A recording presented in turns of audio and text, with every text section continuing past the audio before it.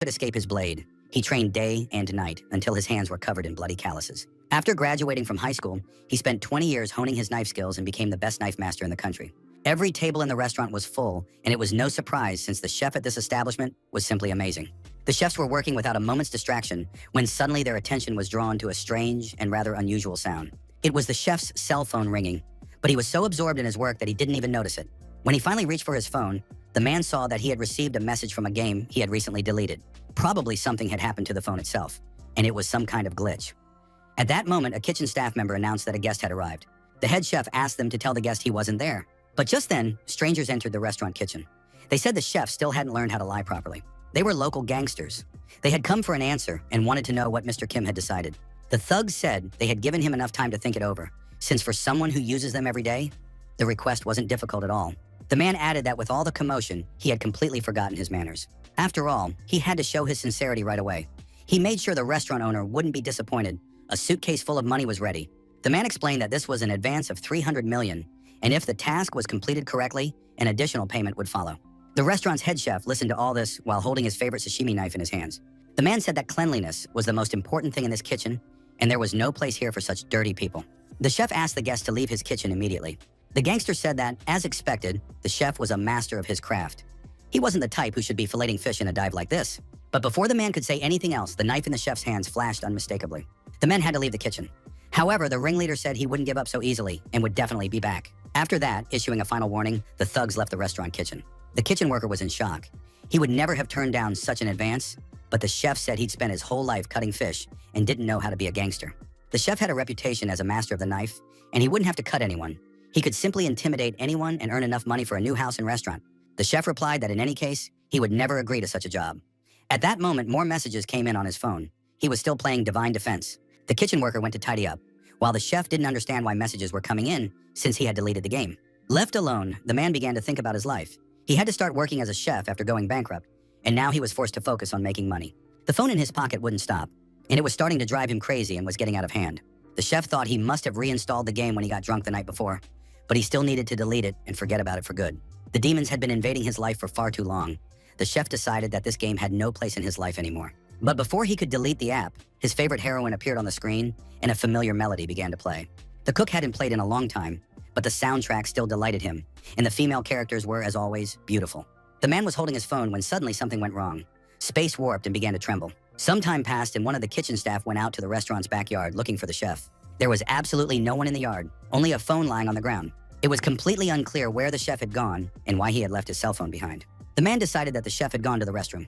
It's just a shame that he spends too much time away from his work.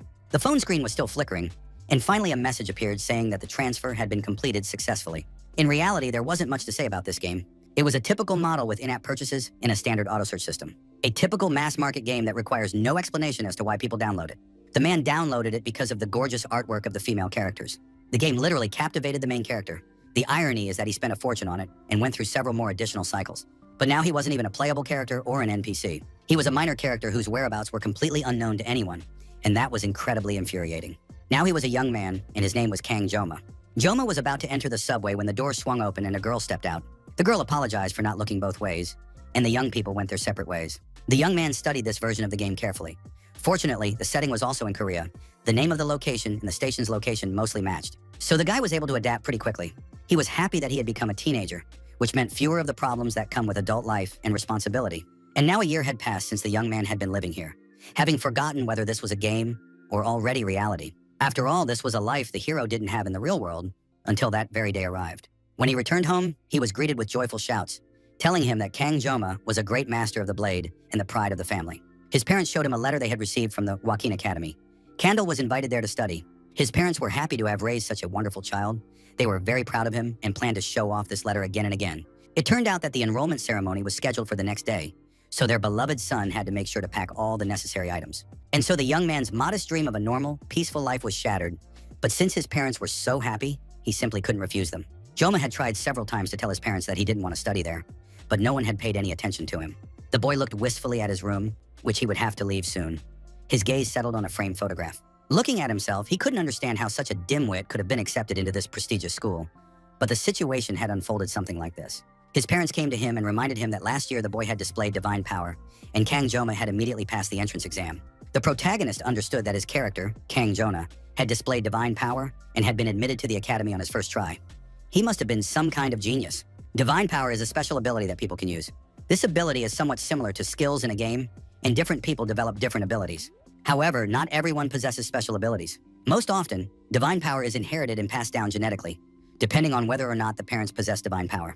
Society is divided into three factions: the nobility, the middle class, and the poor. The Joaquin Academy is an educational institution created to maintain the power of the established elite class. The original pretext for building the academy was to raise a hero, but it has long since become an educational institution for children from wealthy families. Very recently, they introduced a special admission system for families who are not heroes. Kang Joma was accepted as one of these special students. One might wonder why heroes are needed at all, but the answer to that question is very easy to find. It's all the fault of the Demon King, who along with his subordinates of all kinds and stripes must be defeated by heroes. Kang Jona understood that this wasn't reality. He would go to study at the academy, where heroes are trained for war. It was probably something like military service. The young man lay on his bed and thought about his divine power. He possessed the divine power of painlessness, which reduced pain. Now a status window regularly appeared before him. At any moment, he could check which divine power was available at that stage. It was 30 seconds of painlessness. It was very strange that with such a primitive divine gift, Joma had been able to enroll in the academy. The young man thought about how he had received the divine power when he took possession of this young body. Joma deduced that he possessed the blessing of the god of the sword. The opponent would suffer additional cuts if he attacked an enemy. A very strange ability. The young man had never seen any information about this divine power in the game. The very well-thought-out name stood in stark contrast to the overly simple effect. What does additional cuts upon dealing damage even mean? It's written in such an absurd way. But it was even funnier to read the activation conditions. The sword must be 30 centimeters long or shorter and less than 5 centimeters wide.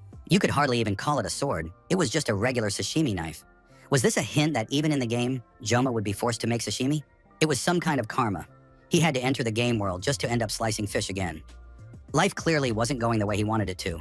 The young man sat at the table in the room, going over in his head what he might have forgotten to pack for tomorrow's trip. Just in time, he remembered that he hadn't picked up his gear yet. Joma started thinking about weapons for his character. Even the lowest rank weapons cost tens of millions of won, and mid-rank weapons cost hundreds of millions. On top of that, the tuition fees were exorbitantly high. Of course, he didn't really want to spend money on something he'd been forced into. The letter, of course, stated that he needed to bring equipment, but Joma decided he wouldn't bring anything. Most likely, he'd make a bad impression on the very first day. But right now, the guy didn't care, and he decided to take a stroll to the store. He remembered the first master who had insisted on using a Japanese sashimi knife worth over 100 million won. Joma didn't even understand why he'd suddenly thought of that old man. Of course, there's a saying that a true master never blames his tools. The day of the academy entrance ceremony began with an inspection of the equipment. Candela brought a stack of knives he'd bought on sale at the nearest store. It was hard to believe that the young man had brought these knives as his weapons. It seemed like he was just messing around. Of course, the instructor was prepared for the fact that every year, high school seniors pull some pranks. That's why it was necessary to put them in their place right from the start. The teacher decided to do just that. He immediately asked the boy where he thought he was, at the academy or the circus, if Joma considered it acceptable to use some kitchen knife at the entrance exam. The young man replied that it was his weapon. He was completely calm. The young man's composure literally infuriated the instructor, who could no longer contain himself and began yelling at the student. Joma replied that he was a special student from a simple family. The tuition alone was a huge burden for his parents, so the young man couldn't ask them for an expensive weapon.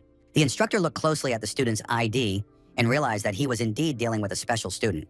Tuition fees are a heavy burden, and it was hard to understand how someone working at the institution could be so biased against a good student.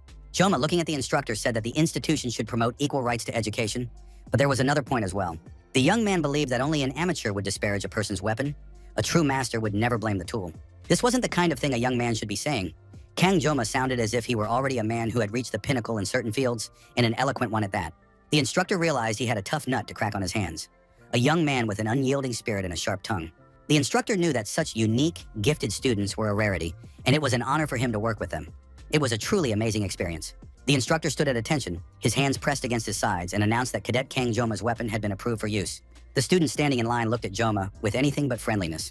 They couldn't understand how such a simpleton had ended up at their school, and assumed he would likely reek of poverty. The instructor overheard these conversations and immediately put a stop to them, stating that as soon as the equipment inspection was over, everyone would have to leave the room. The instructor said that depending on the student's behavior, he could be as gentle as a lamb, or he could make their lives a living hell. Kang Joma wasn't very happy about such favoritism. He realized that now the other students would harbor resentment toward him. By the time the inspections were over, half the day had already passed, and he simply wanted to take a break. The young man sat down on a bench in the academy courtyard. He had, of course, expected something like this, but he still felt uncomfortable. On the other hand, his equipment had already been checked, and he had gone through the admission ceremony. All that remained was to pass the entrance exam for his class. But he still couldn't believe that Kang Joma had actually made it into the academy. He would spend the next few years at this school. It was a school for training heroes, the Joaquin Academy. The young man had imagined this place to be a little different, but in reality it turned out to be something more like a small town than just a single school building. Of course, one could agree and admit that the academy impressed even a skeptic like Kang Joma. Attending a school intended for the upper echelons of society, while recalling the time when the boy had actually been forced to drop out due to his family's poverty, felt like pure surrealism. 121. An announcement came over the loudspeaker stating that the entrance exam would begin shortly, and all students were asked to gather in the training hall. Joma began gathering his things. The admission ceremony was over, but the entrance exam was far more important. The boy took out a kitchen knife, raised it, and said that an exam is an exam. He'd have to get through it to study at this school. Come to think of it, the young man hadn't used the knife once since he entered the game. There simply hadn't been a need. But he remembered the master's words that one must never leave one's knife for even a day, or even at night while sleeping. One must always keep it in one's hand. Kang Joma hadn't let go of his knife for 20 years in real life, so of course, his skills hadn't dulled after a year in the game. The young man pulled the knife from its sheath and began to carefully examine the condition of the blade. He held the knife to his ear and tapped the blade with his fingernail. So far, everything was much better than the boy had expected. Joma pulled out the knife intending to test it by cutting a leaf from a tree. As he pulled the knife from its sheath, an unusual glow appeared in his hands. Confirmation came that the weapon met the activation conditions, so the blessing of the god of the sword was activated. But trouble came from an unexpected source. His physical condition was too low. Joma received a notification that his weapon level was also very low, and it was suppressed to initiate synchronization with the user. As soon as Joma drew the knife, synchronization occurred immediately, and he received the blessing of the gods. The process wasn't very pleasant. One might even say it was painful. It felt as though the boy was about to die. A bright flash exploded before his eyes, and Joma assumed that he had died after all, or that the end of the world had come. The young man found himself floating in the air, his entire body seemingly pierced by lightning. Joma didn't understand what the hell was happening to him.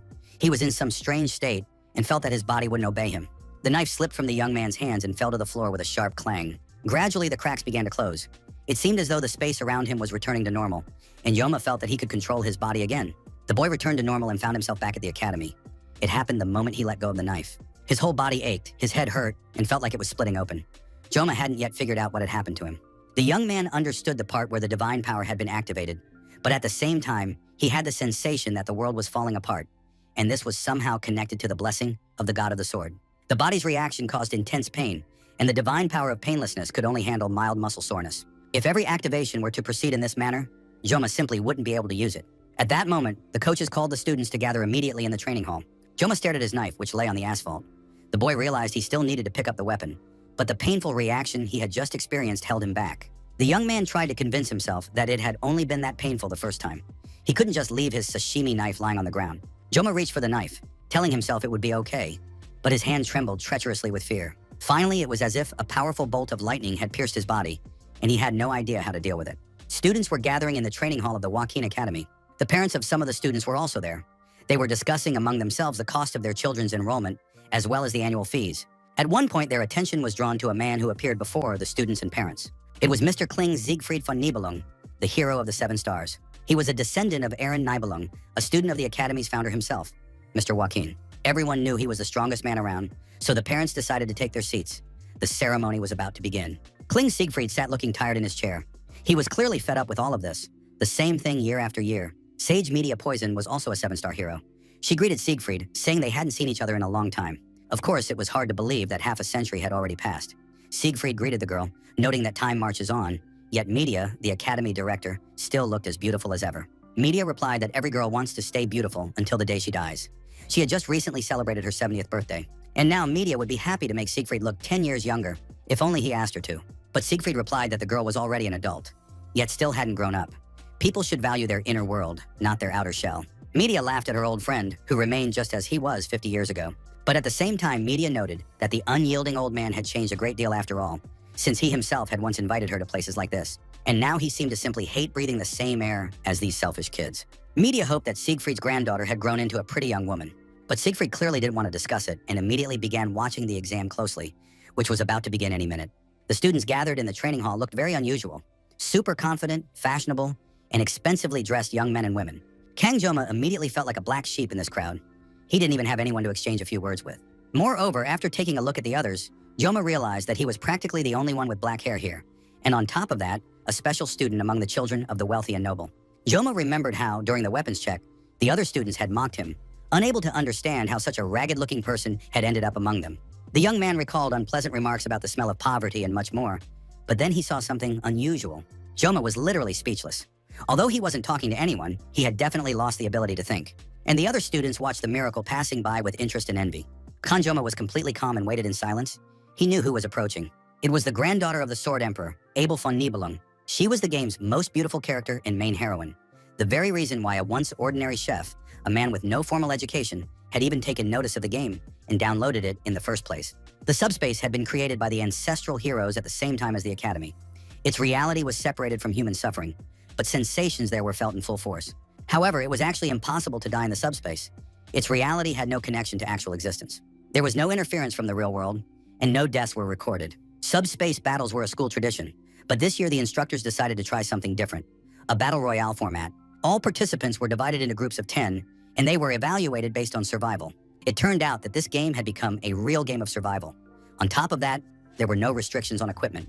Siegfried immediately pointed out that if there were no restrictions, then the privileged kids would have free reign. Media said she had to make the greatest possible compromise. Whether they liked it or not, the Academy was funded by its wealthy students. To implement this system, media had been forced to overcome countless obstacles and endure humiliation. Meanwhile, Joma was gazing at Abel with admiration. He used to think the girl was just a character, but now he felt sorry for those poor fools trying to get close to her, though perhaps he himself would have behaved exactly the same way in their place. Joma had played this game, so he knew. Abel von Nibelung was a character with a miraculous blessing.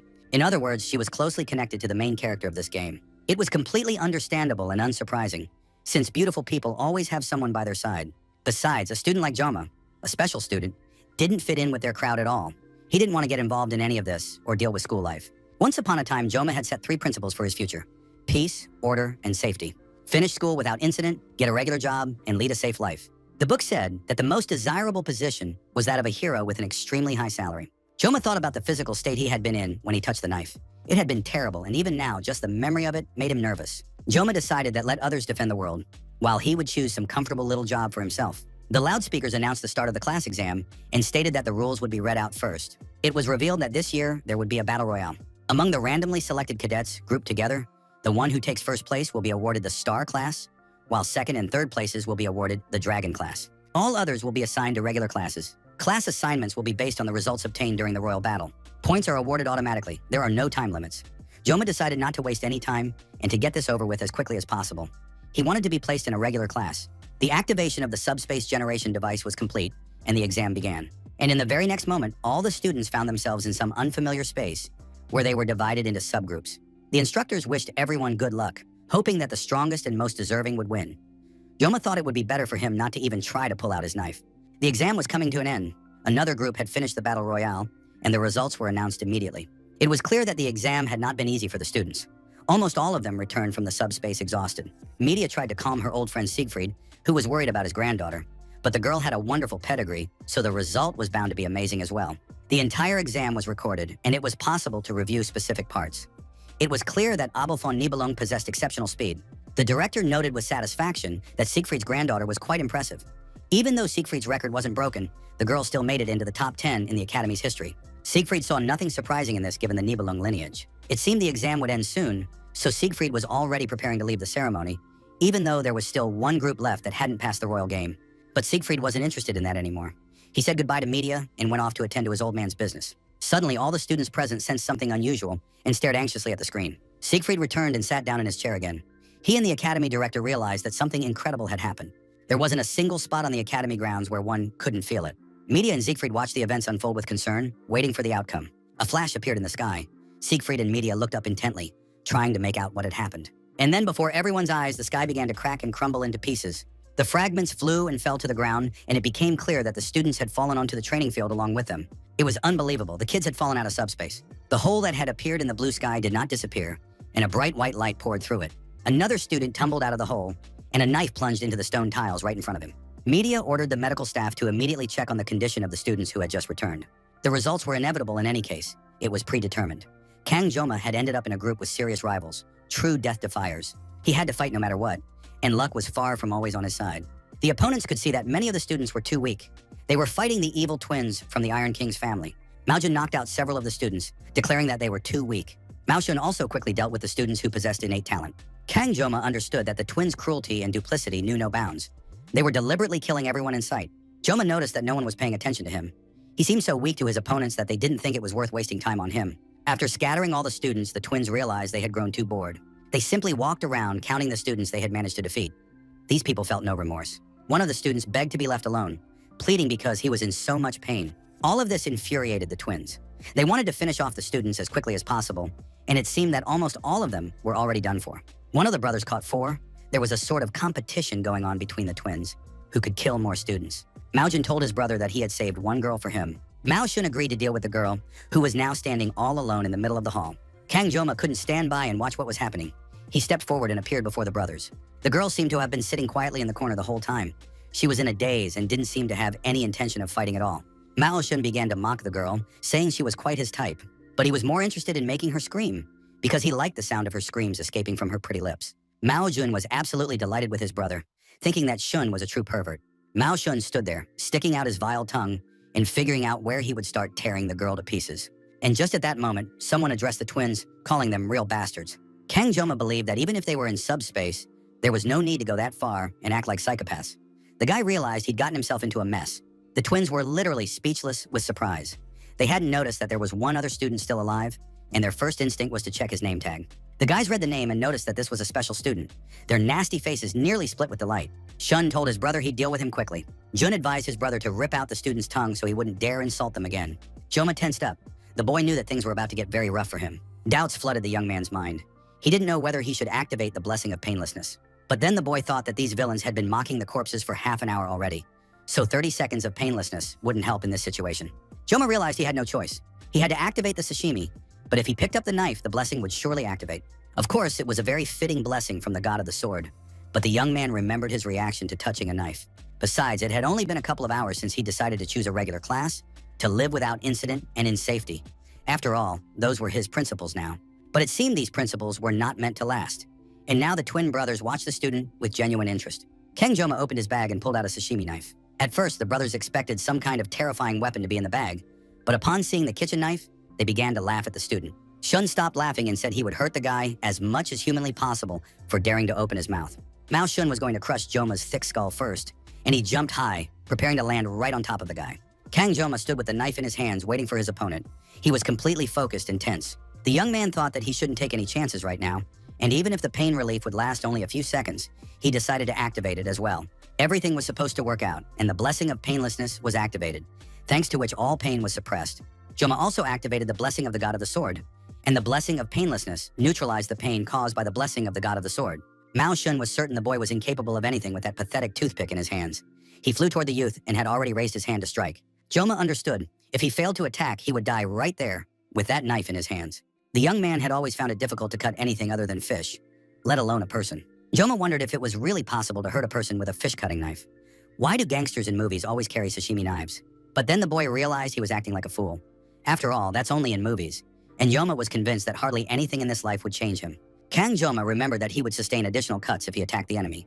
The enemy was just approaching, intending to kill the guy. Joma counterattacked with his sashimi knife, shouting that he wouldn't let the villain kill him. At that moment, the blessing of the god of the sword manifested, and Mao Shun crashed to the floor at full speed. Once, when he was still a young chef, Kang Joma asked his boss why gangsters use knives. Instead of an answer, a sharp, powerful knife whistled past the young man's ear and plunged into the wall. His boss reminded him that he had asked to be addressed by his title, Master.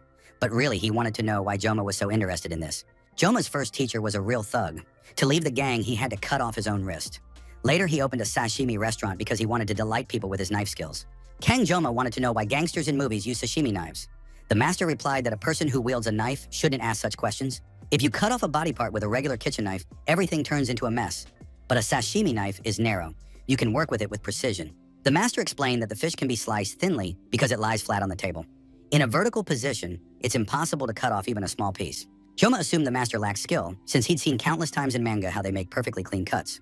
And now Mao Shun's enormous, tentacle-like hand hovered in the air, while its owner sat on the floor in horror, staring at the stump of his arm. Kang Joma was ready to continue the battle, waiting for his opponent's next move. Mao Shun screamed in agony, clutching his bleeding wound, and was on the verge of losing consciousness from the pain. The villain could only howl in agony and repeat, "My arm." It was clear that he was a villain and a murderer, but the pain was unbearable, while the special student stood calmly, waiting for the fight to continue. As Joma approached, the armless villain began to back away and scream for them not to come near him. It was clear that he didn't want to die, but he could no longer fight. With a wild cry of "Help!" Mao Shun rushed to run away. His brother was so stunned by what had happened in those few seconds that he seemed completely unable to act or speak coherently. Shun ran up to his brother, asking for his help and protection, begging him to save him quickly. But it was too late. The sashimi knife severed his head mid-sentence, before the villain could say he was dying. Finally, the older brother recovered from the shock. He stood over the pool of blood, staring at his brother's remains, while Joma realized that the battle would now continue. Mao Jun calmed down a little, reminding himself that they were in subspace, which meant Shun wasn't actually dead. But now the villain turned his attention to the student, who looked strange. It seemed as though this guy had killed a person for the first time. Mao Jun approached the young man, feeling an inexplicable fear. He didn't understand why he felt this way. After all, the kid had just gotten lucky. However, Jun decided he should be wary of that knife. His brother's mistake had been carelessness. Mao Jun picked up his brother's severed hand and put it on as a glove, saying that this weapon worked better when worn on both hands. As soon as he did so, his blessing of protection intensified, and the jumping power granted by the blessing of intervention increased several-fold. The power of the spirit blessing strikes also increased significantly. Mao Jun decided to activate all three blessings at once. He wasn't going to lose to this brat. Mao Jun's fists looked simply impenetrable. Their strength and power shone through in every movement. These were A-rang blessings. The riffraff could only dream of them. It was unclear where this student had gotten the knife, but with such a weapon, he wouldn't be able to withstand the blow. Kang Joma stood with his head bowed, breathing deeply and counting down. Mao Jun didn't understand why the guy was standing there rooted to the spot. He must have wet himself out of fear. Jun thought the young man was muttering some prayers under his breath.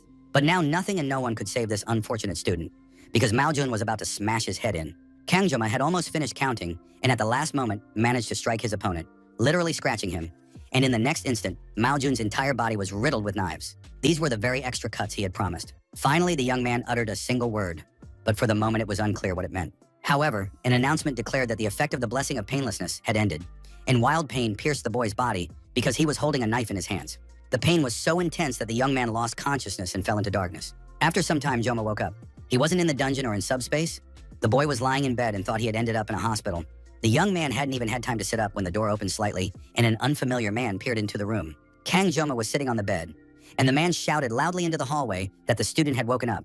Joma saw the man who had entered the ward. He had never met this man before, yet he knew him very well. Half a century ago, this man had defeated the commander of the Demon Lord's Legion, and standing next to him was the Academy director. Siegfried was considered the strongest of all humans, the second of the 7-star heroes. Miss Media asked how the boy was feeling. She was the Academy director and belonged to the category of sages. At first, Joma didn't understand what these people wanted from him, but he soon remembered where he was. He was asked to introduce himself, and the boy gave his name, saying that his name was Kang Joma. Siegfried decided to get straight to the point. It was clear that this man was very determined. Siegfried asked the young man what exactly he had done in the void. Joma remembered what had happened just a short while ago, and it didn't feel like a fantasy. The young man understood that it really was him, but Joma saw nothing good in the fact that he had been noticed at such a high level. Joma was struggling to think clearly. He didn't know how to explain to Siegfried what had happened because he didn't understand it himself. The boy said that even if they were in subspace, it seemed to him that those two villains had gone too far. But now Joma realized he'd used too much force and was ready to accept any punishment. Media listened to the poor boy and scolded Siegfried for being too harsh on the young man. She sat down on the bed next to the young man and told him not to listen to him, but still added that it was he who had cleared all of Joma's clogged blood vessels, even though he was too stubborn for his age. Media added that he was actually very sweet. Hearing this, Siegfried got upset and demanded that she not say such things about him. Media thought that Siegfried was embarrassed because he was very modest. The Academy director said that while the boy was unconscious, they watched a video recording of what had happened in the subspace. They were struck by how bravely the young man had rushed to defend the poor student. The Academy director believed that Kang Joma had behaved like a true prince, the kind every girl dreams of. And Media herself dreams of such a prince, so perhaps someday Joma will just as bravely protect her too. Siegfried reminded his friend to act like an adult, at least sometimes. Media promised her boyfriend that she would learn from his actions during the exam. But he shouldn't worry. It's already known that the Mao twins got into the academy by dishonest means. As a result, the Mao twins would be forced to write their own withdrawal statements. Joma felt genuine relief upon hearing this news. It was a relief that he wouldn't have to deal with those jerks at school. Media added that she and Siegfried had come to tell the guy about this in person. In addition, the exam results showed that Joma had the highest score. Siegfried and Media offered their sincere congratulations, and Joma thanked them, not quite understanding how this could have happened. In reality, Joma realized that things had gone completely differently than he had planned, and the young man wasn't sure he liked it. The day after the events described, the academy was quiet. Academy Director Media was spending time in her private office. She was drinking tea and thinking about how she had been leading the academy for almost 20 years. but this was the first time in her memory that something like this had happened. The woman didn't know how to react to it, but she was acutely aware that she didn't like what was happening. She and Siegfried had more questions for this special student than he could answer. Media was amazed that Joma didn't understand what it meant to be a star in the class. The decision to award the title of Best Cadet was based on the results of the subspace's own evaluation. Many elders were furious upon learning that the choice had fallen on a student from a simple family. But Joma still refused to show any enthusiasm because he actually didn't like any of it. Siegfried watched this brilliant young man with interest. Media assumed that Siegfried was upset because of his granddaughter, since Joma had surpassed her. But the man said that wasn't the case at all. There was nothing more foolish than questioning the judgment of the subspace created by the hero himself, the founder. The Academy had chosen Joma, and all the elders had followed that decision. But Siegfried had other thoughts. If the boy had possessed more outstanding abilities or been physically very developed, then such a decision could have been made without objection. However, what this boy, barely of age, had demonstrated was astonishing. His movements seemed to embody a certain concept. Siegfried had devoted his entire life to the study of the art of the sword. He had spent more than half a century engaged in various studies and self-improvement, reaching the level of a master, and yet a sense of unease never left Siegfried. When the man unblocked the boy's meridians, he realized that the boy had a body that had never been subjected to heavy physical labor. However, he couldn't shake the feeling that there was something inside the boy's body that shouldn't be there. Siegfried realized that even at his advanced age, his competitive spirit was still very much alive. This was especially true when it came to a boy the same age as his granddaughter. Media was also chattering about Joma.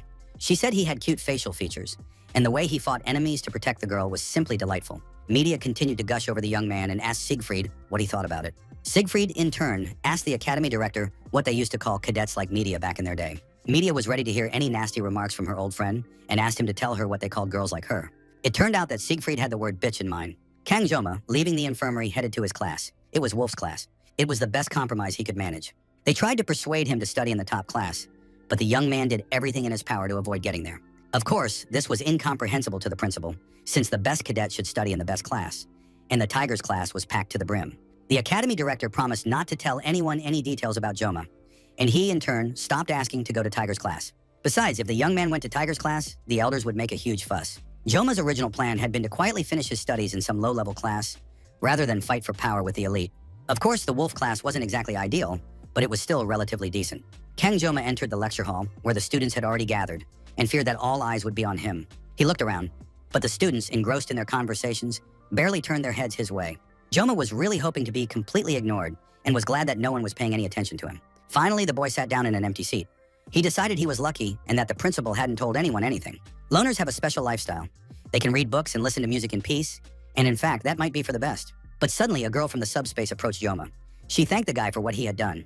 Joma didn't understand what she was talking about, and then the girl added that he had saved her during the exam. Joma didn't understand why the girl was addressing him formally when they were the same age. Joma replied that she shouldn't thank him because anyone in his place would have done exactly the same.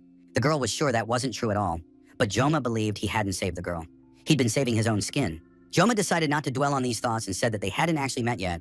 The girl introduced herself as Chloe. She was very pleased to meet him and to be in the same class as Kang Joma. Joma couldn't figure out who this Chloe was since he'd played through most of the game, but hadn't seen her anywhere. As far as he knew, the main story had focused on the battle against the demons, and now a new character had suddenly appeared.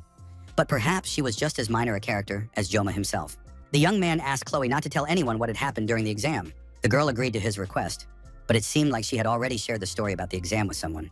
Just then, the door swung open, and the professor entered the classroom, ordering everyone to quickly take their seats. Chloe didn't have time to finish speaking, and the two agreed to continue their conversation later. Throwing the journal down on the table with all his might, the teacher congratulated everyone on their admission. After all, sitting before him were the chosen ones, destined to inherit the will of the Academy's founding hero, and that was something to be proud of.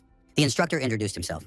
His name was Lee Wanbin. He was the head instructor of the Wolf class, and today, on the first day, the session would begin with a light workout. All the students were told to change into their workout clothes and report to the training area. One of the guys wanted to know what this training course was called. The answer was simple: 100 push-ups, 100 squats, 100 sit-ups, and 10 laps of running. Joma wondered, why did the Academy students need such training? Most likely to turn them into mindless soldiers. Kang Joma approached the instructor and asked him a question. Joma told the instructor that he wasn't feeling well. He was trying to come up with some excuse so he wouldn't have to go to class. Lee Wan was sure that this training wouldn't make the Academy's top cadet feel any better, so he could go to classes in the star class. It turned out that the Academy director had allowed Joma to attend absolutely any upper-class classes. Kang Joma realized that the Academy director had outsmarted him. He didn't want to go to the advanced class, so he told the instructor that he was practically back to normal. The young man assumed that training would only improve his condition. The instructor agreed. Besides, the top cadet didn't let him down again. He turned out to be very honest, and it was a pleasure to work with him. So, it was the first day of training at the academy, and Yoma was barely alive and struggling to catch his breath. Most of the guys were handling it much better, and now the academy's top student was dragging his feet at the very back, moving them with great effort. At one point, Chloe approached Yoma and asked how he was feeling, because he looked terrible. It was clear he was struggling. Yoma forced a smile and said he was fine. After that, Chloe asked which lap he was on. He guessed the 5th. Besides, he was actually holding up pretty well, since Chloe was running alongside him too, probably among those falling behind. However, the girl's expression was anxious. She was already finishing her 9th lap. Chloe began to encourage her friend, telling him he needed to try his best and that she believed in him and that he would definitely succeed. After that, Chloe sprinted ahead to finish the last lap. Curses and grumbling could be heard from the dormitory building. It was hard to count how many bottles of water had been drunk that evening. Kang Joma lay completely exhausted on his bed, surrounded by empty water bottles. The young man was starving. It had only been a week since Joma became a student at the academy, but now he was facing an unexpected problem. The young man constantly felt hungry. He was chronically undernourished and never had enough to eat. When mealtime came, Joma was literally shaking with hunger. He immediately rushed to grab as much food as possible, the heartiest portions he could find. But to get it, he needed meal tickets. In other words, he had to pay for his food. The young man explained to the cooks that he was simply ordering in advance and would very much like to have a serving of rice with pork breast. But now he had to pay for the order and find some meal tickets somewhere. Joma studied the student cafeteria menu and was absolutely horrified by the prices listed there. The young man realized that he simply couldn't afford to feed himself at this cafeteria. So he lay in his room and subsisted on nothing but water.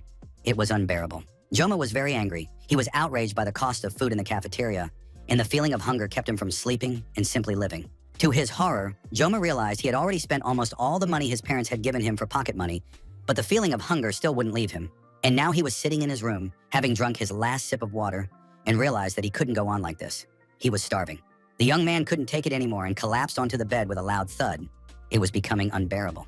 For several days now, the guy had literally been surviving on water alone. What an idiot he was to have come here to study in the first place. Suddenly, a blessing window appeared before his face.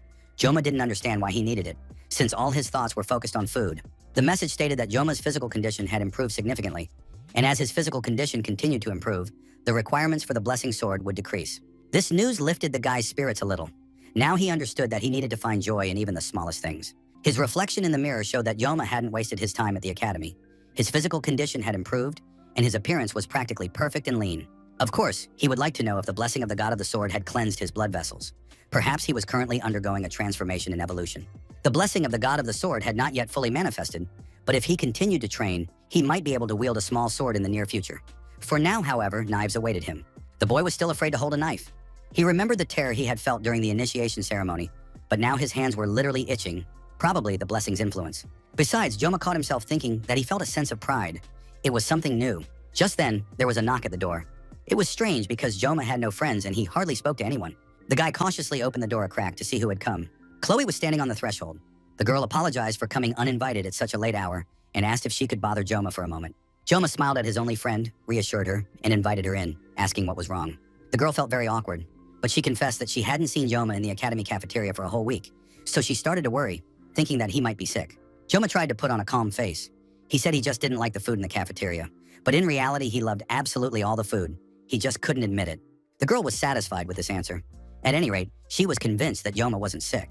Then finally plucking up her courage, Chloe suggested that, if Joma didn't mind, they could buy some groceries and cook something tasty together. No sooner had the girl finished speaking than Joma was already ready to go. He suggested they hurry since Chloe herself had just been about to head to the store. Joma was absolutely thrilled. He strode energetically ahead, humming a tune, and announced that he was an excellent cook and would have it ready in no time. Chloe kept up with him, and it seemed his physical condition had indeed improved. The young people spent the rest of the evening at Chloe's dorm. They sat at the kitchen table in front of empty plates, and Chloe couldn't help but lick her fingers. The food was so delicious that she had never tasted anything like it at home. Joma was very pleased. He had indeed cooked everything quickly and made it incredibly delicious, deserving of compliments for the dinner. Usually the girl only boiled fish and never even imagined she'd one day try something like this, cooked in her own kitchen. Joma asked permission to look in his friend's fridge. It was packed with fish. It turned out that the girl had lived on the coast as a child, and Joma was particularly good at fish dishes. He watched in amazement as she took the ingredients out of the fridge. Joma considered himself lucky. He could make a couple of sashimi dishes and get a little practice. But the problem was that the blessing of the God of the Sword was still affecting him, and now even the sight of kitchen knives filled him with fear and panic. The young man asked Chloe if she had a longer knife. It was much easier for him to cut with a long knife, since she had seen his weapon at the academy. Chloe thought for a moment, weighed her options, and soon surprised Joma. The girl stood there thoroughly pleased with herself, and asked the young man if such a kitchen knife would suit him, holding a long sword in her hands. Of course, Joma couldn't handle a sword like that yet. It was a real katana, and his limit was a sashimi knife. He had to manage to prepare the dish and fillet the fish in 30 seconds, while the blessing of painlessness that Joma had activated was still in effect. Joma was extremely tense. Chloe could feel that tension, but still, in his real life, the guy was the best knife master in the country, so he had to pull it off. With the blessing of the god of the sword, he pounced on the fish. It took him only 21 seconds to prepare it. The young man scaled the fish, removed the bones, took out the innards, and sliced it up. They even managed to eat everything he'd prepared. It was a real treat. Kang Joma thought about how wonderfully everything had turned out. Besides, he had survived and managed to cope with the effects of the sword god's blessing. Chloe was absolutely thrilled. It felt to her like she had witnessed real magic. However, the young man replied that he used to work part-time at a Japanese restaurant. The word part-time job was completely foreign to the girl. She didn't even know what it meant to work part-time. Joma asked the girl not to be embarrassed or apologize. After all, it wasn't her fault that she was born and raised in a wealthy and noble family and hadn't had to work part-time. When they had finished eating, Joma said he was very pleased that he had been able to cook a delicious meal for Chloe. The girl offered to at least tidy up the kitchen and wash all the dishes, since the guest had cooked for them himself. Joma stood by the window and felt simply wonderful. He had finally eaten a delicious and filling meal, his spirits were high, and he almost felt like singing.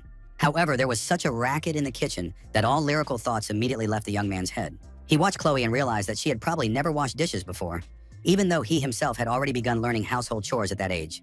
A gust of air rushing in through the window blew a notebook off the shelf that was lying on the table, and it opened in the middle. Joma realized that this was Chloe's diary. One of the entries mentioned that during the placement exam, a boy had helped her a lot, and now Chloe had to repay him. It was very sweet because the girl had beautiful handwriting. Of course, Joma knew he should put the diary back where it belonged. That would be the right thing to do. But the diary somehow turned on its own again, and the young man read the passage about their first meeting. Chloe confessed that her heart was pounding hard, and she couldn't bring herself to speak to her savior. There were many more pleasant entries to follow, and as Joma read the girl's diary, he felt himself getting better and better. After flipping through a few more pages, the young man was literally horrified. Every page was filled with declarations of love. Joma completely forgot where he was. The boy didn't notice that Chloe had already finished washing the dishes. The girl saw that Joma was reading her diary. It has long been the custom. For slaying monsters, the heroes' families receive honor and praise, earn prestige in the eyes of society, and strengthen their position. But under the influence of this prestige, the personal interests of the elite are decided. When officials grow arrogant, one of the 7 heroes steps onto the stage. Often the Auditor de Sicilia family. They hide in the shadows, yet they strive for the light, slaying the unfaithful and upholding order.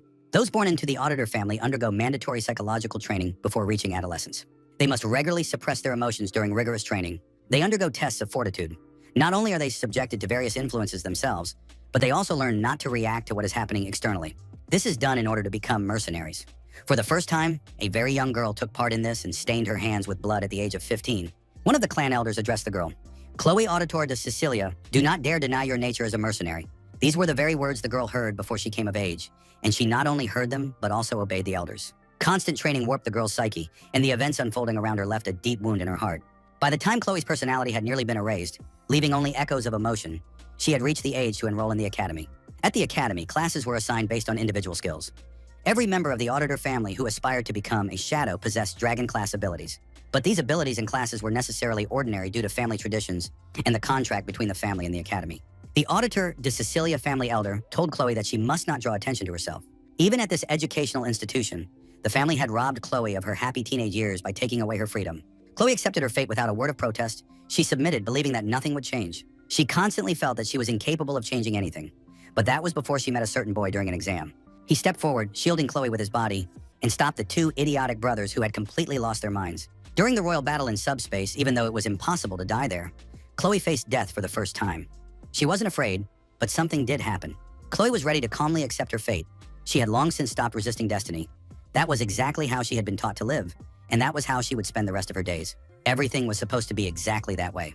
Fate seemed obvious. In any case, at that very moment, Chloe understood that everything would be just as it had been before. But suddenly it seemed to her as if the sun had broken through the dark clouds and something hot was kindled inside her. It was a sword that held no power over her, a sword with which she could protect someone. Chloe understood that this was the very reason why the stranger had drawn his knife. The girl remembered a fairy tale she loved to read as a child and had hidden behind her bed. Of course, it was a fairy tale about a handsome prince who came to the castle to save and free the princess locked in the tower. Moreover, it was a fairy tale about love and a hero around whom the entire story of saving people revolved. Chloe remembered her favorite childhood fairy tale.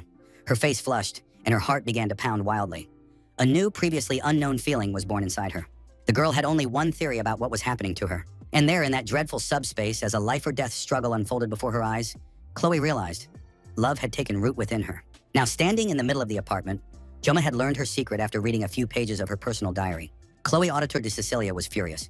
She looked at the guy as if she were about to incinerate him with her gaze. Joma knew there were no words that could justify him or explain his behavior right now. He was terrified and trying to figure out when it all went wrong, the moment he first saw the girl, or when he foolishly agreed to have dinner together. The guy started babbling something about how beautiful the moon looked in the sky tonight. Chloe remained silent. Joma realized he needed to make a quick getaway. He said he hadn't eaten so well in a long time and thanked the hostess. Then the young man added that he should probably head back to his place and they would meet again at the academy. Chloe took off her gloves and asked if he had seen everything written in the diary. Joma tried to pretend he didn't know what she was talking about. The diary was lying on the table, right where it had been all along. He assumed she was referring to that diary. It seemed Chloe was a very diligent student and generally very responsible. The young man kept rambling, but he was thinking to himself that Chloe's eyes must be in the back of her head. He didn't understand how she'd noticed everything, and on top of that, he felt terribly awkward because of the way she was speaking. In an instant, the girl had become a completely different person. Chloe demanded that he not lie. Joma insisted he hadn't seen anything, but Chloe was very angry and he had to confess. A huge, sharp sword, a katana, glinted in the hostess's hands. Now standing before him was no longer a little girl, but a completely different young woman. Joma looked very frightened. He backed away slowly, not understanding why she was taking this so seriously. Escaping through the window was out of the question. Chloe's apartment was right under the roof, and if he jumped, he'd break his legs. Joma saw the door, his only way out. But Chloe was standing in his way, and now that was a huge problem. The young man realized he was trapped. Either jump out the window and break his legs, or try to make his way to the door. A horribly nasty sound rang out behind him. A long sword clanged against the tile floor. The girl stood there with the sword, looking the guest in the eye. Joma didn't want to believe she was about to attack, but at some point he realized Chloe was in a trance. He could roughly recognize that state. It was accompanied by unblinking pupils and dull red eyes that looked completely lifeless. The young man realized that Chloe was a yandere. Moreover, her energetic mood could change in an instant. Joma was almost certain that the girl had a split personality. All yandere had complex personalities. They lost their temper very quickly, and here there was a reason. The young man's actions could provoke such a change. Joma was terrified. He realized that Chloe would likely pursue him to the bitter end. He had to figure out a way to protect himself somehow. The young man sensed that her thirst for killing was stronger than that of the Mao twins. Life at the academy had indeed turned out to be brutal. First and foremost, he needed to get out of this situation. Joma tried to come up with a solution. His sashimi knife was still in his room. He could have used a kitchen knife, but getting to it seemed impossible. Joma realized that if he tried to reach for the kitchen knife, he'd end up losing an arm or a leg. Just as he was about to give up hope, he noticed a utility knife in a cup with pencils and a pen on the desk. By this time, Chloe had already launched her attack. There was no time left to think. Of course, Joma would have preferred to resolve the issue with words, but in the face of a yandere, that was impossible. He snatched the utility knife and pulled out the blade, which looked very comical. However, as soon as he took the knife in his hand, all his blessings were activated. Along with them, his mental resilience increased. His words and actions were filled with a terrifying aura, and the divine protection of the god of the sword was activated. At that moment, Chloe raised her sword to attack her opponent. Joma turned to the girl and said that her hair was a little too long, and she should pay attention to that. After some time, Chloe came to her senses. She was lying on the bed, covered with a blanket, and remembered that Joma must be somewhere nearby. Chloe sat up and looked around. The young man was nowhere to be seen. She didn't remember when he had left. In Chloe's memory, Joma had been looking out the window while she washed the dishes. She had glanced at him surreptitiously, and after that, she remembered nothing. Getting out of bed, the girl's first instinct was to look for her weapon. The katana was standing by the table. Seeing it, Chloe breathed a sigh of relief. In the past, she had often lost touch with reality whenever a sword was in her hands. Once she came to her senses, the girl asked her family what had happened, but they reassured her. Don't worry, besides, don't deny your true nature as a mercenary. And now Chloe saw her sword and realized she had almost lost touch with reality again. The girl was very upset. She scolded herself and called herself a complete idiot, wondering why she'd lost control just when Joma was visiting. Chloe was worried that she might have offended the guy or said something strange, but now she couldn't remember a thing. Then her attention was drawn to a utility knife lying on the floor. That was strange. Chloe tried to remember what had happened and why the knife was on the floor. Besides, she noticed her hair. Had it really gotten shorter, or was it just her imagination? The girl thought that someone had cut her hair with the utility knife. Most of the cut hair was in the trash can, which meant someone had already cleaned up. Of course, it was her beloved Joma, so caring and attentive. She had to write this down in her diary before she forgot. Chloe immediately sat down at the table, picked up a pen, and began writing down her memories in her personal diary. Meanwhile, Joma was outside. He was holding onto a tree. He was literally being torn apart, with nausea and vomiting that wouldn't stop. The painless blessing had ended, but the boy managed to cope with the situation somehow. Although he had exceeded the time limit by only 5 seconds, the result was vomiting. Another urge washed over the young man, and he thought that at this rate, his entire dinner would come back up. When his stomach finally settled down, Joma sat down on a bench and recalled the wonderful dinner, which had been very tasty. And then everything went off course. Joma thought about Chloe and realized he had no idea who she was. As a rule, the goal of a sword fight is either to end the enemy's life with a single strike or to subdue them. However, Chloe's katana struck exclusively at vital points. It seemed as though her sword was sharpened solely for killing. Joma understood. If he had been ambushed, he would have been left headless. Feeling his life was in danger, the young man instinctively aimed for the back of Chloe's head. He was very lucky that the knife was short. Joma only slightly cut her hair, causing no significant harm. After that, he tidied up the room so it looked as if everything was fine. There shouldn't be any problems. But he had intended to live a stable, reliable, and safe life, and that turned out to be far from easy. The hardest thing is to be ordinary, and that's really true. When Joma first took up this game of ambition, he had far greater aspirations. After all, he was an ordinary person who had reached the pinnacle of mastery with nothing but a sashimi knife. So giving up that simple human romance was no easy step, but every person has their own role. Blessing of Wonders. That was the name of the game. And it was also the unique blessing of the main character, whom he had yet to meet. As far as Joma could recall from the game, aside from Valor Huakin's Blessing of Valor, there were only 2 legendary blessings in the game. The essence of the blessings was clear. Absolutely everyone had to save the world from the Demon King. The game's protagonist had been chosen as a holy champion, and even the demonic sword Balmung acknowledged his power. Joma, on the other hand, could only use sashimi knives. No further explanation was needed. The young man's head was splitting, but he needed to focus and get a handle on the basics. As soon as he entered the academy, constant encounters with incomprehensible numbers and situations made him forget his own desires. But perhaps that was how it was meant to be. There were no ordinary people in this game. Joma had only a vague idea of the game's main characters. Moreover, his understanding of the game world itself was still too weak. A little over a week had passed since the start of classes, when the protagonist's blessing was supposed to manifest. After all, the enrollment process had only just concluded. This meant the game's plot would soon unfold. Joma generally understood the game, but didn't know the ending. His advantage was that he knew the official plot up to about the middle. To avoid messing anything up, he had to stick to the script. Mess it up, and he'd cause all sorts of trouble, and then he'd have to clean it up. Joma remembered that starting in the 2nd semester of his junior year, the situation would only get worse. Sensing the birth of a hero, the demons, led by their king, will join forces and go to war against the academy. Over time, the gap between demons and humans will only widen, and a world war will break out. Thus, the game's plot would gradually devolve into a cliched fantasy mobile game. As an adult, Joma sought the charm of youth, because his own youth had been nothing but work. He was very upset that all the heroes had died. After all, he had grown so attached to the characters. So the cook deleted the game from his phone. But now the guy found himself in the game world, which meant that the terrible war with the demons would become a reality. He didn't want to think about dying on the battlefield, but Joma understood. With just under 3 years left, he needed to come down from the heavens to earth, not fantasize about a peaceful life. Most storylines in games like this have a happy ending. Most likely, the main character will save the world. But he needs to gather his strength to protect himself. He can't live in constant fear. Joma understood that he needed to learn to survive without drawing unnecessary attention to himself.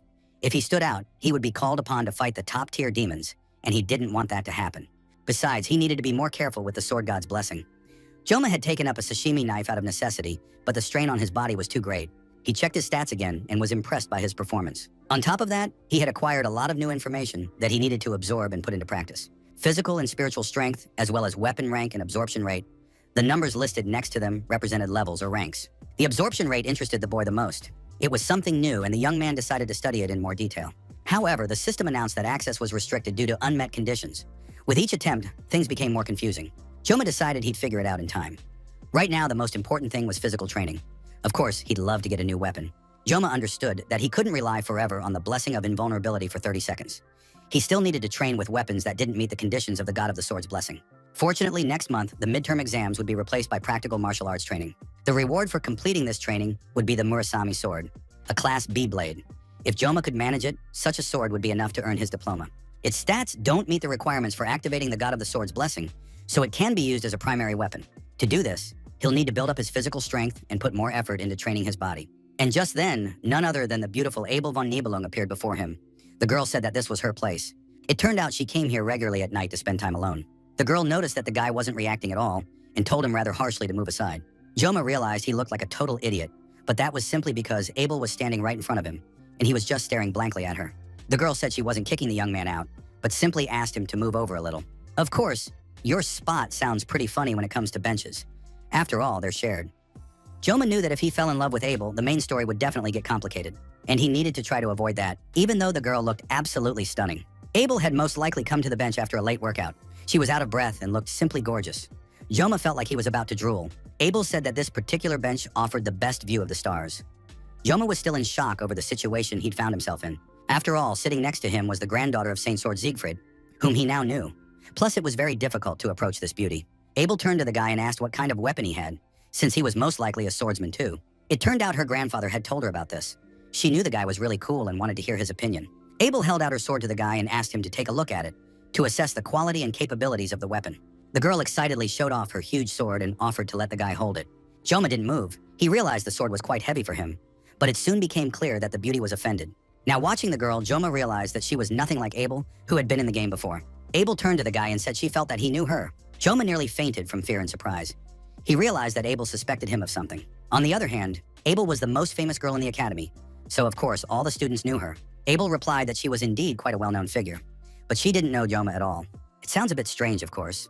He knows the girl's name, but she knows absolutely nothing about him. The young man tried to explain that he usually doesn't give his name to people he's just met. On the other hand, Abel might have thought the guy was a spy for the Demon King, infiltrating the academy under the guise of an ordinary student. After all, it's very strange for a guy to be sitting alone on a bench late at night. He's either a spy or he has to identify himself. The young people looked at each other suspiciously. The young man in turn replied that Abel had also shown up alone late at night. So maybe she was the spy. The girl declared that her intentions were obvious. She had come out to train, but what the stranger was doing here was a mystery to everyone. Joma replied that he was also training and doing exercises. It was a special breathing technique. That answer satisfied the girl, and she decided not to hassle him anymore. But then Joma noticed her hands. They were covered in wounds. Joma understood that Abel was working hard, and the girl didn't deny the obvious fact. After all, people really have no idea what it means to bear the Nibelung surname. Abel must be perfect always and in everything. If she showed even the slightest hint of weakness, everyone would immediately pounce on her like hungry dogs, especially since she'd been knocked off the top spot during this year's entrance exam. Joma sat silently, afraid to even blink. Abel added that this was actually the first time. The girl said that on the one hand she felt relief, and on the other, curiosity. She wanted to know who had managed to surpass her. Abel really wanted to find out that person's name so she could smear it all over the wall next time. Joma didn't understand why she was taking it so far. After all, it was just an entrance exam, and the student wasn't to blame for doing better. Abel replied that it was a matter of pride. She had begged her grandfather to tell her everything, but he said that this student wasn't even in her class. On top of that, the stranger had the nerve to skip the oath. Abel didn't understand why she decided to pour her heart out to a stranger, telling him she couldn't come to terms with her second-place finish. Joma also didn't understand why the girl had told him everything. Abel guessed that the young man looked too weak. Her family's motto was to be firm with the strong and kind-hearted with everyone. Abel's classmates were very boring, so she didn't have any friends at all. The girl stretched, saying it was late and time to go home to sleep. Joma wished her good luck and good night. Now he understood why Abel had always seemed so distant during the game. As she was leaving, the girl asked once more if the guy would tell her his name, but Joma chose to remain silent. That's how life at the academy went. Ordinary student life turned out to be much calmer than Joma had expected. Chloe quickly became friends with everyone and fit right in. All this time, Joma actively avoided running into her, trying not to even make eye contact. When they did happen to look at each other, Chloe's new friends gave the young man a very cold stare, but Joma didn't care about their disdainful glances. He was a student with a special pass. Besides, he wasn't the only special student in this class. There were a few others like him, and they were reluctant to socialize with one another. Most likely it was a matter of pride. Joma thought about it for a moment and was even glad that he didn't belong to the upper class. This was due to recent events. Right now, the period had begun when the Star and Dragon classes were forming political factions. Even during the game, Joma thought there were too many clowns in those factions, and if he were in one of those classes right now, it would make him sick. But there was something good about his current life. Joma had finally started eating well, and now enjoyed planning his meals in advance. The director of the Media Academy arrived and announced that he was being presented with a card as the Academy's top-ranked student. It was a faculty member's card. For the sake of possessing such a card, Joma would have been willing to bow to the Academy director 3 times a day if he had to.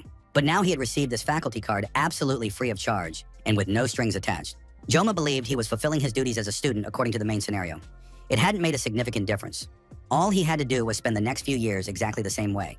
In that case, the young man would be able to achieve exactly the future he had imagined. 700 years ago, the Academy looked a little different. When the first war between humans and demons broke out, the hero Joaquin Valor realized that it was necessary to train the next generation of heroes. He founded this academy where the most important disciplines and subjects were taught. This information is also included in the exams, so you need to memorize it. Joma was already starting to doze off in class while studying the history of the Academy's founding, which he knew very little about. The founding hero, Joaquin Valor, his portrait hung in many of the Academy's lecture halls. He fought against the Demon King's right-hand man. This assistant to the Demon King was named Lycan. He was the commander of the First Legion. The battle raged on intermittently for 20 years, and in the end, Joaquin emerged victorious. But as a result of these battles, Joaquin lost his arm. Now he could no longer fight on the battlefield, and the space around him filled with screams. It was a bloody war with no clear winner. It wore down the opponents, who fortunately decided to take a breather right in the middle of the main battle. It was then that the hero Joaquin founded the academy to train future generations of warriors. Thus, the first war of humans and demons led to the conclusion of a non-aggression pact between the two sides. This peace has lasted for 700 years. It is unknown whether a war will break out in the present day. Of course, it could be completely unpredictable and even more bloody. But right now, the students certainly didn't want to think about war. After all, there had been 700 years of peace. Joma was probably the only one present who knew about the rift between humans and demons. Everyone else had grown accustomed to a carefree existence. Joma really wanted to tell the dean about the events to come, but he didn't know what consequences that might have. Media was now openly saying that she wanted to leave her post as director of the academy as soon as possible. But very often people throw around such wishes just to talk. Media was the first person in history to sense that something was wrong with the situation. Besides, she was one of the 7 heroes who stood up to defend the students. Living the life of a chef and playing the game, Joma didn't finish it, but he did manage to find out that she became the Demon King's first victim. Joma recalled how he had skimmed through the game's events a bit to find out the fate of some of the heroes. Of course, it's always sad to say goodbye to your favorite characters. And now Joma knew that the academy director would be killed in the near future. Perhaps things would have turned out quite differently if Joma hadn't known this information, now that he was a student at the academy. The instructor wished the students good luck studying hard for the exam, which would take place in a few weeks. As soon as the lecture ended, all the students began to leave the classroom. It seemed like something interesting was happening out there. Joma, too, was now watching his classmates with interest. All the guys were indeed going to see something unusual. Kang Joma took a closer look and immediately realized it was him. The young man checked his calendar, and sure enough, it was supposed to happen today. The students gathered in a crowd. They were discussing which class he would be in. Most likely, of course, he would end up in the stars class. Joma joined his classmates as well. He knew that something important was going to happen today. After all, it was on May 5th that a new student was supposed to enroll in the academy. He would be the game's main character, who immediately made an indelible impression on the other students. The hero's name was Leon van Reinhardt. He was the true star of the game, the girls' favorite, and the object of envy for all the guys. The long 700 years of peace were about to show their first crack. He was a real jerk. His face was one big cliche, and all the girls and women playing the game fell for him right away. There was big money to be made off of this. If the game had been rated for adults, Leon would have died before the battle with the Demon King. On top of that, absolutely every female character was hitting on Leon. It was the Saint's niece with a spear named Rachel, Saint's daughter with a bow named Saki Ryode, and of course, the Academy's most beautiful girl and star, the Emperor's granddaughter with a sword, the incomparable Abel von Nibelung. In short, the main character's entourage of admirers was impressive, and this, of course, was extremely annoying. But 3 years later, the protagonist of the Miracle Blessing, Leon van Reinhardt, would be among the first to be drafted into the army. When left alone with his thoughts, King Joma admitted that he was glad Leon would end up in hell, but Joma himself wouldn't be dragged there a second time. If you look closely at the story, Joaquin Valor was only able to defeat the commander of the First Legion. It's hard to imagine just how powerful the Demon King is. Could this be one of those stories where the protagonist loses in the end? The protagonist was talking to a girl who, overcome with admiration and happiness, couldn't stop gushing, apparently telling him how much she admired Leon. But then the protagonist turned around and looked intently at Joma. It seemed as though he had sensed the boy's gaze on him. Joma suddenly remembered that they were talking about the game Blessing of Miracles, and that meant the main character would handle it perfectly well on his own. Leon had the face of a man whose forehead seemed to say, he can be trusted. Even Joma himself was ready to believe him. It was already late in the evening, but the lights were still on in the Academy's training hall. Kan Joma continued to train diligently in the hall. A wooden sword was in his hands. The young man was satisfied. His assumption had been confirmed. If he used a weapon that did not meet the standards, the blessing of the god of the sword would not manifest. Joma had set his sights on mastering a certain level of fencing and now spent every evening in the training hall. As he was returning from practice, Chloe approached him. The girl wanted to know what she had done wrong. Of course, he could have told her that he'd nearly lost his head, but they still had to continue their studies together, so there was no point in making the situation worse. Joma knew he had to be friendly. He didn't need any enemies right now, so he told Chloe that everything was absolutely fine. Chloe breathed a sigh of relief, saying she was very glad to hear that. Joma couldn't figure out what was wrong with this girl. She had held the sword very tightly in her hands, even while unconscious, and it seemed as though the weapon was begging for help. If this girl was capable of murder, she would be more dangerous than the brothers. But right now, she gave the impression of being a completely calm and lonely girl. Chloe invited Joma over for dinner again. She wanted to thank him for everything he'd done for her. Joma looked at that pleading, puppy dog gaze, even though he remembered perfectly well that the last dinner had nearly ended in his death. Of course, it was awkward to refuse, but a rock-solid premonition told him if Joma agreed to dinner now, he might wake up in a stranger's refrigerator in the morning. But then a brilliant idea popped into the guy's head. He turned to Chloe and suggested asking her for a favor instead of dinner. Joma said that in this matter, he could rely only on Chloe. Hearing these words, the girl literally spread her wings. Hope filled her with joy. Chloe wanted to know what the guy's request was. Joma decided to overcome his shyness and doubts and ask Chloe to teach him fencing. Joma understood that he needed a teacher in fencing and swordplay no matter what. Recently, every evening, Joma had been searching for various articles on fencing. He realized that to survive, he needed to absorb a sufficient amount of information. And finally, the time for the first lesson had come. Chloe was absolutely thrilled. She greeted her student, looking at him with tenderness and care. Joma felt a little awkward. He said he had just arrived and greeted the teacher. Chloe was happy because she had just arrived too, even though she had actually come a couple of hours early. And although the young people had agreed on a different time, it was clear that this love-struck girl lived in her own world. This was probably the first time Joma had seen the girl out of her school uniform, and her physique pleasantly surprised him. Chloe had a beautiful six-pack and toned muscles. Now it was clear why she was so strong. Joma handed the girl a wooden sword exactly like the one he had. Chloe was surprised, holding the stick in her hands. She had thought they would be using real swords. Upon hearing this, Joma began to panic. After all, this was supposed to be just a training session, and to avoid injury, they needed to use wooden swords. It wasn't a fight to the death. Chloe looked at the wooden sword in her hands in surprise once more, and thought about how kind Joma really was. He didn't want to hurt her. Chloe swung the stick once or twice. Joma realized that the girl was very strong. Having taken the wooden sword in her hands, she managed to slice through the air with it. Joma realized that even with wooden swords, one had to be careful. Joma decided to review his stats to make sure the sword's blessing wasn't activated. The sword's stats were fine, and his height hadn't changed. Joma knew that the blessing usually increased along with skill level. The guy tried to remember if there were any additional effects that could speed up this process, but he couldn't recall anything. Joma didn't even understand how much stronger he needed to become for the question marks to turn into normal text, and for new stats to appear.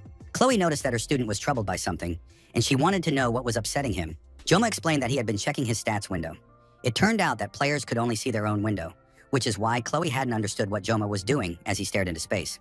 The young man asked Chloe to go easy on him today, since it was their first session. Once all the formalities were out of the way, Joma got ready to start the training session. The teacher and student stood facing each other, holding wooden swords in their hands. In his past life, the young man had always been very practical. As the saying goes, seeing is believing. To become a master at anything, it's not enough to simply devote time to it. You have to be ready to sacrifice your whole body to achieve your goal. That was something Joma had already learned at the academy. After all, until then, all his skills and abilities had been the result of the training he'd received earlier. Joma felt his palms sweating, and his stance was rather unsteady. However, the essence of fencing lay in delivering precise strikes against the opponent. Joma hadn't even had time to process what was happening when he suddenly noticed that Chloe had already launched her attack. She was incredibly fast. The wooden sword struck his shoulder.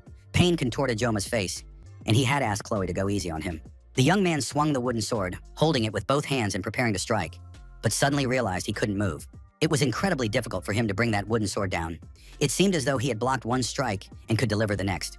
But at that moment, Chloe was already ready to attack her opponent even faster. Joma barely managed to dodge the girl's attack. He realized she had increased her speed. Joma figured that the previous strike had been nothing more than a test. The opponents were raining blows down on each other, and at some point their sticks began to clang in unison. Joma realized that the girl had no intention of stopping. He barely managed to block her strikes, knowing that if he let one get past him, he would die instantly. Joma was completely unable to counterattack, and soon his wooden sword snapped in half. Chloe had to apologize to the young man. She said she tried to hold back, but she hadn't been able to. But suddenly, Chloe noticed that something was happening to her partner. The stump of the sword in his hands began to shake. It turned out that the necessary conditions had been met. The weapon was damaged, but the user's personality adjustment had still been triggered, and his humanity level had been lowered. The blessing of the sword god and the heat had been activated, and now Joma no longer looked like the goody two-shoes he had seen before. All these changes that had occurred in the computer system were reflected in the player's states. The lowered humanity level meant only one thing. Joma was about to turn into a killing machine. Joma saw himself in reality when he was a chef named Kim. Looking around, the man realized he was in the kitchen. It had all been just a dream. A fish lay on the cutting board in front of him. Kim realized he needed to get back to work. There were various knives in front of him. He could have taken the chef's Chinese knife, which had been lying unused for quite some time. However, it turned out that he couldn't use that knife. It looked very strange. The only knife Chef Kim could use was the sashimi knife, but for some reason, it was excruciatingly painful to hold it in his hands.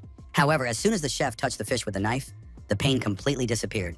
Kim felt inspired for a moment, but suddenly sensed that some invisible threads were controlling him, as if he were a puppet, and now together they would create a masterpiece.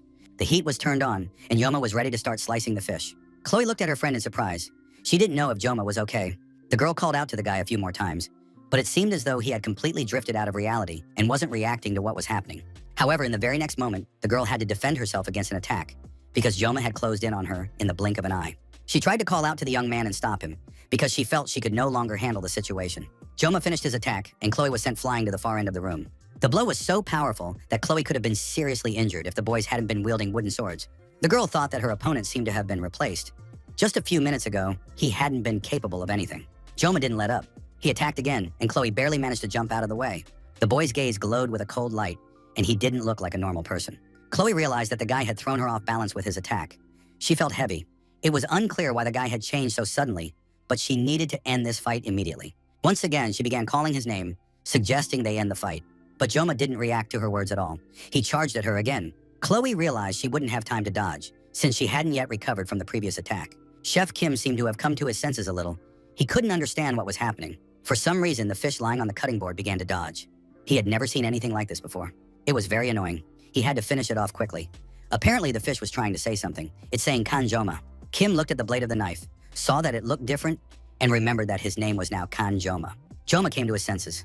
Now he looked like an academy student standing with a knife in front of a fish on a cutting board. Chloe could barely stand. The girl kept calling the young man by name and begging him to wake up immediately. It seemed as if something terrible was about to happen. Joma grabbed Chloe, and the poor girl closed her eyes, preparing to die. But at the last moment, Joma came to his senses. He held Chloe by the waist and, looking her in the eyes, suggested they call it a day. It looked, to put it mildly, a bit rough. She wasn't sure if Joma was okay. However, the guy said he was very grateful to her for helping with the practice, waved his hand, said goodbye, and walked away. Chloe watched the young man walk away, not understanding what had just happened.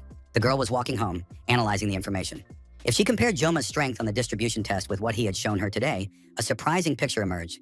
It was as if Joma had become a completely different person, or something strange had emerged within him. The girl didn't think it had anything to do with skill. Rather, it was something unbridled. Chloe understood that the guy's blessing had manifested unconsciously. But even in this situation, Chloe was no match for Joma. Besides, the training wasn't with swords, but with wooden sticks. It was terrifying to imagine how this might have ended if the weapons had been real. Of course, Chloe knew the guy was strong. But at that moment, her thoughts were interrupted by a man standing in the shadow of the building. He noted that Chloe seemed to be absolutely thrilled. It was Nox's auditor. He was a year older than his sister. It wouldn't be accurate to say that the brother and sister had a warm and joyful reunion. Now Nox knew what his sister had been up to since entering the academy. She was hanging out with all sorts of scum. Chloe asked him not to refer to Joma that way. He's her friend, and she won't let him be spoken of like that. Well, in any case, her brother now knew the name of this good-for-nothing. If Chloe continued to hang out with him, someone from the auditor family would have to get rid of him. Chloe understood that unfortunately her brother was right. She mustn't make mistakes in her actions and must always remember her role in destiny. The girl didn't answer her brother, but simply said that no matter who from the family showed up, none of them could handle Joma. Nox looked at his sister silently. He had gotten everything he needed from her, the boy's name, Kan Joma. And now Kan Joma must explain what happened. The power he had received was not a divine blessing and was not a blessing. Rather, it was more like a curse. To avoid relying on the blessing of the god of the sword, the young man had to find a new weapon. But this power seemed to mock him and haunt him, eventually taking over his body. True, this time there was no pain. On the contrary, the young man noted that there was simply no pain. Only feelings of pleasure and sweet exhaustion remained. The curse controlled him as if by an invisible thread and whispered sweet words. It said, cut more, cut deeper, destroy on a grander scale. Kang Joma surrendered his body to this force. But at that moment, Chloe's scream mingled with despair. The boy heard his name and remembered it. In that scream, the fragments of the world that had previously fallen apart came together and fell into place. It was precisely because of this that Joma was able to cast aside the training sword, which had clung to him like a second skin. For a few more seconds, the young man felt that he might lose his self forever. Yes, Yander had recently tried to kill him. In the end, Chloe herself had managed to bring him back to reality. And even though the girl was the reason Joma had ended up in such a state, he now felt grateful to her. The boy decided to pointedly ignore what had happened, but still ran off in a hurry to avoid a possible recurrence of the sword god's blessing. But could he keep running like this for the rest of his life? The blessing of the god of the sword is a talent akin to a curse, manifesting when one sacrifices one's life. Joma felt like a stranger cast into a world where, in the future, he would have to use the skills he had acquired. Joma didn't expect much from this world. He just wanted to live a normal life. The young man had hoped he could handle all the challenges that came his way. But now he was returning to his room, completely transformed by the experience he had gone through. Only now did Joma finally realize what was happening inside his body. There was something trying to take control of his mind. And the power he had gained was no blessing at all. It was a curse, ready at any moment to consume him entirely. Joma understood that this was a divine power, a very contradictory one, and now he didn't know how to relate to his abilities and new possibilities. 3 days had passed since that memorable evening when Joma had discovered his new curse.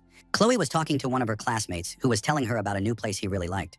The girl said she would definitely go there later too. In reality, Chloe was very worried after what had happened in the training hall. Joma had been absent from class for 3 days now. Chloe looked at the empty desk where her friend should have been sitting and realized she didn't even know his phone number. She couldn't understand why she hadn't asked for it before. Chloe had already gone to Joma's room in the dorm several times, but all she could hear from inside were painful moans. She was afraid the boy would get angry, and she fought with all her might to resist the urge to kick the door down. In the end, she had no choice but to turn around and leave. But Chloe knew how much she enjoyed watching Joma during class, how he would thoughtfully prop his chin up. Chloe couldn't even imagine how many times a day she'd glance at Joma, always afraid of coming on too strong. She spoke to him with particular caution. At first, she thought all these feelings had arisen because this stranger had stood up for her during the class placement exam. But most likely, those were just excuses. Chloe realized that she missed Joma very much. Another gray and boring day had passed. Instructor Lee Wanbin stood at the lectern, urging the students to be quiet. He said that students at prestigious institutions knew nothing but how to chatter away. The instructor said that due to bad weather conditions, today's training session would be replaced with self-study. Instructor Lee noted again that Kan Joma had failed to show up for class once more. This young man wouldn't skip classes without a good reason, but as a teacher, the instructor could only hope and wait. Lee Wanbin explained the essence of the assignments to the students and ordered them to begin their training. Suddenly, the auditorium door opened. It was sheer audacity. The instructor couldn't believe his eyes that someone dared to show up in the middle of class. However, the young man was not intimidated by the instructor's reaction and continued down the lecture hall steps. And soon, Kan Joma appeared before everyone, alive and well. Only now there was a strand of gray in his hair. The young man greeted the teacher and apologized for being late. Lee Wanbin was just as surprised as the rest of the class. He let the boy take his seat. His classmates now looked at Kan Joma with interest.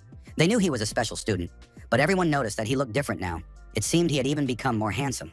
The whispering didn't stop, and the main topic of discussion in the class was now Kan Joma, even though he really didn't want to draw attention to himself. When the bell rang for recess, the students began to quietly make their way toward the cafeteria, planning to grab a bite to eat. Chloe, as always very shy and afraid of upsetting the boy, approached Joma. The girl asked what was wrong with Joma, but he replied that he was fine and there was nothing to worry about. Chloe kept thinking about it. After all, he hadn't shown up for a few days, so she started to worry about him. She figured all this had happened because of that practice. But Joma turned to the girl and said that he was fine. He'd just been feeling a little under the weather, but now he was very grateful to her for her concern. Chloe was shocked. Not only had her boyfriend not been rude to her, but he'd also answered her question and even thanked her. Joma could tell that Chloe didn't quite believe him. He understood that her doubts were completely understandable and justified. For the past 3 days, he had been suffering from extremely severe withdrawal symptoms and had ultimately driven himself to complete mental exhaustion. Locked in his room, the young man couldn't even eat. He lay in bed and prayed that the convulsions would finally subside and leave his wretched body. This was the price he paid for holding the broken weapon in his hands. The price turned out to be exorbitant. It was beyond the intense pain the young man had experienced before. However, that wasn't the end of it. Glancing at himself in the mirror, Joma realized that although his body remained the same, his facial expression had changed drastically, and some of his hair had turned gray. Joma came to believe that this was his punishment. He had to accept it, suffer through it in its full force, and learn from it for the future. Joma understood that Chloe probably felt guilty. After all, she had been his last rival. That's why he needed to fix this situation. Joma turned to Chloe, reminding her that she had invited him to dinner. If she wasn't busy tonight, he was ready to accept her invitation. Chloe hadn't even recovered from one shock when she was hit with another. Was he really serious? Dinner? Of course, she was free. Joma added that this time the hostess would be doing the cooking. Chloe jumped up in delight and said she'd do her very best because this was so exciting. Joma realized his plan had worked. Chloe had cheered up, and now he didn't have to worry about her emotional state. Now Chloe's mind was completely on her kitchen. She said she would make a wonderful dinner and started asking the guy what he liked to eat. Joma said he hadn't had fish in a long time and would really like some. He almost let slip that he'd thrown up after their last dinner, but managed to cover it up by saying the fish was expensive and he couldn't afford to buy it. At that moment, the young man felt as if someone were watching him. He kept talking to Chloe, but at the same time, he felt that someone was watching him very closely. Chloe also turned toward the source of that pressure and asked mentally, "What's going on?" At that moment, Knox's auditor was standing at the far end of the corridor, watching his sister closely. Chloe immediately remembered what her brother had warned her about. Joma guessed that the girl knew the unfamiliar guy. Joma asked Chloe who he was, but she didn't answer, afraid that family ties would ruin her relationship with the young man. Joma felt neither fear nor anxiety. He approached the stranger, and now the two men stood face to face. Joma turned to the stranger and said that if he had something to say, he should speak up, and that staring so intently at others in silence was simply improper. But the man said nothing, and his gaze was like that of a wild animal. Joma immediately noticed those hellish eyes, not understanding what was happening to them. At that moment, Chloe ran up. The girl stepped between the boys and asked Joma not to pay any attention, and told her brother not to come over, since they had already discussed everything. Joma was surprised to hear that this was Chloe's brother. He sensed that despite her efforts to speak confidently, the girl's voice was trembling slightly. Knox was mentally talking to his sister. He said that Joma, so it turns out Chloe is deliberately befriending someone who isn't even capable of following the academy's rules. Chloe told her brother that the auditors no longer had anything to do with her.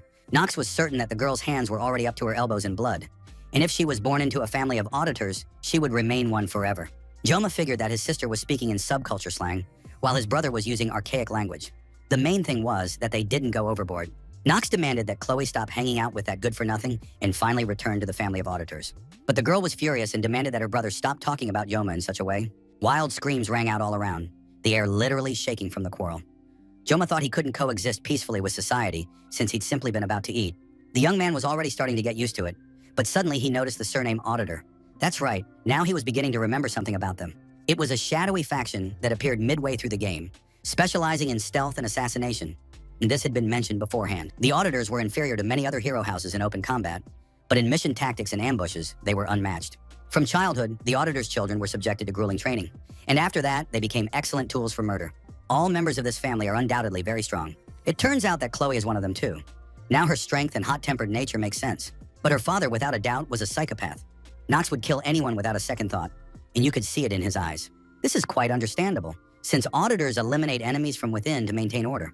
Joma was in a position where he would likely have to kill soon, so there's no point in looking down on others for such behavior. As for Chloe, it seems this girl really wants to live a normal life. But just like the blessing of Joma's sword, Chloe was born into a family that won't let her do as she pleases. After all, the life of a heartless and cold-blooded killer is always cruel. Joma wasn't a hero and had no intention of becoming one, but since he couldn't save the whole world, he could at least protect one girl. Joma pushed Chloe aside, saying he wanted to go talk to Nox himself. Now the guy was sure he could do it. There was no denying it. Even though his power felt like a curse, it wouldn't let him lose. Joma approached the guy, asking him who he was and what his name was. He understood that there was no escaping this power because it was impossible. Besides, he remembered the saying, "Wherever you go, there is no paradise." So there was no point in looking for it. And if escape wasn't an option, it was always better to go on the offensive. The young man approached the brother and sister, said his name was Khan Joma, and told them to follow him. Joma added that he was a master swordsman and asked them not to fall behind. Lee Won-bin, meanwhile, sat in the teacher's lounge deep in thought. He couldn't stop thinking about the strange student. Lee Won-bin sensed that something had happened to the young man. His face had changed. It seemed as though all emotion had been drained from the boy. At that moment, the door to the teacher's lounge swung open, and another female teacher appeared. She greeted Lee Won-bin, but the man was too lost in thought. He didn't even respond to a joke about the teacher's hairstyle. It was clear that his mind was elsewhere. Just then, a phone rang in the teacher's lounge. Lee Won-bin picked up the receiver and identified himself. What he was told stunned the teacher. Even the teacher, who was watching the conversation, realized it was best not to pester him or get in his way right now. Lee Won-bin was very surprised to hear that someone had just entered the subspace. He was informed that Kan Joma had requested a duel and that his opponent, who had accepted the challenge, was Nox Auditor. The subspace classroom had been set up, and the duel between Nox and Joma was about to begin. The young man sat in the locker room. There were 15 minutes left before the fight began. Joma had previously thought that the process of organizing the subspace would take a long time, but everything happened quite quickly. Media Academy Director warned the young man that if he really went through with this duel, he had to be very careful. Of course, everyone understood that the fight would take place outside this reality, so there would be no physical injuries, but no one ruled out emotional ones. He had to hope for victory. Through the window of the locker room, Joma could hear the enthusiastic cheers of the fans. It was perfectly understandable that watching someone else's fight was interesting, but he hadn't expected such a stormy reaction. Joma had only himself to blame. He hadn't wanted to draw unnecessary attention to himself, but in the end, he'd gotten himself into this situation. Chloe was sitting next to him in the locker room, weeping bitterly. It seemed like the girl thought the upcoming fight was happening solely because of her, so Joma told her that she was absolutely not to blame for what was happening. Besides, Joma added that he'd borrowed her weapon, which meant everything would be fine. Chloe calmed down a little. However, she knew her brother was very strong, and she had a rough idea of how the duel might end. Joma replied that Chloe was quite strong herself, but that didn't reassure her either. Chloe knew that Nox was a genius who had inherited the monster's power. He had no equal, since even at 14 he was called the Pinnacle of Night Techniques. The only thing that wasn't clear was who came up with such silly names as the Pinnacle of Night Techniques. Joma reflected on his life and realized that it had always been this way. No matter how hard he tried to avoid such altercations, he always ended up getting dragged into them. Many years ago, his first teacher, a chef, had said that the boy was destined to hold a knife in his hands his whole life. No one could have imagined back then that even in another life, Joma would be using a sashimi knife. At that moment, the subspace began to form, and the combatants were invited to enter the arena. Joma told Chloe he'd be back soon and left her waiting in the waiting room. As he was leaving the room, Joma called out to the girl. He knew he had to calm her down somehow. The young man said that many geniuses lived in this world at the same time, so there was no need to fear that an encounter with a genius would turn out to be tragic. But still, she shouldn't forget that every person is a genius, at least in some way. Chloe looked hopefully at the young man, who was now heading off to the duel. She didn't know how it would end. Joma said goodbye to Chloe once more and told her that despite the presence of countless geniuses, he would win this duel. Kang Joma stepped into the arena, feeling like a true gladiator from the days of the Roman Empire. The bright sun shone down on him. The stands were packed with fans. Students from every single class had gathered. They shouted words of encouragement. It had been a long time since they'd seen a fight like this, and now the students wanted their classmate to win the duel. Joma felt like a Roman gladiator. He hadn't realized that everything would be organized so seriously and taken so seriously by all the students. Glancing around, the boy's gaze fell on one of the stands. The academy's highest class was seated there. Joma looked closely and saw Abel von Nibelung among the spectators, sitting with her friends and the game's main character. It wasn't exactly to Joma's liking. He felt nothing but extra pressure from these spectators and didn't understand why they had all come.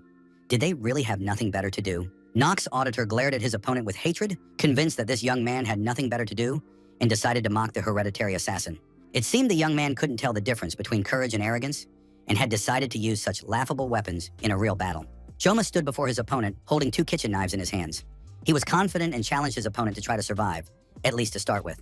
Joma said that professional warriors don't usually blame their defeat on unsuitable weapons. Of course, this provoked Nox, and he decided to start by cutting off the insolent tongue of this arrogant opponent. Joma assessed his opponent's physical attributes and realized he was truly formidable. Nox Auditor wielded 2 swords and was clad in one of the highest-level defensive spells, Raven Armor. Joma sensed this immediately and now had to act based on the information he'd gathered. He was very serious. In one hand, he held a sashimi knife, and in the other, the Rose's dagger from Chloe. Finally, the opponents stood facing each other and prepared for the start of the fight. The subspace announced that the duel was open. The eyes of everyone present were fixed on the combatants. After the signal was given and the subspace announced the hero's blessing, the duel began. Joma immediately activated the painless blessing. In the next instant, he used the blessing of the god of the sword. Now the fight had begun, and the blessings of the gods were bound to be present in the duel. The students watched the proceedings with interest. They had never seen anything like this before. The boys were already trying not to look away so they could keep up with the battle, but the situation wasn't getting any clearer. Everything was happening too fast. At first, it seemed like it would be a simple fight, but now it didn't resemble a battle at all. One might have thought that several multicolored bolts of lightning had collided, periodically crossing paths, coming together, and separating. Even the upper-class students noted that the opponents were very fast. The duel was gradually becoming extremely interesting. Abel von Nibelung thought about how wrong she had been. After all, this weak student, with whom she had once sat on a bench at night, turned out to be such a skilled fighter. There was indeed little to make out on the battlefield. The boys were striking at each other and defending themselves. Nox made several slashing motions with his swords, and if his opponent had been an ordinary person, that would have been the end of the fight. But Joma was too fast, and now even Nox realized that his opponent was dodging practically all of his attacks. The boy used the 3-legged bird technique. That strike was, of course, meant to finish off his opponent, and now Nox expected that nothing remained of the schoolboy. If it were possible to watch a slow-motion replay, everyone would have seen how Joma managed to move out of the way. Now he was at a safe distance, and to his horror, Nox realized that his opponent had dodged again. Joma showed absolutely no emotion. He went about his business calmly and methodically. The spectators in the stands were in shock. They saw that the freshman was doing nothing but dodging the upperclassmen. Of course, the sophomore was much stronger, but still, one shouldn't underestimate the freshman. However, Abel had a completely different opinion. The girl was watching the fight closely, and it all became clear to her at once. Although the sophomore was landing powerful attacks, the freshman managed to parry them all. It seemed as though the freshman didn't even want to fight. Nox now realized that Chloe was right. This guy wasn't so simple. It was clear now that the boy was using a defensive technique. No wonder he managed to survive the attacks. Nox realized that Joma was far too fast, and that he needed to be more careful against an opponent like this. Nox was about to launch a powerful attack with a wide area of effect. But every time he looked at the guy's weapon, Nox's anger only grew. It was just an ordinary kitchen knife. Why couldn't he handle it? At that moment, Joma tossed one of the knives onto the floor. The young man figured that with 2 knives, it would be even harder for him to move. It was a clear mockery of his opponent. Joma grabbed the kitchen knife with the little roses on it, the one Chloe had lent him, with both hands. The sight of these opponents was so strange and absurd that watching the fight seemed almost unreal. Nox looked at the schoolboy and couldn't figure out how this madman was going to attack. After all, he was a true professional and wasn't about to do anything foolish. So Nox decided to finish him off with a single blow. No one could withstand his crimson blade. After all, it was no coincidence that Nox was one of the strongest killers in the entire game. Now he was about to show what lineage and blood meant. But then something strange happened. Nox saw the blade of a kitchen knife flash for a split second right next to him. Joma had always wanted a simple, quiet life. He wanted to blend in, to be ordinary so that every day would be the same, and he would have to defend only himself. But if you can't escape, you have to fight. With the blessing of the gods, may the blessing of the god of swords be upon you. Joma made a single cut, and that was enough. Nox Auditor lost his hand in front of everyone present, barely noticing how it happened. No one, including Nox, had time to notice Joma's attack. The boy had rushed past his opponent so quickly. The spectators in the stands couldn't believe their eyes. Nox too froze in place, stunned by what was happening. And of course, he had a good reason for it. It immediately became clear that Joma would have no peaceful future. Nox's severed arm was lying on the ground. To finally end this duel, Joma needed one more attack. His opponent's head flew off. The subspace had finished its work. The training arena was filled with smoke and dust. When the smoke cleared, the spectators saw Joma sheathing his knife and Nox on all fours, trying to catch his breath. It was announced that the duel was over. The spectators watched in complete silence. They couldn't believe their eyes so much that they didn't even react. Looking at his knife painted with roses, the young man marveled at how he had managed to defeat a man armed with swords. The only consolation was that the fight had taken place in subspace. No one had been hurt in the end. Still, it was astonishing. It had to be admitted that Nox wasn't a weakling. Just as Chloe had said, Joma had managed to sense just how vast the guy's combat experience was. Although with a lifestyle like that, people would never be drawn to him. The results of the match appeared on the scoreboard. The winner was declared to be a first-year student from the Tiger class, Kang Joma. All the spectators in the stands were discussing the match, marveling at the freshman's strength. If he could handle knocks, it would definitely boost Joma's popularity. But now it was impossible to change anything. As they say, what's done is done. Joma had chosen his own path to survival, relying on anger and thinking only of himself. Now he would have to learn to live with fame and notoriety. The next day in the academy's hallways, students continued to discuss the fight they'd seen. It really had been impressive. They whispered about how one of the auditors had lost, and everyone knows just how powerful that clan is. Now in every classroom, the name of a previously unknown freshman, Kang Joma, was being heard. Abel too sat lost in thought, replaying the events of yesterday's battle in her mind. Now the girl knew the stranger's name. Wherever she went, everyone was talking about that fight. And indeed, there was plenty to discuss. The way the duel had ended was astonishing, and the severed hand lying on the ground would remain etched in everyone's memory for a long time. Even Abel admitted that after what had happened, she couldn't look away. It seemed too unreal, especially considering that Joma had used only 2 kitchen knives. Could someone really be that strong, even with ordinary knives? Abel admitted that she was proud to be the granddaughter of the swordmaster, and believed she knew her way around weapons. But it seemed the girl had been mistaken. Abel recalled sitting on a bench next to Joma, and thinking how badly she wanted to know the name of the student who had surpassed her, so she could smear him against the wall next time. Back then, she told herself that Joma looked too weak, and she always remembered the family motto: be firm with the strong and kind-hearted with the weak. Abel pestered her grandfather, trying to find out the name of the student who had taken first place, but suddenly the pieces fell into place in the girl's mind. Abel realized that this was Kang Joma. He was stronger than her, and only he could have won and beaten her, and immediately a wave of rage swept over her. She realized how foolish she had looked back then in the park, and how Joma must have been laughing at her behind her back. Rachel literally woke up from her friend's scream. The girl didn't understand what was happening to Abel. Of course, Abel didn't want to admit to anyone what a ridiculous situation she had gotten herself into. Under Rachel's intense gaze, she tried to wriggle out of it, saying she'd just gone a couple of days without training, which was why she was nervous now. But it was hard to fool Rachel. No wonder they'd been friends for so long. It was written all over Abel's face that she was furious. And of course, it couldn't be about some trivial nonsense. Although Abel kept digging in her heels and pretending nothing had happened, Rachel guessed that her friend was really hungry. Then she thought that Abel had forgotten her weapon at home, or simply needed to use the restroom and wanted her to keep her company. When she'd gone through all the possibilities, Rachel figured Abel had a boyfriend. Seeing that her friend was embarrassed, Rachel took the news with complete delight. Finally, Abel turned out to be a normal girl, not some cold, heartless machine. Now she just had to find out who this hunk was, and Rachel imagined how they would discuss all the most interesting moments together. Abel didn't answer, and then it became clear that this guy was clearly something out of the ordinary if his name was shrouded in mystery. Most likely she was talking about Leon, a real heartthrob, quite strong and charismatic. Rachel wasn't a stupid girl. She racked her brain and came up with the following theory. Perhaps this was the special student from yesterday who had captured the hearts and minds of the entire academy. Rachel thought that wasn't surprising. Such a striking guy was worthy of love. And then she realized she had to leave immediately. She wasn't going to discuss this with her friend, but she couldn't lie to her either. However, it was impossible to just walk away from Rachel. She now had a purpose in life, and today really was a wonderful day. Rachel grabbed her friend by the hand and led her away, saying they were going to the Tiger classroom since they had business there now. When the 2 coolest girls in the senior class appeared in the doorway of the Tiger classroom, it was practically like a bolt from the blue. The students in Tiger class gaped, not knowing how to react. Their idols and the class beauties were standing right there. Abel tried to hold her friend back, but Rachel was in a very combative mood. She strode confidently into the classroom and stood on the top step. The girl decided she'd have a better view from there, and would immediately spot where their dark-haired heartthrob was. Rachel stood on the desk and surveyed the auditorium from above, trying to spot Kana Joma. One of the students tried to tell her that it was inappropriate to stand with her feet on someone else's desk.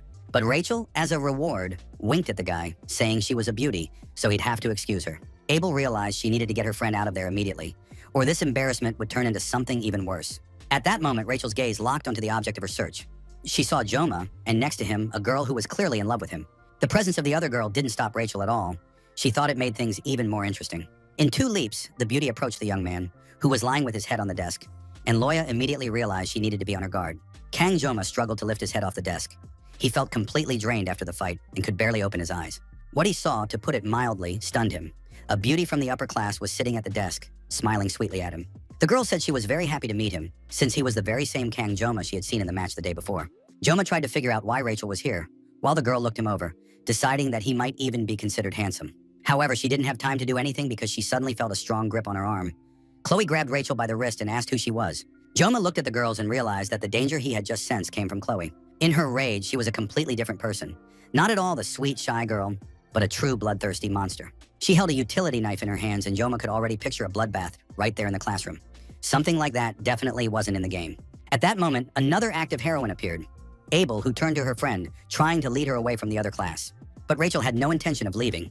They'd just come to say hello and weren't planning on doing anything bad. Rachel patted Chloe on the head, saying that the little girl shouldn't interfere when grown-up ladies were talking. Besides, a knife isn't a toy for kids, and it's better to put it away. Chloe listened to this, growing angrier and more agitated by the second. Rachel let go of the girl, telling her not to interfere, and turned back to Joma to continue the conversation. A sharp scream of "die" and the sound of a utility knife slicing through the air caught everyone's attention. Classmates sitting at the next desk assumed someone's juice carton had leaked, because everything was covered in something red. Rachel was holding Chloe's hand so tightly that she dropped the knife, and Rachel said that everything happened very slowly. The little girl wasn't just short, but her movements were sluggish too. Abel realized her friend could cause harm and tried to stop Rachel. But with a slight flick of her wrist, Rachel flung Chloe aside, without even turning her head or paying her any attention. Chloe flew across the entire classroom but managed to brace herself and land on her feet. The girl was furious and had no intention of giving up. All the boys in the auditorium were thrilled. They were about to witness a battle between two beauties. Rachel Demore was the niece of the saint with the spear and belonged to the descendants of the clan of overwhelming strength. The clan's motto, "No skills are needed against overwhelming strength." Rachel was absolutely confident in herself. She approached Joma and asked, "Is this little girl your girlfriend?" Joma replied that this wasn't the case. Chloe wasn't his girlfriend, and this immediately lowered the level of hostility in the room. Rachel tried to figure out who Chloe was, and Joma replied that Chloe was his friend, as in, a friend. Joma couldn't figure out what was going on. He was still weakened from the fight and hadn't had time to get a handle on the situation. It was surprising to see girls from the upper class here.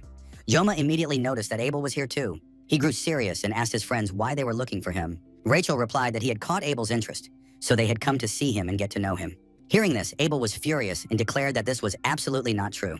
The girl claimed that Rachel had dragged her here by force, but Rachel decided that Abel had wanted this herself, so she obediently followed her friend. Abel realized that the situation had turned out silly, and now they looked like two love-struck fools. The other students in the class dropped what they were doing and waited for the drama to unfold. Everyone was curious to see if there would be a fight and who would win. Abel said there had been a misunderstanding. She hadn't planned on coming here. Joma thought that in that case, they could just turn around and leave. The young man wasn't feeling well. His head was a complete fog, and now there was this female squabble on top of it. So he told the beauties to just go about their business. Such audacity shocked everyone. The girls weren't used to being ignored and treated that way. Rachel was forced to admit that Joma was a rather amusing and self-assured young man, and that was exactly the type she liked. Joma had no desire to get close to Rachel, and he hoped she would leave him alone soon. But Rachel kept looking at him with interest and suggested, "Don't be mad. Why don't we go to my place after class and watch a movie together?" Chloe flew into a rage again and shouted at Rachel to stay away from her boyfriend. Rachel replied that he wasn't hers, and Joma confirmed that they were just friends. Rachel wanted to say something else, but she sensed that her friend Abel was literally boiling with anger and demanded that she shut up and leave. Rachel had no choice but to listen. She said that unfortunately she had to go, but she was glad to meet them and was sure they would definitely see each other again. Joma didn't want the girls to come here anymore. Of course, that sounded rude, but he wasn't going to waste his life on women's squabbles. Finally, Abel managed to lead Rachel away, who was head over heels in love. Joma didn't even look after them, hoping the girls would leave as soon as possible and leave him alone. Chloe watched her beloved, who had once again rested his head in his hands and fallen asleep. She decided to be even more attentive, to better protect Joma's sleep and peace. As she walked back to her office, Rachel thought about how interesting things had turned out. Joma had remained completely calm, which was entirely understandable. But if you look closely, there was something mysterious emanating from his dark eyes. When he was angry, it felt as if his gaze could pierce her skin. Rachel felt it very keenly. The girl realized that Joma was definitely different from all the blowhards at the academy. She had come to have fun, but unexpectedly found something truly interesting. For decades, her clan had only entered into marriages with outstanding warriors, so she was pleased that Joma was quite attractive. Marriage to him wouldn't be a torment. Rachel admitted that the guy was quite worthy of attention, even from the unapproachable Empress Abel von Nibelung. Rachel apologized to her friend, but Abel believed she should apologize to the guys in Joma's class. However, Rachel wasn't apologizing for her behavior. She told her friend that she couldn't give Joma up. She needed him for herself. Knox walked down the infirmary corridor, holding an IV stand in his hands. Only one word echoed in his head: "I'll kill him." In his entire life, Knox's body had never faced such a defeat. After all, he was a member of the Great Auditor's clan. The young man thought about how everything would change when night fell, and didn't understand whether there was any need to attack right now. When he ran into one of the patients in the hospital corridor, Knox roughly shoved him aside, not bothering to look where he was going. He wanted to gather his entire clan, then he'd surely be able to behead that insolent brat. After that, Knox would take Chloe, for the girl was as strong and dangerous as he was, and perhaps even more so. He decided to deal with everything at once, using the power of his clan and the secrets of night techniques. The young man cracked open the door to the ward and froze in surprise. He had a visitor. Joma sat fully clothed on a chair in front of the bed, holding an apple in his hands. Joma hadn't been able to sleep that night. He'd been thinking about Chloe. She'd been pensive and dark circles had appeared under her eyes from lack of sleep. Joma assumed that Chloe was upset with him, even though she herself had pulled out a knife right in the classroom, and that was strictly forbidden. Chloe was indeed furious, trying to show everyone that she was in control, and she was plotting how to deal with the insolent girl who had made a move on her Joma. She was so focused that her thoughts had almost reached the point where she wanted to saw Rachel's head off with her stationary knife. Joma called out to the girl. He wanted Chloe to be okay, or at least to put the knife away. Not knowing how to start the conversation, Joma walked over to Chloe and asked how she was feeling and how Knox was doing. The girl explained that her brother had been admitted to the academy hospital. Joma was surprised. The guy should have been fine, since they'd been fighting in subspace, where it's impossible to get physically hurt. Chloe honestly admitted that she hadn't visited her brother, so she didn't know the details. Outwardly, Knox didn't seem to have been hurt, yet he ended up in the hospital. She was sure he'd be fine, and there was no need to worry. Joma thought that, despite the lack of physical impact, Knox's psyche hadn't been resilient enough. Now he understood. Knox would definitely seek revenge and come up with something. Joma stroked Chloe's head. He already knew how to calm and appease her, and asked which room her brother was in. And so the two rivals and adversaries met in the middle of the night at the hospital. Joma said he wasn't doing anything wrong. He'd just come to eat an apple. Looking at the private room and the basket of fruit, one could conclude that the auditor's family had a lot of money. Knox was furious. He couldn't understand how this insolent man had ended up in his room in the middle of the night. At that moment, Joma reached for the knife lying on the bedside table, and Knox thought he had come to finish what he had started. But the unexpected guest simply sat down on a chair and began peeling an apple with a knife. Knox watched the young man in surprise. He handled the knife so skillfully that he even managed the apple perfectly. Joma left the peeled apple on a plate and walked out of the room, wishing Knox a speedy recovery. Knox was furious. This insolent man had doubted his abilities, barged in, acted like he owned the place, and was now calmly walking out. Joma was already standing in the doorway and said that if Knox was having second thoughts about the position, he'd better stop it right now. He looked at the guy and added that otherwise he would destroy the entire auditor's clan. The next moment, Knox fell backward in surprise. The apple on the plate had been sliced into even wedges. How this virtuoso had managed to slice the apple was a mystery. Joma was returning to his room, thinking that Knox was mentally defeated.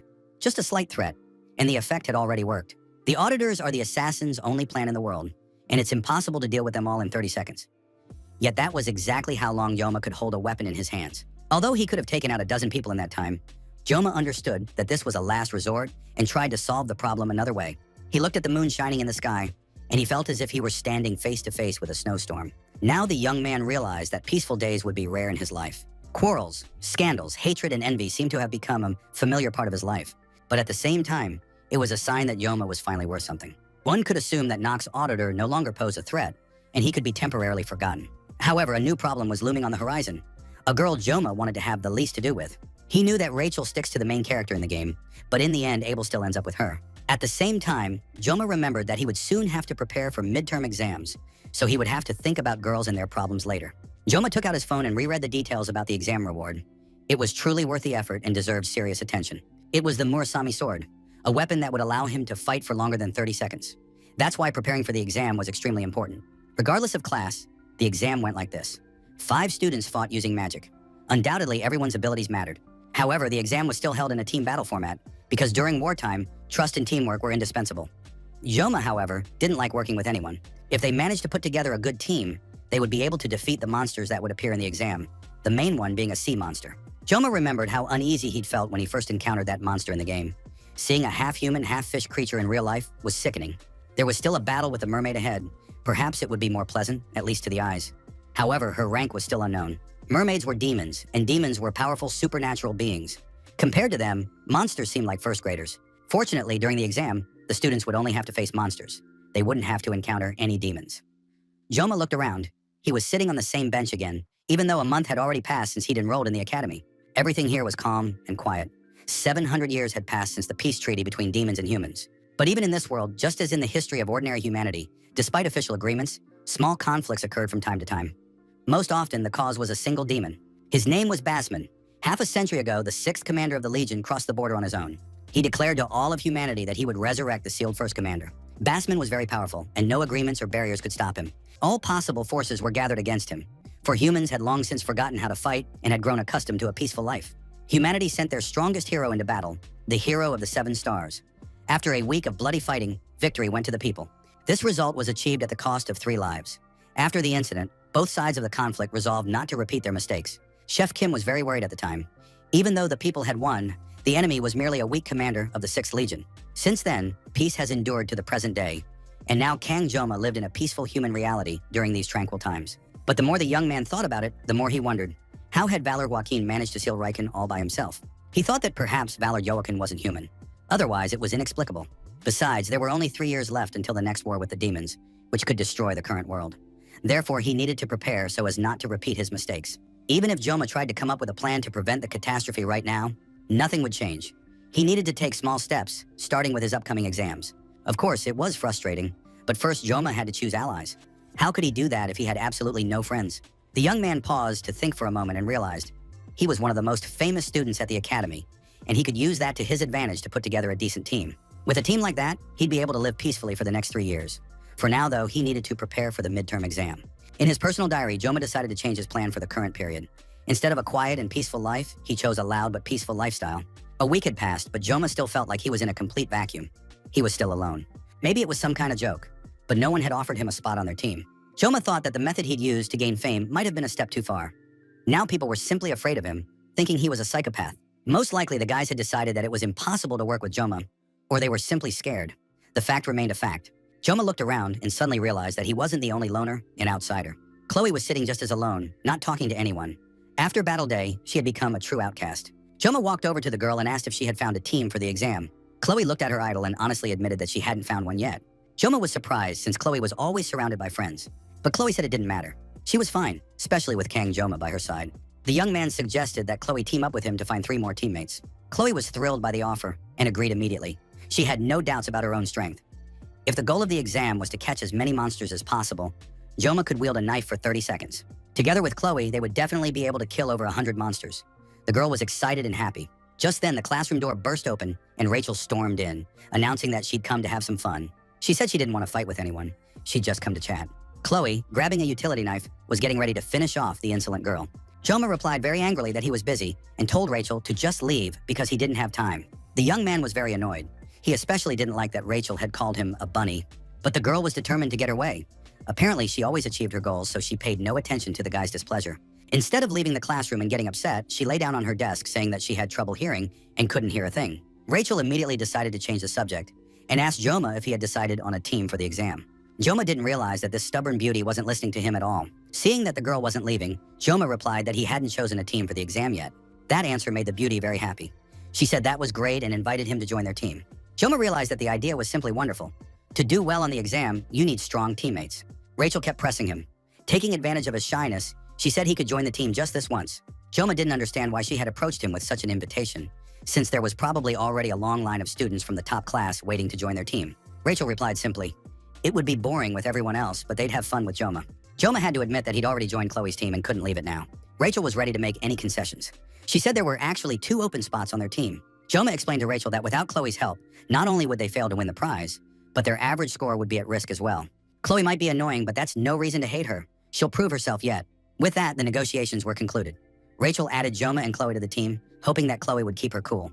Joma wanted to know who was considered the leader of their team. It was important to him. Rachel, without looking up from her text, said that their main guy was Leon. Everyone had probably heard all about him by now. Joma realized once again that his peaceful, quiet, and unremarkable life had slipped away from him once more. The guy sat there literally furious. He didn't understand what he had done so wrong in his past life that now everything was going off track. For 30 years straight, all he'd done day in and day out was cut fish, and now he couldn't live out his best life in the game in peace without scandals and conflicts. But at the same time, Joma has now joined a team with real heroines. Of course, he's already attracted everyone's attention, but he has to admit that he really likes it. But now Joma has to stop because everything will change with Leon van Rijhorst. He is the main character of this game. Joma didn't understand how the system would behave now, but the guy would definitely have to take responsibility for this choice. The more the young man thought about it, the more he realized he needed to change the team. However, Rachel had already warned him that she had officially signed him up. Joma was deeply affected by the situation. Besides, this was the first time he'd wanted so badly to run away from a girl. At that moment, the nosy Chloe walked up to him and asked what was wrong with Joma. Chloe tried very hard to hold back, but she immediately noticed that ever since that blonde girl had approached him, her Joma had become somewhat gloomy. The guy replied that he felt a little uncomfortable about the fact that they would be on the same team as the guys from the Stars class. Chloe, on the other hand, tried to support Joma, saying she was sure he was much stronger than all of them, without a doubt. Joma calmed down a bit after hearing her words of support, especially since he'd signed up for the team with Chloe, so leaving now would just be irresponsible. Clearly, not all members of this team are at a high level, so the situation could very well work in his favor. He just needs to approach everything with a positive attitude. Joma decided not to get upset prematurely and asked Chloe what time they had agreed to meet as a team. Chloe immediately replied that according to the blonde, it was at 6 o'clock at the cafe. It immediately became clear that among themselves they would refer to Rachel as the blonde. Joma relaxed a little and suggested to Chloe that they head to the meeting place right away. The meeting was supposed to be at the cafe, and now the guys were gathering there to discuss their strategy for the upcoming exam. Chloe was absolutely thrilled. She was eagerly looking forward to meeting the academy's most famous students. Joma tried to stay calm and couldn't understand how anyone could pay a fortune for the green sludge Chloe was drinking. Joma tried drinking an espresso. However, such bitter coffee wasn't to his taste. Chloe was happy with absolutely everything, but Joma tried not to show it and keep a straight face. He didn't like espresso, but it was the only thing he could afford in this expensive cafe. The thing was, the place was located outside the academy, so the student discount didn't apply. A few more minutes passed, and the young man received a message from Rachel. At one point, he even thought it might all be a joke, and that they'd tell him they weren't taking him on the team. But the others were just a little late, and now they were walking into the cafe, apologizing for the delay. Rachel was about to introduce everyone who had come and hoped that Joma and Chloe hadn't been waiting too long. Joma couldn't take his eyes off the guys who had shown up. He was trying to figure out how they felt about him. Besides, there was another guy among the arrivals whom he didn't recognize at all, and who was now stretching his shoulders. Joma immediately thought he was some kind of thug and eyed the guy warily. Leon Van Reinhardt broke the awkward silence.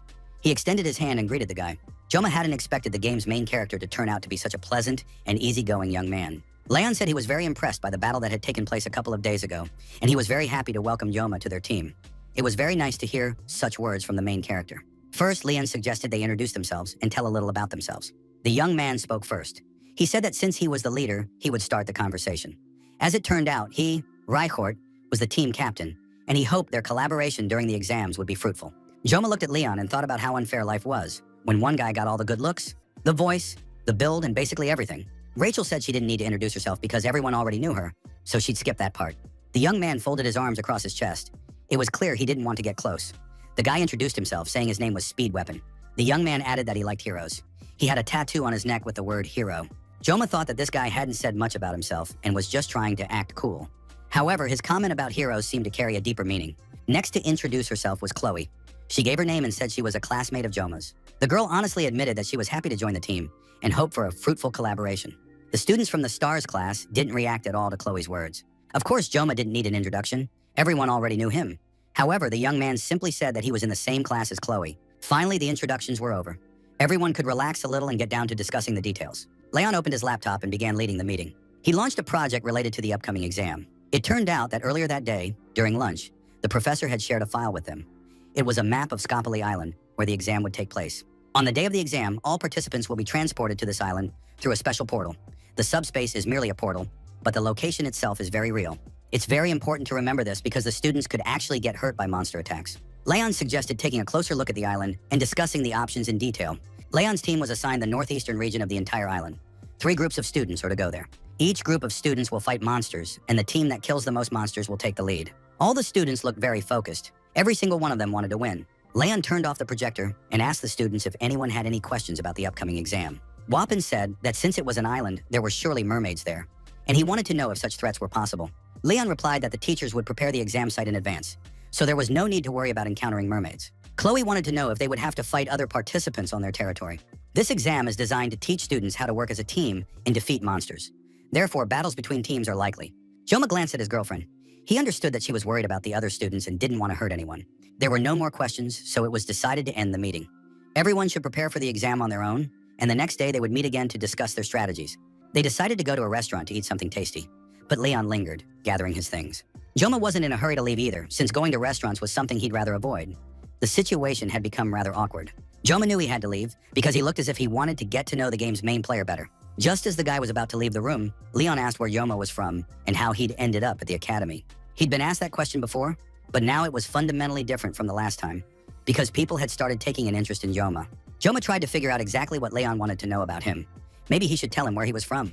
But most likely, the team captain would have asked that question in front of everyone right at the beginning, when they first met. So Leon had deliberately waited until everyone had left and the two of them were alone. Joma realized that his silence and the pause had gone on too long. Leon apologized to the young man for such an insensitive and sudden question.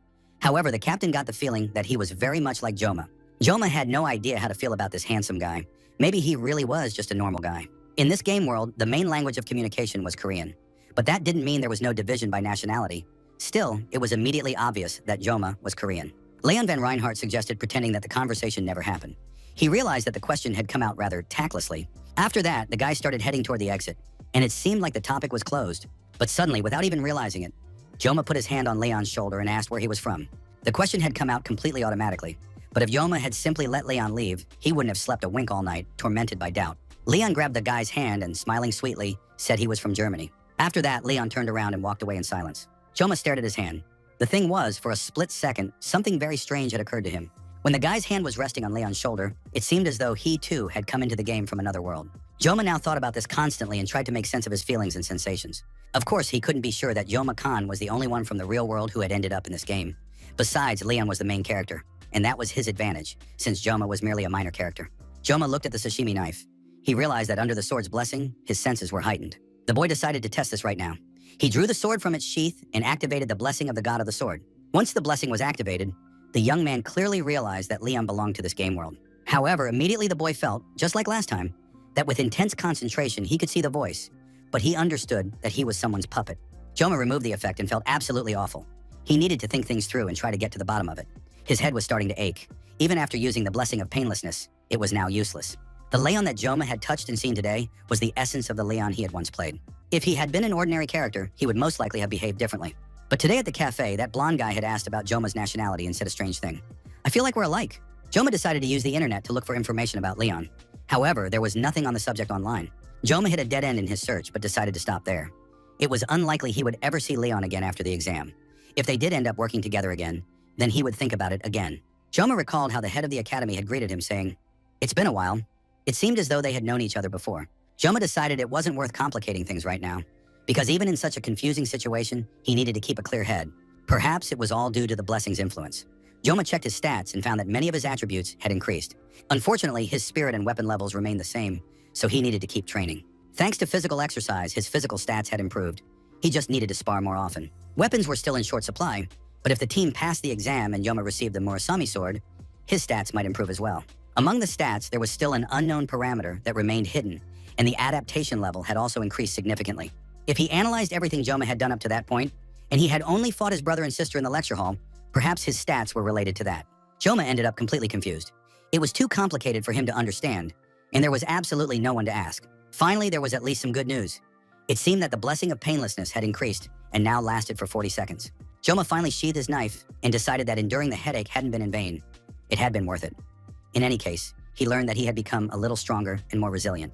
Time passed and the countdown had literally begun. Every day, the guys gathered to discuss strategy. They spent a lot of time debating and talking, as well as training, trying to improve their physical abilities. In addition, time was set aside for practice sparring sessions to hone their skills. And finally, the day of the midterm exam arrived. Everyone was feeling nervous about it. Joma immediately noticed that the gate to the subspace was different from the combat arena. The whole team was ready and fully focused. The students had their weapons in hand. Rachel noted that Joma was usually always on time, but today he was late. In the team setup, Rachel was assigned the role of main dealer. Team captain Leon was the leader and stood in the center among the players. Wapin served as the team's defender. The young man remained a complete dark horse for the time being. Chloe was the second dealer. The girl had prepared perfectly and was eagerly awaiting the start of the exam. Kang Joma himself was the rear defender. The guy apologized for being late and greeted his teammates. Joma examined the weapons the others were holding with interest. Rachel was holding an S-class spear. It was very strong and powerful. Leon didn't have his sword Balmung in his hands yet, and for some reason, he had brought some kind of light weapon with him. But Wapin surprised everyone the most. His weapon was a flute. The guy understood how it looked from the outside and reacted very aggressively to any questions about his weapon. Rachel confided that even though the weapon looked silly, like a flute, it was actually one of the few S-class healing items. In the game itself, such a weapon was a rarity, unless you spent a lot of money on your account. But if it's so effective, why does it have such a strange shape? Joma approached his friend, trying to get a better look at the flute. However, this didn't sit well with Vapan, who was already being picked on by everyone. It's unclear how this examination of the flute would have ended, but soon the speakers announced that the midterm exam for first-year students for the first semester was about to begin. Judging by the students' expressions, everyone was ready for the exam to begin. Lee Won-bin announced that everyone knew the rules, so he would be brief. If the students realized the situation had become too dangerous, they should run away. We mustn't forget that these students aren't heroes yet, just students, so there's no point in putting themselves in danger for the sake of grades. In addition, if anyone is injured, they must contact the healer who will be nearby. Leon Van Reinhardt addressed his team members and said that it seemed the time had come. They needed to prepare, not worry, and simply give it their all. All team members felt a sense of responsibility and were very serious and focused. Joma also understood that the time had come, and perhaps today he would take the first step toward becoming the main character. Joma noticed Chloe. The girl was very quiet and pensive. Chloe knew there was no need to worry about that right now, but for some reason she remembered that mermaids could appear in their neighborhood. Joma reminded his friend that the teachers were supposed to take care of that, so there was no need to worry. There definitely wouldn't be any mermaids during the exam. Chloe was born on the island of Sicily, and there people often talked about encounters with mermaids and the harm they cause. Right now, humanity is in a state of truce with demons, and it's actually very difficult to encounter mermaids in the dungeons. And yet the rumors haven't gone away. Mermaids remain very dangerous creatures, so it's always worth staying on guard where they might appear. Lee Wan-bin, along with the other instructors, was ready for the exam to begin and announced that all students needed to take their positions and the subspace gate was open. Joma tried to comfort Chloe. He placed his hand on her head and said they needed to go. Chloe really decided to calm down. Nothing would happen to her because Joma was right there, and she believed in him. By then, the teams had already begun to enter through the subspace gates one by one to take their midterm exam. At first, there was complete darkness all around. Then some voices could be heard as if approaching from afar.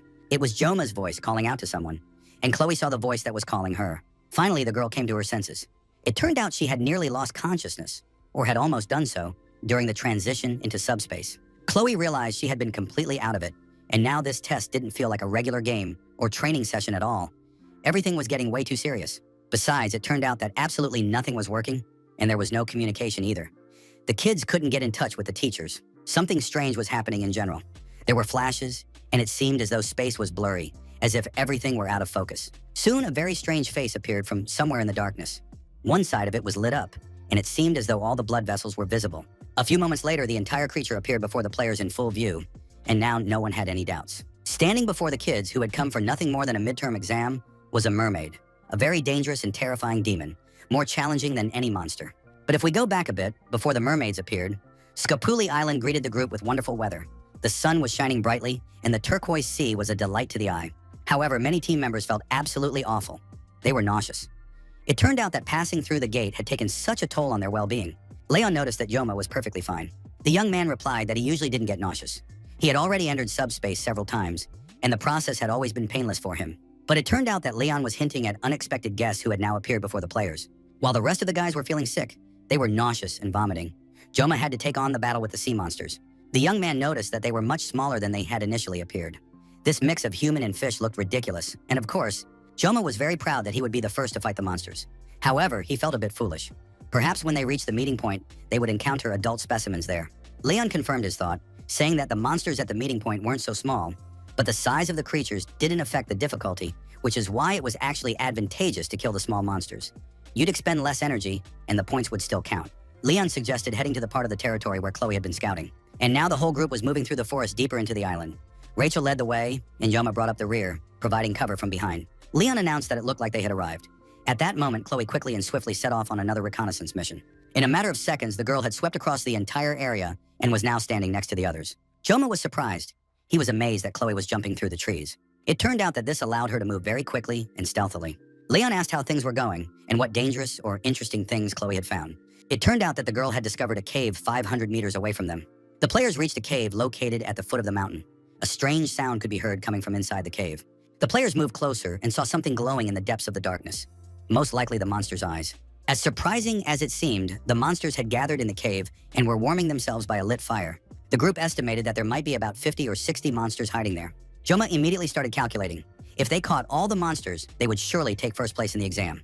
However, it was important to think about the safety of the team members. After all, if someone got hurt, it would be difficult to contact the teachers from inside the cave. The same thoughts were swirling in the captain's head. The kids could take the risk or pass it by and find a less dangerous spot. During exam prep, the plan was that upon arriving on the island, Chloe would scout the area, and Huapin would be responsible for protecting the players. Joma was still suspicious of the healer. He didn't believe that such a task would fall to the most reserved and serious among them, since a doctor should be empathetic. But Huapin believed that the duty of a true hero was to help others, so he took his responsibilities very seriously. Leon continued assigning roles, and now it was Joma's turn. Leon assigned the guy to be in charge of the group's rear. It was immediately clear that the commander didn't have much faith in Joma's strength and abilities. Joma made a great effort to be understanding of the role assigned to him, and not immediately say everything he thought about his commander. Leon announced to the group that he would take the lead and guide them. And if it came to a fight, he would certainly join the battle. It soon became clear that Rachel had been left without an assignment. The girl had no intention of standing on the sidelines. Leon understood that everyone was waiting for his decision, but he couldn't for the life of him think of what to assign this beauty. Leon remained silent. He really didn't want Rachel to have anything to do with this battle. Joma thought that the guy was probably in love with Rachel and was now trying to shield her from dangerous situations. Rachel strongly disagreed with this arrangement and sprang into action as soon as they approached the cave. With all her might, the beauty hurled her spear, which flew at tremendous speed. The spear flew into the cave and struck the thickest cluster of monsters sitting around the campfire. The spear stuck into the fire, and a powerful explosion rang out. Many monsters were injured instantly. Rachel didn't wait for the mutants to recover and come to their senses. She was ready for battle. She yanked her spear out of the ground and began mowing down the monsters, chopping off their heads. It turned out that at the last moment, while preparing for the exam, Leon had instructed Rachel to destroy everything in sight, leaving no one alive. This was possible thanks to the special spear the girl possessed. It had 2 sharp blades on either side, which allowed her to slice rather than just stab. Rachel was absolutely thrilled and said she would definitely handle this task. Wapan took out his flute, began to play it, activating the blessing, and in this way healed his companions and also affected the monsters. Rachel looked even scarier than the poor, terrified monsters. She was hacking them left and right like a true demon. At one point, Rachel got tired of killing them one by one and activated a large wheel that allowed her to kill several monsters at once with a single strike. Besides that, Rachel managed to thank Vapon for the protection he provided. The battle looked amazing. Joma was almost in awe watching Rachel take on the monsters. Chloe couldn't let her rival steal the spotlight and impress the guys. So the girl drew her sword and activated the cat's blessing, which allowed her to quickly close in on her victims and kill them in a flash. When Chloe joined the battle, everyone felt sorry for the poor monsters. The mutants didn't even have time to squeak. Within seconds, they were defeated. Both girls handled the task perfectly, and gradually the cave was cleared. The 2 friends met up.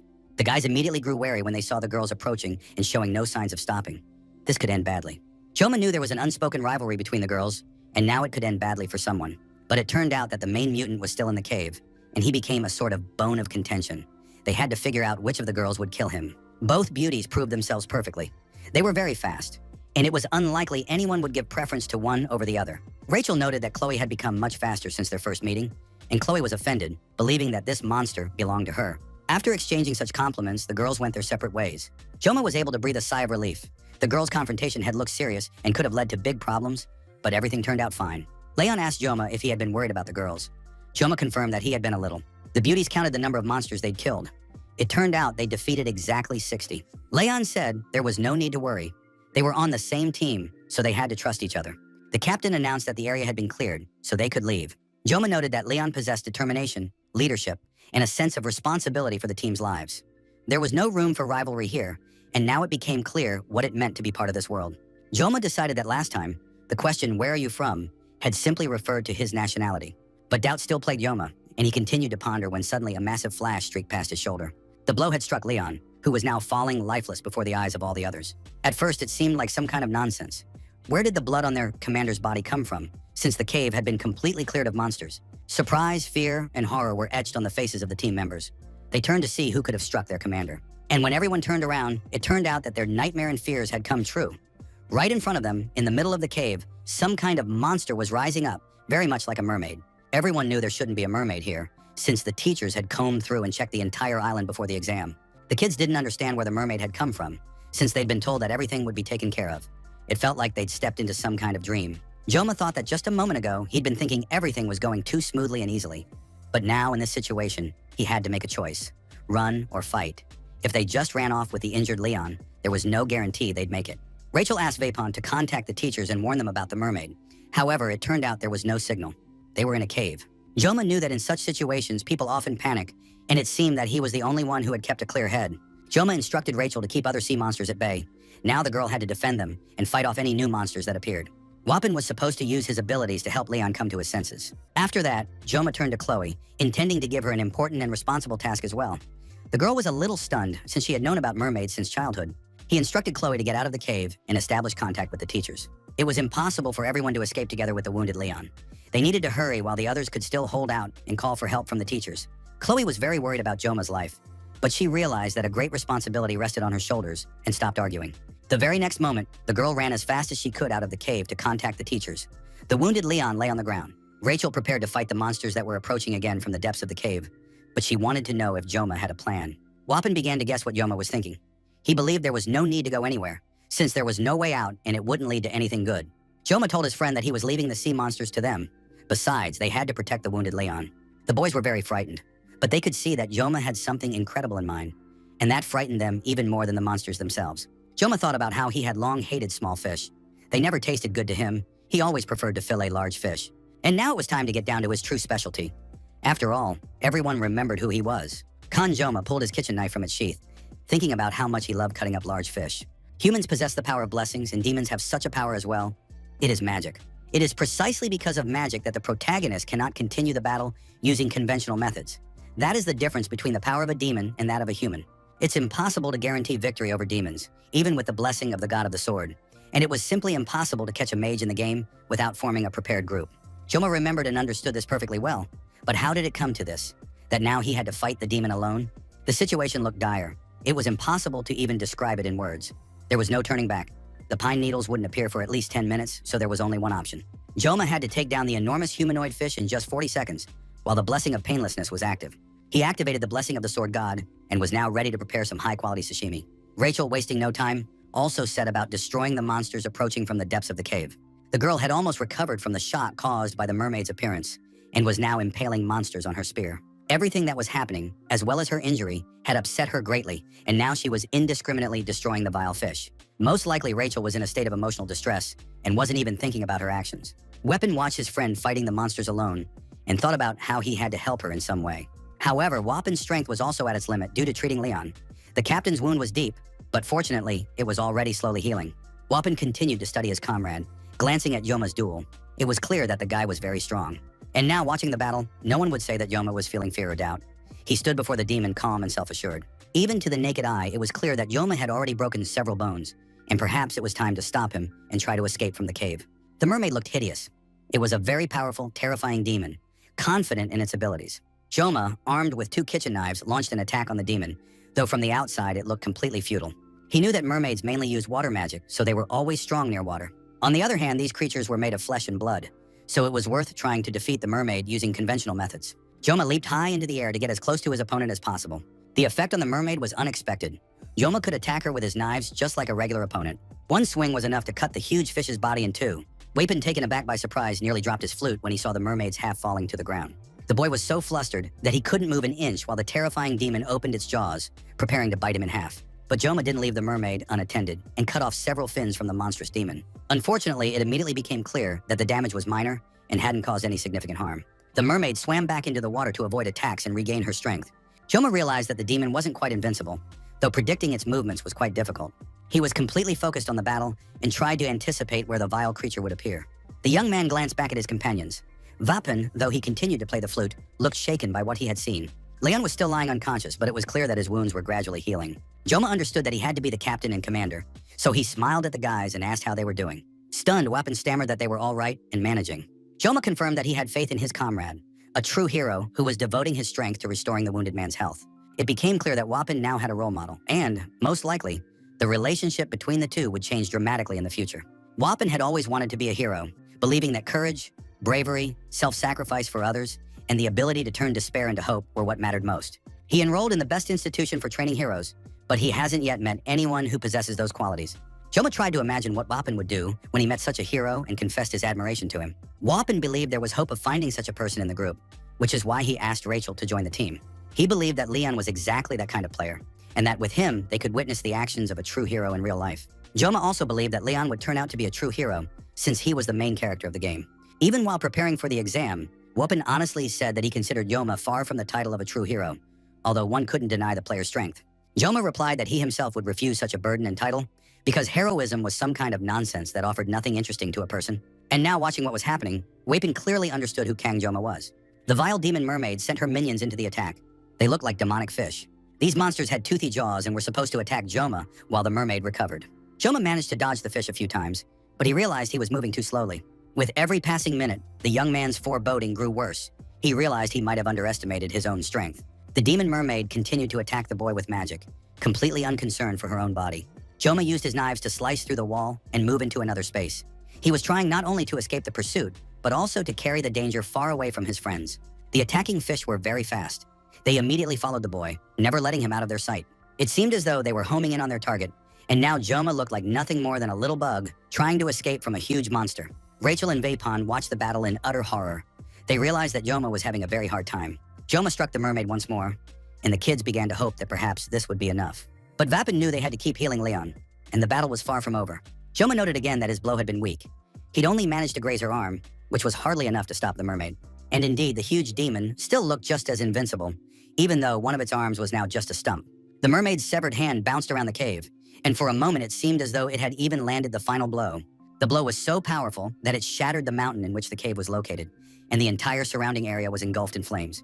The helper fish were completely disoriented and crashed into their mistress at full speed. Teachers and students from other teams heard a loud explosion that echoed across the entire island. One of the girls said she heard a sound like a roar and a dull thud, and the sky above the mountain glowed as if after a flash of lightning. However, the next moment, it started to rain, and the girl realized that these were ordinary weather phenomena: thunder and lightning. The teacher suggested they quickly drag the injured people to safety since it had started raining, and she truly believed the lightning was ordinary. The student didn't argue with the instructor, acknowledging that it was ordinary thunder and lightning, and felt like a real coward. Besides, the missions were already complete, and all that remained was to return to the academy. In the cave, the others were also beginning to come to their senses. Wapin was still playing the flute, continuing to tend to Leon's wounds. The humanoid fish looked around in surprise. Clearly something was happening that had confused and frightened them. Rachel noticed that these mutants had rushed deeper into the cave, no longer intending to fight the humans.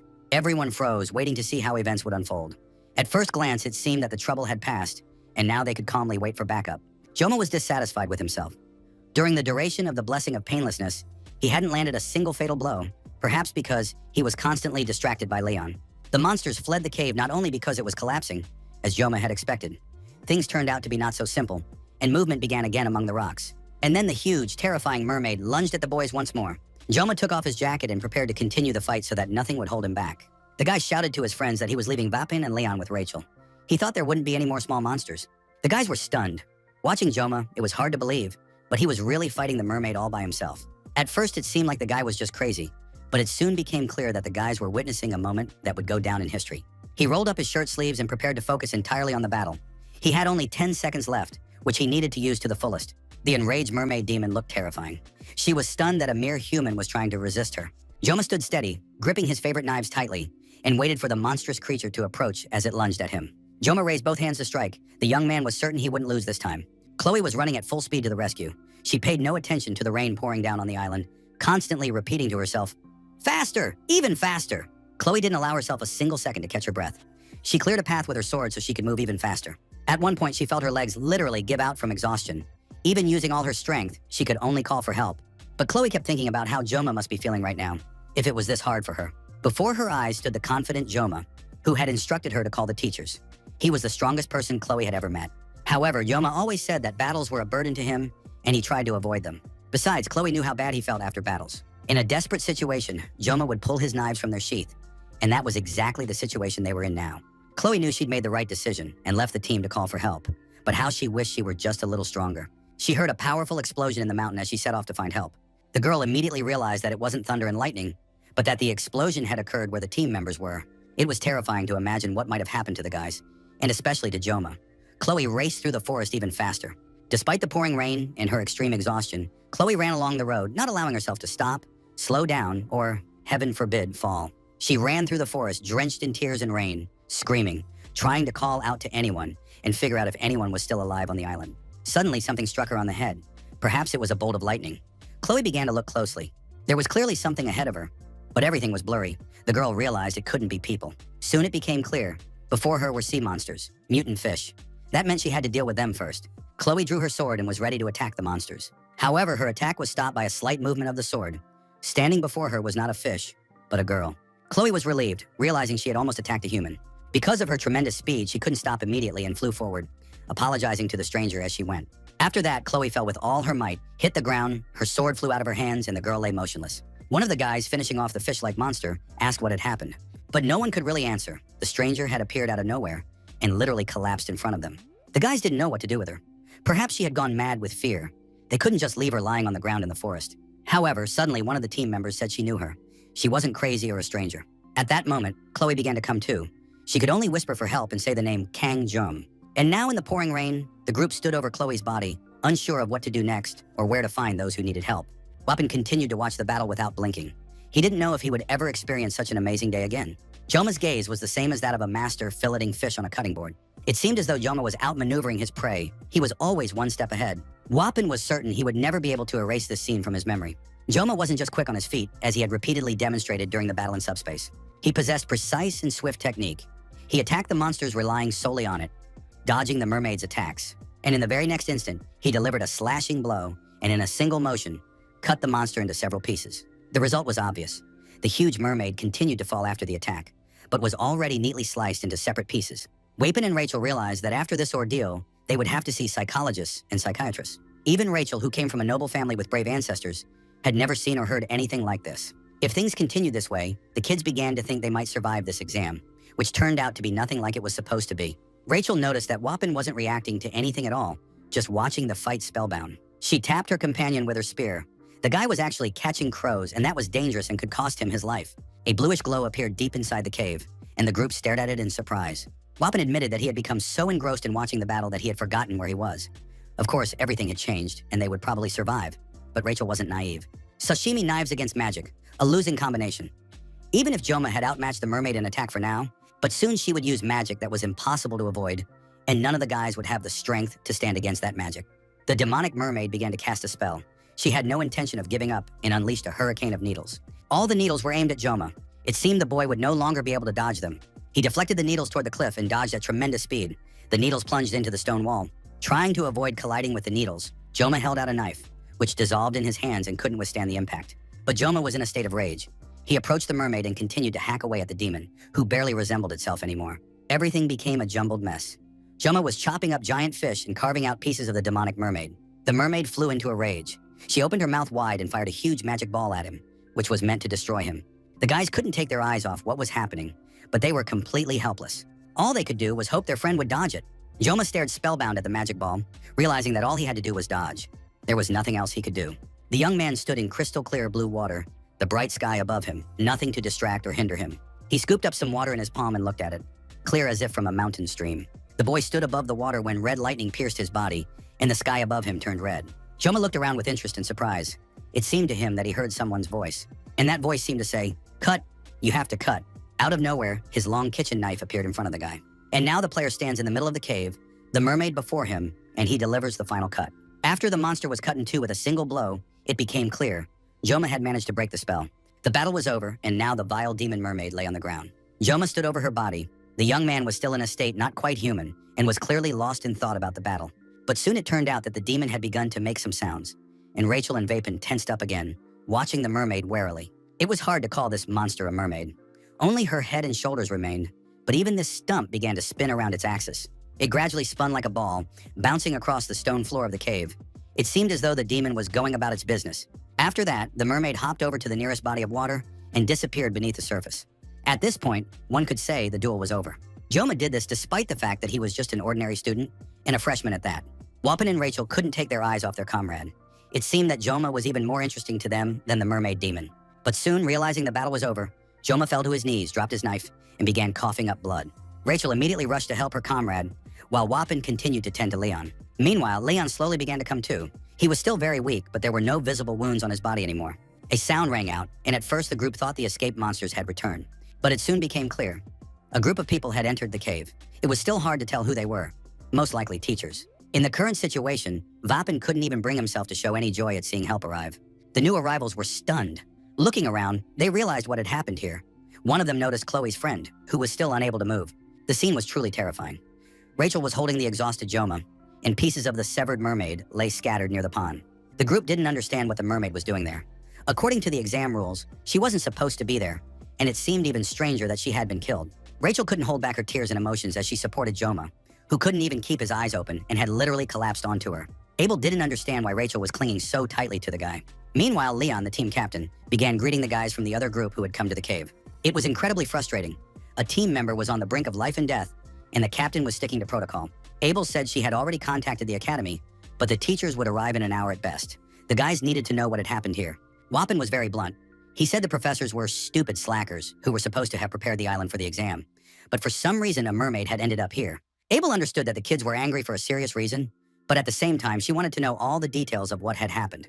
Wapin didn't understand why Abel had come and was now trying to boss him around. He wasn't in the mood to chat with anyone, but Abel didn't understand why the guy had such a nasty attitude. She had simply made a normal request, and he was making a fuss. Wapin was sure that no one would believe his story anyway, but he soon agreed to tell it. He considered himself a master of explanation and was going to recount every detail of what had happened. When the young man finished his story, Abel asked him to clarify some details. He claimed that the mermaid had appeared out of nowhere and that Joma had defeated her single-handedly. Wappen confirmed this, saying that, broadly speaking, that was exactly how it happened. The freshman had defeated a powerful demon all by himself. Abel remembered how as a child her grandfather used to say that there is a grain of truth in every fairy tale. Of course, it would be foolish to believe everything he said, but there was definitely some truth to the story. Besides, it was unclear why Wappen would lie or embellish another student's actions. Nevertheless, the story seemed unbelievable. To Abel, it all seemed like a fabrication. She came from an ancient lineage. For Aaron Nibelung was a student of Valor Hoken, and they were all great warriors. In other words, the Nibelung lineage was very ancient, strong, and renowned. That is why Abel wanted to be judged solely by her actions and achievements, not by her lineage. The girl worked very hard, developed her own talent, and achieved everything on her own. But now Kanjoma's student had appeared, and the difference in strength between them was obvious. Abel began to doubt her abilities. Perhaps she had always been ordinary, but compared to the other students, she simply hadn't realized it. Fear and trepidation raged within her. Abel asked one of her teammates to tend to Joma, since Vapon had expended all his energy reviving Leon. Rachel held the boy, who was still unconscious, but his body had already begun to recover. Abel watched Joma and thought that, even though he was now on the brink of life and death, he had still defeated the mermaid single-handedly, being the same age as her. Weapon asked again whether the arriving players had contacted the academy representatives. Abel confirmed that the information had been relayed, and now they just needed to wait for the teachers to arrive. Wappen believed it was better not to tell the teachers the details of what had happened on the island, since they themselves had said that this island had been prepared for a test. Abel confirmed that this was exactly what the teachers had said. Wappen found the whole situation highly peculiar. No matter how large the exam site might be, the fact that a mermaid had appeared in this very cave was alarming. Of course, these were just guesses, but the young man felt that something didn't add up. Leon also listened in on the conversation. According to Abel, there was a rat among the teachers at the academy.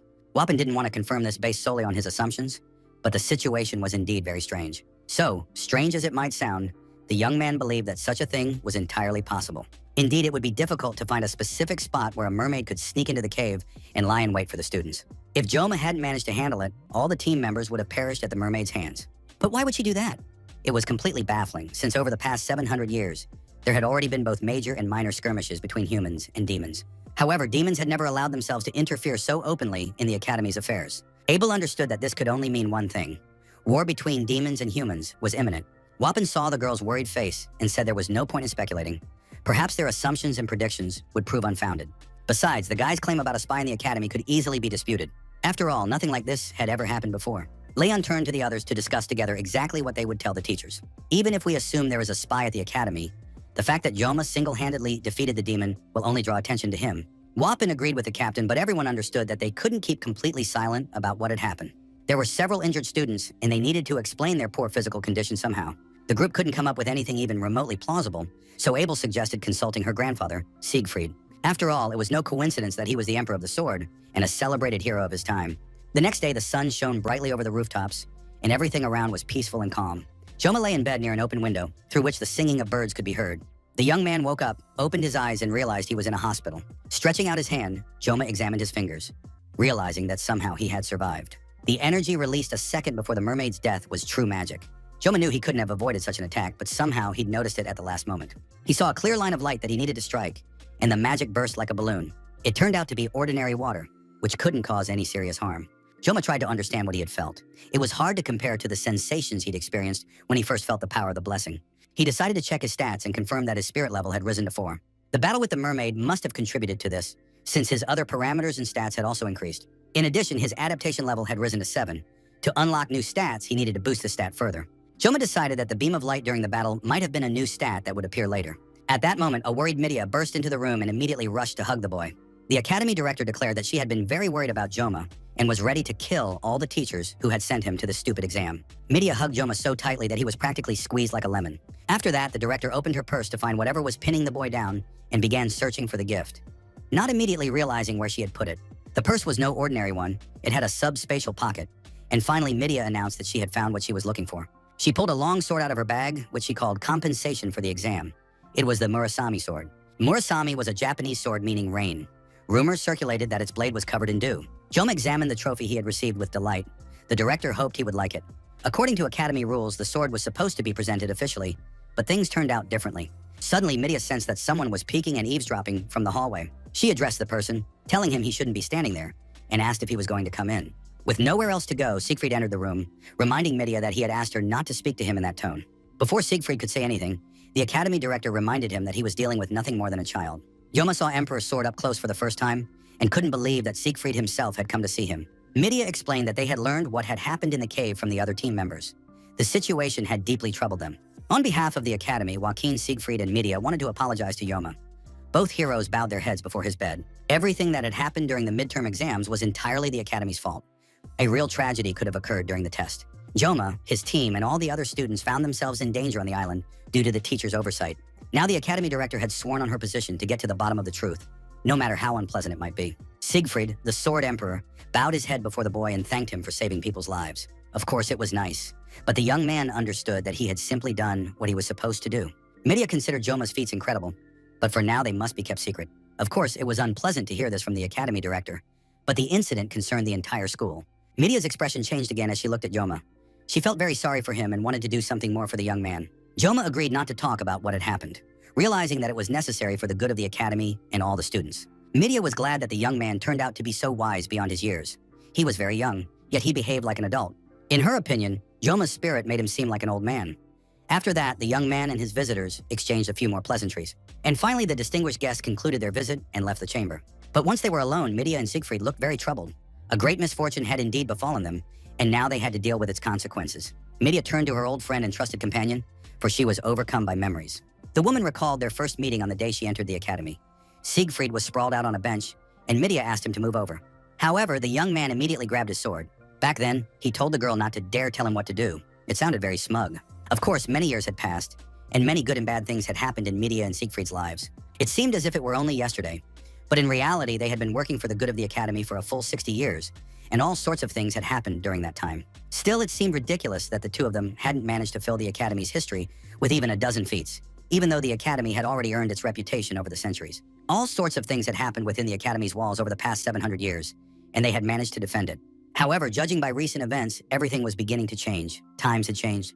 Midia activated her ability to tell and show Siegfried certain situations. The thing is, before the exams began, the academy director received reports from her subordinates. These reports stated that the entire island was completely safe.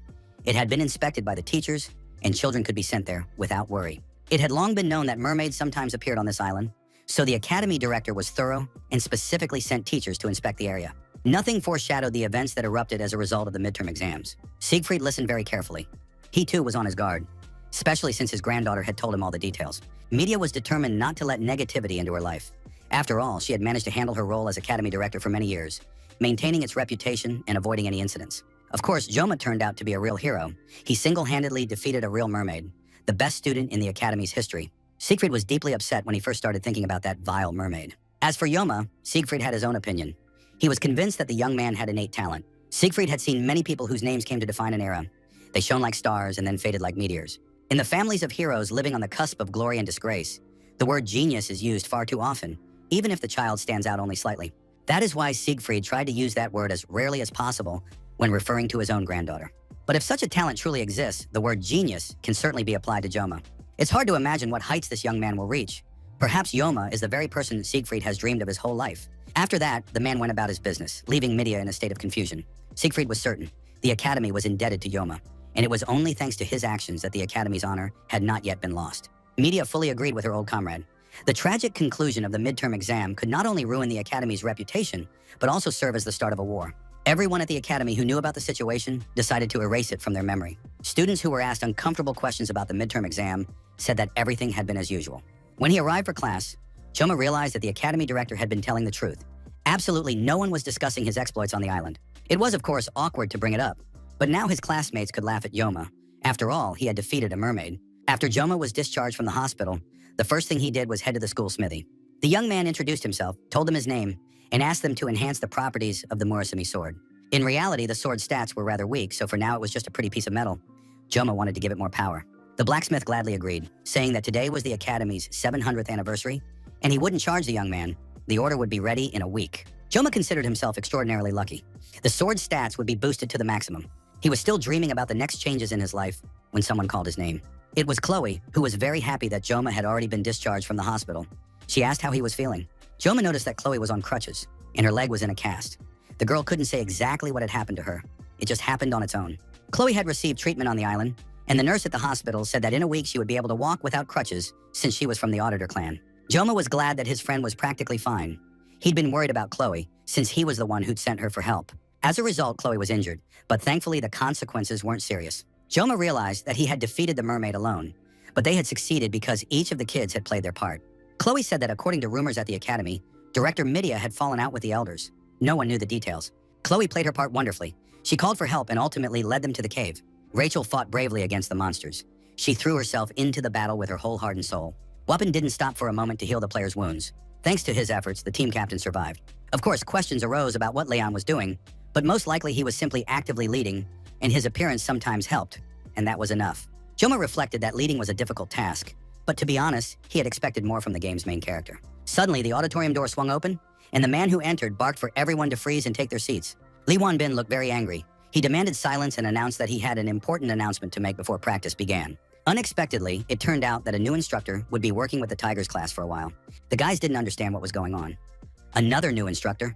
They barely had enough energy left for Lee Won-bin's training sessions as it was. At that moment, the door swung open again, and the new instructor entered the room. No one could have even imagined in their wildest dreams who it was. Standing at the lectern was the Sword Emperor himself, before whom not only the teachers but also the academy's instructors bowed their heads. Joma was just as surprised as the rest. He didn't understand why this old man wanted to work as an instructor in his class. In one of the city's distant buildings, behind thick stone walls, other events were unfolding. A man was being severely beaten. He was either unable or unwilling to resist, and blood flowed from his battered body. A powerful hand grabbed the man by the chin to look him in the eyes. He asked for forgiveness again.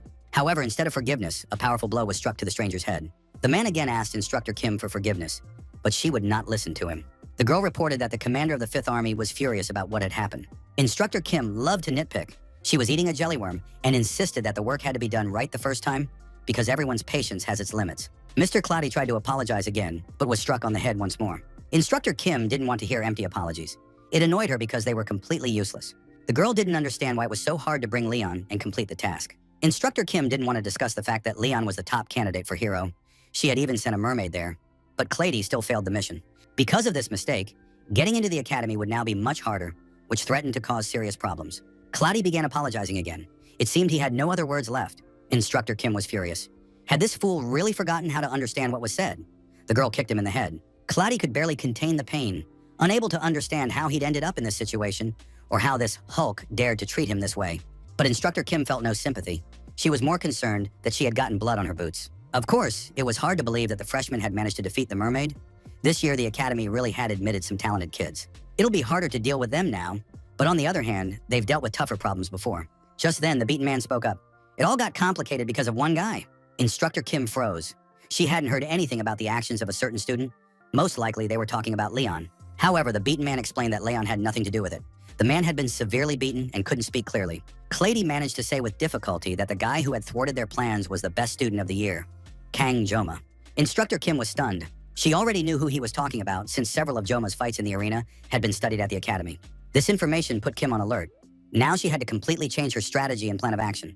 The situation was becoming extremely interesting. Any action was better than waiting and doing nothing. The second semester began, and the students were once again training under the guidance of their instructors. Lee Won-bin mercilessly pushed the guys around the training grounds, demanding that they shout their chants loud and clear. Chloe sat on a bench. This time she wasn't participating in training due to an injury, so she was simply cheering on her friends. Joma felt a little envious of the girl who could sit back and enjoy the competition. He was running fast when someone caught up to him and asked why the young man was so slow. Instructor Siegfried, it was him, suggested that Joma might have injured his leg during the exam. Joma replied that he wasn't injured. However, it was strange that this great old man was running alongside him to practice. After all, it was Siegfried von Nibelung himself, the first sword saint, Joaquin's right-hand man, the swordsman Aaron Nibelung, who had inherited the legendary title and was considered humanity's strongest warrior. Furthermore, during the Second War of Humans and Demons, he became Leon's mentor. As the story unfolded, this character's importance only grew with each mission. And now Joma didn't understand why this great old man was running alongside him to training. Joma wanted Siegfried to go back to Leon. The boy was beginning to realize that the game's main story was gradually being distorted. He remembered that in the game, Leon didn't end up getting the title of swordsman. Absolutely everyone had talked about it. If the title didn't go to Leon, perhaps it would go to another contender. But right now it was infuriating that this old man was running alongside him. Siegfried wasn't just running alongside him now, he was lecturing him. He said that the foundation of everything lay in endurance and patience. No matter how talented Joma might be, if his body wasn't ready, it wouldn't do him any good. Thanks to this basic training, his body would be ready to move to the next level, so Joma had to keep up and perform the exercises properly. Joma shouted back loudly and clearly that he understood everything. After that, the nasty old man smiled and ran even faster. demanding that the young man catch up to him. Fortunately, Yoma wasn't the only one who couldn't keep up with Siegfried. The rest of his classmates were also trailing behind the old man. At one point, Yoma even began to doubt himself, wondering if Siegfried might not be old at all. The next new rule was a complete ban on the use of weapons outside the training hall. All the students were forced to hand over their weapons. After that, the new instructor, Siegfried, dumped the contents of some kind of bag in front of the kids.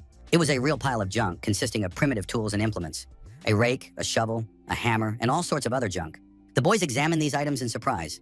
They had just handed over their weapons, which they had grown attached to, and now a pile of scrap metal had been dumped in front of them. Siegfried announced that the students would have to choose something from what was available and prepare for battle. One of the guys said, "If a weapon is passed down from generation to generation and is a family heirloom, then it would be more appropriate to use that one." Why has instructor Siegfried now forbidden even such a small thing? That was exactly the question the student asked. The old man said that a solid foundation is important in any endeavor, and having a fine weapon does not guarantee success in a duel.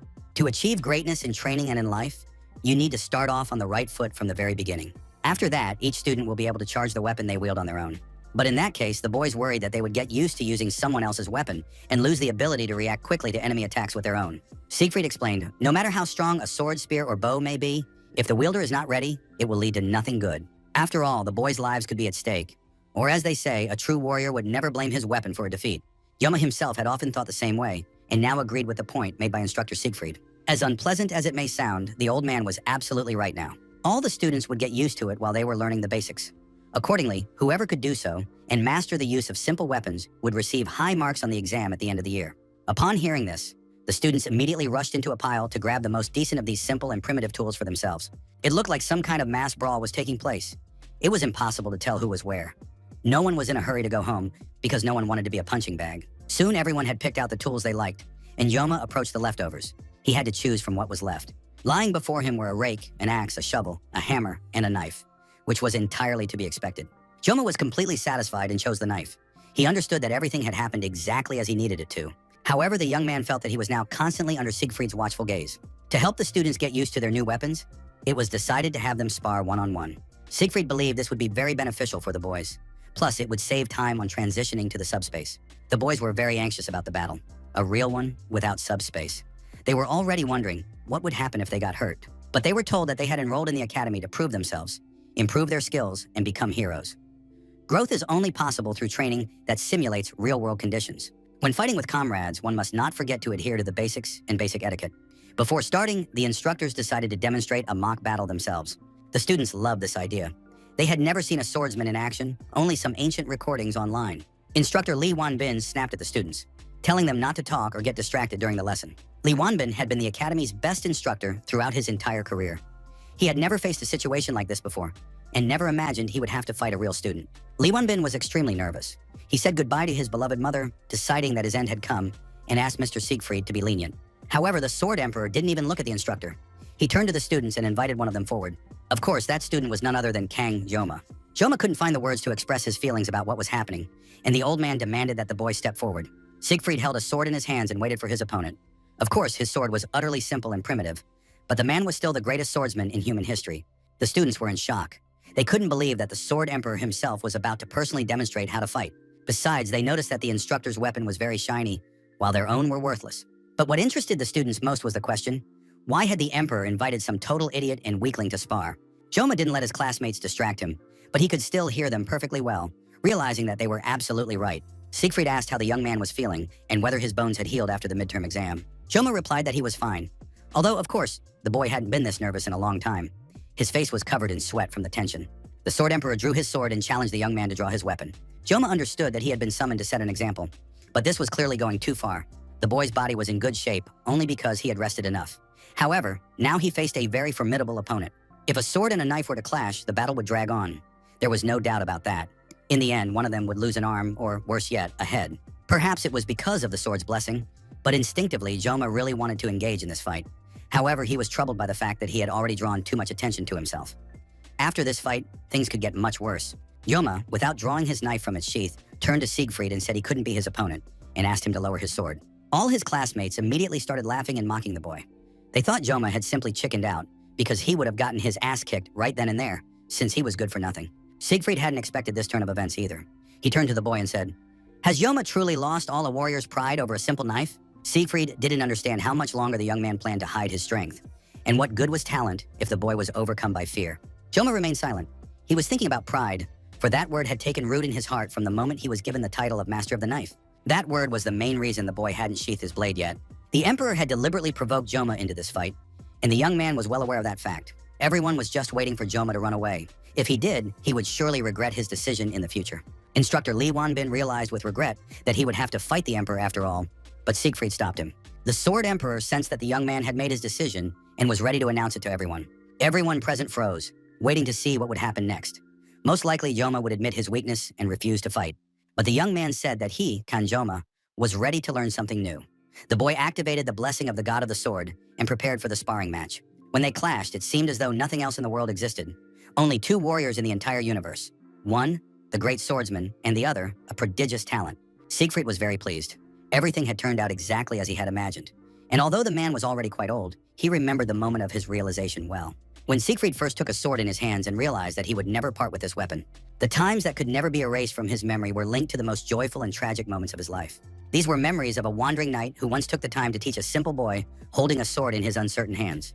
This wandering knight taught the boy sword techniques that eventually allowed him to become the greatest swordsman. Thanks to the talent of that stranger, Siegfried became what he became. Sometimes a single, seemingly chance encounter is enough to change the rest of one's life. And now, standing before Siegfried was a boy just as naive as he had once been. He needed help to unlock his talent. Siegfried had been keeping an eye on this boy since the entrance exam. It was Kang Yoma who would help the old man bring him closer to his unprecedented talent. After all, in his long life, he had never again met knights like his teacher. Siegfried stood in a defensive stance and didn't even feel the young man slip past him, preparing to strike. The boy's speed was quite good, and this duel was interesting to both participants. Siegfried managed to parry his young opponent's attacks, and for a while, it was unclear who would win. But soon the old man noticed that Joma wasn't dodging his attacks, but charging straight at him. Joma's knife soared through the air like a swallow. The opponents clashed again, and for a moment it even seemed as though Joma had dropped his knife. But that wasn't the case. The young man's speed had noticeably improved. His movements were light and lightning fast. Siegfried realized he shouldn't drag out this duel. The man raised his sword above his head, preparing to deliver the final blow. And the great sword emperor brought his weapon down upon his opponent. Students and classmates watched the duel with envy and discontent. They wanted to understand what was so brilliant about Joma. His victory in the spatial battle wasn't just luck. The boy had studied in the star class, and now watching Joma, no one noticed his potential. But why then did the sword emperor Siegfried care so much about this? The students didn't understand. A rumor began to spread among the classmates that perhaps Joma was receiving private lessons from Siegfried. Of course, it would be ridiculous to watch this duel, seeing Joma cut in half. All the students were lined up on the field watching the match, but suddenly they began to have doubts. The thing was, looking closely at the sparring partners, it seemed as though the two weren't moving at all.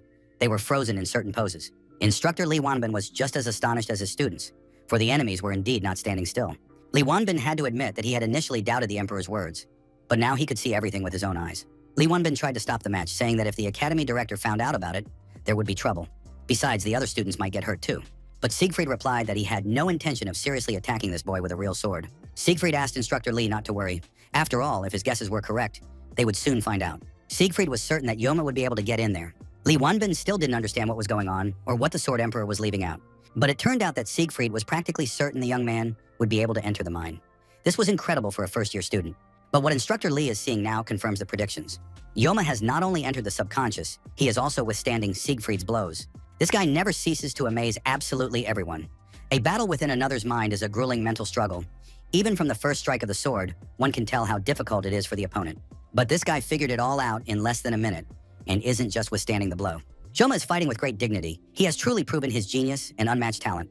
And if that is indeed the case, then this young man was worthy of receiving a special gift from the hands of the Sword Emperor. Siegfried was ready to share the blessing of the spirit of the sword with the talented young man and present him with his sword. Some inexplicable processes were taking place in Joma's mind. He did not resist them and surrendered to the flow. The disciples watched the duel. They saw that the two opponents seemed to have shifted their positions slightly. Li Wenbin was just as anxious as the rest. He understood that the blue color that had appeared near the fighters indicated that it was someone's aura.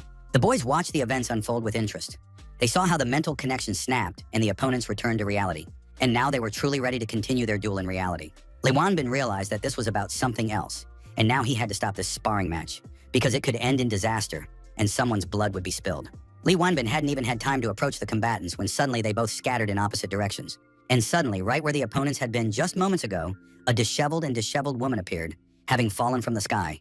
It was the academy director, Media. The woman shouted furiously at Siegfried, who must have been out of his mind to dare fight a student in the real world. Many apologies were heard today in the academy director's office. It wasn't the first time Siegfried had repeated that he was very sorry and that he really shouldn't have done what he did.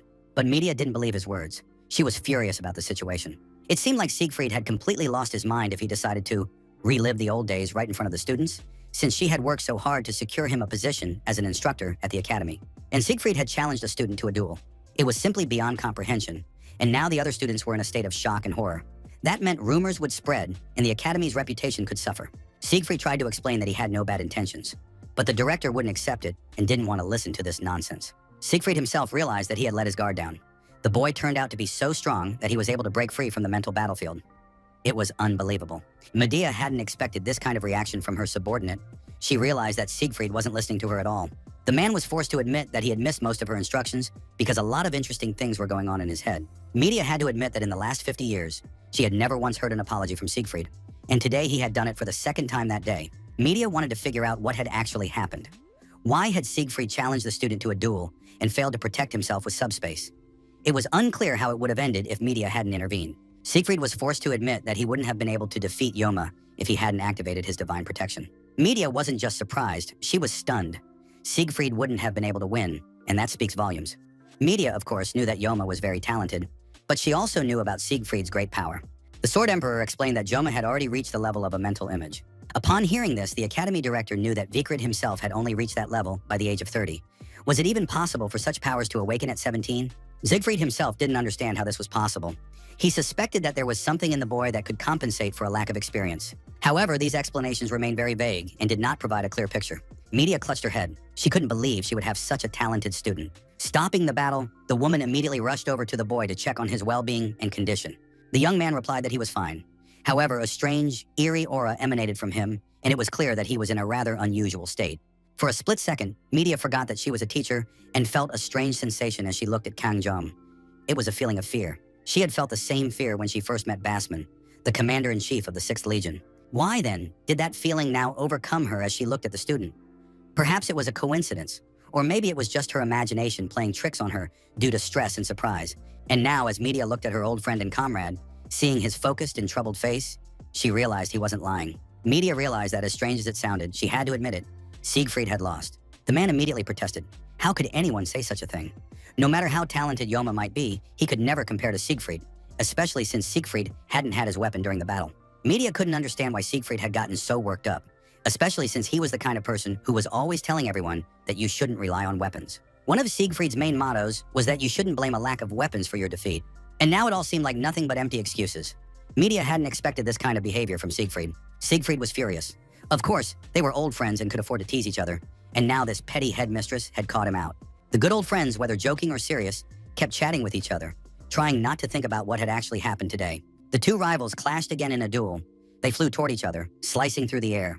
The young man woke up to the sound of his alarm clock and breathed a sigh of relief.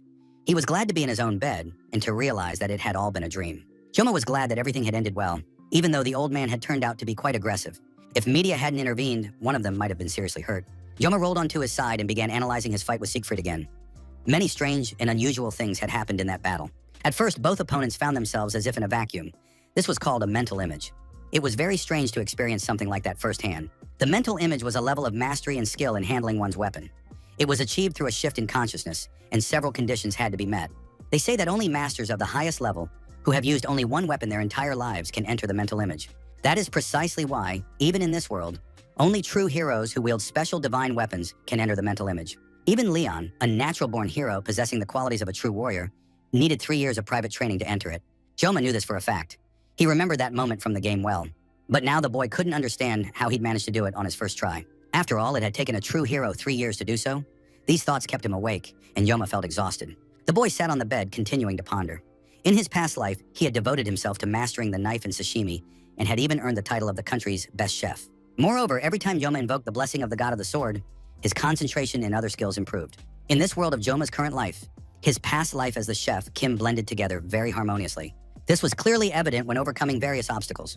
It was amazing that the young man was able to transfer his life experience into the game.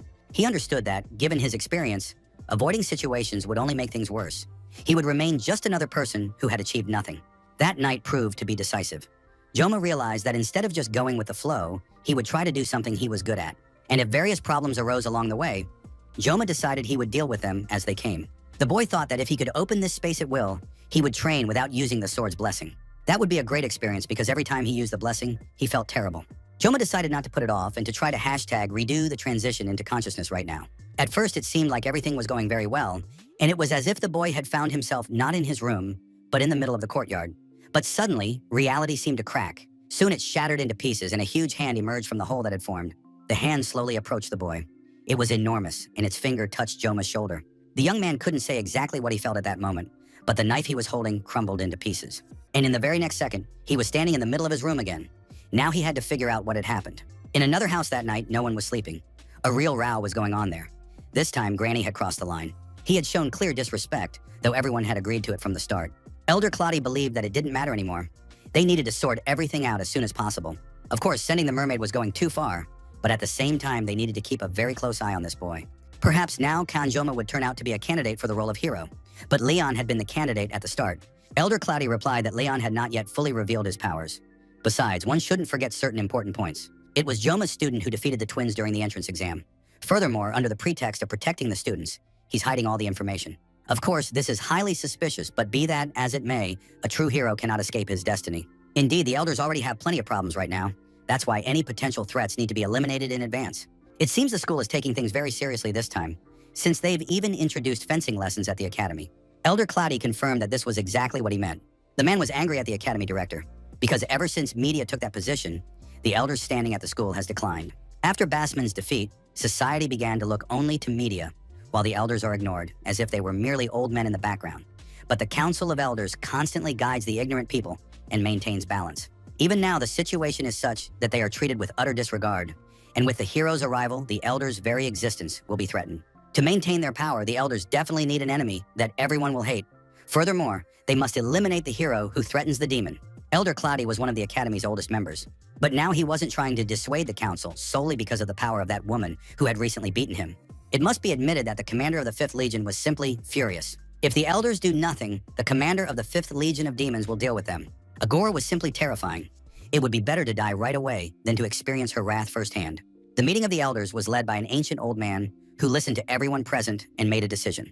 He asked that the Council of Elders order be conveyed to the auditor family. The heavy hammer crashed to the floor and bounced a few times. Joma didn't even say a word, but cries for help rang out all around him. The terrified, massive blacksmith backed away, realizing that his life was most likely coming to an end. The magnificent Murasami sword, named Endless Rain, was completely finished. Joma stood in the workshop holding the new sword in his hands while the blacksmith, terrified, wiped the floor of the forge with his pants. Mursame was a Japanese sword meaning rain. It is said that its blade is covered in dew. It was forged from carbon steel. Although small in size, its performance was exceptional. The blacksmith couldn't understand what was happening. He had been doing his work his whole life, but he had never seen anything like this before. No matter how hard the blacksmith tried, the weapon seemed to refuse to change. The blacksmith melted the metal several times to give it at least some shape.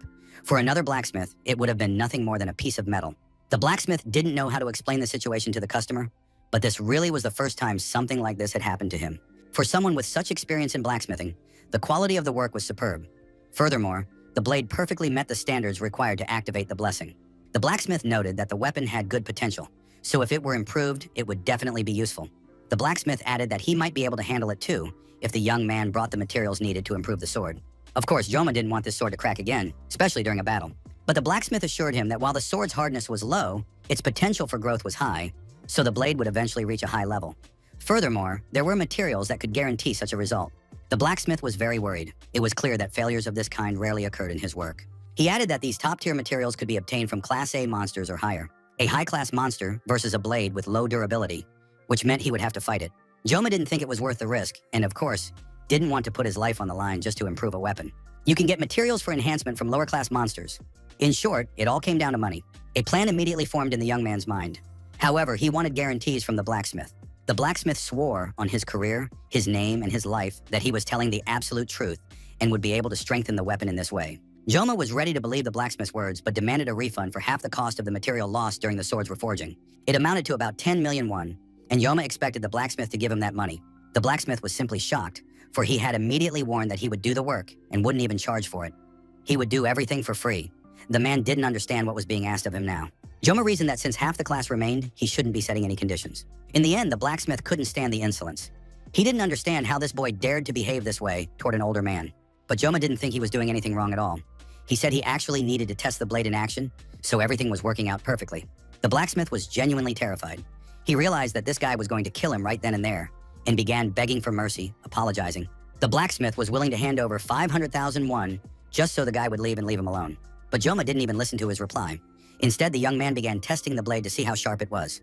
The blacksmith didn't believe he would survive this encounter. He said that Class B weapons had varying market values, and he wouldn't be able to return that much money. At that moment, the young man unwrapped the sword and, glaring at the man with a demonic look, demanded that he agree. The blacksmith was forced to confirm that he agreed to return that amount of money. However, the man himself had no idea where he could come up with 10 million. After sorting things out with the blacksmith, Joma headed to the park to grab a bite to eat and check his stats.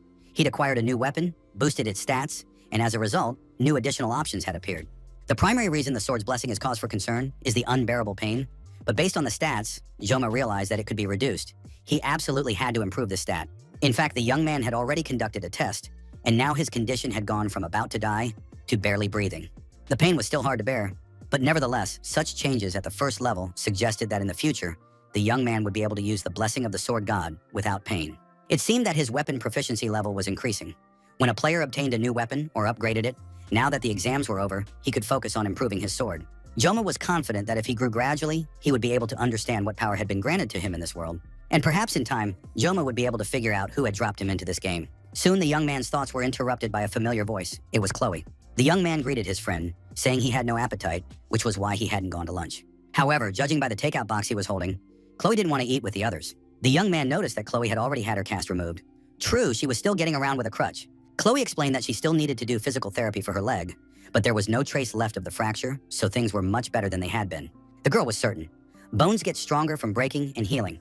Of course, one could argue with that statement, because those words applied to muscles, not bones. Joma suddenly touched the girl's face to brush away a speck of dust, and Chloe immediately realized that her beloved Joma had feelings for her. Joma examined the speck of dust, which turned out to be an ordinary grain of rice. Chloe was so lost in her thoughts and daydreaming about the future that she lost her balance on the crutch and fell right in the middle of the street.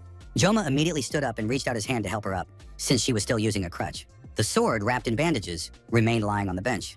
Chloe recognized it immediately. It was the legendary weapon. Chloe nervously took the Murasami sword in her hands. She said the sword looked really cool, seemingly oblivious to the fact that the weapon had serious issues. But first, she wouldn't hurt herself, and second, she wouldn't kill him, since the girl regularly lost control of herself, and any weapon in her hands became very dangerous. Chloe raised the sword above her head, saying that it was very beautiful, and you wouldn't even think it was a Class E weapon. Of course, it was sad to realize that the weapon was so weak. Chloe started making excuses, saying that wasn't what she meant. It's just that this sword looks great for its class. Joma decided there was no need to worry.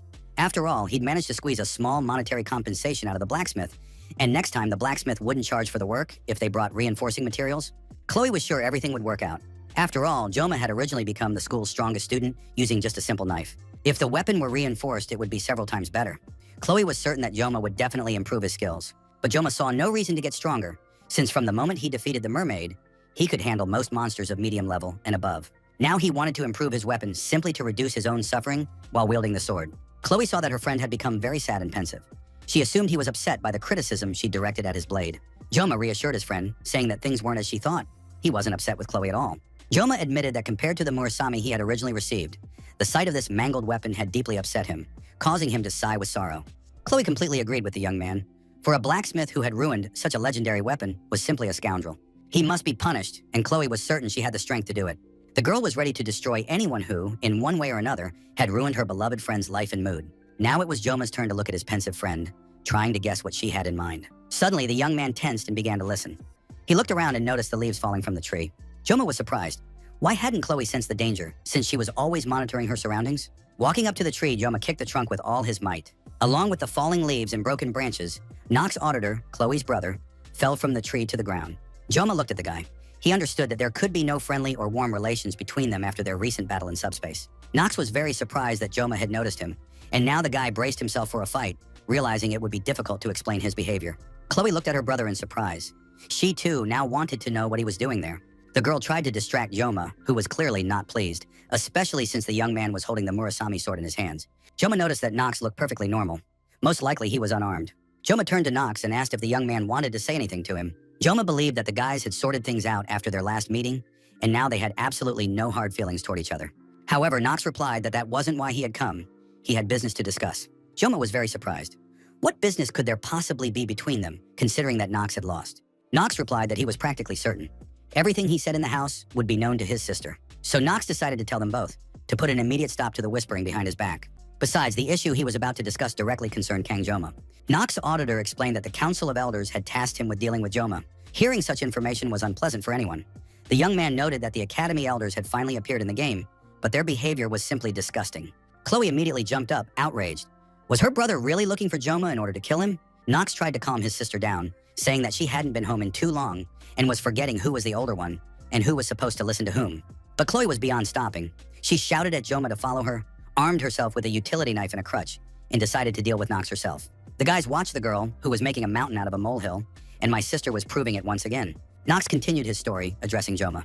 He didn't care what Joma was up to or how he lived, but for some reason the elders were obsessed with the guy. The tense atmosphere was palpable throughout the entire Auditor's clan. It turned out that the elders were anticipating a major disaster. Most likely, the Academy Director knows about everything too. However, she prefers to keep it a secret, since taking action against a mere Academy student goes against the principles.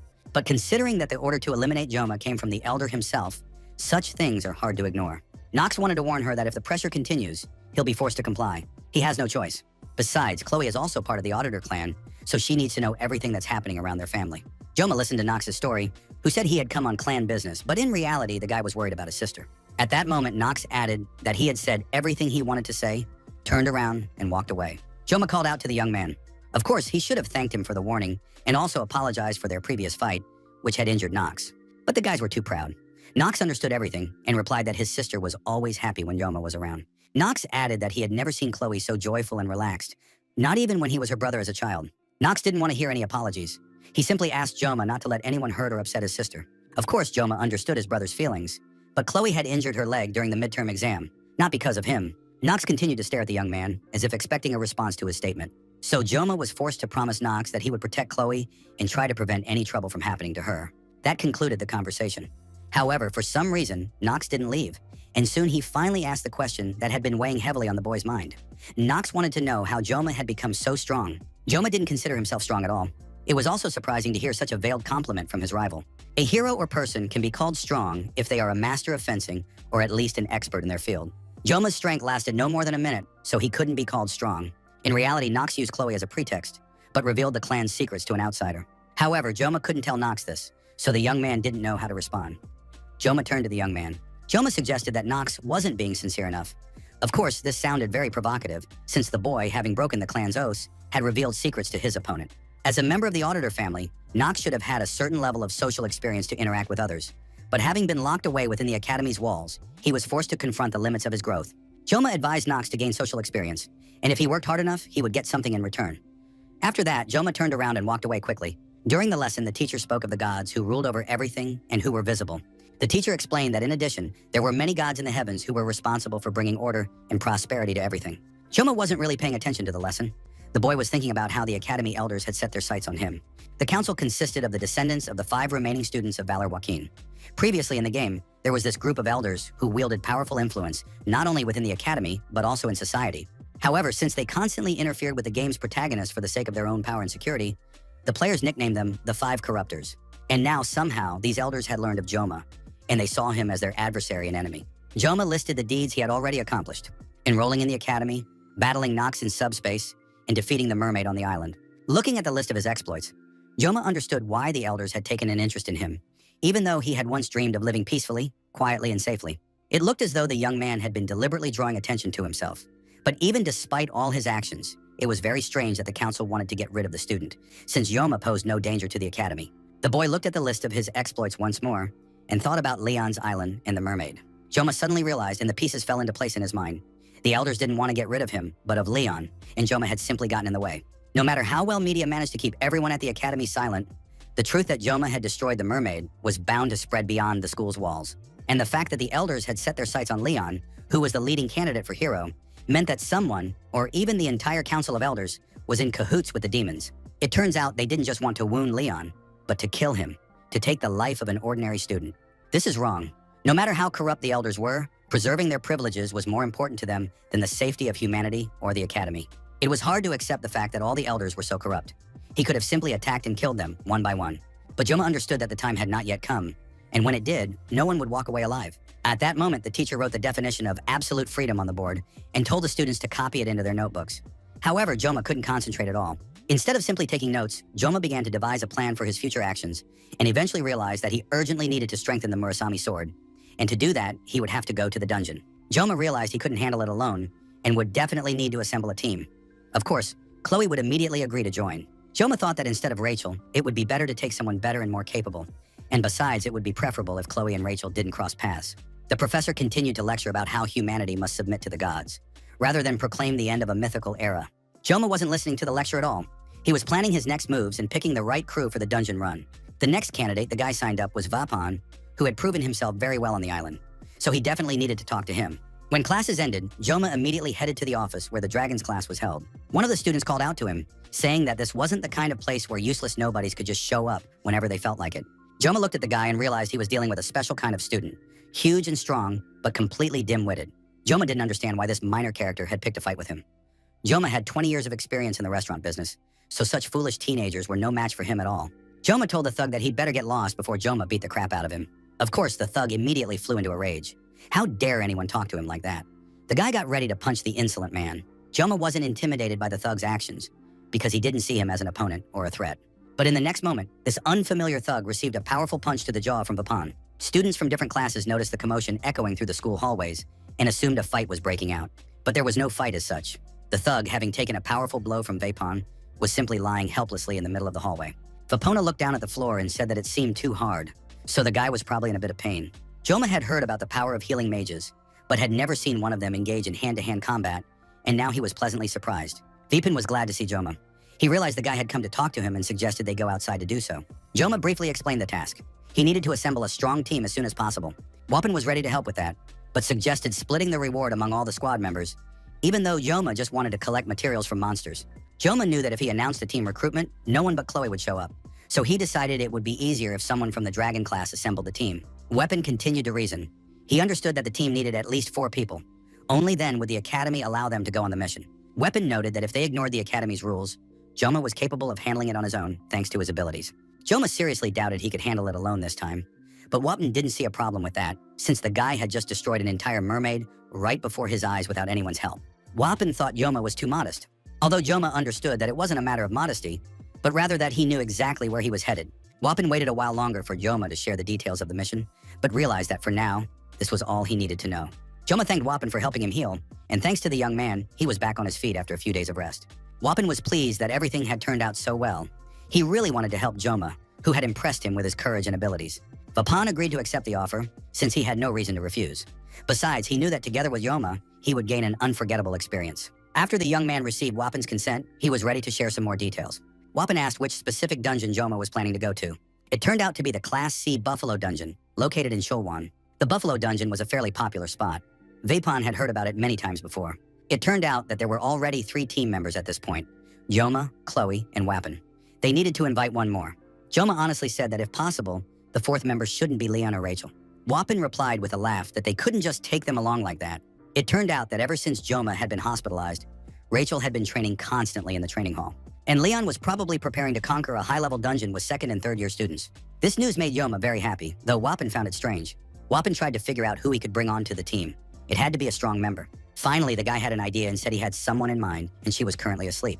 Of course, it was strange that someone would be sleeping in broad daylight, but Wapin said she always did that. However, before heading over to her place, they had to stop by the store first to buy a few things. Night had already fallen, and the guys approached the Japanese house. Wapin opened the door like the owner. It seemed as if he had come home. Joma had no idea such a place existed at the Academy. He had never been here in the game. In his past life, Joma had been a Japanese chef, though he had never actually been to Japan himself. Of course, he would have liked to visit Japan at least once in his life to research the market. Joma noticed the stands with targets studded with arrows. Finally, Vapan said they had found the person they were looking for. The guys approached the girl sleeping right on the floor. Wapin started calling out to her, trying to wake her up. The girl was sleeping very soundly like a child, with her fist tucked under her head. Weapon crouched down beside her and began shaking her, trying to wake her up. Nothing worked, and then the young man quietly said that he had bought something. It worked. The girl jumped up immediately and asked where it was. Wapin pointed his finger at Joma, standing slightly behind him. The young man was holding a shopping bag. Before Joma could even blink, the girl flew over to him and snatched the bag from his hands. After that, she made a few more quick moves and was now lying there completely satisfied. with Joma tucked beneath her, devouring some tasty treats and utterly happy. The girl wasn't shy and, making no attempt to hide her delight, turned to Yoma and asked if he had any more treats. In the kitchen of one of the restaurants, the chefs were each busy with their own tasks. Suddenly, a loud shout rang out throughout the restaurant. Someone yelled, "It's open!" Chef Kim's only entertainment, aside from work, was the game Wonderful Blessing. He was barely surviving in the smelly, male-dominated workplace. It was just as difficult in the game as it was in real life. And finally, sitting on the toilet, the chef got what he had been striving for. Now at last, she was in his hands. The man hoped that Abel would appear in his game immediately after payment was received. With trembling hands, the man confirmed the receipt and pressed the button in the game, finally expecting to meet his favorite. The image of a lovely girl appeared on the phone screen, and she asked if he had any sweets. The beautiful girl's name was Saki Ryode. The chef didn't understand how this had happened, since he had wanted to buy Abel. Many female characters appeared around the game's main character, Leon, and among them was the one who was considered on par with the game's main character, the beautiful Abel von Nibelung. Each female character had her own unique charm. It couldn't be said that any of them was significantly inferior to the others, but still, Abel was very cool and desired by absolutely all players. The game's plot showed how Abel and Leon overcame difficulties and how love blossomed between them. It was at that very moment that Chef Kim succumbed to Abel's charm, pulled out his wallet, and paid for the in-game purchase to unlock this character. As a result, the other female characters ceased to exist for the player. One of the first she forgot and cut out of her life was Saki Ryode, even though she was his first 5-star character, the daughter of the saint with the bow. And now this beauty was asking if he had any more treats and calling Joma ill-mannered. Joma had played as Ryode for a while. He knew she was a high-tier character. She was excellent at long-range combat. Besides, Ryode has a very high intelligence stat, and she doesn't play a major role in the main story. So her inclusion in Joma's team shouldn't significantly affect the game's plot, which isn't a bad thing either. Ryode had already eaten several chocolate bars and turned to Wappen with a question. "Why are you here?" Instead of answering, Vapan tossed the girl another chocolate bar. As the beauty began to eat it, Vapan explained that the stranger standing nearby was Kang Joma. He had come to Wappen today with a request. The young man spoke very slowly, giving the impression that he wanted this information to sink in and stay in the girl's mind. Then Wappen told her how a bully from his class had started picking on Joma. It was time to get down to business. And the guy said that Joma was putting together a team to go on a mission that would start next week. Joma listened to his friend and realized that this was the most ridiculous explanation possible. Wappen explained that Joma needed materials from the caves and the rest of the reward would be split among the team members. Throughout this whole ridiculous explanation and story, the girl didn't say a word. She approached Joma, pointed at him, and asked if he was the guy from the subspace. Upon receiving an affirmative answer, Reiji said that completing the dungeon counts toward final grades, so she had no reason to refuse. But she noted that Joma had less tenacity than she'd expected. And this was coming from a girl who, just a minute ago, had been sleeping like a log. Reiji immediately added that, actually, she doesn't work with people who aren't persistent enough. It seemed like the archer was about to refuse. Weapon was shocked. He turned to Saki, saying that she had seen the duel and that Joma was far from an ordinary guy. But the girl was sure that last time, Joma had just happened to face a weak opponent. Weapon began to protest. Nothing of the sort. After all, back then, Joma was fighting one of the auditor's clan during the midterm exam. But at that moment, the young man realized he needed to keep his mouth shut and immediately stopped talking. Wappen said he couldn't tell the girl certain things, and she'd just have to take his word for it. Reiji replied that she wasn't a dog to just take his word for it. But then Wapan added that she reacted to sweets like a dog. Reiji got upset and said that the guy just didn't understand anything about sweets. Soon an argument broke out between the young people. Joma didn't understand what was going on at all. Wanting someone on the team and putting up with bad manners are incompatible concepts.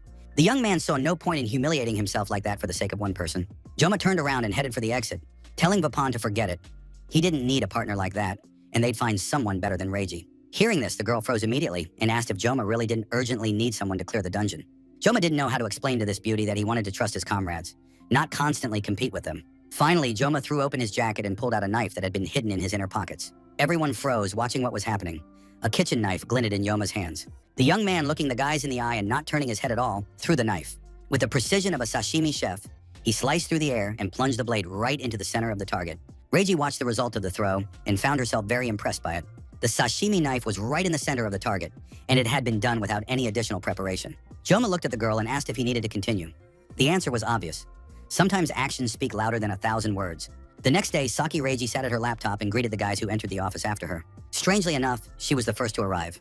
Apparently, she had been very impressed by yesterday's invitation to join the team. Reiji stood up and greeted the guys with a sweet smile. Joma greeted the girl, thinking about how much of a difference a show of strength really makes. Wappen glanced at the computer and was very surprised to see that Reiji had already done everything. The girl replied that it wasn't complicated at all, just a couple of steps, and it was all set. She had already received permission. They just needed to make a few preparations, and they could head out.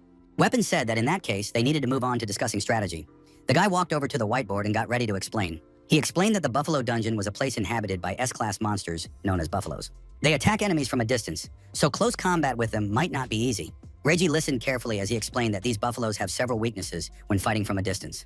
Wapin also mentioned that there is one but in this dungeon that must not be violated under any circumstances. It turns out that right in the center of the dungeon is a door that must not be opened under any circumstances. Chloe wanted to know what would happen if this prohibition were broken. Wapin honestly admitted that there was no reliable information. They'd only heard rumors, but the facts didn't back anything up. Reiji added that everyone at the academy knows, when descending into the dungeon, under no circumstances should the huge door be opened, but no one specifies the exact reasons for the prohibition. Joma also agreed with his friends and said it was better not to open that door. The others glanced at him in surprise. They decided that the young man knew something more about this door, and now everyone was waiting for further explanation. Vapin was the first to lose his patience and asked Joma directly what he knew about the door. Of course, Joma knew something, but he wasn't going to say it. He explained that even a fool could see it was better not to touch the door. In reality, the young man knew that behind the door was a boss who was difficult to kill. Wapin looked at his comrade in surprise and said that he had explained that right away. At first, the door could only be opened if certain conditions were met. Now, however, with the system update, it had locked itself, so there was no way to get in. Reiji was constantly eating candy bars and at some point caught Joma's gaze. Joma had to voice the question that was on the tip of his tongue.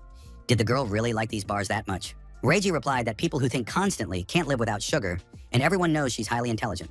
Joma smiled at the girl, about to say something else, when he suddenly sensed a dark aura near him. Chloe was literally boiling over. The girl was starting to feel jealous again, and that always had a very tragic effect on everyone present. Joma suddenly sensed that it wasn't about Chloe. It seemed to him as if someone was watching the whole group. Chloe noticed her friend's wariness and asked what was going on, but Joma decided not to give anything away yet and to wait. After all, when the time came, the stranger would reveal himself. The bus was traveling through the picturesque province of Gangwon-do. Joma looked out the window and thought about that region. He had once sworn he would never even look in that direction. The fact was that the young man had served in the army in this area, and after returning home, never thought he would end up here again. The bus was stopped by police officers who asked why they were there. The driver replied that he was bringing his students from the Joaquin Academy. After checking the travel permit, the police removed the roadblock and let the bus pass. Due to the proximity to the underground, civilian checks were being conducted, though this security seemed highly questionable. Joma realized that the surveillance he had sensed a few days ago was coming from the elders. His thoughts were interrupted by Vapin, who offered his friend a boiled egg to eat, since they say Koreans eat them all the time. Joma declined, thanking his friend. In truth, he didn't think anyone else ate eggs. Wapin noticed that Joma's face looked rather tense. Perhaps he was a little nervous. Joma said everything was fine. After that, Wapin continued offering food to the other guys. Saki also declined to snack on eggs and Chloe was dozing off. Wapin wanted to know if Joma was going to go all out again this time. However, the young man said there was no need to do so, since there wouldn't be much danger for them in the dungeon. Reiji was very pensive. She stared out the window, trying not to show any emotion. Joma thought she couldn't take her eyes off him and didn't understand why. Finally, the group arrived at their destination. The weather was beautiful and everything around them looked simply stunning. This was a place where monsters had lived since ancient times. Now the area looked more like a tourist camp. Wapin noticed that Joma's bag looked too bulky. He asked what the guy had brought with him. Joma unzipped the bag and showed him. It was stuffed to the brim with all kinds of kitchen knives.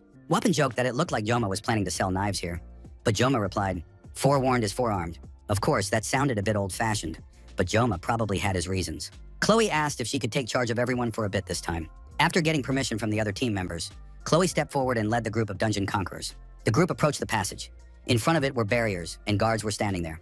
The male guards asked where the group had come from and asked them to write their names on a form. The students complied, and each left a note in the notebook. It immediately became clear that some of the names would catch the guards' attention. Wapin noticed that Joma was in no hurry to go, even though all the formalities had already been completed and they could enter.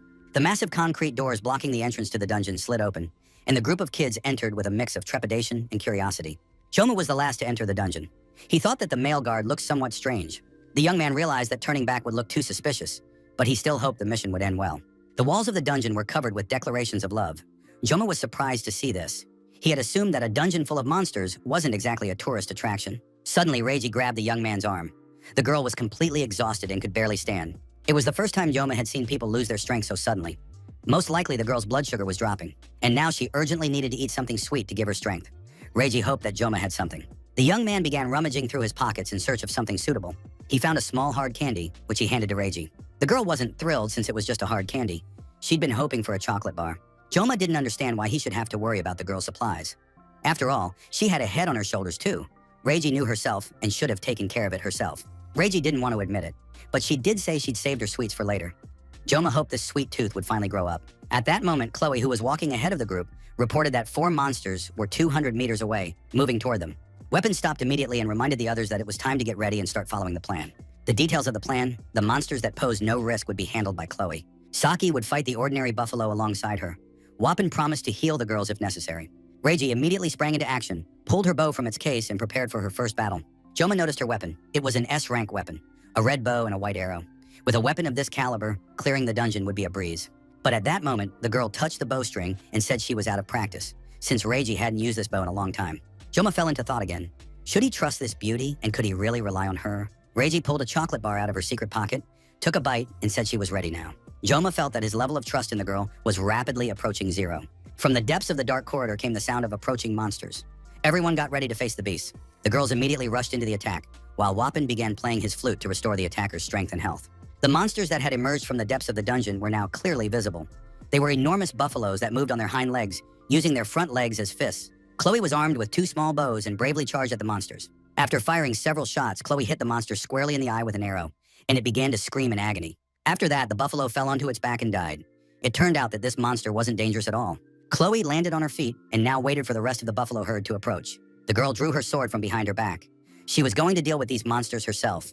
Weapon reminded her once again that they needed to stick to the plan. Reiji stepped in front of Chloe, shielding her with her body, drew her bowstring, and aimed at the buffalo's forehead. Her actions looked very impressive, and even a single shot was enough to take down several monsters. Chloe froze, crouching on one knee in the middle of the dungeon, while the buffaloes approaching her looked like some kind of moving mass. But in the next moment, these monsters were smeared across the dungeon walls. It looked as if some kind of whirlwind had torn them to shreds. Reiji finished her chocolate bar, licked her lips, and apologized to the guys for taking out all the buffalo with a single blow. The beauty started on her second chocolate bar, while Joma noted that nothing remained of those buffalo after the shots, not even their horns. However, the guy had to admit that the attack was truly impressive. Reiji had no equal in long-range combat. But the problem was that Joma needed the buffalo horns specifically to use them as material to reinforce his sword. The group moved further into the dungeon, hoping to encounter more monsters. But then the first buffalo, the one Chloe's arrow had struck in the eye, woke up. It was approaching the group. Reiji was bringing up the rear. She noticed that it was the first buffalo they'd killed that had woken up. Of course, it was infuriating, but the beauty didn't let it show and didn't flinch. It's unclear how it would have ended, because the snout of the monstrous buffalo, completely enraged and frenzied, loomed over the girl. But Joma reacted perfectly. With one hand, he managed to pull the terrified girl to safety, and with the other, he sliced the monster in 2. Joma's blow was so powerful that the huge monstrous buffalo was sliced clean in 2, as if it were a soft tomato. When the danger had passed, Joma asked the girl if she was okay. Reiji didn't answer at all. The girl was clearly in a state of shock. A phone call rang out in the darkness, sounding very loud and urgent. An unknown male security guard near the dungeon answered the call. He confirmed what he had heard from the caller and said that everything was exactly as the instructor had understood. Joma climbed onto the body of the buffalo he had killed and cut the horn from its head. The young man picked up the horn and began examining it. After all, that was exactly why he had come here. A buffalo horn was a versatile Class S material that could be used to reinforce armor. Joma knew he would need a lot of this material and planned to cut off every horn he came across in the dungeon. Reiji finally came to her senses. The girl thanked Joma for his help and rescue and, as a token of gratitude, handed him a chocolate bar. The jealous Chloe, of course, immediately began to spew her energy, and this became clear to everyone present. Joma turned to Chloe, and the girl was forced to stop her jealous glances toward yet another rival. Joma whispered something in Chloe's ear. He told her about the worker who had been at the entrance to the dungeon. Chloe listened carefully to the young man and said she understood what needed to be done. Weapon, watching this exchange, surmised that Joma and Chloe were dating. The young man noted this with a certain sadness. Chloe, hearing the impression her friends were forming, wondered if perhaps she really was already dating Joma. But Joma immediately reassured everyone, saying that Weapon had jumped to the wrong conclusions. Couldn't the guy just talk to the girl? Weapon started making excuses, saying that Chloe and Joma were always together, so that's why he'd come to that conclusion. Chloe was now angry at Joma too, because he hadn't confirmed their romantic relationship. To lighten the mood, Chloe asked why there were no other people in this dungeon at all. None of the guys knew how to answer that question, but indeed the dungeon was completely empty. Weapon knew this dungeon was very popular, but surprisingly, there were still too few monsters. It was suspicious and strange. Saki thought and analyzed the situation for a while, then asked her companions, "Doesn't all this seem strange to you?" The guys wanted to know exactly what their brilliant and highly intelligent friend meant. Reiji reminded everyone that it seemed as though the monstrous buffalo were running away from something in fear. They didn't look like monsters preparing to attack. They were frightened and fleeing. Such behavior was uncharacteristic of their species. Buffalo are usually quite calm and are often used to plow fields. Joma was amazed. How did people come up with the idea of using monsters in agriculture? After all, it's very dangerous. But still, there's no need to worry about such oddities since they don't seem like real problems. The guys have a connection to the surface, so everything will be fine. Joma seized the moment and asked how Weapon and Reiji had met. Reiji immediately replied that she was the best in the class, and Weapon was always in second place. The girl said that the guy got really angry when she beat him. Wapan thought you shouldn't talk like that. Reiji took advantage of the situation and told everyone present that she had come in third on the placement exam. Joma was genuinely surprised that Wapan was second in the class. It seemed to him that the boy was just too sociable and everyone wanted to be friends with him. Wapan explained that he was simply Rachel's relative, and that was why she had recruited him to her team last time based on their family connection. Joma didn't know that Rachel and Wapan were related, so he knew nothing about the weapons connected to the main characters. It turned out that Wapan belonged to a branch of Rachel's family. The guy wanted to add something else, but ended by saying that these were just his problems, so there was no need to shift them onto someone else. Wapan watched Joma's expression closely. Did Joma actually start liking him more once he found out about their family ties? The guy hoped that when Joma became famous, he wouldn't forget about his friend Vapan, because Joma was way cooler than everyone else. Joma replied that there was no need to worry about that, and that would never happen.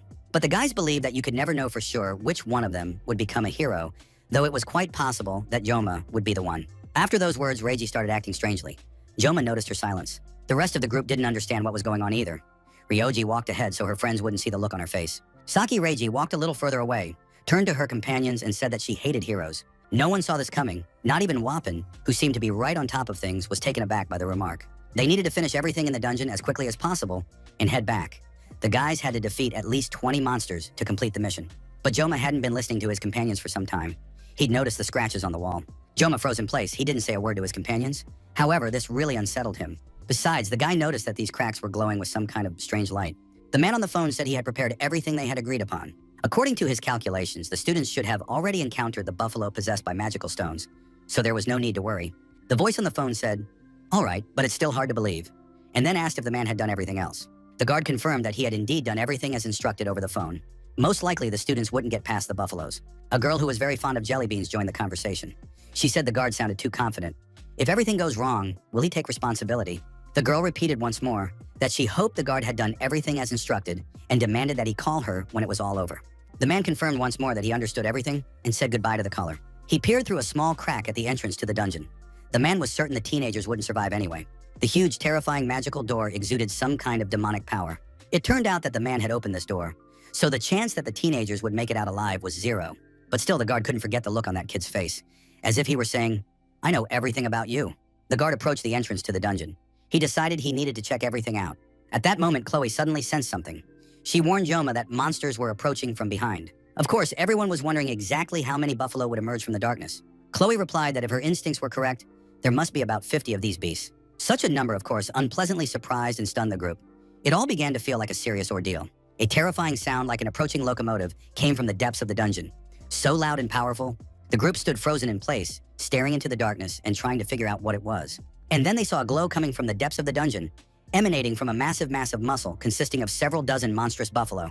The boys didn't understand what was happening. Why were there so many of these monsters? And were these creatures actually monsters at all? The creatures now approaching the students looked like genuine, possessed demons. Their gazes did not bode well.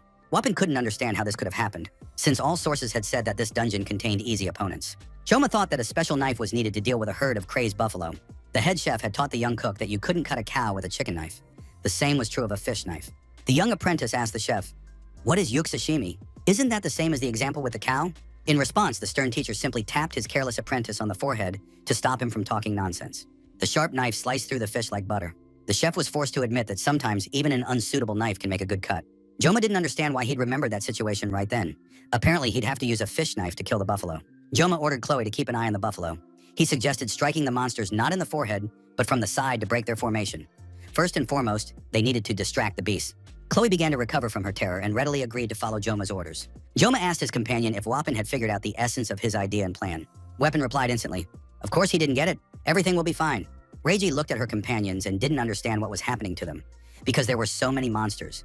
And not only were they not going to run away, but they were also communicating with each other in a strange way. Joma interrupted the girl's thoughts, saying that Saki would have to deal with any monsters that got too close. Reiji still didn't understand. She walked over to her classmate and asked, "What's gotten into all of them?" Wapan had already taken out his flute and was preparing for battle. He told Saki not to be surprised and to do as she was told. Joma thought that it didn't matter whether they were buffaloes or sashimi. It made no difference because forewarned is forearmed. The young man was ready for anything. Whoever stood before Joma now, he was ready to cut them all down. He activated the blessing of the god of the sword. At that moment, the first monsters, the buffaloes, reached the teenagers. Joma stepped out to meet them, knives in hand. The buffalo charged, dragging the entire monstrous horde behind it, while Joma simultaneously hurled several knives at the enemies. Wapan, without missing a beat, blew his flute to instantly restore the player's health and mana. while Reiji stood idly by. The girl was so surprised that she even dropped her chocolate bar. She had never seen anything like this in her life. Joma stood atop a huge pile of slain monsters' bodies. It had happened in less than a second, in just an instant. Chloe activated her cat's blessing and was also ready to deal with some of the buffalo. The girl moved very quickly, using the Schrodinger's code skill. This allowed her to quickly slice her opponents into tiny pieces. In just a few seconds, a couple of buffaloes were already completely neutralized. Joma didn't stop at the pile of dead buffalo. He swung his kitchen knife again and again, hurling the blades into the massive monsters. Huge buffaloes, gradually advancing from the depths of the dungeon, charged at the young man, and soon a pile of dead bodies was about to block the entrance to the dungeon. Wappen and Reiji watched the fight, waiting for the moment when they would have to join the fray. Joma somehow found himself surrounded by buffalo. Several bodies were already leaning over the boy, and a few more were approaching. The situation had become extremely dangerous. The pile of fallen bodies had turned into a gigantic mass from which survival seemed impossible. Reiji realized there were too many buffalo. She prepared to shoot her bow and drive away at least some of the beasts. But at that moment, something astonishing happened. It seemed as though the pile of buffalo had exploded from within. Joma stood with his arms outstretched, holding kitchen knives, while pieces of buffalo flew off in all directions. Reiji couldn't believe her eyes. It looked like some kind of surreal joke. Complete silence reigned in the dungeon. Joma walked among the severed pieces of buffalo and cut off their horns. Soon his bag was stuffed to the brim with this valuable material. Thanks to the blessing's duration being extended to 40 seconds, Joma had no trouble dispatching 50 monstrous buffalo. Chloe walked over to her friend and told him he was incredibly cool. But of course, she didn't want to forget that the rest of the guys had helped in the battle too. Joma patted his friend on the head, saying that Chloe had done a great job too. Thanks to her, they'd managed to finish the job faster. The young people discussed what kind of lunch they would love to eat right now, while Wappen and Reiji still stood silently to the side watching them. Finally, Wappen said that he had warned Reiji about Joma's amazing strength and that she shouldn't be surprised. But then finally, the girl seemed to snap out of her daze and started shouting, "How could anyone not be surprised by this?" Wappen admitted that she was right. He too had been shocked when he first saw Joma in action, and even now it was astonishing. The young man realized that Joma always exceeded all expectations. Reiji watched Joma with interest. She wanted to find out who he really was, but no one could help her with that. Wappen admitted that he didn't know either and had absolutely no idea. Perhaps they were witnessing a legend in real time. Of course, that sounds very dramatic, but at any rate, it gets the point across. Wappen called out to his companions, realizing that Joma and Chloe would be whispering to each other for a long time yet. Reiji watched her new companions with great interest. She wanted to understand who she was dealing with. Soon the group moved on and continued to make their way through the dungeon. The mission objective was to kill 20 monsters. Joma had killed twice that number, practically on his own. Joma replied that there was nothing strange about it. He had done almost nothing during the midterm exam, so now he was making up for it. Wappen wanted to point out that Joma had actually fought alone during the midterm exam, but then realized he shouldn't say that out loud. Despite completing the mission, the guys realized they'd nearly died because the buffalo turned out to be nothing like they were supposed to be, according to the dungeon's rules. They said that the Lion King of Africa had died in a similar situation, but no one had been chasing him at the time. Soon the group came upon something strange that they couldn't talk about. Joma began examining the object, and Saki said that something was indeed wrong here. The kids came to a huge door that under no circumstances was to be opened. They had discussed this during their preparations. But now the chains on the door were slack.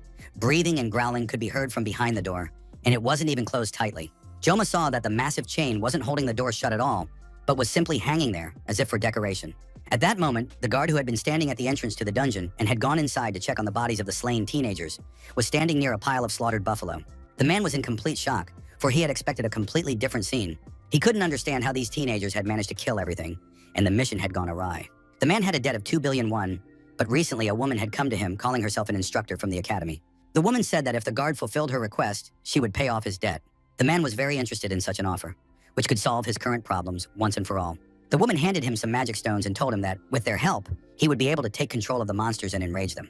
When the students went inside, the guard would have to release all the monsters. In addition, the stone door had to be left open. The man immediately realized that the stranger wanted to bury the students alive in the dungeon. The stranger refused to answer his questions, saying she would find someone else to carry out this task. But upon hearing that the task would go to someone else, the man immediately grabbed the magic stone.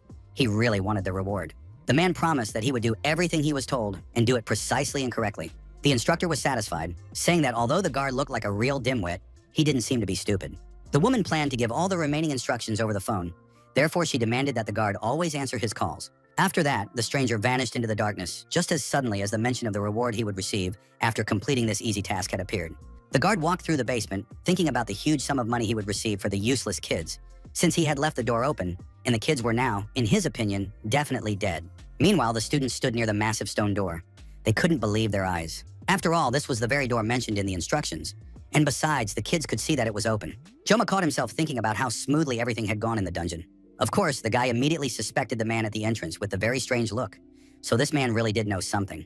But this stone door can only be opened with the help of a period stone, which drops after defeating the dungeon boss. However, Joma had seen shards of a magic stone in the dungeon. Perhaps they had played a role in opening the door. If things here were just like in the game, the reward for this mission would be something very valuable. But it was still too early to think about that. On the door itself was a line that could not be cut through by any known weapon. Joma had already used up the time that allowed him to wield the sword's blessing without pain. The young man knew he would have to endure it now. He had to finish everything here before one of those terrible demons awoke. But at that moment, a terrifying sound rang out, and all the boys were frightened. They didn't know what they were about to face. A huge, gigantic monster stood at full height. It was so tall that it was impossible to see its head. In its hands, it held a massive axe. The boys didn't even understand what it was, or what had appeared before them. Is this what monsters look like? Joma knew who was standing before him. Of course, it wasn't very pleasant that this demon had awakened, but now they had to deal with it. Besides, the reward for completing the mission was simply fantastic. Blessing transfer was one of the owner's skills, and could be activated on a specific target. And standing before the guys now was an A-class monster, a minotaur. Huge horns, powerful fangs, and a gigantic axe in its hands. Its name was Kaukan. At that moment, the massive stone doors swung wide open, and the guys saw something none of their comrades had seen. Deep inside the room, a huge fire burned in a cauldron, and a buffalo stood nearby. It soon became clear that there were several buffalo. In the depths of the hall, even more monstrous creatures were visible. The group saw the right-hand bull and the left-hand bull, who were guarding the dungeon's boss. Now, at last, everyone understood who had been hiding behind the stone doors. But they had to decide how to deal with these monsters, and whether they should even try. Joma realized that fighting them would be very difficult. Even if they broke down the dungeon door to continue on, their chances of getting out alive were very slim. And if the dungeon boss himself woke up, it would be practically impossible. This time, the task was different from the midterm exam. Back on the island, Joma hadn't had any information about mermaids, but he'd already encountered a minotaur during the game. If he got lucky, Joma might be able to handle everything on his own.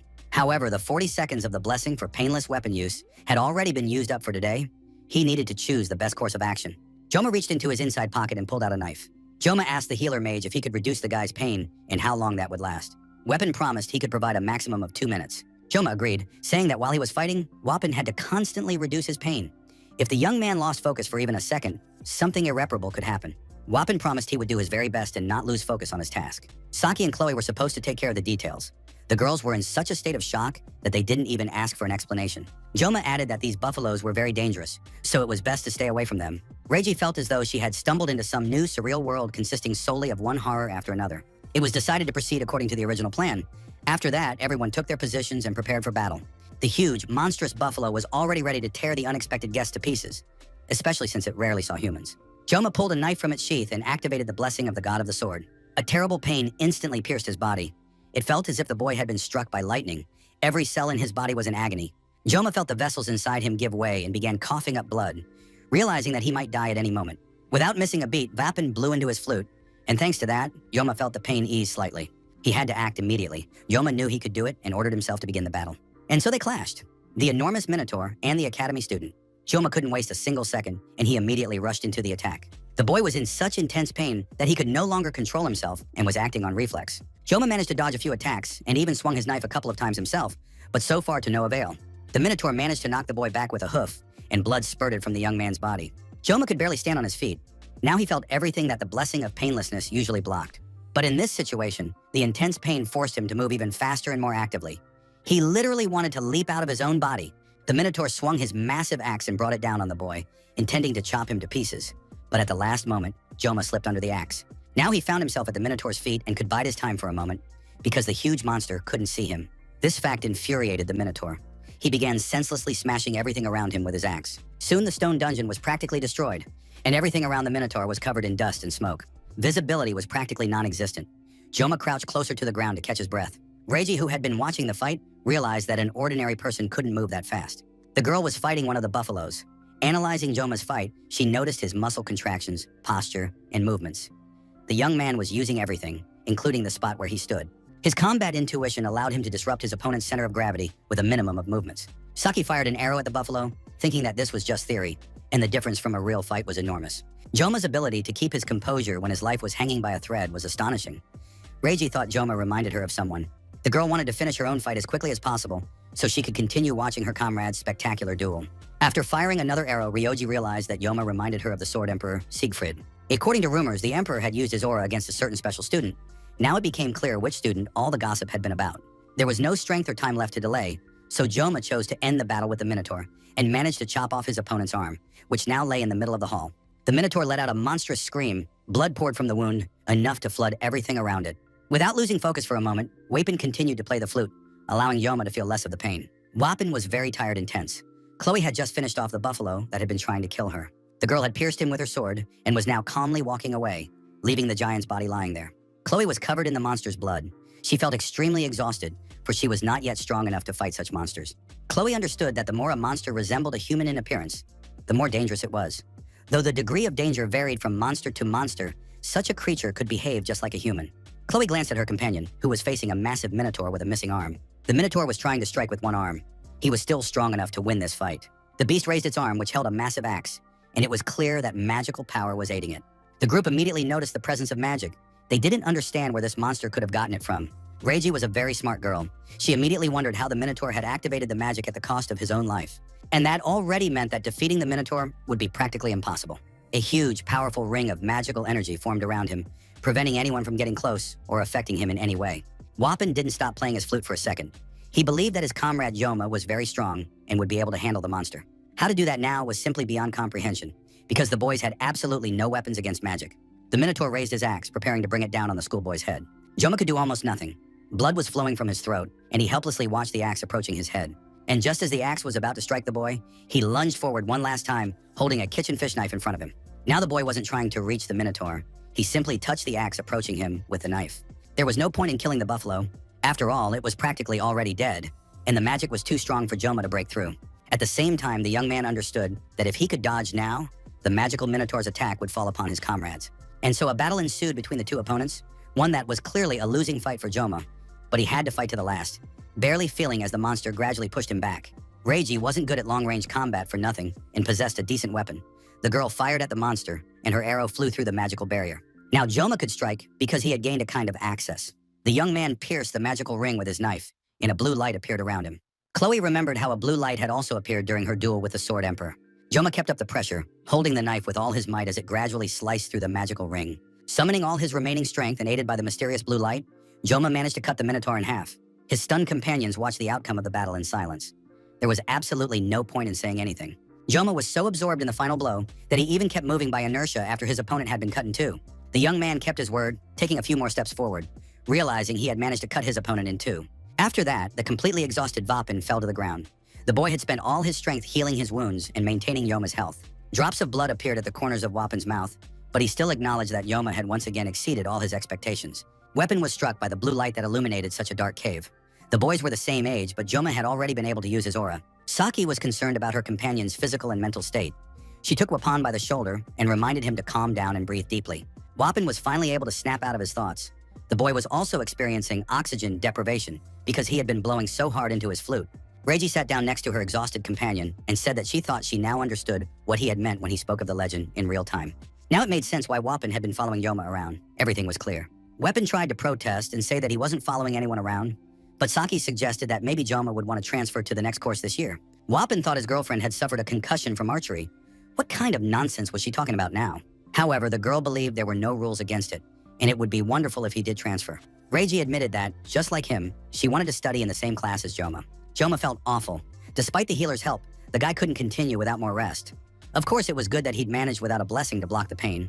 The next moment, an alarmed Chloe rushed to her friend and hugged him tighter than the Minotaur had a few minutes earlier. The girl was worried about Joma, thinking he was wounded and practically already dead, but Joma realized she was about to suffocate him and asked her to let him go. Finally, Chloe let go of her wounded companion, who preferred not to be killed right then and there. Otherwise, Chloe would torment him for a long time. Just at that moment, a notification came from the game stating that Joma had received a new reward. It was a new blessing. According to the game, this blessing was supposed to go to Leon. Moreover, a level up was supposed to occur, which is very difficult to achieve just like that. This blessing manifested when the caster touched the transfer object to control the forces of yin and yang. It was an integral part of the power. He needed to think carefully about how best to use this spell and blessing. The young man remembered the guard who had seemed very suspicious to him ever since the group had arrived by bus at the dungeon. Joma reminded Chloe of the favor he had mentioned recently. Chloe had been caught up in the last battle and had forgotten to share the details. It turned out that the guard had been quietly entering the dungeon to check on the bodies of the slain boys. Chloe waited for the guard lying in ambush, and as soon as he appeared, she tackled him and stabbed the man in the leg with her sword. The man screamed wildly in pain. He was completely pinned to the ground and could no longer move. Chloe ordered the guard not to move and to sit quietly. The man couldn't pull the sword out of his leg and free himself. Wapin and Reiji didn't understand what was happening. Joma explained to them that he had asked Chloe for a favor. The man continued to scream in agony. He didn't understand why the teenagers were treating him this way, since he hadn't done anything to them at all. Joma said he would now find out what the man had or hadn't actually done. Eventually, they discovered that the rampaging monsters and the opening of the stone doors were the work of the guard. Reiji said her suspicions hadn't been unfounded. There were no hidden cameras in the dungeon. However, this man had appeared so suddenly just when there were no monsters around, as if he'd been waiting there on purpose. Wapin didn't understand why the guard would need to do this, but Saki said that they were about to find out. The group realized that the guard couldn't have pulled off this whole operation on his own. They wanted to know who had sent him and who was behind this monstrous scheme. After waiting a while, Reiji said it didn't look like the guard was going to answer them, so they'd have to loosen his tongue. Joma realized the girl was right. If the guard didn't want to talk, they'd have to deal with him another way. The guard didn't want to tempt fate and began his story. An instructor from the Hwakin Academy had come to him. She said she would pay off his gambling debt. Wapin was outraged. This guard had done all this because of some debt. He had sold the students' lives for a paltry sum. The man tried to explain that the amount wasn't small. Besides, he hadn't agreed to it in the first place. Wapin just couldn't calm down, believing that the guard couldn't even be called a human being. However, Reiji calmed her friend down and asked which of the academy's instructors had come. The guard said it was a woman with purple hair and pink eyes. She was quite tall. The guys couldn't figure out right away who she was talking about. Reiji guessed that she might be a teaching assistant. The girl remembered everyone she'd met at least once, but she'd never come across pink eyes. She definitely wouldn't have forgotten. Wapin suggested that she was the one who had set traps for them during the midterm exams as well, but Reiji wasn't aware of this and asked him to explain what had happened there. Joma explained that during the exam, they had to fight a real mermaid. Now it became clear why Leona had been hospitalized after the midterm exam, but Wapin realized there was no point in keeping quiet anymore and decided to tell the truth. In reality, Joma had taken care of that mermaid. Joma took the guard's phone, saying that they had now learned all the information they could possibly get.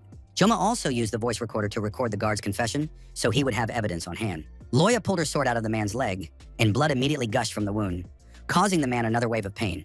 The normally locked dungeon was suddenly open, so no one was surprised by the disappearance of a single low-ranking worker. Joma instructed Chloe to sort out the situation and see it through to the end. Left alone, Chloe drew her sword and raised it above her head, preparing to pass judgment on the guard. The man thought the girl was joking, since students aren't allowed to kill people. They aren't taught that at the academy.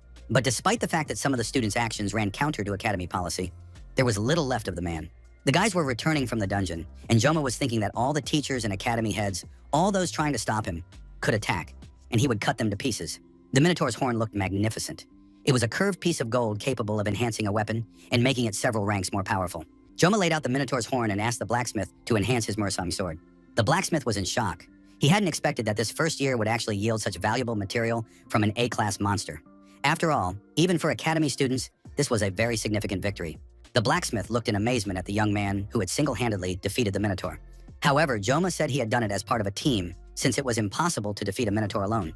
Joma also laid his favorite kitchen knife on the table and asked him to repair and clean it so he could use it to enhance his sword. The blacksmith couldn't understand what could have been done to the blade to leave it in such a sorry state. Joma decided to find out exactly what condition the blacksmith was referring to, but the blacksmith realized he should keep his mouth shut. He said that next time the student needed to be a little more careful, since he could have hurt himself, and the blacksmith was worried. Joma replied to the blacksmith that he had fulfilled his part of the bargain. Now it was up to the master. After that, the young man turned and walked away. The blacksmith stared at the Minotaur's horn, unable to understand how such a boy could keep him in fear. The master decided to shorten the boy's knife and keep the extra material for himself. Joma had almost left the smithy. He really wanted to smash the master's head in, but the boy calmed down, turned around and said, "Blacksmith, you can sell all the leftover materials after the repair and buy yourself a drink." The poor frightened worker nearly fainted with fear. This student seemed to have read his mind. Inside the academy building, the school days went on as usual, calmly and according to schedule. Joma felt much better, but he still needed to ask Vipon to treat him a little more. Joma decided to check his stats and saw that many of them had gone up and improved. The new stats still hadn't appeared, but to achieve them, he just needed to raise his adaptation stat a little more. Unlike all the others, it had risen immediately after the battle he'd just been through. Perhaps his stat would rise again when he completed the next quest.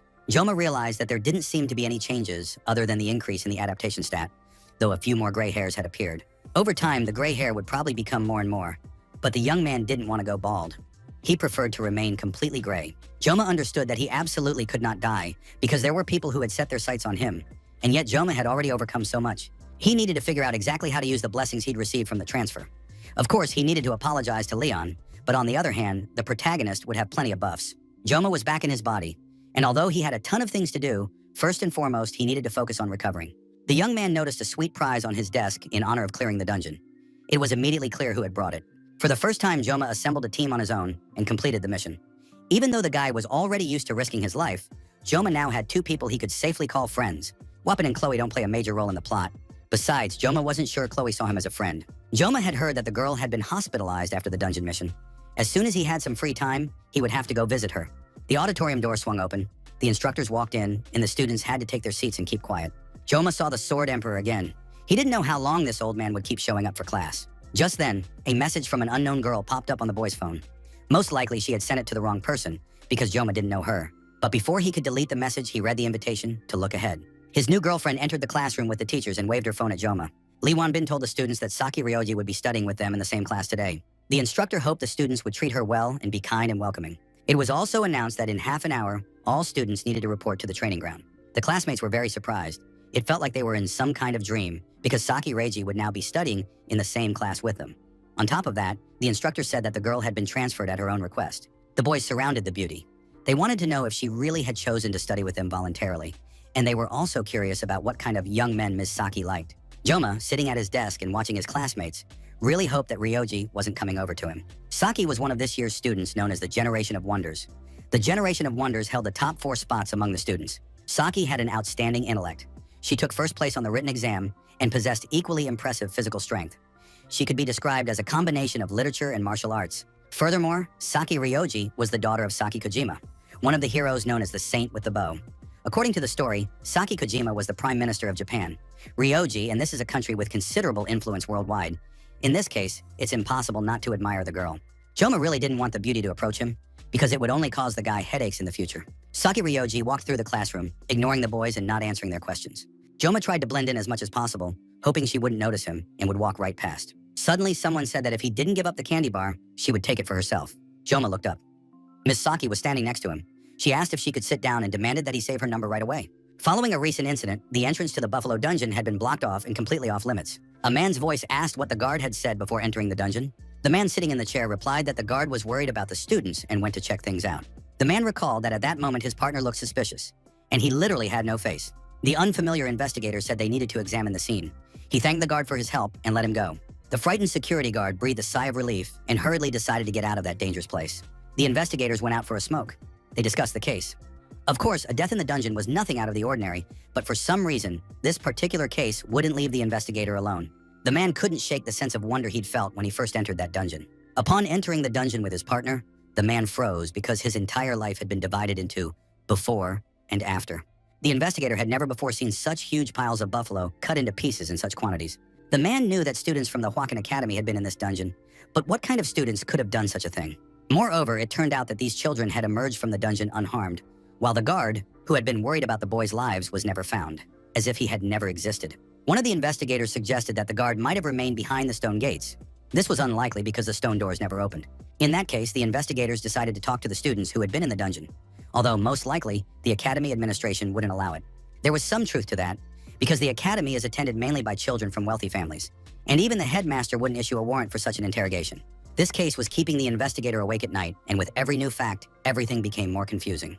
The investigator hadn't even finished his cigarette when he suddenly saw his comrade, struck down by magic. Soon, a woman emerged from the darkness. She walked past the investigator, who had been killed by magical forces. The investigator watched in surprise. What magic was involved? Could a demon have appeared out of nowhere? A slender, pretty girl with purple hair and pink eyes approached from the darkness. She greeted the investigator, who was surprised to see a human standing before him. However, the next moment, the girl had to say goodbye. The investigator's head hit the ditch. He hadn't had time to realize that the person in front of him was someone who had made a contract with a demon. She was a half-breed who thanked the investigators for their excellent work. The investigators worked well and efficiently, but they were slow on the uptake. All this girl did was constantly feed her brain with sweets. One could only envy her insatiable appetite and voraciousness. Reiji didn't understand why Joma wasn't eating the candy bars. After all, she had specifically shared them with him, and he didn't seem to appreciate her efforts. As if in passing, Joma mentioned that Chloe actually sat in that spot. However, the girl believed that they didn't have assigned seats at all, and whoever sat where would just stay there. Reiji ate another chocolate bar, which was a real treat. In this way, the girl steered the conversation toward a topic that interested her. Joma tried to find out why Ms. Saki had transferred to his class.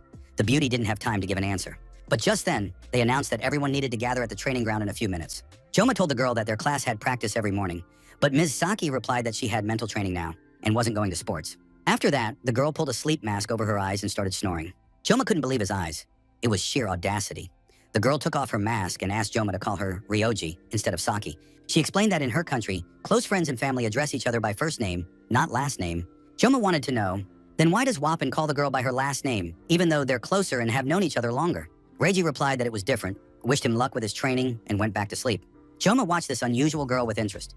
She had clearly caught his attention. Rachel was bored in her class. She literally woke up from the noise coming from all around her. Once awake, Rachel shared the latest news. Word was that Saki had transferred to the Tigers class. She was the girl who was always lying around somewhere, doing nothing but sleeping. It was interesting to find out why and on what grounds she had transferred to another class. But Abel didn't react to the news at all. Rachel realized that her friend was upset for some reason. Most likely it had to do with recent events. To transfer to the Tiger class, there had to be an open spot. This year, the Tiger class was actually short one student. I wonder how Saki found out and managed to pull it off so quickly, since all she did was sleep all the time. Abel didn't understand where Rachel was going with this, or how it related to her. Rachel shared another piece of news she'd heard from Bapan. It turns out that Saki and Joma had cleared out the Buffalo Dungeon last week. Of course, Saki was a very bold girl. Even if she likes someone, she still needs to observe at least some decorum. You have to keep in mind that Joma has long been the object of affection for a certain beauty named Abel. Abel couldn't stand such words and, finally losing her temper, said her friend was talking nonsense. Rachel replied that she had noticed long ago. As soon as Joma was mentioned, Abel immediately lost her temper. It immediately became clear that there was definitely something going on between the two young people, and there was no need to play hard to get. Abel decided to set the record straight. She said there was nothing between her and Joma. They had merely exchanged a few words. So it would be better if Rachel stopped playing detective and making things up that weren't actually true. Rachel listened calmly to her friend, saying that even if there was nothing between them now, that didn't mean nothing would happen in the future. Rachel advised her friend, even if she lies to others, lying to herself is the worst of all evils. Abel looked at Rachel in surprise. It was very strange to hear such profound thoughts from a girl who seemed so shallow. Perhaps Abel herself hadn't really thought about it or realized her own feelings. A lot of interesting things had happened recently. Her grandfather had unexpectedly decided to work at the academy as an instructor. Abel had begged him not to come, since people were already constantly talking about her, and if her famous grandfather were around too, it would only make her life more complicated. But her grandfather reassured Abel, telling her not to worry, he would only be teaching the Tiger class. This news surprised Abel even more, since the Tiger class was far from being the strongest or best in the entire grade. Siegfried replied that she herself had asked for it after the incident during the midterms, and now she didn't even remember. Grandpa added that they were unlikely to cross paths, so his granddaughter shouldn't worry. It was, of course, very strange. The Sword Emperor, who had always seemed indifferent, looked very agitated that time. Abel realized that the reason for these changes in his agitation lay with Joma. This boy had challenged all the aristocrats, relying solely on his strength rather than his lineage or renowned weapons. Joma was an unrivaled genius who knew no bounds. He had once been a frail boy who could barely stand on his own 2 feet. But now he had become a stately, manly young man with a sharp, piercing gaze. Even when compared to Leon, the leading candidate for hero status, Joma is practically his equal, yet he remains in the shadows. Joma doesn't flaunt his achievements, doesn't brag, and doesn't gather a crowd of admirers around him. The boy walks silently along his chosen path. If he had been even a little more arrogant, Abel could easily have come to hate him. But now the girl envied Joma because her grandfather had recognized him, not Abel. That was the reality. Abel's thoughts and dreams were interrupted by her friend Rachel, who immediately realized that her suspicions had been correct. The girls nearly came to blows. It was unclear which of them would beat the other up. Abel continued to insist that there was no need to make things up.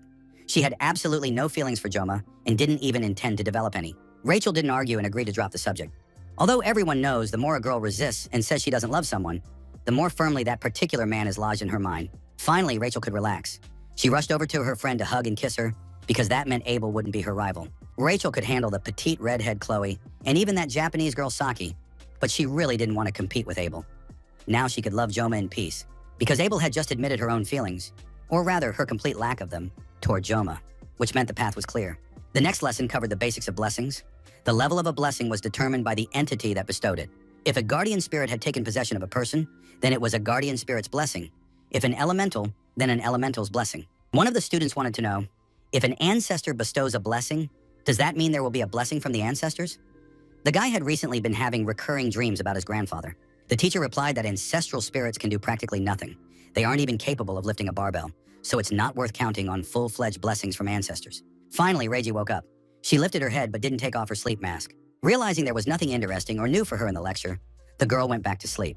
The most interesting thing was that none of the teachers even noticed. The teacher continued talking about the next levels of blessings, and Joma even envied his new classmate.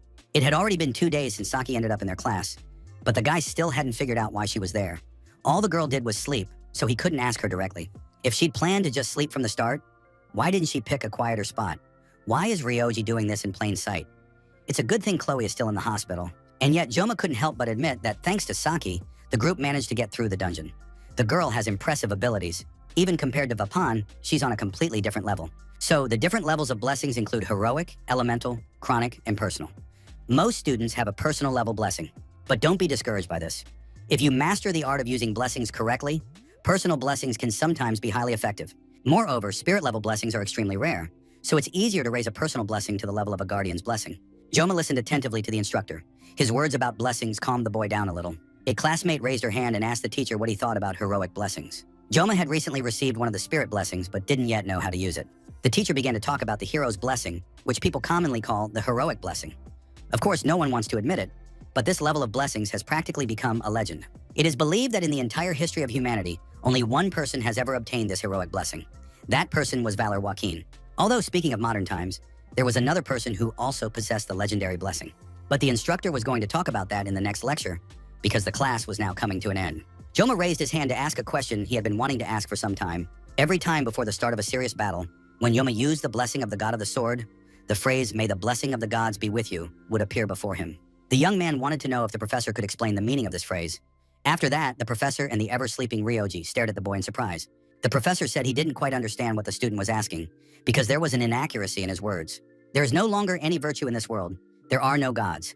However, such a thirst for knowledge is commendable. The professor said that Joma could come see him in his lab if he had any further questions. After that, the man said goodbye to the class and left the lecture hall. It was clear that he didn't want to answer any more questions. Joma thought his desk neighbor had already slept enough. However, the girl replied that she hadn't quite yet and continued sleeping, turning onto her other side. As they say, bad habits are contagious. Joma thought that a little nap wouldn't hurt him either. The boy drifted off to sleep, and for a while everything around him was pitch black. But soon he was able to open his eyes. He saw some letters. It seemed that the game's master was requesting contact. Then all sorts of details appeared before the boy. It seemed as though he was seeing the game's inner world, made up of separate elements and objects. Soon the young man felt that he was beginning to sink somewhere and gradually dissolve, as if shedding his physical form. After that, a message appeared before his eyes stating that the young man had accepted the game master's request for a conversation. The master was interfering with the world line. What a world line was remained completely unclear and strange. After that, everything around him fell silent again. It felt as though Joma was floating in some kind of void. Soon a message appeared, stating that Joma was still too low level, so it was impossible to communicate with an opponent whose level was very high. Joma realized this wasn't just a dream. Maybe he'd be able to find out why the guy had ended up in this world. Perhaps he could uncover information about the blessing of the god of the sword. The Grand Master accepted the boy's request and was now taking steps to establish a connection between them. After that, the adjustment and transformation began. However, the space suddenly exploded and shattered into pieces. Everything around him resembled that day at the academy when Joma first received the blessing of the god of the sword. He needed to understand what this was. The scene was absolutely identical, yet just as incomprehensible. Joma realized he was gradually getting closer to the truth. He had just a little more to go. Just a little bit. Someone's hand rested on the boy's shoulder. Last time, he had felt a finger touching him. But suddenly a message announced that due to external interference, the connection was being forcibly interrupted. Joma gasped for air. He desperately wanted to know the truth. The young man managed to read the last message. Chop and cut everything, whatever it may be. Joma woke up to find Ryoji shaking his shoulder. The girl said that the guy had been sleeping soundly and grumbling constantly in his sleep. She had barely managed to wake him up. Actually, he should be grateful to her. After all, if Reiji hadn't woken him up, he would have started tomorrow right in the lecture hall. Joma still looked very strange. It seemed like he might start crying at any moment. Joma found himself sitting on a bench, as if he had just arrived at the academy for the first time. Reiji tried to calm him down, asking what he had dreamed about. It must have been something sad. Unfortunately, he couldn't remember anything. He only knew that he had definitely seen something strange. He felt really embarrassed because he'd fallen asleep in the classroom and then started crying on top of that. His friends found Joma sitting on a bench. Today, he was the first to arrive at the meeting. The guys all looked at their friend with kind and sympathetic eyes. For several days now, there had been talk at the academy that someone had targeted Kanjoma right in the middle of the exam. Reiji was sure it was all because the guy was ranked first. That's why his competitors were jealous of him. Reiji didn't want to hear that the students who hadn't taken first place were against Joma. Weapon told his friend to stop thinking she was so smart because there would be a written exam next week, and then they'd all understand. Reiji covered her ears with her hands, saying that Weapon's chatter was about to make her ears bleed. Joma exchanged glances with Chloe. They didn't understand why a fight had broken out between the two of them. Joma asked his friend how she was feeling. He noticed that Chloe was standing apart from the others. Chloe replied that she was feeling better, but she was afraid of infecting someone, so she was keeping her distance. Joma turned to Sake, saying that she already understood. The whole situation was very confusing. Joma had tried to figure it out on his own, but so far to no avail. The girl was furious. She leaned toward Joma and repeated syllable by syllable, "Ryoji, The girl looked Joma in the eyes and, now calmer, said her name, Ryoji. Joma repeated once more that she should be called only Ryoji. The girl was satisfied, and now they could continue discussing the matter. Wapin said he had compiled a list of known facts that should help clarify the situation. First, the academy elders are hunting for Joma. Second, the female instructor the guard mentioned looks something like this. She is a tall woman with purple hair and pink eyes. These details should make it possible to find her. Of course, they could have hired assassins, but such a request to track down a woman would have seemed very suspicious, and the auditor's clan would surely have rejected it. Reiji thought about the female instructor. She was certain she'd seen her somewhere before, which was why she'd hacked into the academy's security system. After that, Reiji checked all the instructors and their chief assistants. There were about 500 people in total. Among them was one female instructor with a matching physical description, but when she checked her identity, the system returned an error. Joma was amazed when he realized that Ryoji was capable of doing such things. The girl replied that during the Fourth Industrial Revolution, such skills had become a necessity. The academy's security system was one of the best in the world, so she had to wait for the most vulnerable time, early morning. Reiji never got enough sleep anyway, but now she was even more exhausted. That was exactly why the beauty was constantly sleeping in class. Joma realized that this girl was practically a ghost who could walk through walls, since she had even found out his phone number, even though he hadn't given it to anyone. At this point, the guys found themselves at a dead end again.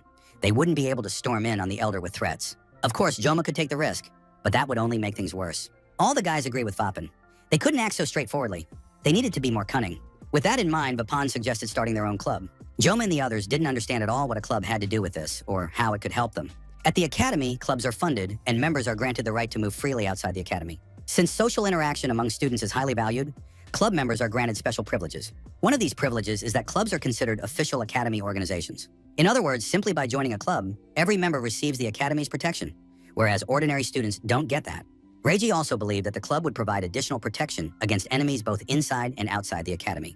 One of the game's elements is the wonderful blessing. This is the club system. Since the game takes place within the academy, members had access to their own rooms, which they were allowed to furnish with furniture and decorative items. In addition, other characters were invited to the club to strengthen friendships. This was a mandatory element of such games, thanks to which many wallets were emptied.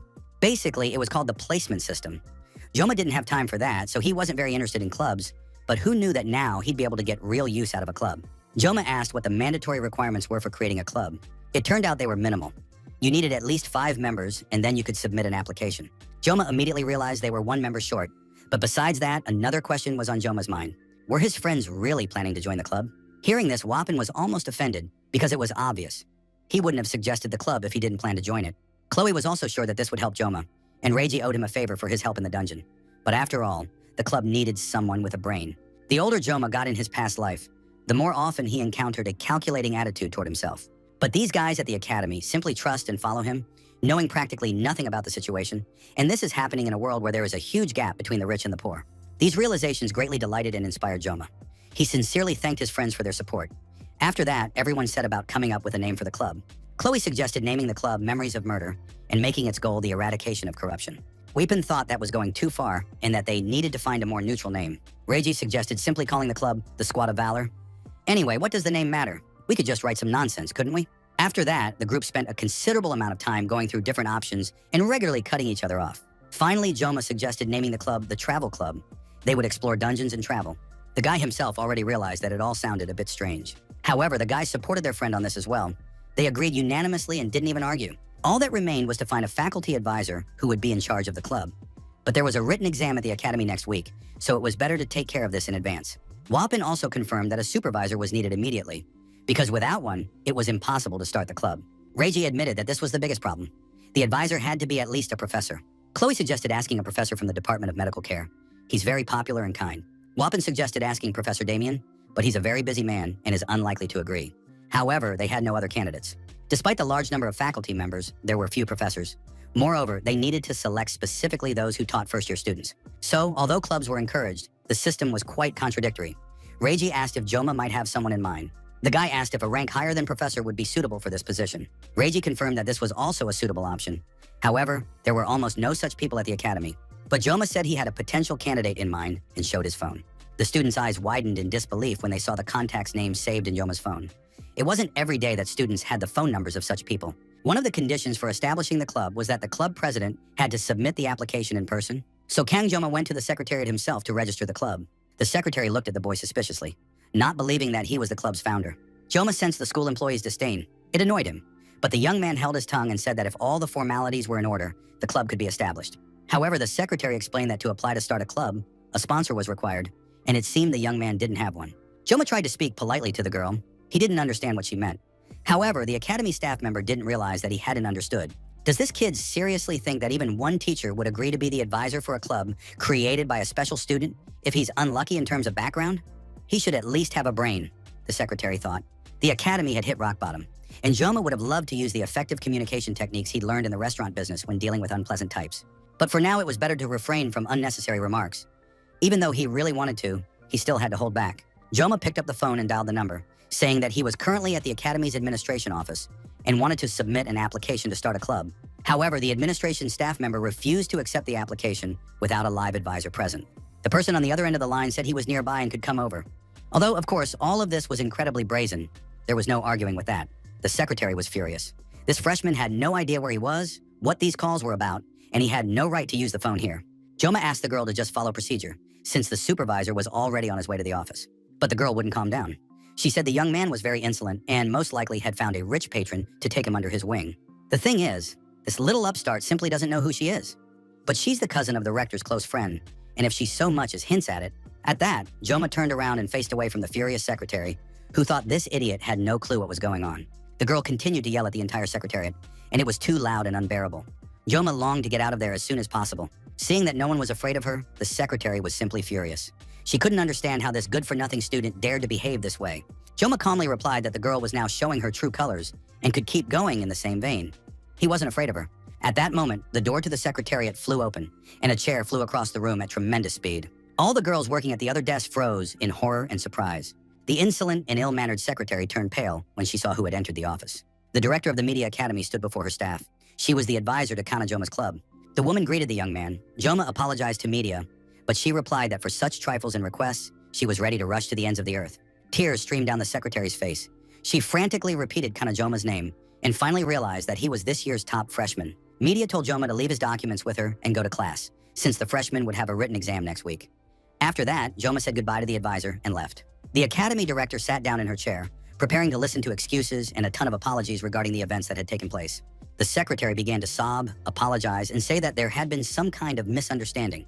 She hadn't quite understood, but of course she would never have done anything wrong. Media didn't want to hear any excuses.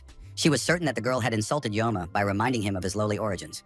But she herself, the academy director, along with the Sword Emperor Siegfried, had chosen this boy as their successor. The academy director gave the secretarial staff member just 5 minutes to write a letter of resignation. It was a letter of resignation at her own request, effective as of the date indicated below.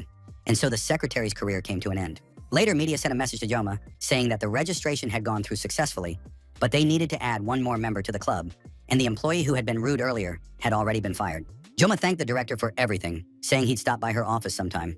However, media insisted he come to her office today after class. Joma opened the creaky door and peeked inside. It was very hot in the room. The blacksmith was busy working, the fire was blazing in the forge, and the heat was unbearable. The man asked him to wait just a moment. Joma looked at the blacksmith and noted that for the first time, he looked like a real blacksmith. It was unclear what was going through his mind, but for Joma, as a former player, the blacksmith was a character who inspired both love and hate.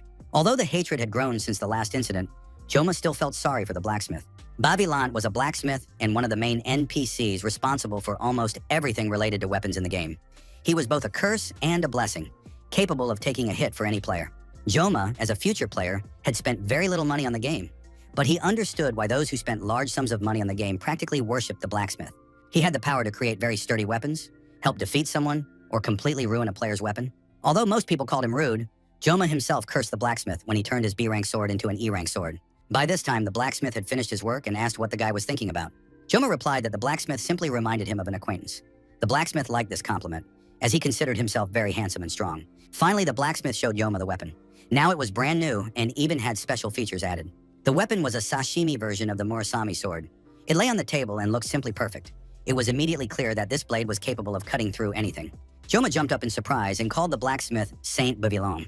But the blacksmith was startled by such a reaction and preferred to simply part ways with him as a good friend. After that, Joma sat down on a bench to check his stats again. It turned out that his painless blessing had increased to 50 seconds. Considering the upcoming dungeons, this was excellent news. Considering that the extra time would be combined with another blessing, it turned out to be quite good. Joma used to complain that he had a useless ability, but now he realized that the blessing perfectly complemented everything else. Joma examined his new blade again. He remembered that the blacksmith had recommended he check something. The boy loaded the sword into his stats, and it turned out that the new blade was now a D-rank weapon. The materials used for the repair were of the highest quality, but they had only managed to raise the blade's rank by a single level. Of course, he would have liked the sword to be S rank. Still, given the circumstances, the fact that Murasama's durability would increase by a full 2 levels in the future was a significant plus. Now it wouldn't crumble to dust so easily. The system asked the player to keep up the good work and also added a new feature. Joma clicked the button to add the feature, but couldn't quite figure out what it was yet. It turned out that the successful upgrades and growth of his main weapon had granted him 3 special abilities. Special abilities could only be obtained using magic stones and were activated randomly. Joma realized that now he needed to find some magic stones somewhere. It became clear that peace was nothing but a dream. The man threw the glass against the wall with all his might, and it shattered into tiny pieces. The impact cracked the glass on the portrait frame. The man sat in a dark room, drinking all alone, and then threw empty bottles around him. He didn't know what to do next, and the only option left for him was to get drunk. The man looked at the portrait of his father, whose name was Lyman von Beimhark. His father was one of the heroes of the 7 Stars, known as the Mad Tiger. He had died 40 years ago while organizing a campaign against Basman, the 6th commander of the Legion of Demons. After that, ordinary people glorified the name of Beimhark as a true hero who had given his life for others. Soon after his death, relatives sought to claim the great name of Lyman von Beimhark for themselves. To survive, the boy had to grow up and become just like his tormentors. He turned their plots against one another and forced them to kill themselves. After that, the young man restored the faltering influence that had practically collapsed after his father's death. And when he turned 30, he became the elder of the Joaquin Academy. The man accepted as his destiny the task of guiding an ignorant humanity and strengthening the absolute system of the chosen ones. To control the irrational masses, a common enemy was needed. Demons were perfectly suited for this role. Moreover, this provided justification for all the elder's actions. But change always comes unexpectedly. Leon van Reinhard, a hero born with the power to crush the Demon King. Heaven has indicated that this boy is the chosen one. Of course, the gulf between human and demon powers is vast, and the likelihood of Leon defeating the Demon King is negligible.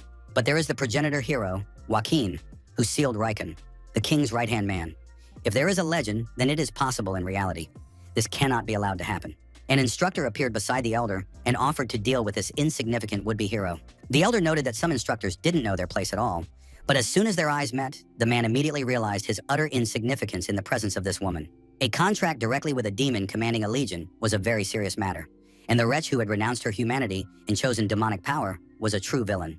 The elder thought that he and Leon were enough of a headache, but now this special student had complicated everything, and even the assassin auditors knew nothing. The matter was becoming increasingly complex and confusing. The elder sensed that she was nearby. The demon bowed to the elder in the vault and said she was ready to fulfill his conditions. Thus, Elder Clade von Beimhark ordered the undertakers to be summoned. The girls came to the photo studio to take part in a cover shoot. They were very eager to see how it was done. It turned out that only swords were being photographed around them, and there were no people at all. The girls decided to take a peek into the dressing room. Once inside the dressing room, the girls, of course, stopped by the mirrors and began to fix themselves up. Of course, you always want to look your best, especially when your best and closest friend is right there with you. Abel noticed a kitchen knife lying nearby. The girl knew who the knife belonged to, but she didn't even want to think about that person. Joma was busy writing down a list of demons, stones, and blessings. The young man knew he needed to get his hands on magic stones ASAP. The presence or absence of a magic stone in a weapon was so obvious it was almost laughable. He had 3 slots right away where he could place stones. The only problem was he didn't have any. Magic stones are materials that drop after defeating bosses in certain dungeons. They drop from A-class demon beasts, which were essentially no different from demons. Once again, there was something magical and demonic about it. Joma realized he was having trouble with this. On top of that, Saki was sleeping nearby again. Had she really not slept a wink all night? It had been over a week since the team returned from the Buffalo Dungeon. The key to the stone gates where the boss dwelled was a magic stone, and its source was a giant beast. But someone had already defeated the giant, and the stone was out of reach. Even in the game, the giant was portrayed as a monster that made the earth tremble. However, in comparison, the giant isn't all that powerful. After the game update, even more terrifying creatures appeared, such as the infected basilisk. And the vicious manticore, the Lich King, and the Draugr, all of them were a real disaster. Is it worth putting yourself in such danger for the sake of extra power in your gear? After all, hunting magical beasts and magical stones is Leon's duty. The young man's thoughts were interrupted by Chloe, who asked, "Can I sit next to you?" Chloe had finally recovered and was ready to start studying. But Ryoji was already fast asleep next to Joma. Joma noted that Chloe seemed to have fully recovered and now looked wonderful.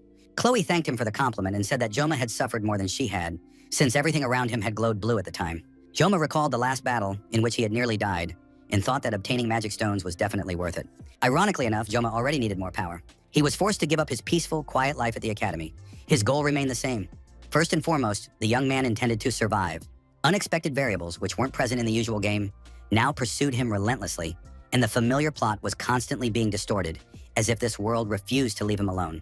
Enough time had passed since Joma enrolled in the academy, and soon news would spread of the second war between demons and humans, which would begin in 3 years. To be ready, he had to become stronger. It wasn't a choice, but a necessity. Chloe couldn't sit down because Saki was still fast asleep.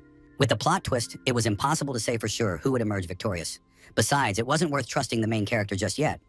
Vapin tried to wake his friend up to make room for Chloe. Even during the exam, when the kids encountered the mermaid, Leona was taken down with a single attack. Now Wapin was subjected to the same treatment from Saki. It was pure madness. Problems on the scale of a global catastrophe, and right next to it, 2 girls can't even share a chair. Weapon complained to the club president that Saki had hit him. Joma hadn't even noticed when it happened. Weapon decided to ask how things were going with setting up the club. Joma explained that the academy director had registered them. They just needed to find one more member, and then they could get started. So it was too early to say anything for sure. That answer fully satisfied Wapin. He mentioned that, according to rumors, Leon had been on a roll lately and had cleared all the high-level dungeons. Joma thought that Leon had finally started acting like a hero. So for now, there was no need to worry about humanity. Saki also added, stretching gently after her sleep, that yesterday Leon had cleared the A-class dungeon again.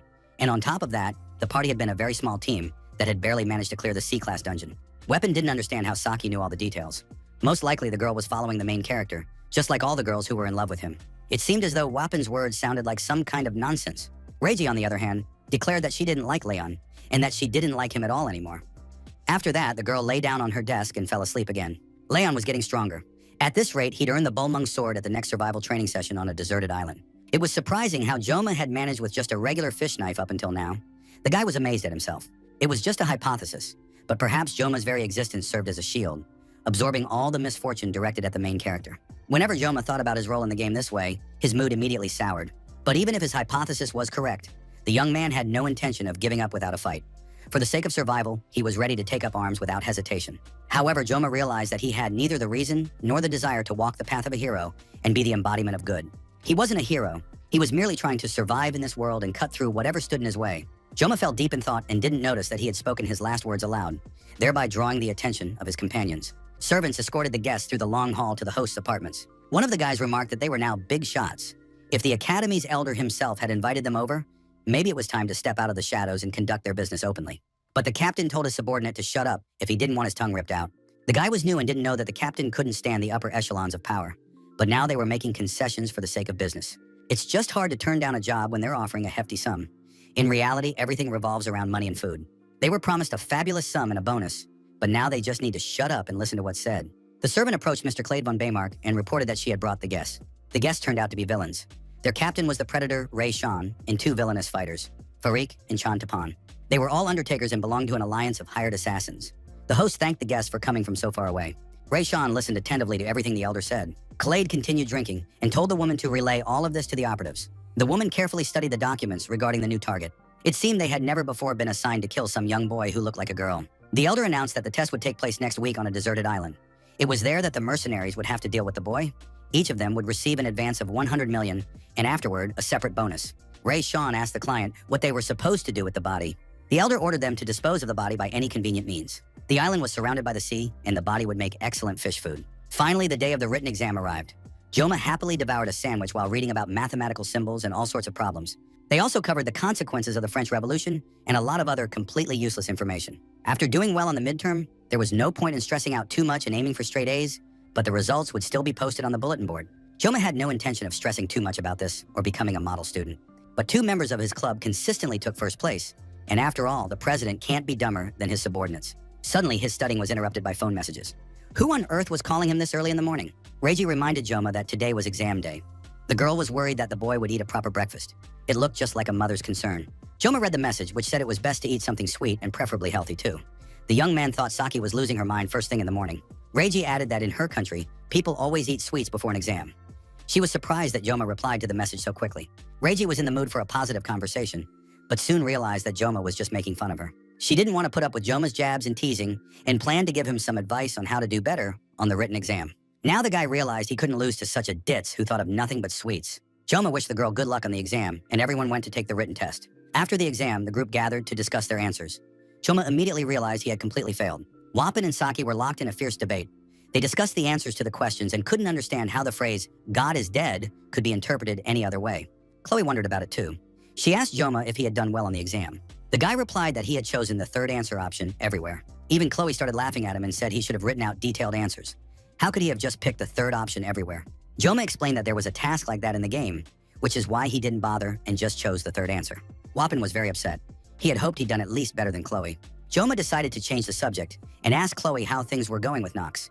It had been a long time, and there had been no word from him. Chloe said that her brother had called her the day before, but she had gone to bed early and hadn't answered the call. Joma asked what time that was.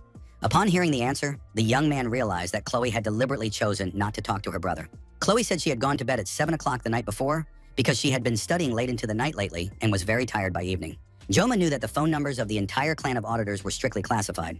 If Nox didn't come looking for Joma himself, the only way to find out anything would be through his sister. Although these two relatives still had a strange and strained relationship, he really wished it were different. After all, they were family. At that moment, Vapan had a full-blown meltdown. The guy didn't understand why he'd studied so hard at night, only to make a ton of mistakes now. Saki was simply asking him to admit that they had different levels of intelligence and that he shouldn't even try to outsmart her. Wapin kept sobbing and suffering. It looked strange, but the guys decided not to stop him from suffering a little. Reiji sat down next to Joma and asked, "What are they and Chloe talking about so intently? Is it really true about their romantic relationship?" Chloe immediately blushed. She had really hoped they wouldn't run into each other, and Joma didn't understand why all teenagers thought about only one thing. The young man firmly stated that there was nothing between them, since he had already said so many times. Reiji moved even closer and asked why, in that case, he regularly ignored her messages. Joma's jaw dropped at the accusation. After all, he'd only failed to reply to a message once, and already he was being accused of ignoring her. Chloe, upon hearing about the two of them messaging each other, was furious. It was clear that someone's blood was about to be spilled. Chloe never expected that these two were messaging each other regularly behind her back. The girls were ready to burn each other to ashes with their glares. Joma didn't understand what the hell was going on here. Everything had been fine just a moment ago. What kind of mood swing was this over a simple text exchange? Even Vapin stopped freaking out, shut his mouth, and asked Chloe why she was acting this way. Saki also wanted to know what was going on with Chloe, but Joma simply asked the girl to step aside. Reiji was sure that Joma knew Chloe and must understand what was going on with her. Joma looked at Saki, not understanding what she was up to or what was going on in her head at all. At that moment, Chloe directed her anger at Joma, saying that he hadn't even given her his phone number, yet he was constantly texting with Reiji. Joma tried to calm everyone down and explain that Chloe's number was a secret and couldn't be shared with anyone, so they couldn't text each other. But Chloe suddenly remembered that Joma had promised to be only her prince. Reiji moved even closer to the guy, took his arm and asked, "What's really going on with Chloe?" Joma asked the girl if she knew what a yandere was, but Saki said she didn't know Korean very well and that it was probably something from English. Weapon grabbed his girlfriend by the face, saying that this Japanese girl didn't understand what was going on at all. Chloe was crying because her friend had practically beaten her up in front of everyone, and now they would have to break up, but Weapon was very serious and tense. The situation was extremely unpleasant and unusual, and something had to be done about it. Lately, Joma had stopped studying yandere. He looked at Chloe, who was holding a utility knife in her hands. Chloe now had only one goal in mind. She was going to make Joma look exclusively at her. The guy suggested they talk and not get worked up, but the girl was already beside herself and attacked Joma with a knife. He managed to dodge the blow. Wapin and Reiji watched the scene with horror and surprise. Chloe waved the knife and said that Joma had been constantly upsetting her lately because there were not only her, but also many other girls around him. The young man dodged another blow, now aimed at Saki. And before Chloe could harm the girl, Joma tried to stop her. Chloe insisted that she was ready to do anything for Joma. Finally, the guy managed to grab Chloe and pin her down on the table, suggesting they settle things with words. Chloe squirmed, trying to break free. She didn't want to talk because Joma had never even texted her. What was there to talk about? Joma spoke in a calm, quiet voice. He wanted to communicate only in person. Communication between them through a pile of metal like a phone felt too soulless. Chloe latched onto the phrase "between them" because there really was communication between them. Joma continued to speak to the girl in a calm voice. He felt that he could finally bring her to her senses and needed to calm her yonder down. He thanked Chloe for always thinking of him and pressed his whole body against hers. Gradually, the negative energy began to leave Chloe. Joma reminded her that even in the dungeon, Chloe had always helped him. He was sure he could rely on her, so there was no need to get upset. Finally, Joma felt he could let go of Chloe. She had become a normal person again. The young man thought with relief that this time he had managed to get out of it. Wapin asked the guy how he was feeling, while Reiji watched Joma, amazed by his reaction and behavior. Chloe asked what they would do now. They decided to tidy up the room first, gather the scattered dishes, and wipe up the spilled drinks. Saki and Wapin left the room, both still reeling from the scene that had unfolded before their eyes. The gorgeous sunset sky delighted all the students who had taken their written exam that day. Wapin and Saki couldn't stop thinking about Kang Joma. When it came to Joma, Chloe became too bloodthirsty. Perhaps love had corrupted her. But the most surprising thing was how Joma held onto the knife while talking to Chloe. Although the young man had convinced her with a casual conversation and everything ended well, he remained on guard. Joma was capable of using fear and the threat of violence in an emergency, traits usually attributed to villains. But in this particular situation, it was a clear sign of leadership. Joma didn't lose his composure. He tried to avoid unnecessary bloodshed, but at the same time, he wasn't about to risk his own life. Wapin realized that his new comrade, Kang Joma, was capable of achieving great things. Saki had been Googling something on her phone the whole time. She was completely absorbed in studying the information she'd found. Wapin asked the girl to share what interesting news she had found, but the girl replied that she was just deleting the video because her followers weren't doing what she told them to. Saki showed her friend her phone, where her post was. She wasn't a professional blogger, she just did it out of boredom. Wapin read the video's title, "If You Understand How to Communicate with a Yandere." The video had a huge number of views. Perhaps it was a shame to delete it. But Saki said she didn't need it anymore, and now she was cleaning up her videos. Her channel was called Japanese with Saki-chan. Wapin asked if she was really planning to teach Japanese, since nobody needs that these days. But Saki replied that she just picked the name at random, and that he shouldn't make fun of it. Otherwise, she'd beat him up. The next time, the group gathered at the Hoken Academy Library. In a week, they were scheduled to be sent on a survival trip to a deserted island for 3 days and 2 nights. It might seem like they'd be fighting each other one-on-one the whole time, but they were allowed to form groups of up to 4 people. All students were given a detailed itinerary for the trip. Something like a school field trip. Survival on the island, distinguishing edible from poisonous plants, survival by Master Biogalax, and a few other books. Joma picked them out from the library shelves. Now it was time to study the information. The academy would test each participant's self-survival skills, though this wouldn't affect their grades in any way. Come to think of it, Joma clearly remembered this part of the story from when he was a player. After all, this is where the hilt of the legendary sword Balmung appears. Besides, this expedition is where feelings begin to blossom between Abel and Leon. Joma hoped he would finally be able to get through this part of the story. It was one of the most exciting events. However, now that he was in the game, Joma had absolutely nothing to envy. After enrolling in the academy, the boy had been through a lot and had started to view everything with more detachment. The academy elders were hunting him down. An unknown instructor, a traitor, recruiting members for his own club. Of course, Abel is very beautiful, but now is not the time for feelings to blossom. Soon everyone would become his enemy, so there was no room for love in this life. But there was something he really needed to deal with. The cursed sword of Balmung. Perhaps that was why Joma attracted him so much, because the guy himself used bladed weapons, and as a former player, he knew the sword's location and its characteristics. However, the search for the fragments of Balmung was the main plot line, and even knowing where all the pieces were, obtaining them was simply impossible. The conditions for obtaining it were that the sword Balmung chose its master itself. It was a kind of miraculous blessing, and Leon had to be chosen to save the world from darkness. It was literally a weapon meant only for a hero. Joma was going to go there with a sashimi knife from a cheap store. You could really feel the difference. So now Joma decided to stop staring at unattainable goals and instead learn everything he needed for the next 3 days.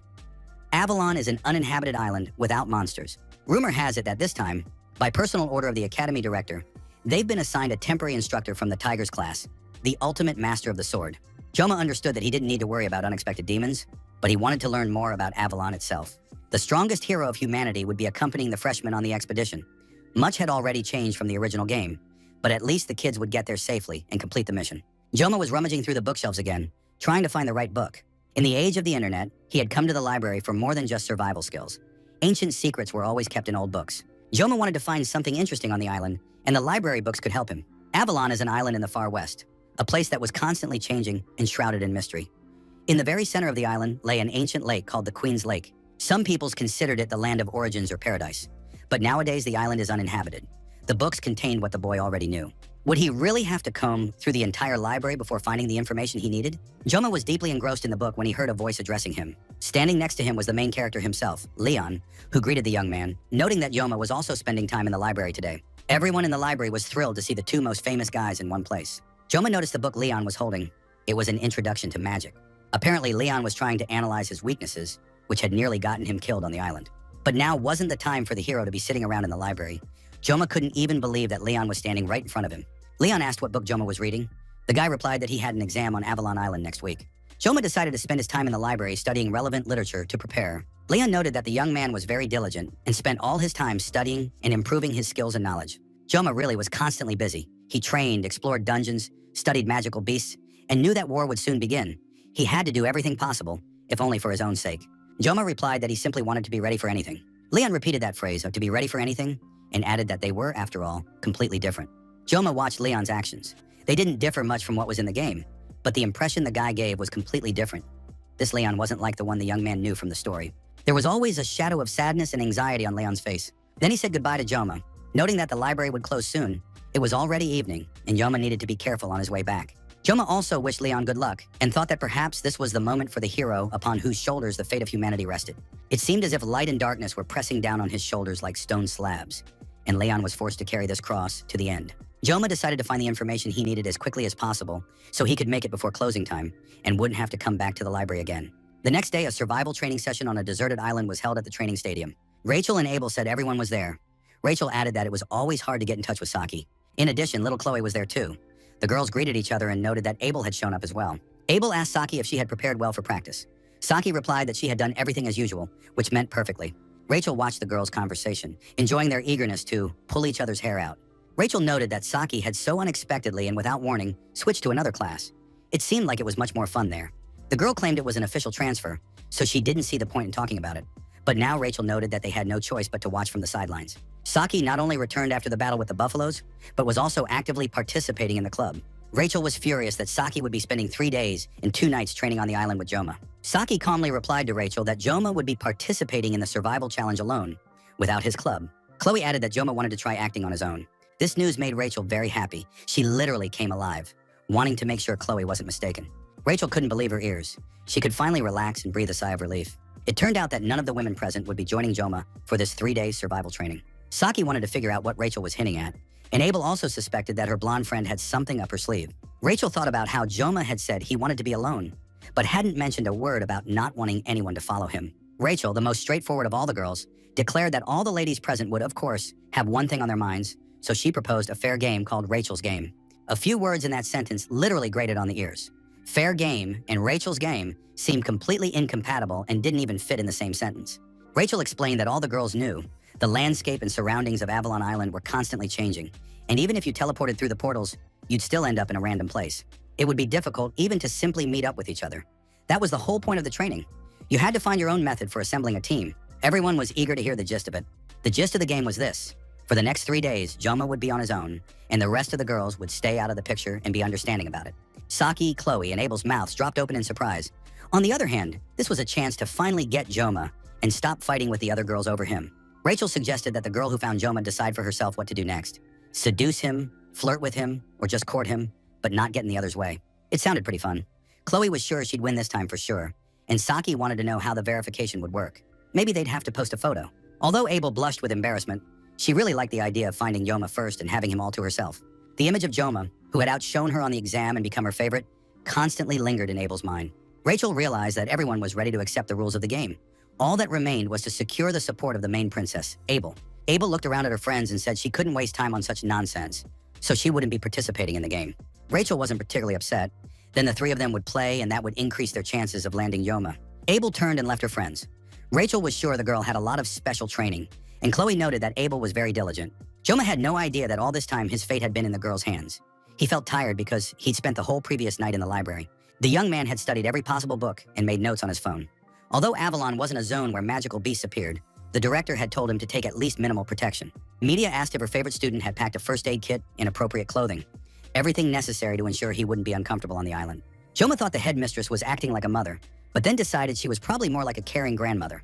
Joma noticed a teacher standing near one of the students. The woman had purple hair. According to the guard, she was a female instructor of average height with purple hair and pink eyes. It's unclear what this woman has in mind, but if she's hunting Joma, it's easy to cover her tracks on an island with an ever-changing landscape. However, the island's effect could also work against her. Joma didn't like using weapons against people, but he also didn't want to die. The young man remembered that Vapan had a composite sketch of this female instructor. It was hardly possible to identify anyone from a sketch. Purple hair, a strange gaze, short stature, and a sturdy build. Joma didn't understand how anyone could be found based on that description, especially since he had already seen at least 3 women with purple hair. Joma hadn't had time to focus on the search when he heard someone calling his name. He turned around. The Sword Emperor was wearing a Hawaiian shirt. He said that Joma hadn't been slacking off on his training lately. The Emperor's granddaughter was walking beside him. Siegfried said, "When natural talent is backed by diligence, the result isn't just added up, it's multiplied. But rest is important too. Without it, the body won't hold up." Siegfried wished Joma to truly enjoy this training session. Joma thanked him for the wish and hoped that Siegfried would have a big catch. The Sword Emperor spat in response to ward off bad luck and also prepared to set off for the island. Following her grandfather, Abel walked past Joma. The young people exchanged glances. Joma watched the beauty walk away and thought that she would soon have a boyfriend. So Abel would have to wait a little while, and soon she would be smiling again. Joma didn't sense any danger, but at that moment Saki suddenly pounced on him. Taken by surprise, Joma smacked her on the forehead. The girl said she was just joking and asked why he had to hit her right away. Joma apologized for his behavior. He'd sensed movement and struck out unconsciously. It was just that he'd often reacted that way with Chloe in such situations. Saki retorted that her forehead wasn't a punching bag. She'd come to wish the guy good luck, and he'd immediately tried to start a fight. The girl, hurt, turned and walked away with tears in her eyes. Joma couldn't understand what had happened to her. Lately, Saki had almost stopped sleeping during class and was constantly hanging around Joma. If he didn't respond, she became even more unbearable. The young man didn't understand what exactly attracted her to him, but Saki was one of the main characters, and Joma didn't want to get any closer to anyone than necessary. At that moment, the portal to the anomalous space on Avalon Island activated. Everyone needed to be careful and have fun. This time, they only needed to find what was necessary to pass through. Everything was calm and problem-free. Joma prepared to pass through the spatial gate and heard that the hero's blessing would come with him. The young man transported himself to the island. An incredibly beautiful view, bathed in lilac light, opened up before him. A year had already passed since Joma had arrived in this world, but he still marveled at it. And now, many years later, Joma realized he was in a fantasy world, the sacred land of Avalon, and before him stood the apple tree of beginnings. The boy decided to put sightseeing on hold for later, because survival training on the uninhabited island had already begun. Saki was focused and determined to win the battle for Joma. Chloe had no intention of losing this time, and Vapin wanted to finally become as strong as his comrade. On the map of Avalon, which Joma had photographed in the library, the location of the Blessing of Rebirth, which could be obtained on the island, was marked. When Joma compared this map with his memories from playing the game, he understood a lot. It seemed that this blessing was located somewhere near the boulder, in the central part of the island, close to the lake. So he needs to head toward where the world tree grows, traversing rocky terrain and the forest. That could take as long as 3 days. Plus, the Academy assigned a task to search the island for orbs scattered throughout the area. Simply put, it's a treasure hunt game, like on school field trips.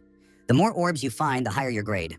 Plus, they can be used as materials for upgrades. So, Joma decided to combine business with pleasure and double-check some of the information in BioGalax's book. To survive on this island, he could use a secret weapon, a machete he'd bought in the outdoor section of a supermarket. He had acquired this special weapon to complete tasks. It was better to keep the machete at the ready so that the blessing of painlessness wouldn't go to waste. The young man sliced through the air with the long blade, imagining how he would strike his opponent in case of danger. The handle was quite comfortable, but still somewhat unusual. This was due to the machete's length. Joma wasn't worried. If worse came to worst, he could always use his favorite sashimi knives. Joma was moving across the island when a white hare jumped out from behind a bush toward him. The young man decided to try the cleta as food and was about to roast the hare over a fire. However, upon seeing the true size of this gigantic creature, Joma realized he didn't need that much food. He thought that since he had already defeated buffalo in his life, he would have absolutely no trouble handling a rabbit. Joma prepared to attack and was about to activate the sword's blessing, but at the last moment realized that for some reason it wouldn't activate, and the giant hare's snout was already very close. This fantasy world was full of surprises. Abel watched the scene unfold with surprise and curiosity. She, too, was eager to visit the island of Avalon. An absolutely adorable, small, and delicate rabbit sat on the path under a bush. The girl understood that this was most likely her meal, but the rabbit was truly very cute. Abel wanted to pet the little rabbit. It was probably scared right now, not knowing where its mother was. Still, the rabbit was too cute, and it was hard to imagine that she would have to eat it. The girl reached out to touch the gentle creature, but the nasty, vicious rabbit jabbed her with its 2 sharp claws. She screamed in pain, then rushed after the vicious rabbit she had simply wanted to pet. Abel decided that perhaps it was for the best and would test the results of her training. Even though the rabbit was ordinary, cute, and small, it was moving at a crazy speed. Abel noticed that the animal had sped up even more, as if it were some kind of creature hiding its true power, and now catching the rabbit had become a major challenge.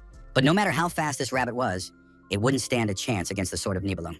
The girl was already counting on the rabbit ending up in her hands. She leaped off the ground and was about to catch up to the animal in a single bound. But suddenly the landscape began to change, and Abel found herself in a completely different place with a new terrain. The girl fell from a height into the lake, and only the splash of water could be heard around her. Abel sank deeper and deeper. She could do nothing and simply sank to the bottom like a stone. Abel's gaze was resigned and sad. The beauty silently sank into the depths of the water, realizing that no one knew where she was, and that rescue was unlikely to come. Before her eyes closed forever, she saw a rabbit sitting on the shore of the pond, staring into the water. The next moment, instead of the rabbit, the girl saw Kang Joma's face, and now she didn't even understand who exactly had led her into this trap. The darkness grew ever thicker. The sun and light could not penetrate the depth of the water. Abel was left alone with the watery element and could offer no resistance. Meanwhile, Joma was trying to chase the rabbit, but so far he had had no success. All his efforts seemed futile. He noted that he had spent so much time on physical training, but without the blessing, the young man felt like a complete nobody. In his past life, Joma had been confident in his physical fitness, but now some rabbit was literally laughing at his attempts to catch up with the animal. At some point, the young man decided it was better to go hungry than to waste his strength, and said he was letting the rabbit go. The animal could leave. The giant rabbit smiled with its cute little face, bared its teeth, and said that its pursuer was a sucker. Joma decided not to skimp on the blessing. He pulled his sashimi knife from its sheath, and the blessing of the god of the sword activated. The sun gently illuminated the island, filtering through the treetops. Rachel was in a great mood. She was leaping across the island in huge bounds, as if she were being carried in someone's arms. Rachel hoped that today her saga with Joma would finally come to an end, and she would get him all to herself. Finally, the girl landed in a clearing. It seemed to her that she had been walking in circles, and she had the impression that Rachel had already been here. The girl was sure that today would be called Rachel's game. But what was she supposed to do now that she was lost and had no idea which way to go? Just then, a huge black bird flew high in the sky, blocking out the sun for a few moments with its wings. Rachel thought that the black bird had a lot in common with Joma's black hair, which meant it was a sign. Rachel knew that crows love anything shiny, and if she ran after the bird, she might run into Joma. She decided that spending time thinking was a waste of time. She needed to act, and eventually something would come of it. Having made up her mind, the beauty leaped high into the air, hoping to find Joma soon. Saki and Ryoji moved quietly across the island, and at one point, they thought they heard Rachel's voice. Finding no one there, Saki decided to check if she had packed everything. Her bag contained food, snacks, a blanket, and a cardigan. Only one item was missing from her arsenal. Saki had to admit that she hadn't had Joma for some time now. She thought about him regularly. Since Saki had decided to play along, she couldn't stay on the sidelines.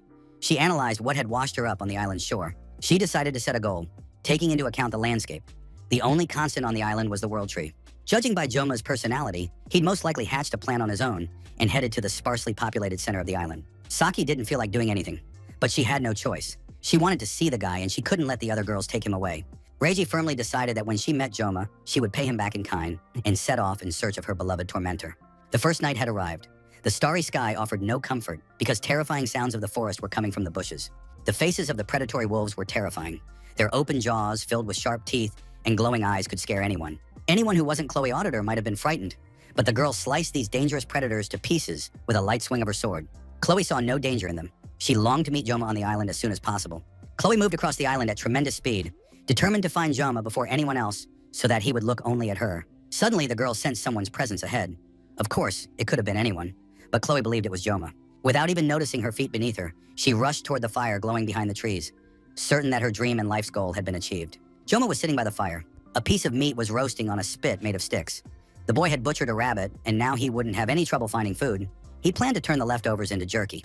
The young man heard a noise that didn't sound like an animal. Perhaps someone was hunting him, so Joma couldn't let his guard down. He sensed the stranger approaching, coming almost directly toward him and making no attempt to hide. Joma had to pull out his sashimi knife. Fortunately, he had saved the blessing for the very end of the evening, and now he could use it to defend himself. Chloe was approaching, oblivious to what lay ahead. The girl stretched out her arms and shouting, "Joma!" ran out from behind the trees into the clearing. The encounter turned out to be unexpected and thoroughly unpleasant. The fair-haired and the petite one came face to face in the night forest of Avalon Island. The girls looked at each other with obvious hatred and irritation. They didn't understand why fate had brought them together on this patch of land. Joma managed to stop his hand at the last moment before his sashimi knife plunged into the body of the beautiful Abel von Nibelung.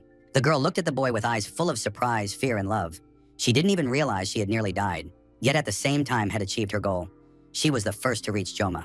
The young people couldn't find the words.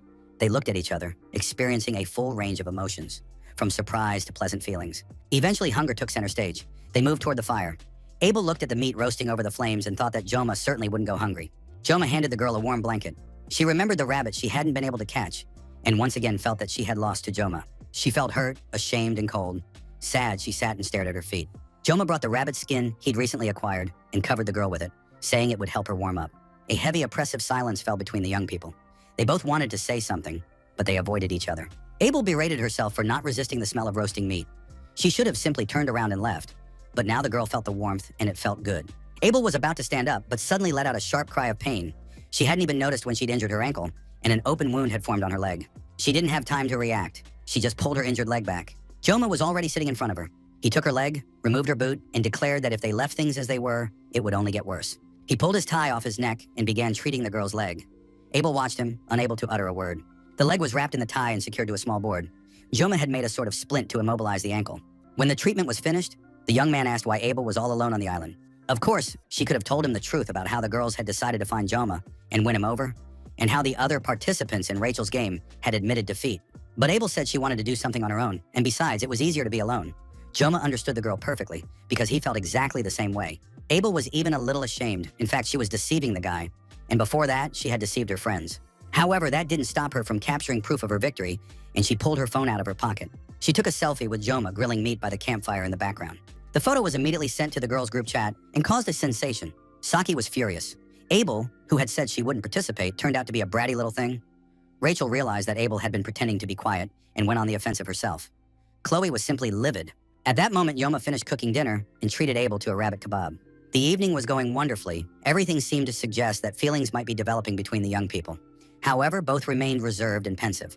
Finally, Abel asked the question that had been bothering her for a long time. She asked Yoma how he had become so strong. Joma knew that his strength was limited to just 1 minute, while the blessing lasted. And yet, during his time at the academy, he had gone through a real hell. He replied that it was probably thanks to his great teacher, who had taught him how to wield bladed weapons. Abel, too, had spent her whole life learning to wield a sword from her famous grandfather, and was convinced she knew more about weapons than anyone else. But now the girl realized that there was a master she had never heard of. Abel wanted to know what kind of family he came from, and what exactly he had taught Joma. Joma, of course, couldn't say that he was a chef, and replied that he had come to understand a lot lately. It isn't always the strongest who wins. Most often the one who doesn't give up, who endures and survives, that is the truly strong person. Abel pondered Joma's words. They seemed a little strange to her, and she tried to analyze them. These phrases sounded pretentious and even old-fashioned. Usually older people spoke that way. Abel couldn't help herself and burst out laughing. She said the answer sounded cliché, and now she couldn't stop laughing, because Joma spoke almost exactly like her grandfather. The girl remembered their first conversation on the bench, the only time they'd talked to each other for so long. Joma didn't particularly like those memories and tried to shut her up by offering her another skewer. Abel gladly accepted the treat. The meat was delicious and filling, and she felt warmth and calm. Waking up in the morning, Abel looked around and realized she was lying on an air mattress, covered with a warm rabbit skin. The fire had gone out, and there was no one nearby. Joma had left without saying a word or saying goodbye, but he had left food for Abel. The girl recalled the events of the previous night, how she had found Joma, how he had treated her injured leg, and then warmed and fed her. Tears streamed from her eyes, and she didn't understand what had caused them. Why, at certain times in life, tears just flow on their own. She was moved by another person's concern. After all, Abel had spent her whole life trying to handle all her problems on her own, regardless of what was happening around her. Even when she wanted to cry, she held back her tears and never believed she had the right to emotions appropriate for her age. She understood. Such was the fate of one who had inherited the name of the Nibelung, and this stranger treated her with care. Even now, Abel envied anyone who showed her selfless kindness. After she finished crying, the girl thought that there were still 2 whole days left, and tears wouldn't help her now. Abel took out her sword, put a boot on her foot, which had almost healed, and decided she had to catch up with Joma. With a firm stride, calm and self-assured, clad in the pelt of a giant rabbit, Abel set out to conquer this world. Joma got up early in the morning and left the campsite without saying goodbye to his guest. The young man walked through the forest, feeling the cool of the night and the heat of the morning. He thought about Abel. She was truly beautiful. She had probably already woken up. Joma didn't understand why Abel was so hostile toward him, but most likely it was part of her nature. She had grown up in a family that valued pride and honor. The night before, when a frightened Abel approached him, he had unexpectedly shown kindness. But it wasn't love at all. The girl's pitiful appearance simply hadn't left him indifferent. Joma saw nothing wrong with a simple act of kindness, and with that thought, he stepped out to the edge of the forest. Although his course veered slightly off course, overall everything was going according to plan. Joma slid down toward the mountainside. He knew that today was the day Abel and Leon were supposed to start getting closer. That's how it was in the game he'd played in his past life. Joma came out onto flat ground and began looking around. The young man hoped that Abel, being in love, wouldn't give his cloak to Leon. That would be upsetting, since the rabbit fur cloak was his personal possession. However, he decided that the time for silly thoughts was over, and he needed to find the blessing before sunset. The blessing of rebirth was a guardian-level spirit, 1 rank below the blessing of teleportation. It enhanced regeneration and served as the perfect boost for a guardian. Only a spellcaster could use it, but for Joma, the bearer of the blessing of movement, this restriction did not apply. Even a damaged sashimi knife could be partially restored. Of course, the restoration wasn't perfect. This blessing couldn't regrow, say, a severed arm, but it healed wounds perfectly. In the game, this blessing was considered a hidden item and did not affect the development of the main character, Leon. Leon would eventually surpass everyone in strength anyway, so the absence of a single blessing wouldn't make him weaker. Thinking this way, Joma climbed to the top of the plateau. Everything looked completely different than on the game screen. It was some kind of rock, and now he had to make his way there all day until sunset. But looking down from the summit, the young man was convinced he had found what he was looking for. He looked at the ruins. The blessing of rebirth was hidden there. However, something else was glimmering nearby. The blessing couldn't be glowing. It must be hidden. Closer up, Joma saw a sphere. It was quite large and glowing. Perhaps this was another bonus. He had come for one thing, but ended up getting 2. Joma realized that luck was finally on his side, for up until now, his life had been pretty rough. He approached the ruins. At first, he planned to take the sphere and then look for the rest, hoping to finish everything before nightfall. But as soon as Joma approached the sphere, the huge, sturdy feet holding it snapped. He froze in place, trying to figure out what was happening. One thing was clear. Nothing good was to be expected, but the boy didn't yet understand exactly where the danger lay. At that moment, a man emerged from the darkness. He said he hadn't expected anyone to venture this far, and that Yoma had definitely not come here just for a walk. The man asked why Yoma was here. Had he really come for that sphere? It turned out to be the game's main character, Leon Van Reinhardt. Leon wanted to know why Yoma had come for the sphere, or if he had some other purpose. Yoma didn't want to reveal the truth and replied that he had simply seen the glowing sphere from afar and decided to take it for himself. Leon calmed down upon hearing that Yoma had come only for the orb, but said that now the young man must try to take it by defeating Leon. Leon was an interesting character. Half the world celebrated his birthday, and the hero's certificate found its rightful owner. But Yoma didn't understand what was going on because Leon was supposed to be with Abel.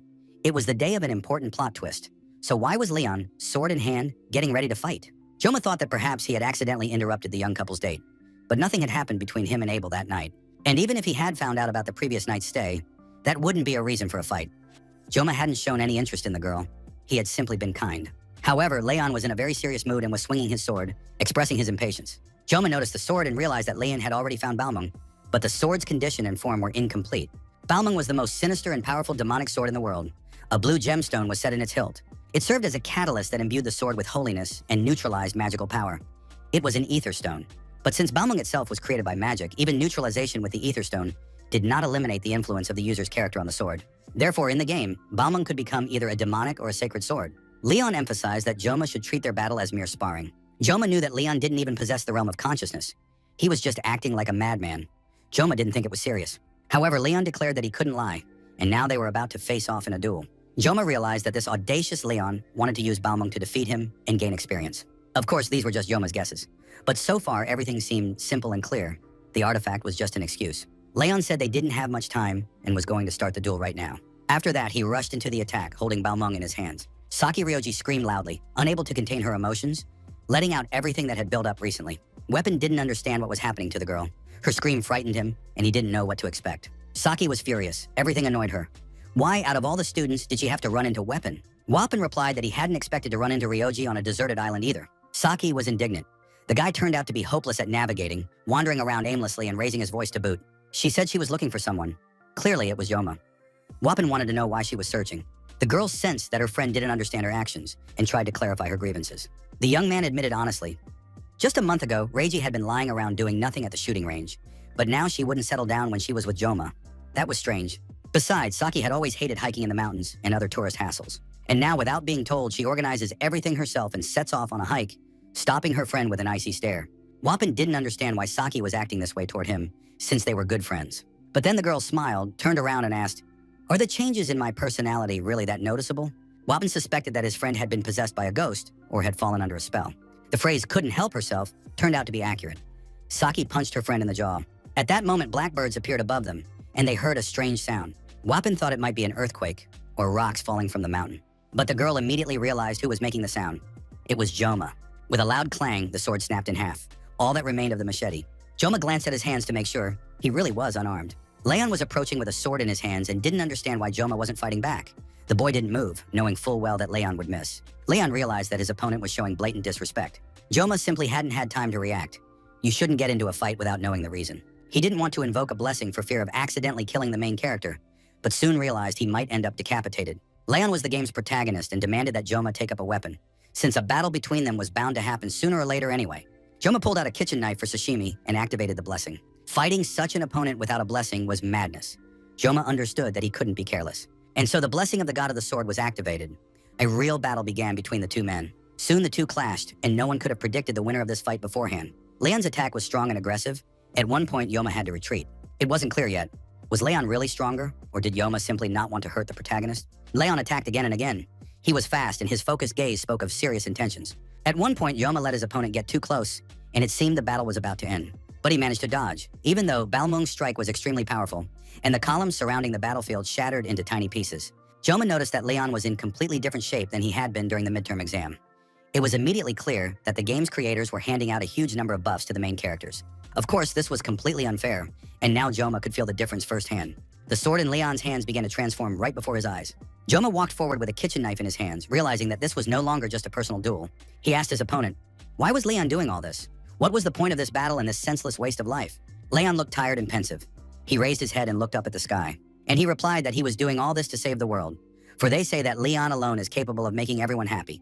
But now everything became clear, and suddenly Balmung's sword turned into a demonic weapon. Leon raised the sword above his head, holding it with both hands, preparing to strike. When this happened, the ground around the battlefield shook, and it seemed as though the rocks were parting to the sides. Joma, despite his opponent's strength, managed to jump back and avoid the blow, which would have been fatal for him. He held his kitchen knife in his hands and could now attack Leon from behind.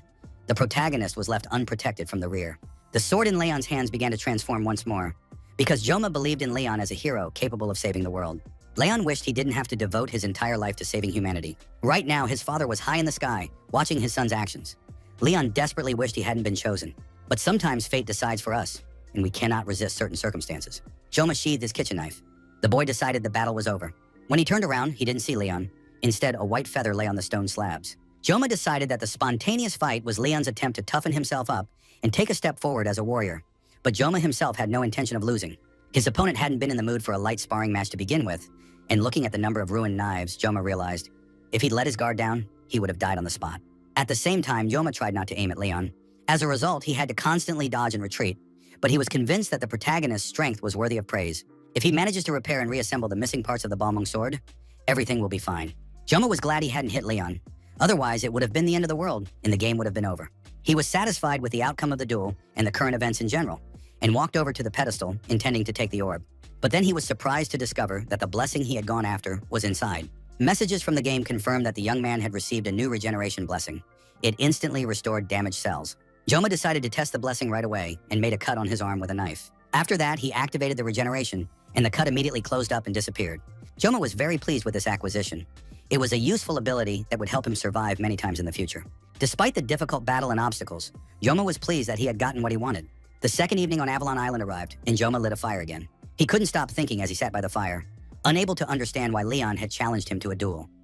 Could it really be because of Abel? Of course, this battle was bound to happen someday, but everything happened too quickly, and Joma didn't even have time to ask Leon why. He was confused and didn't understand who Leon really was, let alone who had dragged him into this game. Better to focus on the current problems, Joma decided, and stop thinking about Leon and Abel for a while. In his past life, he had a short temper. Now Joma was suppressing it, but he couldn't ignore injustice. He remembered how many times he'd had to argue with rude restaurant customers. For Joma, stubbornness and principle were the best way to solve problems. Initially, he hadn't planned to get involved in the plot, but now ensuring safety had become a priority. Today, Joma had already clashed with the main character. Besides, there had been repeated attempts on his life in the past. So if Joma's life was in danger, he would have to defend himself, and sometimes kill. And he wasn't talking about a monster, but a human being. Joma thought about this with sadness. He didn't know if he was doing the right thing. Of course, it would be good to ask for advice, but he didn't have anyone to turn to. Sometimes you have to know when to stop. Joma remembered Saki's advice. Stop overthinking it. Just be yourself. His thoughts were interrupted by a noise coming from the darkness behind the trees. Joma assumed it was an auditory hallucination. If Saki were nearby, she would surely have said so. He thought about his companions. He wondered what they were up to right now. Wappen and Saki had had a huge falling out. They'd even drawn a death line so they wouldn't cross paths and constantly run into each other. Rachel had already completely worn down poor Chloe. The girls were now companions in misfortune, since Abel, that shameless bitch, had taken Joma away from them. Abel organized an evening swim. The girls settled down on the lakeshore and happily washed away the dust, dirt, and her troubles. Thinking of his close companions, whom Joma would like to call friends, the young man finally dozed off, sitting by the extinguished campfire. A group of serial mercenary undertakers crept up quietly in the darkness. They moved very silently and professionally. The villains didn't approach so as not to make unnecessary noise. Instead, they launched several shurikens at tremendous speed. It seemed as though these weapons were about to pierce Joma's body and kill him. The young man woke up at the last moment, barely managing to jump back and deflect the incoming shurikens with his jacket. However, his shoulder was wounded. The mercenaries were absolutely thrilled by the student's actions. They realized they were dealing with a very cool guy. Their first thought was to recruit such an incredible young man into their ranks. The group's captain, Rei Shona, calmed her men down, telling them they needed to keep quiet and stay alert. Joma knew this girl firsthand. She was the leader of the Undertaker's gang. Rei Shona was the first half-human Leon would ever meet. She had once been the daughter of a noble family, but after being betrayed by her relatives, she was cast out of her family and chose the path of a hired assassin.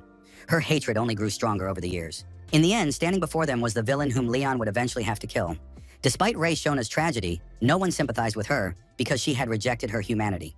The hired assassins were confident in their strength. They knew that Joma wouldn't be able to dodge their attacks, and they wanted to find out who this kid Joma really was. Seeing the young man's calm reaction, the assassins realized the boy was unusual if he could keep his composure like that, knowing they had just been about to kill him. Rei Shona also realized that Joma was most likely not just a student. The woman asked which group he belonged to, Joma had no idea what nonsense was going on. If the mercenaries had been hired to kill him, why were they asking such questions? And why did they decide he wasn't a student? Farik shouted to the guy that he considered it his duty before dying to say that he was magnificent, since their captain very rarely took an interest in the spoils. The mercenary's second-in-command agreed. At first, he thought the boy was just a greenhorn, but if he could dodge an attack like that, he belonged among their ranks. Of course, one shouldn't forget that the boy hadn't dodged completely, and now he had a wound on his shoulder, but that was a minor detail because the boy was still very young. Joma listened calmly to his guests, continuing to analyze the situation. He understood that once again, the elders were set on destroying him. Most likely, this cleanup squad had been sent by the elders. Joma said all this to the assassins' faces. They hadn't expected their actions to become known to their target, and for a moment they were taken aback. Farik immediately suspected that this youngster had been deliberately digging into their group and would now make demands. Chung Tipung realized that the young man knew who they were. Joma was completely calm. He said he knew. These people were real butchers, trading death for money. Ray Shona didn't take her eyes off Joma, and the deputy captain thought that this dim-witted kid had blurted out the word the captain hated most. Joma didn't understand why the former noblewoman disliked being called a butcher so much, especially when it was coming from a simple guy like him. It was impossible to endure such an insult, so Chung Tipung raised his hand to strike, his fingers clad in metal brass knuckles. Joma instantly activated the blessing of the god of the sword and simply walked past, dodging the mercenaries' attack. Chung Tipung realized the young man was a real slippery rat. He wanted to say something else, but suddenly the man felt a stinging sensation on his throat. Either a scratch had appeared or a mosquito had bitten him. And now the hapless hired assassin's head was already lying on the ground, severed, as if it hadn't even been a human head. The other mercenaries were in shock. They hadn't even noticed how Joma, passing by the deputy captain, had managed to cut off his head. Joma could think of nothing but the horror of what had happened. He had killed a man not in subspace, but in reality.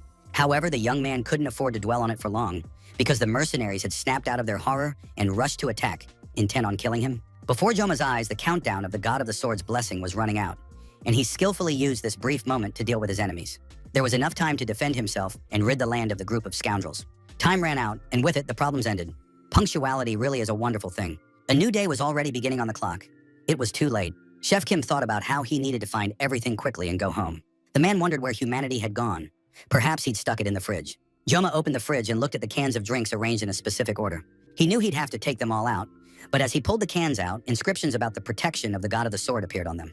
Joma stared into the fridge, thinking that he hadn't been sleeping enough lately, which was why he was seeing all sorts of nonsense. The guy kept reading the inscriptions on the cans. It seemed as though the letters were shifting around, conveying a message to him. Suddenly, a flash of insight struck Joma. The message said he had to stand up for himself and cut whatever needed to be cut. The next cut was made just as the first mate was about to punch Joma in the face with brass knuckles. The guy felt absolutely no doubt. He was doing what he had to do. Enraged by fury, the mercenaries rushed at the boy as a mob, intending to catch him and destroy him. But Joma had no intention of running away. The young man dodged the attacks by crouching down and bending over in front of the mercenaries. In the next instant, Joma swung his kitchen knife and sliced open the body of one of the villains. The first was followed by the remaining two. Their fate was the same. A few swipes of the sashimi knife, and only pieces of the men remained. Ray Shona couldn't understand why her subordinates were such idiots. They should have pulled themselves together and killed this kid with a single blow. The boy was not only young, but also alone. Why couldn't they kill him? Ray Shona watched as if in slow motion as her men were cut down by an ordinary freshman. Now even the captain herself didn't understand what was happening. Maybe he wasn't just prey, but this schoolboy was supposed to destroy the entire group. Neither Ray Shona nor her mercenaries had time to figure out how Joma was doing all this. And now the head of the last one, Farik, was lying at the lady's feet. Ray Shona realized immediately. The mission was too easy, and the elder had promised a lavish reward. In addition to the reward, an extra bonus had been promised. Now the girl understood why the prize was so large. That mad elder could have promised anything, knowing that the mercenaries wouldn't be able to kill a student. Joma didn't seem human, but rather a demon or half-breed disguised as a student. Ray Shona could have sworn that this was exactly the case. The woman was practically certain of it.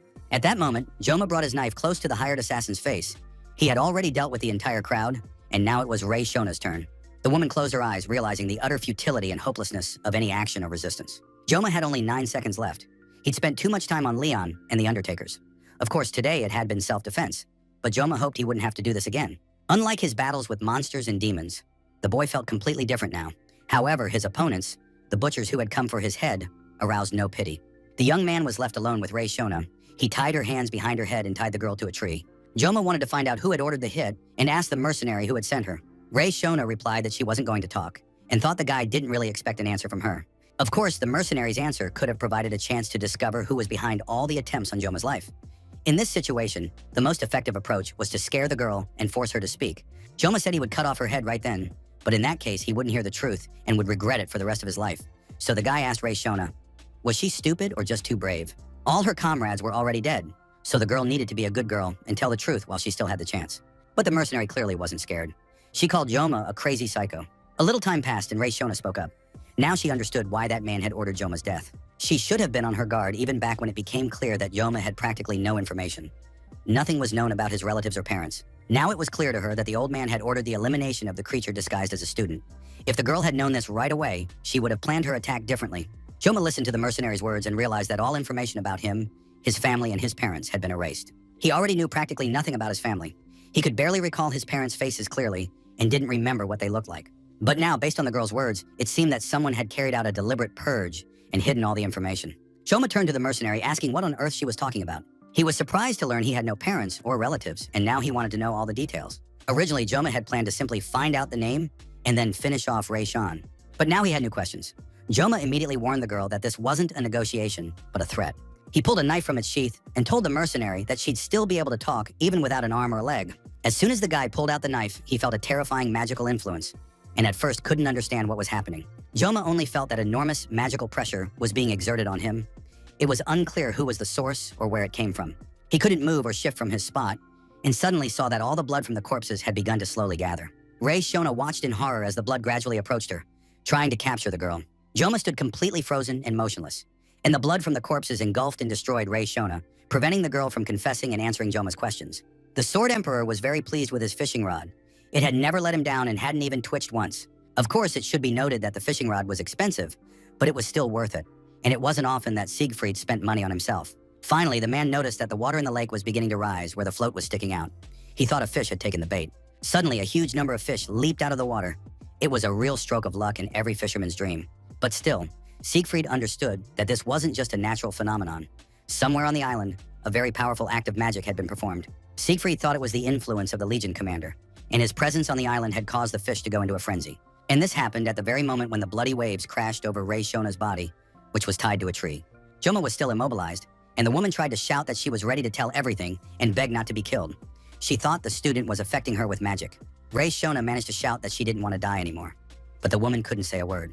At the spot where she was tied to the tree, a powerful explosion rang out, forever destroying the commander of the Undertaker's squad, Ray Shona. The explosion had a dramatic effect. A pillar of fire shot high into the sky, illuminating the entire island and making it visible from everywhere. The traitorous instructor, who had tried to orchestrate Joma's murder, realized that her master had appeared nearby.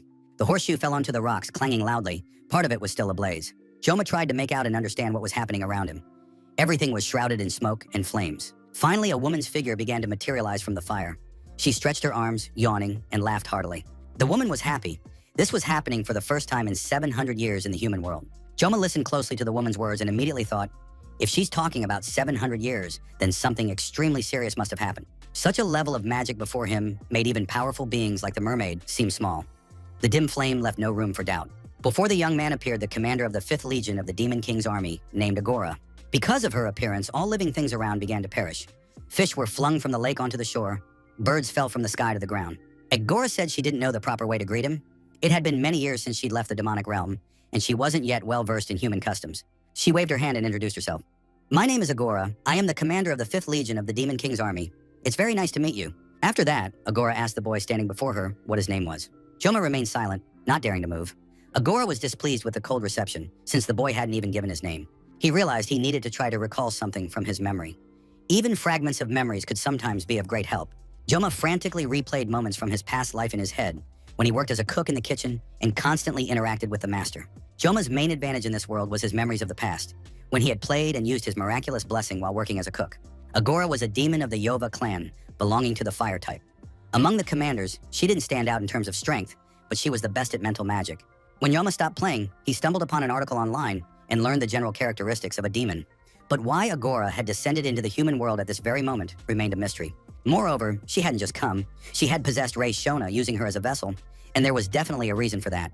Agora approached the bodies of the slain villains lying nearby and said she was very impressed if a boy had done this. It was immediately clear that the young man was no ordinary person.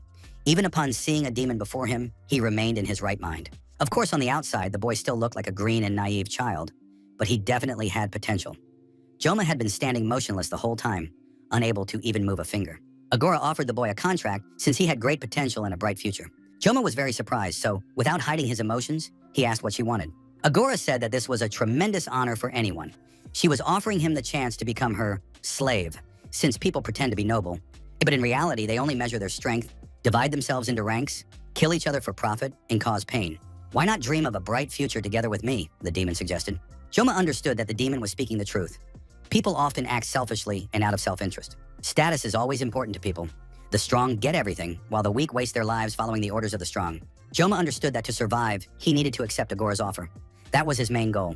If Joma joined the demon army, it would be easier for him to create a bright future. Now, the young man faced a choice. Stay alive and join the demon army. But there was one small catch. Agora was the demon empress of the succubi, though that wasn't the main point right now. She opened her mouth in surprise. She couldn't understand how the boy had managed to break her spell, since it was high-level magic. The demon thought it was because of her insignificant and weak body. While she was begging to make a contract, the vessel had proved useless. How could one act at full strength with a body like that? Joma watched the demon and began to laugh out loud. Agora hadn't expected this man to laugh at her. He said it was funny to him, since the demon had been talking nonsense for so long. The situation was getting strange. Agora was clearly flustered and didn't know how to react to the strange man. Joma took out a knife, began to pull it from its sheath, and said that he would now explain why he needed to become her slave. Everything around them seemed engulfed in flames. The air was charged with electricity, and the demon waited for an answer. Joma said he was sending the demon to hell. Agora called the guy rude, since she herself had been very polite to him. Instead of answering, Joma struck out and sliced through the fire with his knife. The demon merely smirked and moved calmly across the clearing, while the young man tried to land even a single blow. Soon the demon was openly yawning and humming songs, but Joma didn't lose his cool and kept attacking. Agora watched the boy with genuine interest. Of course, she'd invited him to be her assistant as a joke, but now she could see that the boy was actually quite good. Agora decided it was worth testing what he was truly capable of. The demon activated Inferno, and everything around them began to explode and burn. Agora sprayed everything around with fire and told the boy to try to do at least something. Joma really tried his best, moving in different directions. He tried to cut through the magic with his knife. Agora realized that this child had surpassed all human limits. However, the demon hadn't yet had time to adapt after inhabiting a new body. Joma, gripping the knife tightly, began to radiate blue energy and light. Agora was surprised. Seeing that the boy had caught up to her, she couldn't understand how a human could move so fast. Soon they met, and it looked like a clash of two fires, one warm, the other cold. And after that, the fire burned out, and everything was covered in smoke and soot. It was impossible to make sense of the situation. When the smoke cleared, Agora stood over the boy, holding his knife with her hand and preventing Joma from attacking. Agora was clearly enjoying this battle. She didn't want to kill the guy who was trying so hard. Joma understood that he couldn't stop. He didn't have time to waste. Joma managed to land a few blows right before Agor's stunned eyes, knowing this was his temporary reprieve. The demon noticed that the boy had sped up. Things were getting more and more interesting. The battlefield looked as if New Year's fireworks were lighting up everything around them. The final seconds of the blessing of painlessness were coming to an end. The epicenter of the battle was growing smaller and calmer. But now the time was up, and the young man held his knife in his hands, knowing that the next blessing would cause him excruciating pain. Agor still couldn't get used to the body. The red blood irritated her.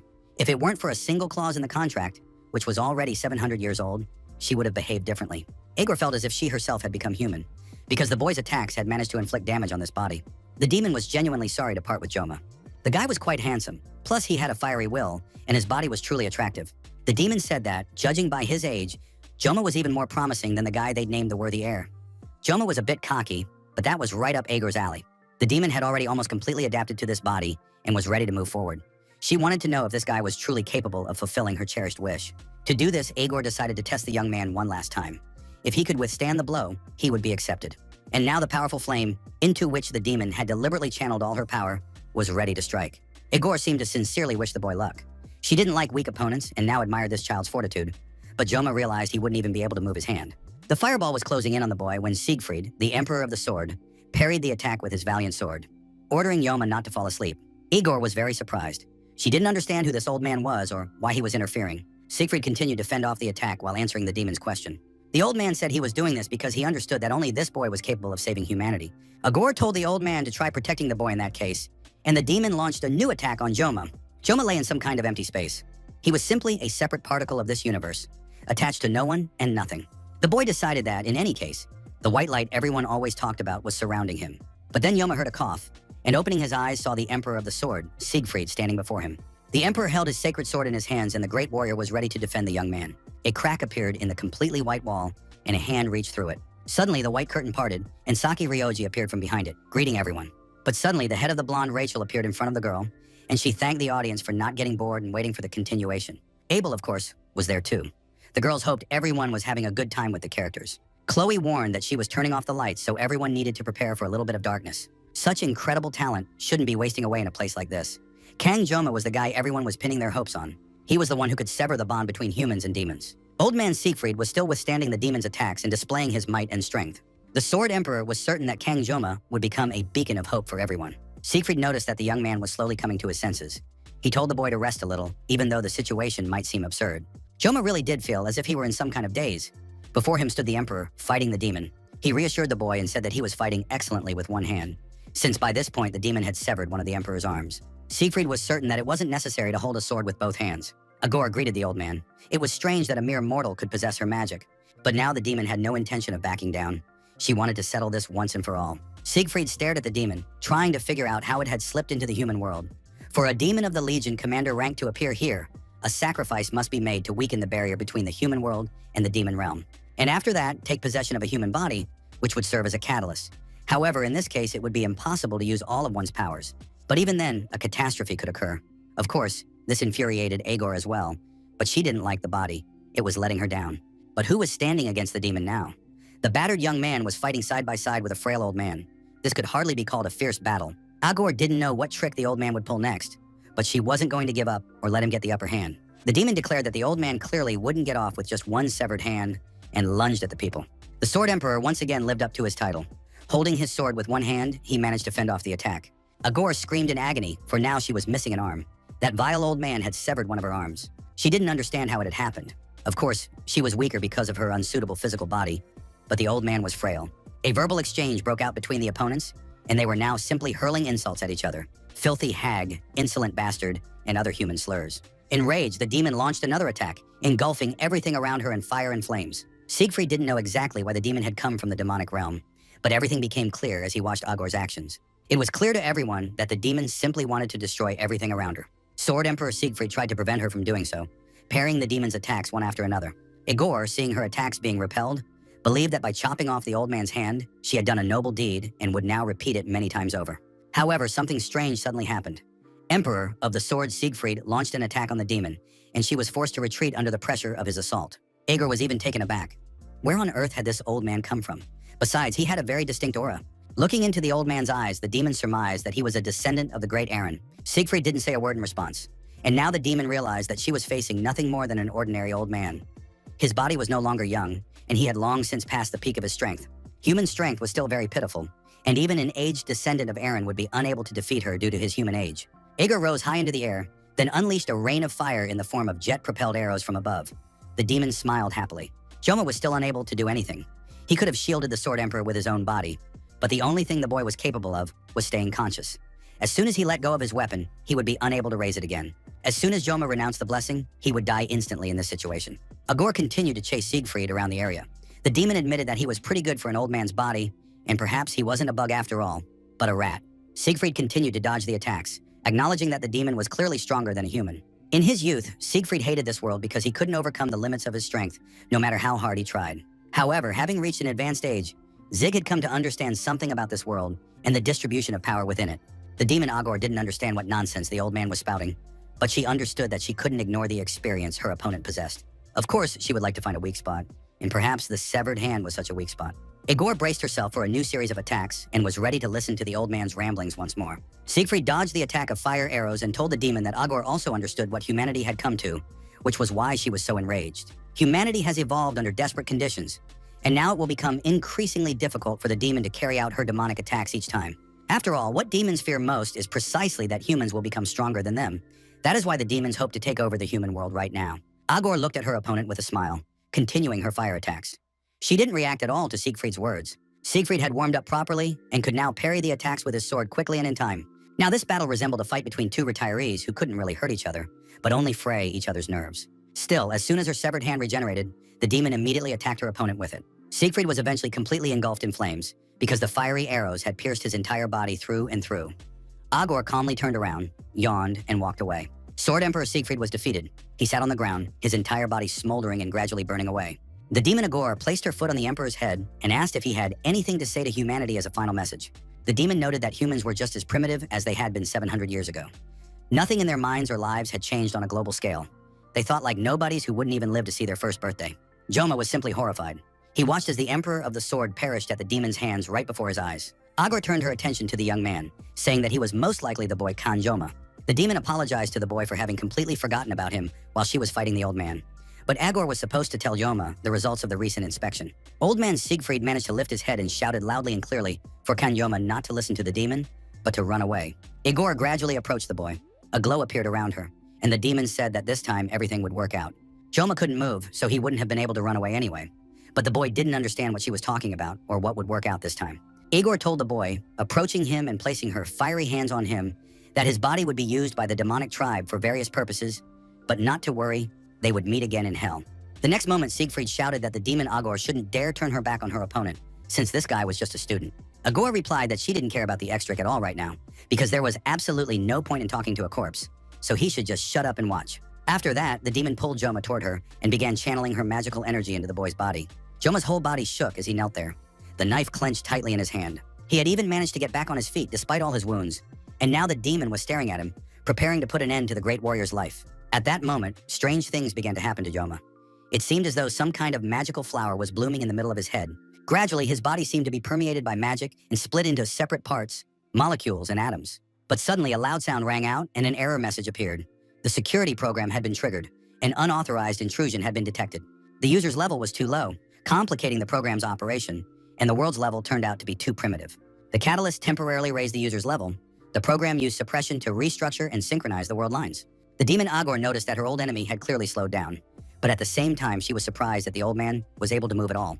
Agor decided to test what would happen if she tore off the head of an insect like this old man.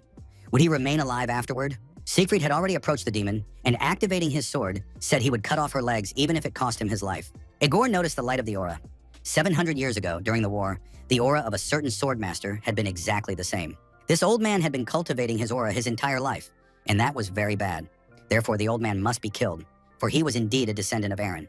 But she didn't have time to say anything, because a blue light descended upon her, preventing the demon from continuing her attack. In rage and confusion, Agor turned around. She couldn't understand who had enough power to stop her. The demon began to look closely. It seemed to her that little Joma was standing before her, though he was different. But that couldn't be now. The demon felt the same unpleasant feelings she had felt 700 years ago. The demon immediately realized who was standing before her, once again preventing her from ruling the earth in peace. It was that vile Joaquin. The power of all the user's blessings had been forcibly amplified, and now Joma appeared before the demon, though he looked different than before. Abel drew her sword just in case. The girl could hear the fears echoing across the island. It was the last day the kids would be on this island. They just had to get through the night. However, Abel understood that terrible things might be happening somewhere on the island right now. Impossible. She had to go and help. Saki Ryoji was very nervous. She kept checking her phone for messages. Wapin asked the girl why she wasn't sleeping, since dawn was still far off. Saki Ryoji looked up at the sky and said that dawn had already passed. Wapin didn't understand what she meant. Saki clarified that dawn had passed, but Wapin didn't understand why the sky was still dark in that case. Rachel and Chloe were fast asleep, even though they would soon have to get up and return to the academy. Students from other classes and groups were also slowly waking up, realizing they needed to go back. But for some reason the sky was dark, as if the sun hadn't risen yet. Saki urged her friend Vapan, saying that the delayed dawn wasn't a good omen. Joma was gradually approaching, and both rivals, the demon and the sword emperor, looked at the boy in surprise. The demon Agor greeted Joaquin. Of course, it was hard to believe, but now he was here again, right in front of her. Joma stood, bathed in a white-blue light. His shirt was unbuttoned, and his chest seemed to be covered in patterns. Agor looked more closely and saw that it wasn't Joaquin, but Joma. Everything became even more confusing. Agor realized she jumped to conclusions. Even if it looked like divine protection, Joaquin was still human and couldn't possibly be alive now. That damn body had confused her so much that even her thoughts had become muddled because of it. Agor still remembered perfectly well how she had parted with her life back then. Siegfried was no less surprised than the demon. He looked at Joma, trying to understand what the apprentice had become. Joma approached the sword emperor and looked at him with glowing white eyes while Siegfried didn't even try to get up from his knees. Suddenly, the man felt a burning sensation in his chest, in the place where the wounds had been most severe. Siegfried placed his hand on his stomach and the wounds were gone. This astonishing speed had allowed his chest to heal and his severed arm to regenerate. Siegfried didn't even try to choose his words. He just wanted to know what was happening here. It seemed as though Joma was made entirely of white light. The young man appeared to have become transparent and was glowing, illuminating everything around him. After that, a multitude of lightning bolts began to radiate in all directions from the boy's body, and it was no longer clear where the sky ended and the earth began. Stunned, the demon Agor couldn't take her eyes off what was happening around her. But soon the demon tensed up because when the glow faded and it seemed that everything had calmed down, Joma emerged from the mist and began to approach the demon. Agor realized that everything was very strange. She couldn't figure out how the guy was moving, most likely because she had been given an underdeveloped body, but still, what was happening was beyond her comprehension. The situation was very dangerous because the figure before her was not human. And if Joma wasn't human, then everything she'd said earlier had to be taken back. The entity was a mystery to everyone. The demon crossed her arms and began gathering her magic again, fanning the flames. Igor understood that the boy's body was drawing her in like a vessel, but if she didn't destroy him now, she would never forgive herself. If she let the boy live now, he would surely become an obstacle in the path of the demonic race, and meeting him again next time would be even more difficult. Igor began gathering her magic to return it to her body. Gradually, the fiery flashes flared up and grew in size, and soon everything was engulfed in a sea of flames. The demon, of course, regretted how things had turned out, but advised Jom to treat it all as a bit of fun. After that, the demon, already engulfed in her own flames, shouted that she would be waiting for Kang Jom in hell. The demon's powers were focused on gathering all her abilities, compressing them into a single sphere, and taking them back with her to the demonic realm. Joma watched it all from a distance, but the boy decided he wouldn't let the demon return, and said he would destroy it all right then and there. No human eye was capable of seeing the movement. One could only see the result. The heavenly sword was activated. It was wielded by Kan Joma's special disciple. And now this sword had cut through the demonic energy concentrated around the demon Igor. The demon realized she had to do something, or at least return to her world as quickly as possible. She tried to flee as fast as she could, but suddenly she felt a kind of emptiness, and the demon's gaze seemed to freeze in one spot. Soon, the upper half of the demon's body lay on the ground, stripped of its legs and arms. All the students who were on the uninhabited island of Avalon that night looked up in surprise and stared at the sky, trying to understand what was happening there. To all the students, the sky looked different today than it ever had in their lives. It seemed to the students as if the sky had opened up today, and even the sunrise seemed somehow special. Perhaps this was due to the miraculous trip to the uninhabited island. The demon Igor was not yet dead. She was trying to regenerate, but it soon became clear that regeneration wasn't working at all. The demon realized what had happened. It was as if the very source of her power had been severed. If this continued, the demon might die. Igor turned and saw Yoma, who could barely stand. The young man stood as if drunk, swaying. The next moment, without regaining consciousness, Yoma fell to the ground and sank into oblivion. Igor couldn't calm down. The demon believed she couldn't senselessly protect Kan Joma's existence, for he was a disaster for the entire demonic race. The demon realized she had one last chance, and gathering her remaining strength, began to channel fiery energy to launch a final attack on the lifeless boy. But before she could do so, a sharp sword pierced her vile head. Sword Emperor Siegfried said that the demon had turned her back on the enemy, and Igor was very similar in this to the 6th commander, Basman. He too had once underestimated Siegfried, but now the old man could admit that Igor was, after all, more resilient than Basman. Without letting go of his sturdy sword, Siegfried sent the vile demon to hell. Soon nothing remained of the demon. It seemed that Siegfried's sword had melted away all the demonic power, which gradually vanished and faded before their eyes. After that, the man stood up and said that his name was not descendant of Aaron, but Siegfried von Nibelung. Once the demon was dealt with, the great warrior rushed to the lifeless body of the schoolboy. Joma's breathing was steady. There was still a slight blockage in his blood vessels, but there were no fatal wounds, and the boy's life was now out of danger. Siegfried kept replaying what he had seen a few minutes earlier. The scene, he didn't understand who Kan Joma really was. Only one thing was clear: his attack had clearly been unconscious. Long ago, people believed that the world concealed some unfathomable will to which natural phenomena were subject. Storms, floods, lightning in a clear sky, and falling comets. All these supernatural, inexplicable phenomena inspired fear, and people worshipped these forces, seeking to earn their blessing and protection. Humanity called these phenomena disasters because it believed they brought only fear, pain, and terror. But at the same time, people began to think that these phenomena were caused by gods who both loved people and punished them for their misdeeds. Finally, the sky above the island began to brighten, and the boys realized that morning had come and dawn had broken. But in the very next moment, flashes and strobe lights appeared again behind the trees, and sirens wailed and a noise rang out, unlike anything one would expect on an uninhabited island. The students rushed over to get a closer look at what was happening.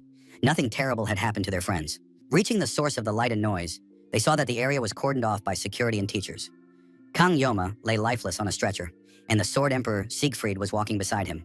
All the girls were simply in shock, especially Chloe, who was so distraught that even her friends and teachers could barely restrain her. Even the beautiful Abel, who always pretended to be completely indifferent to Joma, couldn't bear the tension of the horror she witnessed. In addition, the girl's gaze fell on her grandfather, who had a stump where his left hand should have been, and a hole from a wound remained in his shirt. Soon, all the news channels began reporting on the incident involving the Sword Emperor, who had suffered losses and returned without his left arm. The reasons for this were unknown. Of the 7-star heroes, only 4 remained. Saki reread the news, hoping to find information about Joma, but nothing was known. Her classmates also noticed the absence of the top-performing swordsman. No one had seen him since the exam on the uninhabited island. One of the guys said that Yomu had been taken off the island unconscious, that his condition was unknown, but that he was said to periodically regain consciousness and then lose it again. Saki Ryoji listened to the guys' chatter and finally addressed them. The guys were immediately ready to help Saki. They hoped they could adequately fill in for Jomu if the girl needed anything. Saki asked the guys to talk about the latest news somewhere else. She said she hadn't slept at all, and they were driving her crazy with all the noise. Her classmates were understanding and agreed to step aside right away. They really didn't need to be making noise in the middle of the classroom. Saki Ryoji, left in the silence, thought that these brainless guys had no idea what they were saying. She knew for sure that Kanjoma wouldn't die. Poor, unfortunate Chloe was quietly crying, sitting in her seat. She heard her sobs. The girl had already noticed that since returning from... Chloe had been crying all the time. Saki also felt uneasy since Yoma had been gone for over a week. Finally, unable to bear this information vacuum any longer, Saki, Vapin, and Chloe barged into the hospital, declaring that they wanted to visit their friend. Guards stood outside Joma's room. They had received special orders, and any visits to Joma were strictly prohibited. Saki thought that if a special order prohibited visitors from seeing Yoma, it must have something to do with the Sword Emperor. The entire island of Avalon was covered in boiling lava, but Saki still managed to sense a strange magic there. The strongest man on Avalon Island had just lost an arm. Based on this, the following conclusions can be drawn. Demons or monsters had infiltrated the island, and the Sword Emperor stood in their way. Saki checked the server several times, trying to find at least some information, but to no avail. Moreover, Lady Media herself stated that she would personally investigate the details of what had happened. And after that, the Academy Director cut off all contact with the outside world, so the press received no information at all. In that case, Saki needed to contact Joma personally via private message. The girl tried several times to come up with the right questions to ask him directly about what had happened. Joma was also remembered for the slap he had given Saki during their last meeting. Reiji was tired of waiting, and along with the other girls, hoped that Kanjoma would return to the Academy soon, because she was worried. Things were also unsettled in the star class. Rachel was worried about her friend, who had become even more withdrawn after visiting the uninhabited island. Even now, Abel didn't hear her friend ask how she was feeling. Abel apologized to Rachel, saying she'd been lost in thought. The girl confirmed that her grandfather, the Sword Emperor, was doing fine. It turned out that Rachel's uncle, Mr. Chang's son, was also worried and had been relaying his concerns to Siegfried. Abel couldn't tell her friend how her own grandfather had apologized to her, saying that soon she would find out why Siegfried had personally volunteered to care for the ailing Yoma. Abel didn't know any details. She could only guess that Yoma had been injured while helping her grandfather, and now Abel was just as nervous as all her other friends, because the lack of information sometimes becomes an unbearable burden. Elder Claudia von Baimhart continued to drown his fears in alcohol. The man was drinking even more now. He realized that things had only gotten worse. Those petty, insignificant creatures, the Undertakers, had botched the operation. Every member of the mercenary squad had been killed. Siegfried reported that all the nerves in his left arm had been severed and the tissue torn. Media confirmed that her friend and comrade was in terrible condition. But Siegfried had already been discharged from the hospital, and now he might even be stronger than before. The Academy Director said she had mobilized all the doctors and healers and tasked them with saving the old man and the boy at all costs. But in reality, Media was very angry. She had sent her comrade, the greatest swordsman in the world, to protect the boy, and he himself had nearly died and failed to shield Joma from danger. But Media didn't even want to think about anything negative anymore. Now she had decided to approach every situation with a more positive attitude. Of course, the woman was worried about her friend. She had lived a fairly long life and seen a lot, so she could imagine many things. Siegfried waved his stump and said that it was actually more convenient that way, because an empty sleeve could easily swat away flies.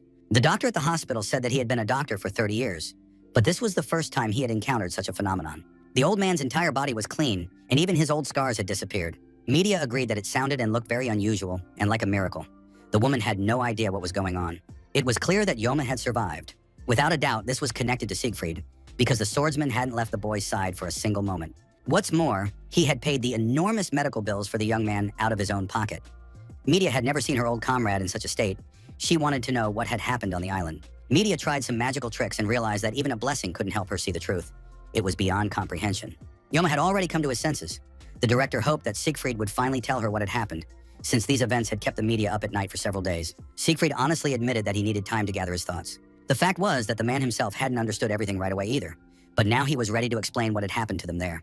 It turned out that the 5th commander of the Demon Legion, Agor, had appeared on the uninhabited island of Avalon. Just thinking about this demon's appearance made Siegfried start scratching his severed hand. Media had imagined all sorts of things, but even in her worst nightmares, she could not have imagined that Agor would appear in the human world.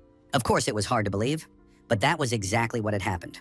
Agor had cut off Siegfried's hand. Media was horrified. She jumped up, realizing what a tragedy could have occurred. This meant that Yoma had also suffered at the hands of the demon, but at the same time, the woman wanted to know what had happened to the demon. Siegfried replied that the demon had been eliminated. It was too early to tell the press, but the swordsman had seen with his own eyes how she had vanished from the human world. It turned out that Siegfried had single-handedly gotten rid of Agor, but that was ridiculous. It was simply impossible to even say out loud that one man had defeated the commander of the 5th Legion. But even if someone had helped in that battle, was it really possible that Yoma could have defeated the demon Agor? Siegfried didn't want to say anything more. He suggested discussing the details when everyone was together. And today, the boy has people he needs to visit before he sees the two old teachers. The guy has friends. Media said she wasn't old, so her old man would have to sort things out in the end. After that, the friends continued their tea party. Everyone was thinking about what might have happened and what would happen in the near future.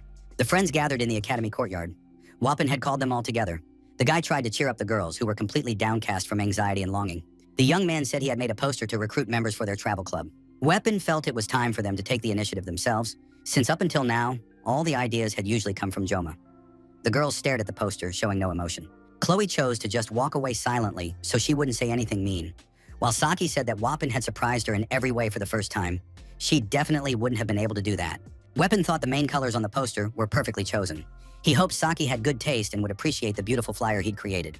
With a deft flick of a utility knife, Chloe sliced the poster in two, thereby showing exactly what she thought of the club's promotional flyer. Wapin was furious. He'd spent the whole day creating that poster, but Chloe thought you couldn't show trash like that to Joma. Wapin was very upset. He felt that you couldn't treat work he'd spent all night on like that. Chloe was unshakable. She said that the great news was the existence of recycling plants. Saki, of course, was nervous too. She constantly had to soothe her nerves and restore her sanity with fresh portions of chocolate. But now even her favorite bars didn't seem as sweet as they used to. The girl sat on a bench, wondering when Joma would show up. Maybe he'd be discharged soon and could meet up with them. She didn't have the energy to worry anymore. But then the girl heard her friends shouting as they enthusiastically greeted Joma, rejoicing at his release and asking how he was doing. Joma stood with Chloe and Vapon. The guys talked about how worried they'd been for their friend and asked how he was feeling. Joma, without answering his friends' questions, didn't take his eyes off Saki. It seemed as though he was literally mesmerized by her. However, the strong man snapped the boy back to his senses. So much had happened over the past few days that Joma had almost completely forgotten what had happened before they were sent to the uninhabited island. And now Saki was standing next to the young man, repaying him and happily welcoming him back into the circle of his friends. Finally, Joma said with relief that he was back. Vapin tried to talk about the poster for the club, but the girls told him not to embarrass himself and show off that junk. Joma looked in surprise at the messages flooding his phone. The guy didn't understand what was going on. Apparently, he hadn't fully recovered from his injury yet. But in the very next moment, Joma realized he was on the seashore. Of course, it seemed like a delusion, but be that as it may.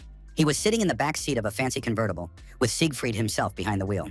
It was the first time the man had driven with one hand, and he handled it perfectly. Media immediately announced that she hadn't been to the sea in a very long time, and would now happily spend time here with the guys. It turned out that the academy director had decided to surprise Siegfried and Joma. She had rented out the entire beach because she believed that you can't take money with you to the afterlife, so you might as well spend it. The group of friends had already arrived early, and now everyone was waiting to meet their beloved Joma. Joma arrived in grand style. He was accompanied by the academy director and the Sword Emperor. The arrival of such a party greatly surprised the students. All the kids greeted the adults and started chatting among themselves. Joma was very surprised when he didn't see Leon among the group. Wapin said there was no need to even ask. Leon had been living in the dungeons lately, and it was already hard to tell whether he was a demon or a human. Joma understood that there was much more common sense in those words than might seem at first glance. But since such a great group had gathered here, he just needed to enjoy the break and have a wonderful time. After all, the students were just ordinary kids, and they immediately started having fun and playing in the water, competing to see who could swim faster and who could throw the ball farther. Chloe was splashing around in an inflatable ring. The water was very refreshing and pleasant. Wapin easily caught the first wave and rode the surf with delight. Rachel asked them not to forget who she was and promised to remind them right away that she was the coolest girl here. She got so carried away that she didn't notice and crashed into Chloe, who ended up falling into the water. Joma just stood in the water and watched his friends fooling around like little kids. Abel and Saki were afraid to go into the water, thinking it was too cold. Besides, staying on the shore meant they could attract more attention. Even Rachel was shocked by what she saw, saying it wasn't fair. Little Chloe was ready to kill everyone, and Joma chose not to get out of the water. Abel didn't understand why everyone there was looking at her like that.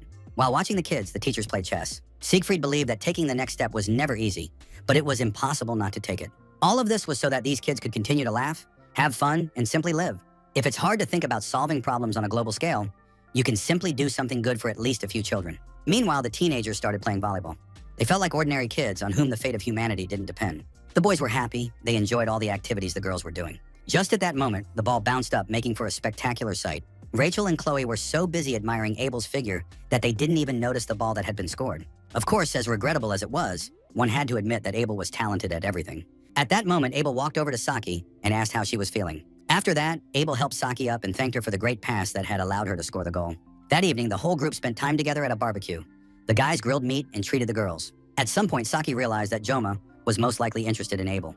They were chatting far too sweetly while cooking the steak. Saki went for a walk along the seashore. It had been a very eventful day. She'd had plenty of pleasant moments. However, of course, she longed for that simple feminine happiness. Reggie was walking along the water's edge, thinking about the future, when suddenly her gaze fell on something. Right on the shore lay a bottle, clearly washed up by the sea, and inside was a note. Saki picked up the bottle, opened it, and took out the note. It was a popularity poll ranking. It was practically impossible to make out the ranking because the ink had smudged and the writing was barely legible. Saki didn't know if it was a joke or a real ranking, but she was very jealous of whoever had come in first place. Of course, she'd love to win at least something in this life, or even just take first place in the ranking. Besides, Saki was hungry. She hadn't eaten almost anything because she'd left before the steaks were ready. She had to admit that Abel was a very beautiful girl. If Saki were a guy, she probably wouldn't have been able to resist Abel. After the incident on the deserted island, it was as if something had changed around them and in the relationships between all the friends. Saki, just as she was about to burst into tears, closed her eyes when suddenly she heard a voice. "What are you doing here? The movie is about to start." Startled, Saki snapped back to her senses and saw Joma standing next to her. He had walked over very quickly, holding skewers in his hands. Joma replied that he had walked to the beach. Saki hoped he hadn't heard her words and that she hadn't said them out loud. Joma added that he had come to the beach because he was very worried about her. After that, the young man handed her the skewers and Saki happily began to eat. Everything seemed strange and surprising. Joma had come looking for her, and on top of that, he'd brought her food. He advised her to eat more slowly, saying that no one was going to take her food away. Saki Ryoji was incredibly happy. She realized that everything was just perfect. After that, the group gathered inside the villa, which the academy instructors had also rented. They planned to watch a movie. Rachel asked where Saki had been. The girl replied that she had been on the phone. Now they just had to wait for Jomu. He was due back from the bathroom soon. A spot had been saved for him between the two beauties, and the situation was getting more and more spicy. Abel turned to Saki and apologized for the photo, saying that she herself hadn't expected things to turn out that way on a deserted island. Saki admitted that, of course, she was a little surprised, but it was no big deal. It was all in the past now. Abel promised that in the future, she wouldn't let situations arise where she'd have to apologize. Finally, Yoma returned and took a seat. Now they could start watching the movie. Joma wanted to know who had chosen and assigned the seats. Abel said she had given him her seat. Joma stood in the huge square in front of the Joaquin Academy building. Suddenly, the ground around him shook. The entire space was bathed in red light, and the Academy's main tower now resembled a spaceship. Soon, a light source appeared near the central building, emitting a very aggressive aura, and metal knives flew in all directions. Joma was very surprised since the knives were his weapons, and he immediately began to fend off the attacks. But soon the young man realized that the space in front of him had torn apart. It looked like scraps of paper with one layer behind another. After that, a huge long knife smoothly burst into the space of the tiers and began to descend lower and lower. Joma felt that he had to either accept this knife or engage in battle with an unknown opponent. And now the huge symbolic knife had pierced the young man standing between the layers of space. There was no longer any ground beneath his feet, and now Joma felt himself simply falling into an incomprehensible, distant abyss. Joma opened his eyes and was afraid to even move, but soon realized, thankfully, that it was just a dream. This wasn't the first time this dream had tormented him. Joma wanted to figure out what it meant, but so far he didn't understand a thing. Just then, a message popped up on Joma's phone. He wondered who would be texting him so early in the morning. Vapin sent a message saying he'd received word. The guys had been approved to recruit new members into the club, so they needed to be ready for a flood of people coming their way. Joma looked at himself in the mirror. The young man noted that his body had improved. It didn't look as frail as before. It was probably because of his rest in the ward. Joma recalled that after the battle with Agor, he had lost consciousness, and the Sword Emperor had spent a fortune on quality medical care in a private room. Besides, as Siegfried had personally tended to the boy, Joma realized that he was now deeply indebted to the Emperor of the Sword. The young man was almost ready to leave, but he couldn't find his tie anywhere. Suddenly, he remembered where he had left it. It was all on that same uninhabited island of Avalon. Joma had used his tie and a few planks to splint Abel's injured leg. Joma really wanted to know what would happen next. He didn't know if he was doing the right thing. Joma remembered that just recently, sitting by the campfire, he had been thinking about the same thing and had concluded that he just needed to be himself. In the current situation, when nothing could be changed anymore, he just had to live as life unfolded and move forward. Joma arrived at the academy courtyard and realized that this was the place where he needed to be right now and where he could be most useful. In her familiar hand, as usual, was her favorite treat. Saki held it out to Joma. Maybe just this once the young man would agree to have some. Joma, as usual, refused, saying that the girl could eat it herself without hesitation. Reiji wanted to scare the boy, but he had become dull and pensive and wasn't even surprised by her sudden appearance. Saki finally decided the time had come and asked Joma what had really happened on Avalon Island. Joma didn't want to say anything and, as usual, started dodging the question, saying that something happened. But Saki wouldn't let it go. The girl could have won first place today. She asked what it was, how it all went, what was required, encouraged him, and pleaded with him. Finally, she looked at the young man with a loving and tender gaze and asked what was wrong with him. Saki was absolutely certain that she could be called the brains of their club, and therefore she had to be in the loop about everything. Joma didn't react to her words at all. Instead, he started messaging on his phone, but Saki demanded that he not ignore her. It turned out that the message had been sent by Joma to Saki, and she immediately decided to check what it was. Joma forwarded Saki the message from Vapon that he had received that morning. The girl was furious when she saw that disgusting poster again. Joma confirmed that something was definitely going on with this guy, so Saki needed to keep an eye on her friend, or else they wouldn't be seeing any new people. After that, Joma quickly slipped away, leaving the girl alone. Reiji didn't even notice that Joma had gone somewhere. Media and Siegfried were sitting in the academy director's office drinking tea. They kept teasing each other, but they did it, as always, lovingly and gently. A knock on the door interrupted their conversation, because it looked like a fight was about to break out over the quality of the tea. The door opened and Kang Joma peeked into the office. He was immediately invited in. The young man was worried he had arrived too early, but the director said he was right on time. Siegfried joked that he had lived with two hands for 70 years, but now he sometimes got confused and reached for his cup with his missing hand. Media replied that Siegfried had absolutely no tact and for some reason was spilling such intimate details in front of a woman and a child. Joma felt like he was on a hot seat. The academy director looked at the boy intently. Finally, Media spoke up. It turned out that Siegfried had told her that Joma had defeated Agor, the commander of the 5th Legion of Demons. Joma remembered everything perfectly well. And the facts spoke for themselves, but the sensations the young man had experienced during the battle were becoming less and less distinct, as if everything were shrouded in fog. Media noticed that the young man was sitting there looking lost. The director surmised that she was rushing things, since the boy had only just been discharged from the hospital. Media still couldn't believe what she'd been told, though she understood that Siegfried wouldn't lie about this. Siegfried said that, of course, he had also participated in the battle against the demon and could be said to have been part of the operation to destroy Agor, but that the credit belonged solely to Kanyoma. Siegfried apologized to Media for revealing the truth about Avalon Island so late. He had no choice but to watch from the sidelines. The Emperor was certain that by this point, the demons had also sensed the anomaly. There is no hero among humanity today capable of stopping the demon. It is unclear how Agor infiltrated the human world, but her actions had a specific goal. It seemed that Agor was trying to prevent something with her actions. Siegfried believed that if people simply sat idly by, things would only get worse. Demons were an impulsive people, but at the same time, they were cunning. Siegfried was certain that war awaited them in the coming years, and this war would be far more massive than the one half a century ago. If the fact of Agor's elimination were made public, the demons might well use it as a pretext to end the truce. It's a good thing the Emperor of the Sword isn't revealing the details. It is only thanks to this that the lull continues. Now it is clear why everyone respects Siegfried so much. Siegfried said he had gathered everyone here today to announce something important. The Sword Emperor grabbed the empty sleeve of his jacket and admitted that he would no longer be able to go to the front lines. Medea jumped up from her seat in fear and asked why Siegfried had decided this. After all, it was just a lost arm. Why was he speaking as if he had already outlived his purpose? The Sword Emperor spoke the following words: "To raise unwavering heroes so that a brighter era may follow." Media knew that was the motto of their academy. She looked at her friend, not understanding where he was going with this. Siegfried continued, saying that at the same time, there was a reason why Media held the position of academy director. An oppressive silence fell over the office. Siegfried and Media were silent, and Joma had no idea how this conversation would end. Finally, Siegfried broke the silence. He said that he would soon cease to be a hero of the 7 stars. Joma could no longer stay silent. The young man looked at his idol in horror. He didn't want to hear about it. But the Emperor of the Sword asked the boy to calm down, saying that he had thought long and hard while Joma was in the hospital. His departure didn't mean he was going to leave the front lines entirely. It just meant that from now on, he would only do what was within his power. Media understood that such a situation would attract enormous attention from the global media, which would give Siegfried no peace. The man replied that he was just about to give them an interview and make an important announcement at the same time to save the journalists' time. Media couldn't understand how her old friend managed to remain so businesslike and sharp for half a century. Joma watched these old men and thought that he had still been trying to do everything possible not to distort the game's main plot too much. After all, when characters start behaving unconventionally, Joma gets very nervous. But now looking back, the guy realized how selfish and self-assured he had been. There is a will of their own in the words and actions of these game characters. To Joma, they are no longer just digital code, but living people with their own selves. So, whatever decisions they make, whatever trials they face, you just have to accept it and move on. After all, closing your eyes and pretending it's all just a bad dream won't work. And watching this sweet couple was a real pleasure. Siegfried remembered that he'd almost forgotten to say the most important thing.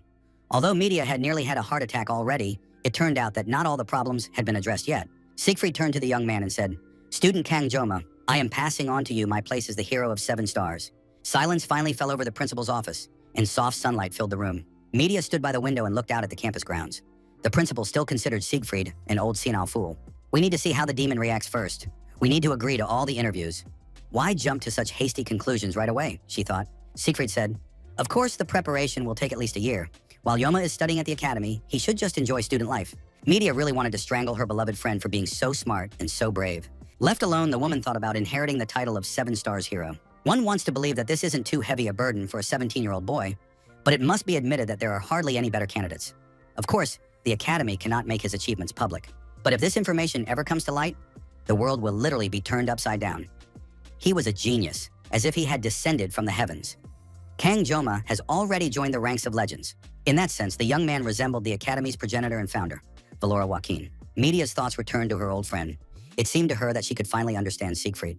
A vacant spot among the heroes of the Seven Stars is capable of causing friction not only in human society, but also among the demons. Not everyone may agree with this, but if Siegfried personally appoints the successor, there shouldn't be any problems.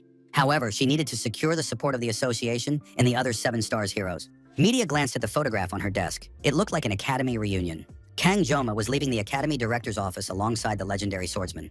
The men moved silently down the corridor. Finally, Joma called out to Siegfried and, turning to the Sword Emperor, asked him to stay for a moment. Siegfried immediately asked why the young man wanted to speak with him. It was probably related to inheriting the title of Seven Stars Hero. Siegfried apologized for not warning the young man about this in advance.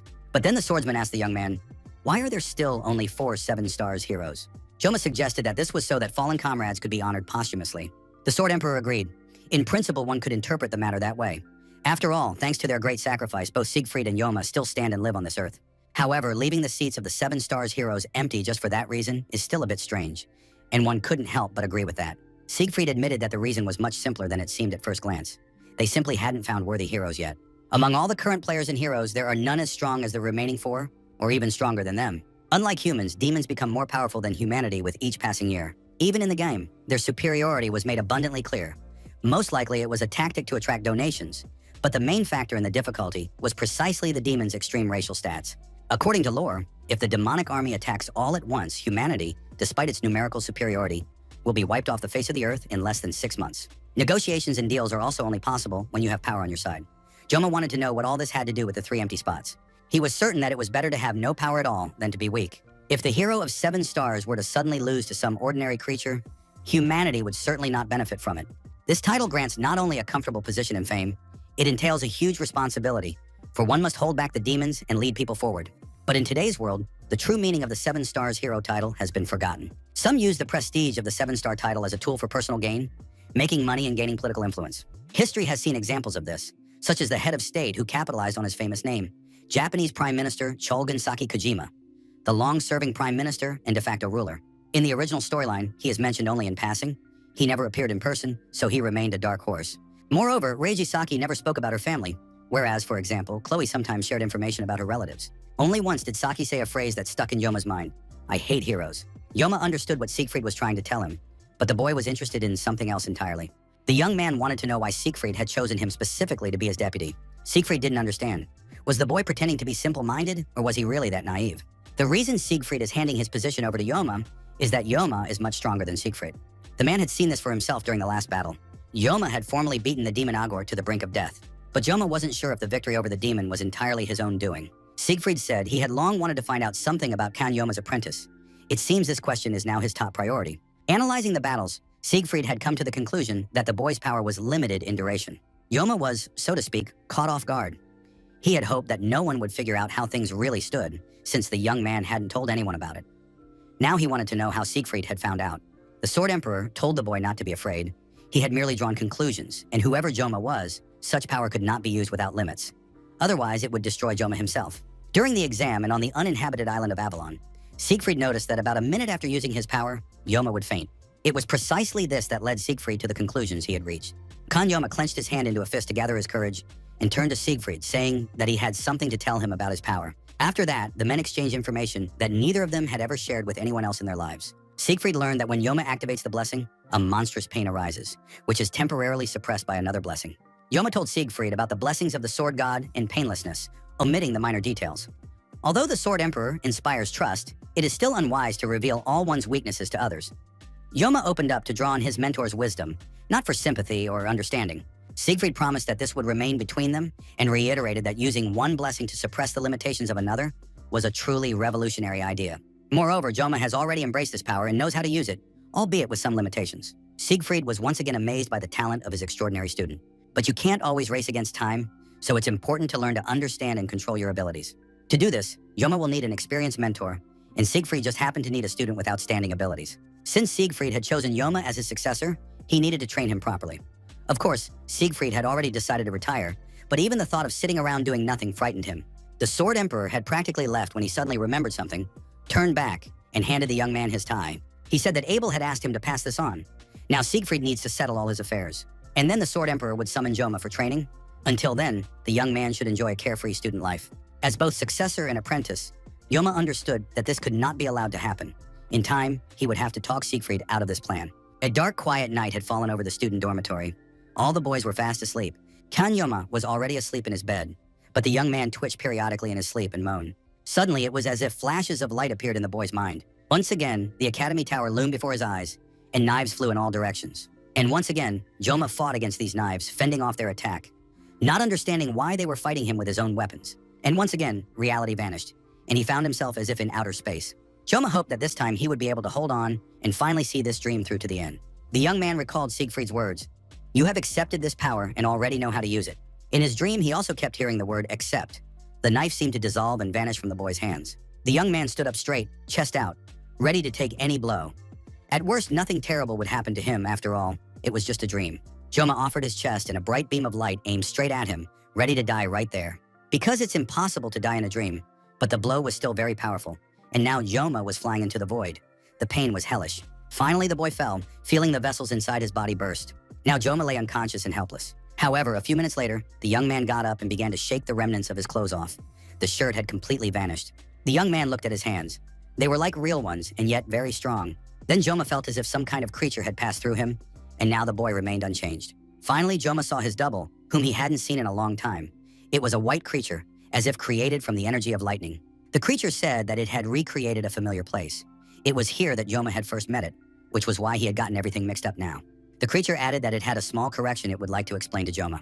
The creature assured him that it wasn't the GM, and Joma was completely confused, not understanding who was standing before him.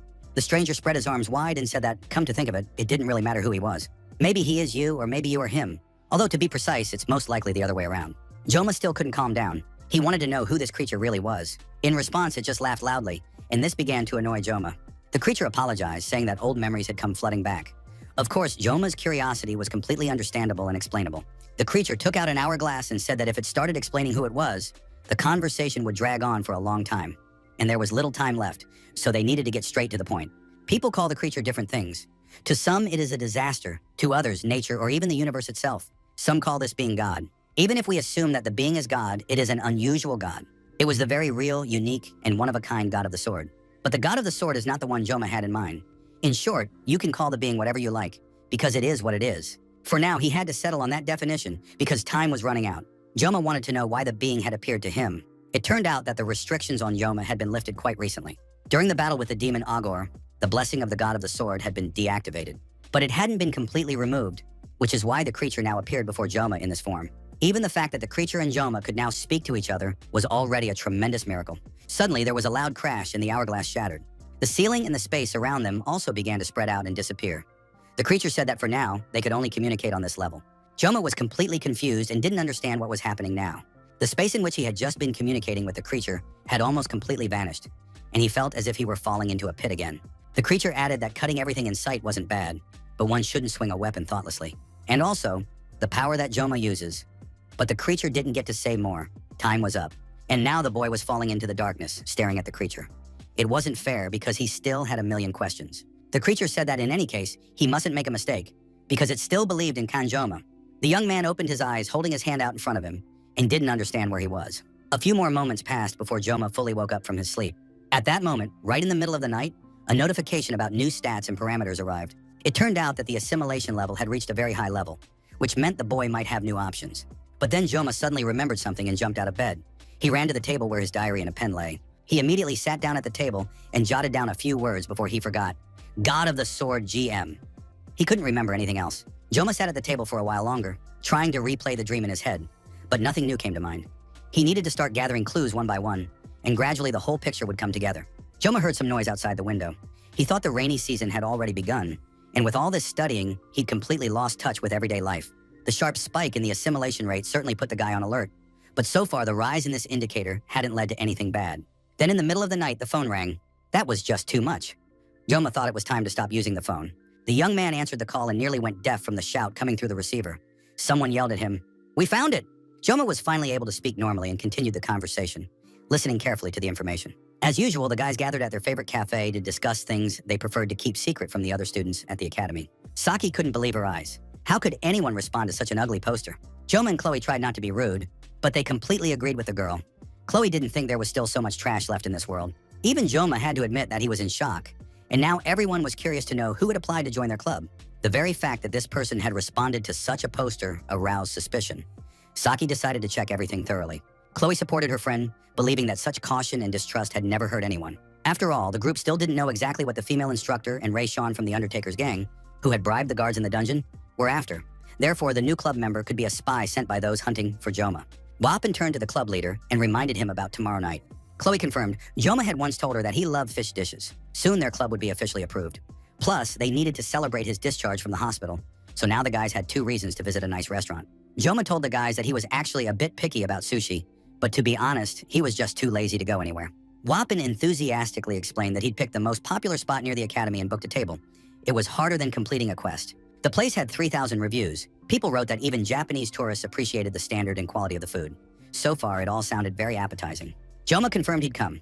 Since it was going to be a celebratory dinner in his honor, it felt awkward to turn it down. Just then, a girl appeared in the doorway, waiting for the guys to finish discussing the restaurant. She opened the door slightly and asked if the guys happened to be members of the travel club. Wapin was the first to recover, confirmed it, and invited the girl to come in and sit with them at the table. Saki said that as strange as it might sound, at first glance the girl seemed normal. Joma thought about all the club members. Each of them was unique. So the stranger really did look normal. A pause fell at the table, one that needed to be broken somehow. At some point, while the silence still hung in the air, Joma sensed that the girl had mentally told him to get lost. Wapin, as usual, was the first to snap out of it. He thanked the girl for applying to their club. Saki Ryoji adjusted her glasses and asked the stranger to introduce herself first. All the club members looked at Saki in surprise. She was acting like a member of some kind of security service.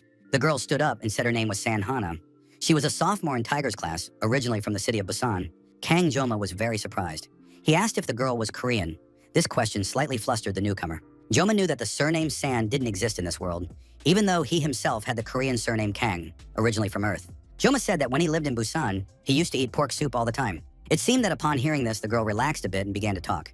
She confirmed that pork soup was very tasty, white broth, to which you add pepper, onions, and rice, and mix it all together. Saki elbowed Joma in the side and asked what on earth this was all about. Why had he brought up this topic? After that, Saki took the lead again, saying that her background and name were clear, but now the newcomer had to talk about her motivation and the reasons she decided to join the club. The girl explained that the announcement stated the club's main activities were travel and dungeon clearing. She was having trouble with her practical credits this year and wanted to clear a couple of dungeons. That's when she saw the announcement. According to Saki, this is primarily a travel club, and dungeon clearing is just a secondary activity.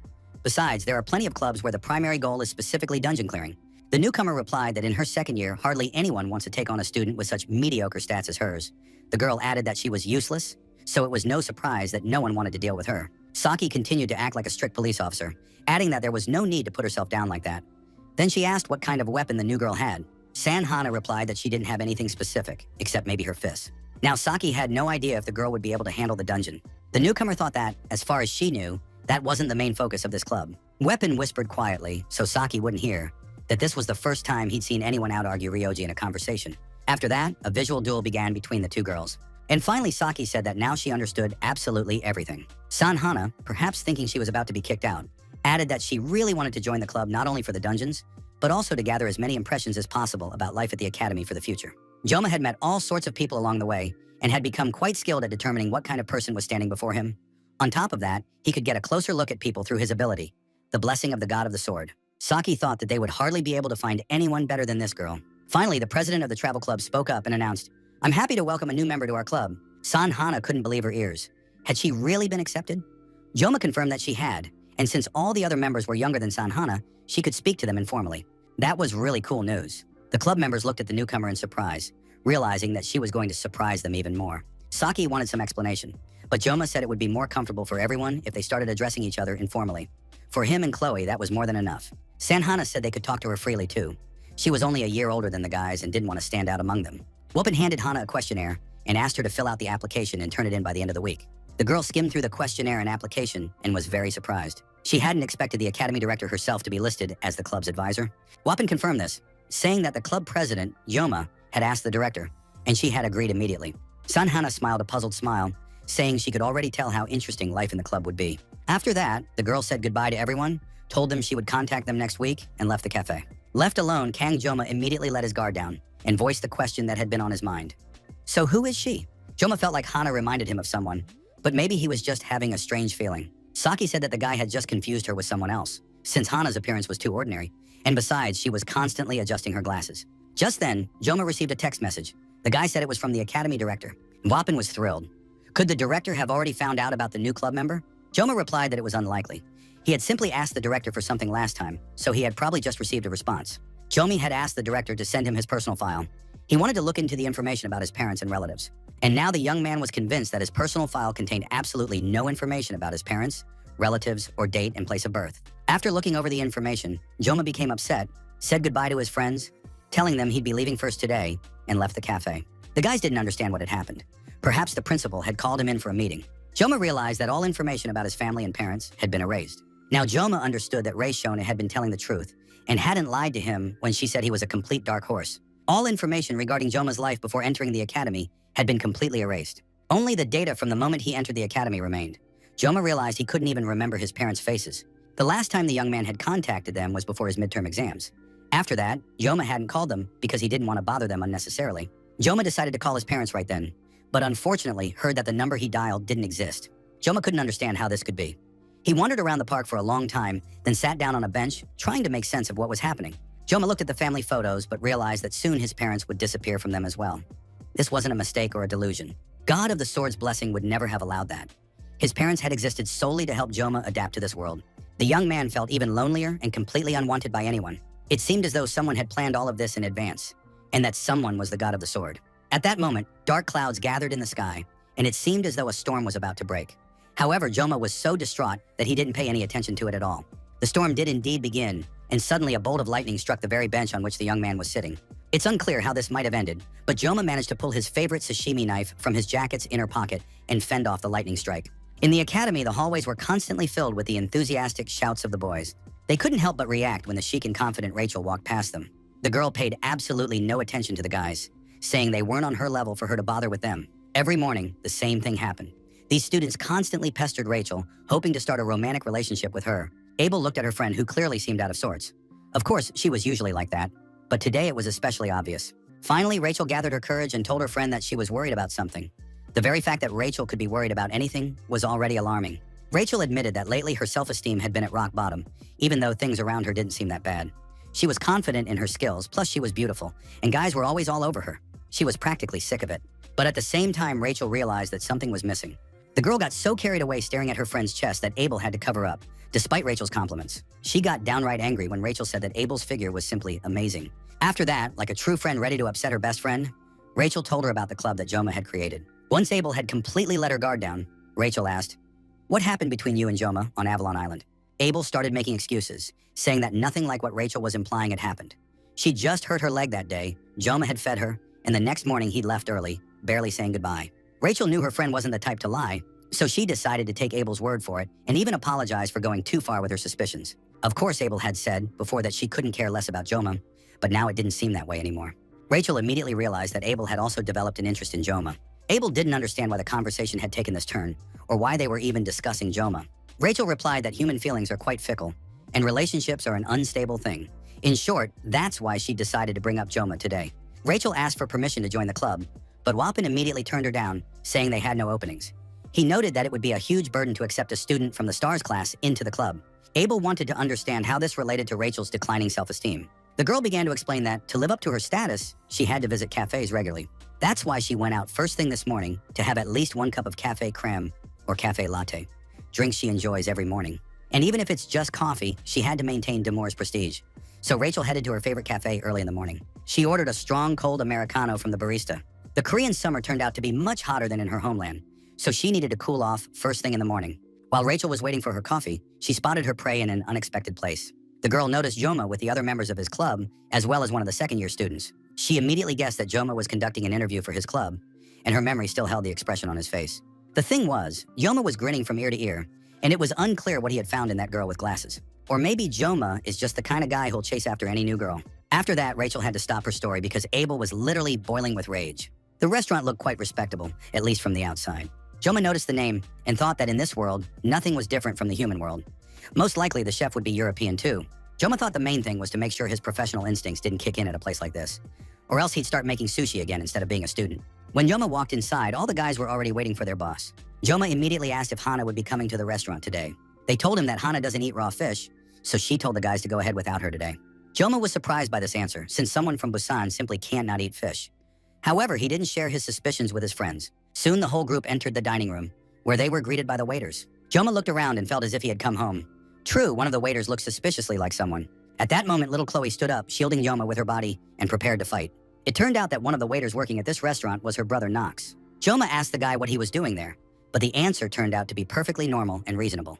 Knox said he was just working a side job. Of course, everyone knew that Knox came from a wealthy family of auditors, and it was unclear why he was working.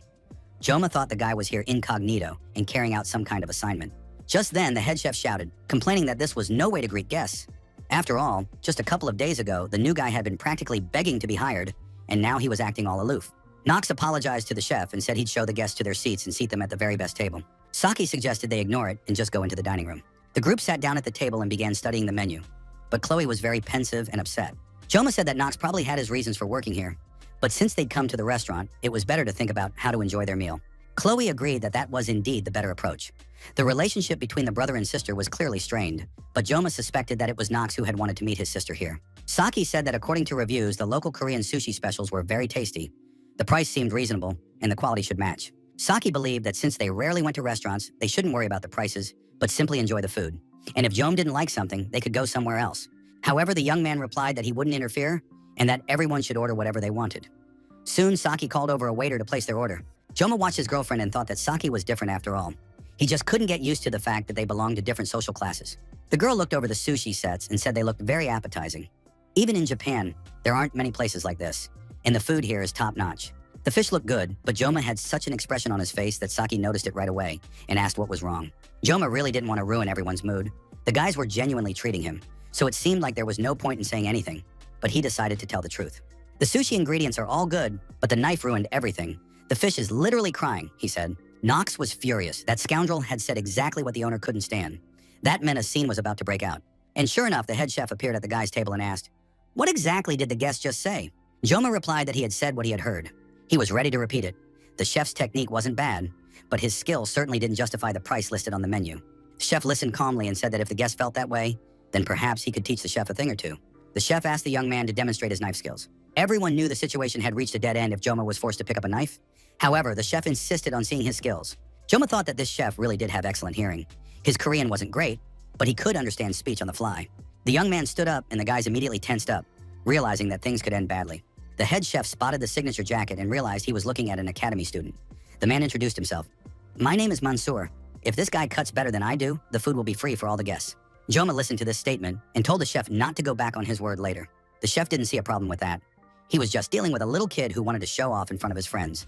The chef decided to give him a piece of flounder and teach him a lesson at the same time. The chef said a small flounder was waiting for the boy, but Joma wanted to work with sea bream. Joma had already noticed that there was a sea bream on the cutting board. Ignoring any further requests or instructions, Joma turned around and headed for the cutting table. Of course, Knox knew how masterfully the young man handled a knife.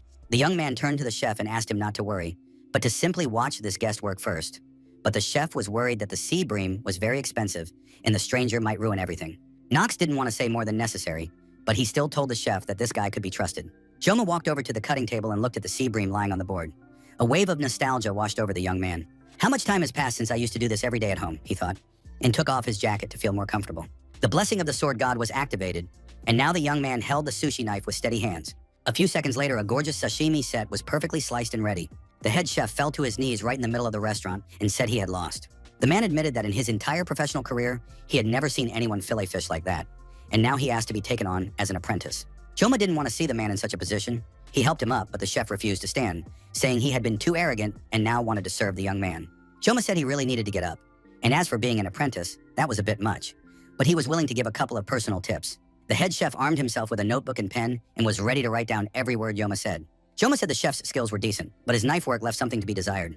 He suggested trying a knife with a special blade designed for left-handed people. The head chef asked what exactly Joma meant by a knife for left-handers. The young man explained that you can see from the cut how the chef is straining his right hand, which is why the flesh is crumbling. He needs to switch knives and the result will improve. The rest the chef would figure out on his own after spending a few more years with a knife in his hands. The chef was on the verge of tears. Standing before him was a true master. Joma didn't want to listen to the enthusiastic remarks and reminded the chef of their agreement regarding payment for the meal. And considering that Joma had not only won the argument but also offered free advice, the head chef felt he should treat him to something else. As a result, Joma waved to his friends in the kitchen, saying that the chef had allowed him to prepare the meal for the guests himself today and make it absolutely free of charge. Joma happily set about slicing the fish, feeling completely in his element. Chloe watched her friend with a smile, realizing that Joma could be so happy and relaxed. Wapin volunteered to help his friend a little, because when the club president is so happy, how can the club members just sit on the sidelines? Saki Ryoji wasn't too thrilled with the idea, since she hadn't come to the restaurant to cook the food herself. But in the end, Saki also went to the kitchen to help and tried to take Chloe with her. At that moment, Knox approached his sister and said he wanted to teach her a little something. Late that evening, Joma reflected on the events of the past day. Actually, you could call it a sort of company dinner at which he simply couldn't hold back. Although he had enough time and the blessing of the god of the sword to fillet 3 fish, after spending so much time chopping up monsters, demons, and all sorts of vile two-legged creatures, cutting fish was a pleasure. Perhaps in the future, Joma would open his own sushi restaurant. At that moment, someone approached him. Knox said that thanks to Joma's work, all the food had sold out. Not a crumb was left, and the chef had taken it upon himself to finish everything. But Knox wanted to let him know that Chloe was asking Joma to come see her. Joma asked why Knox had suddenly started working part-time at the restaurant. Knox replied that it was Joma who had once said, "If you work your butt off, you're bound to succeed." Joma remembered that he had indeed said something like that once, and Knox had remembered it and put it into practice. Joma wanted to encourage the guy and said that, of course, he remembered that, especially since Knox is a beast when it comes to work. Knox cleared his throat and said he didn't want to acknowledge Joma's words and had no intention of doing so, but he was willing to admit to himself. He'd realized just how valuable hard work is when you're sweating buckets. And now Knox had a pressing question: how to deal with particularly nasty and drunk regular customers. Joma was back in his element and immediately offered a bunch of advice. Knox said it sounded like Joma had already lived a long life. Joma replied that of course he hadn't gotten any younger. He just had a lot of experience. It was clear that the guy wanted to say something else but was afraid to start, so Joma encouraged him to speak up. Knox said that it was forbidden to disclose the clan's internal affairs to outsiders. It was a serious crime, so he wanted to pass the information on through Chloe. However, Joma didn't answer the call. The auditor's investigation into Joma is complete. They found no suspicious facts, and the Elders' Council's request has been withdrawn. Moreover, the head of the Auditor's clan is now conducting an investigation into the council itself. The auditors exist to maintain order and are not anyone's attack dogs. Most likely, an investigative team will be formed because the Council of Elders is a major target, and they'll be digging deep. Knox also decided to join the case. Joma realized that the auditors would no longer be hunting him. If their blades are now aimed at the Council of Elders, whatever happens will certainly have nothing to do with Joma. Joma held out his hand to Knox, thanked him, and said he understood how hard it must have been for the guy to tell him all this. The two shook hands. Knox added that he hadn't done anything special and that the problems had really been with him. Joma hoped that now the relationship between brother and sister would improve at least a little. The two were already parting ways. But Joma suddenly remembered what he could ask. Did Knox know anything about Sanhana? Joma explained that she was a girl who had joined their club and thought that if they were in the same class, they must know each other. Knox confirmed that they were indeed classmates and that he knew Sanhana. She's a quiet girl who does nothing but read. She doesn't stand out, but she has one remarkable trait. Sanhana is always, in everything, right in the middle. Knox had to explain what he meant. Literally, in theory and in practice, Hana always gets average grades. It's not that easy to achieve that on purpose. But at the same time, it's impossible not to notice this strange pattern. Knox was surprised that Joma had shown interest in anyone at all. Joma started to say that it wasn't what it looked like. But before Knox could finish his thought, their conversation was interrupted by the door. The restaurant door swung open, and the head chef shouted that Knox needed to get to work. It was time to tidy up and close the restaurant. The chef also turned to Joma, saying that he had learned a lot from him today and wanted to give him a gift, a knife. Joma replied that for someone who works in the kitchen, a knife is life itself. Did the chef really want to just give a knife away to someone else? The chef began to explain himself, saying that he had always relied on that knife. But now he realized that for a true master, skill is more important than the tool. Joma was satisfied with the answer and said that in that case, he would gladly accept the knife as a gift. The chef bowed his head, saying that it was a great honor for him. Later, Joma opened the knife and immediately realized it was an expensive item. In terms of craftsmanship, the knife was closer to a weapon than a kitchen tool. The young man remembered his first mentor, who used to say, a master shouldn't blame everything on his equipment. But the master himself was obsessed with knives. A good knife is like a family member. It needs to be given a name. Joma named it the sashimi machine. The chef thought the young man didn't like the gift or that it wasn't good enough. But Joma replied that everything was fine. He was just lost in thought, trying to come up with a name for the knife. The boss immediately decided that the guy wasn't just a craftsman. He was still picking out suitable names in his head. He remembered hearing a phrase somewhere as a child. The pride of our clan is Sori-kan Joma. And now the young man knew for certain that this knife would be called Sori-kan, which translates to eternal frost. It was late at night, and the city streets were practically deserted. At this dark hour, representatives of various gang groups were gradually gathering for a meeting. Everyone was very busy, so the meeting's leader thanked those who had come for their time. One of the gang members said that if they had been invited, there must be a serious reason for it. The man confirmed that this was indeed the case. The reason was serious. After that, the man in the hood declared that he was the professor in question. One of the gangsters said he was already swamped with work, and now the professor was distracting him. The man wanted to know what had happened. The gangster was sure that the professor had no idea how swamped he was with work. Hearing this, the professor began to laugh loudly, literally roaring with laughter. He couldn't hold it in, and his laughter grew louder and louder. The gangster, who had been annoyed up to that point, was outraged. He must be out of his mind. Why on earth did the professor suddenly start laughing? The professor replied that these people had just signed a contract but were already trying to overthrow the government, and that sounded cute. Hearing the word cute directed at him, the thug flew into a rage and lunged forward, intending to strike the professor. The professor knew that standing before him was a confidant of Mr. Farmersh, commander of the 4th Legion. Earth element magic was quite rare.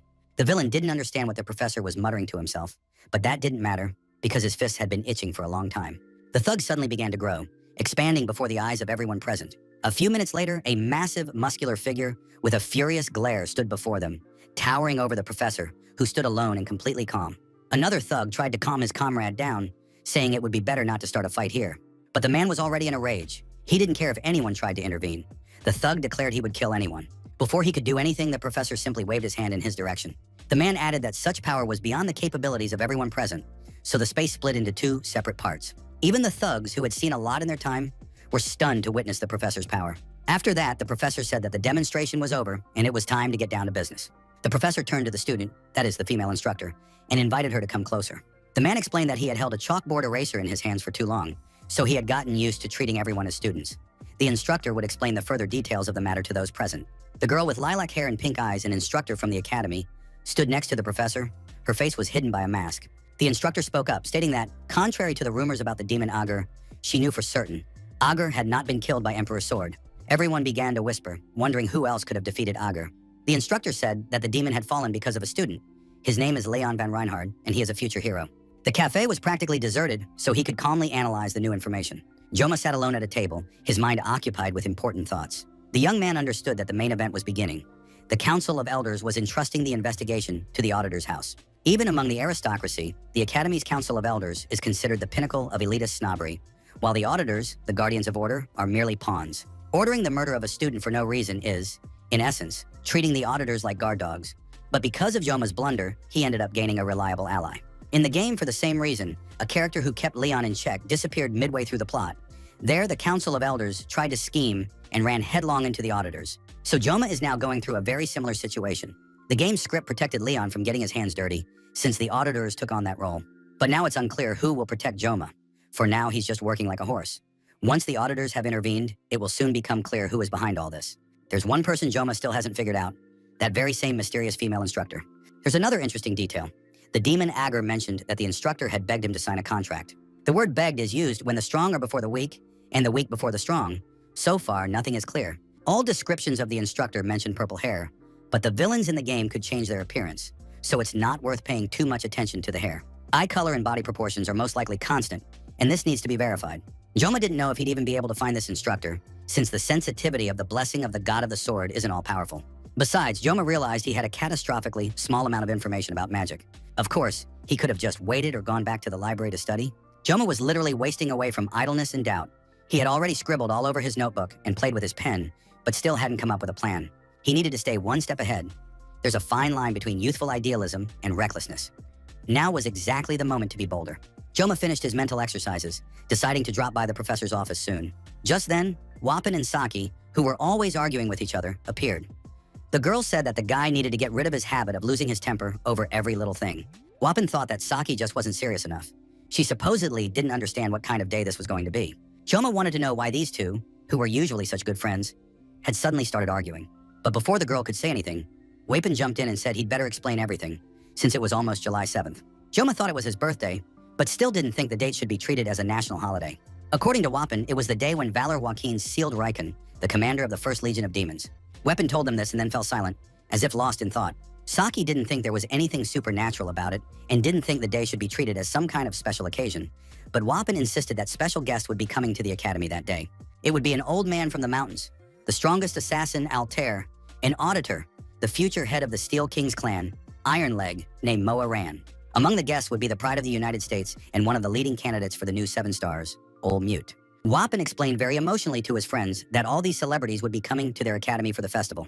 And so they would have an excellent chance to earn extra points for their travel club and at the same time save the rector's face. Saki thought her friend just wanted to have some fun and didn't need to hide behind noble goals. While the argument between the friends continued, Hana read a book, and Joma thought about the mess that had broken out in the club. Chloe asked if Joma had any special plans for the day of the festival. Upon receiving a negative answer, the girl blushed with embarrassment and began to say that perhaps in that case they could spend time together. Chloe didn't get a chance to finish her sentence because Wapan jumped to his feet and started explaining his latest idea. He suggested setting up a tasting tent, since their club president was a master with a knife, and it would be great publicity for the club. It wouldn't have been so bad. But Chloe got really angry because Wapan had interrupted her conversation with Yoma. To everyone's surprise, Yoma supported the idea of setting up a tasting area, saying it wasn't a bad idea. The young man realized that Wapan needed to be rescued from Chloe immediately. Saki didn't understand Yoma's position at all, since the guy had never been interested in such events. He was probably planning to make a splash in front of the world's powerful figures. Of course, the young man wanted to reply that, of everyone present, Saki was the one most connected to those in power. But Joma said he had no specific reason. During the holidays, he'd just be running around the dungeons anyway. Until now, they hadn't had a chance to participate in anything like this. And anyway, in reality, there aren't that many days in the year when you can just relax and enjoy the holiday.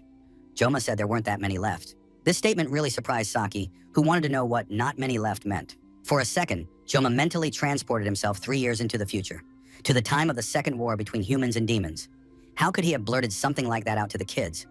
Joma realized he'd become too careless around them. Saki kept pressing him. She wanted to know what Joma was hiding. Surely he knew something the rest of them didn't. The girl remembered that there had already been several situations where Joma knew more than the others. Joma realized he was in a tough spot. He was being pressured from both sides by the angry girls. Wapan showed remarkable insight. He realized that the club president was in danger. So the guy began to talk very emotionally about what a wonderful poster he would make to advertise their upcoming event. Wapan waved his arms loudly and enthusiastically and sketched a design. The poster was, as usual, ugly and unattractive. However, Hana said she really liked it, since she herself had joined the club after seeing his poster. Wapan realized that he had won this battle and saved Yoma, so now there was no tension between them. Saki wouldn't let it go. She felt that Wapan was constantly getting in her way, first with that ridiculous club poster, and now with his ideas. Saki said she'd thought it over and made a decision. There were too many rowers in this boat. It was finally time to establish a clear hierarchy in the club. This needed to be done so that Wapan could no longer do whatever he pleased and meddle in other aspects of the club's work. After that, the guys moved to the training hall. Wapan had been waiting for this moment when he could finally pin Saki to the ground. Saki agreed that if she lost, she would stop getting in Wapan's way and would accept his idea at the festival without argument. The rest of the club members were just supposed to watch the match. Of course, it was just a practice match, but it should still be interesting. And so the two friends faced each other to finally determine whose ideas were more important. Wapan was armed with his flute. The guy wanted to clearly demonstrate which of them was the most useful member of the club. Saki couldn't let those words slide and had to put her friend in his place. Saki's main weapon is a longbow, but since they weren't in subspace right now, she wouldn't be able to use it properly. Wapan decided it would be enough to keep his distance from her and chip away at her health and mana points. As soon as the start of the duel was announced, Wapan immediately began playing his flute. This was how he cast his magic. Saki crouched down to grab her bow and prepared to attack. Wapan tensed up the moment he saw the girl grab her weapon. He knew it would be foolish to use a bow in this situation, so he decided to quickly cast debuffs on her. However, in the next instant, the guy looked up and saw Saki leaping toward him. It was too late to react. Wapan was surprised to see the archer in close combat and wanted to say she was a fool, since her blessing wouldn't work at that range. But just at that moment, Saki struck her opponent with her bow, and the blow was quite powerful. Wapan didn't have time to finish his thought. That blow was enough to send the guy flying across the entire training hall, smashing through walls and partitions with his back. The spectators of this amazing match all gasped in surprise. Saki Reiji Milo, smiling coyly, asked the club president, "Can we consider this match over?" No one wanted to hear the answer, nor could they, because at that very moment, Wapan, lying there like a broken vessel, was playing his flute to restore his health. There were only a few days left until the festival, and the group gathered at their travel club to prepare for the important event. Everyone took it very seriously and did their best. Chloe was practicing her cooking skills. She fried an egg in the shape of a heart. She was in charge of the food. Sanhana was in charge of purchasing and distributing the ingredients. She had already placed an order for kimchi, pork shoulder, and vegetables to be delivered. She bought enough food to last for the 3 days the festival would run. Weepan, as always, was very nervous. He had already rented the pavilion, but the tables, chairs, and gas setup weren't ready yet. The guy had no idea when he'd managed to get it all done. Saki gave the guy a disapproving look. He had lost the bet, so now he had to silently carry out all the tasks. The girl worked at the computer, thinking about how she had never cooked anything in her life, and now she would have to do something involving kimchi. Is this really what it was worth winning for, she thought. Joma turned to Saki, saying that this was his decision regarding the dish, so he was counting on the club members' support. If everyone knew how to make sushi, it would be much easier. Otherwise, it's a one-man show, he added. Besides, the festival was long, and enduring it with a blessing that lasted only a minute was unrealistic. Joma thought that he had never really enjoyed festivals in his life. The young man had been working since he was 17, so he'd never had such joys in his life. That's exactly why he was so interested in the release of the mobile game, Wonderful Blessing. Surely the guy secretly hoped that this game wouldn't affect anything in his life. But the calm came to an end when about 2 years into the game, the demons noticed Leon. Joma, looking out the window, thought this would be the last festival they'd hold here. At that moment, Hana approached him. She wanted to know what he was thinking with such a sour expression on his face. Hana guessed that judging by his expression, Joma thought the festival would be the last. Joma decided that the girl could read minds. Hana asked Joma if he remembered what she had said when she joined the club. Unfortunately, Joma hadn't remembered and now couldn't answer Hana's question. At that moment, Vapan let out a wild scream. The thing was, the guy had remembered something and, clutching his head, said he needed to step away for a moment. Joma also took advantage of the situation and told the guys that he would step out and fill them in on the details later. Saki Reiji gave these slackers a very stern look. They were just trying to take advantage of the situation and get out of work. Professor Demian was in his office. The man was pouring tea. He was informed that Kan Joma, a first-year student from Tiger's class, had arrived. The professor said that the young man had appeared just as he was about to drink his tea. It was black tea from Russia with an exquisite aroma. Joma thanked him for the offer of tea but declined, saying he was allergic to it. Joma glanced at the tree trunk sitting on the professor's desk and asked what it was. Professor Demian explained that he had recently acquired this specimen by chance. Although it looks like a piece of cobblestone, there is magic inside this strange object. The professor was willing to give Joma a piece if he was really interested. However, the young man declined the gift. The professor said he was very pleased to meet Joma. If the young man has any questions, the professor is ready to answer them as best he can. Joma replied that he was still interested in the phrase, "May the blessings of the gods be with you." Professor Demian said that those words had also caught his attention, so he had conducted a little research. The man went to his desk and brought back a book. He said that he had recently traveled to Russia specifically because of this book. Joma looked at the unfamiliar tome with interest. He understood that the professor was about to tell him something new and important. It turned out that Joma's question had given the professor food for thought. It piqued his interest because scholars are curious by nature. In short, this research came about thanks to Joma. But the main thing was what he discovered. As previously mentioned in lectures in academic circles, blessings are divided into 4 levels: personal, guardian, elemental, and heroic. The remaining blessings are bestowed by spirits. This is a classification based on who exactly bestows the blessing. Spirits are transcendent beings. Professor Demian looked at the young man and asked if he remembered what he had said at the very end of the class. Joma repeated his words, "There are no more gods in this world." The professor noted the young man's phenomenal memory. Now he asked if Joma would like to try his hand at being a teaching assistant. Joma sincerely thanked him for such an honorable offer, but said he wasn't interested in such work. Professor Demian continued his story, saying that the weak point lay precisely in those words. But first, we must return to the mythical era. In those ancient times, there were many gods. People call this period the Age of Myths. Their gods were not understood as spirit-like beings. They had neither emotions, nor reason, nor a physical body. They were, in essence, beings close to the very concept of God. Simply put, they existed on a completely different level. But even spirits were to the gods as fireflies are to the sun. They were absolute beings who had cast off their mortal shells. However, they were not destined to escape death. Although they all belonged to the same race, one of the gods perished at the end of that era. Professor Demian was very engrossed in the story. It was clear that the man knew his subject well. And this god, who had perished at the end of the era, was the god of the sword. Joma immediately recalled the being that had appeared before him. The phrase, "May the blessing of the gods be with you," was used by people who, after the end of the mythical era, worshipped this god and asked for his power. That was all Professor Demian could tell the young man at the moment. Joma was walking back from the professor's office, thinking that he had received a little information. However, that was still not enough. But it was surprising that because of the words Joma had spoken in class, Professor Demian had even made it all the way to Russia. Well, maybe it wasn't Joma's fault after all that the professor had to go to such a miserable place. Well, Russian black tea, that's just too much. Suddenly, Joma felt as if he had started to feel a bit strange. Joma decided that without his sashimi knife, his field of perception had narrowed. Without his favorite weapon, he felt a strange sense of isolation. Joma thought that even his personality had changed. The young man returned to the club to his friends and now watched along with everyone else as Chloe fried an egg. A few more days of preparation flew by, and soon Joma was showing his friends the kimchi chigi dishes he would be preparing. Finally, the day of the festival arrived. Over 20 years of working with a knife, Joma had helped get many of the establishments where he worked back on their feet. He never accepted financial compensation, seeking out only those small restaurants that could close at any moment. It wasn't altruism, but for his own satisfaction. A single sashimi knife marked the revival of this dish. It's awkward, of course, to admit it, but there was something romantic about it.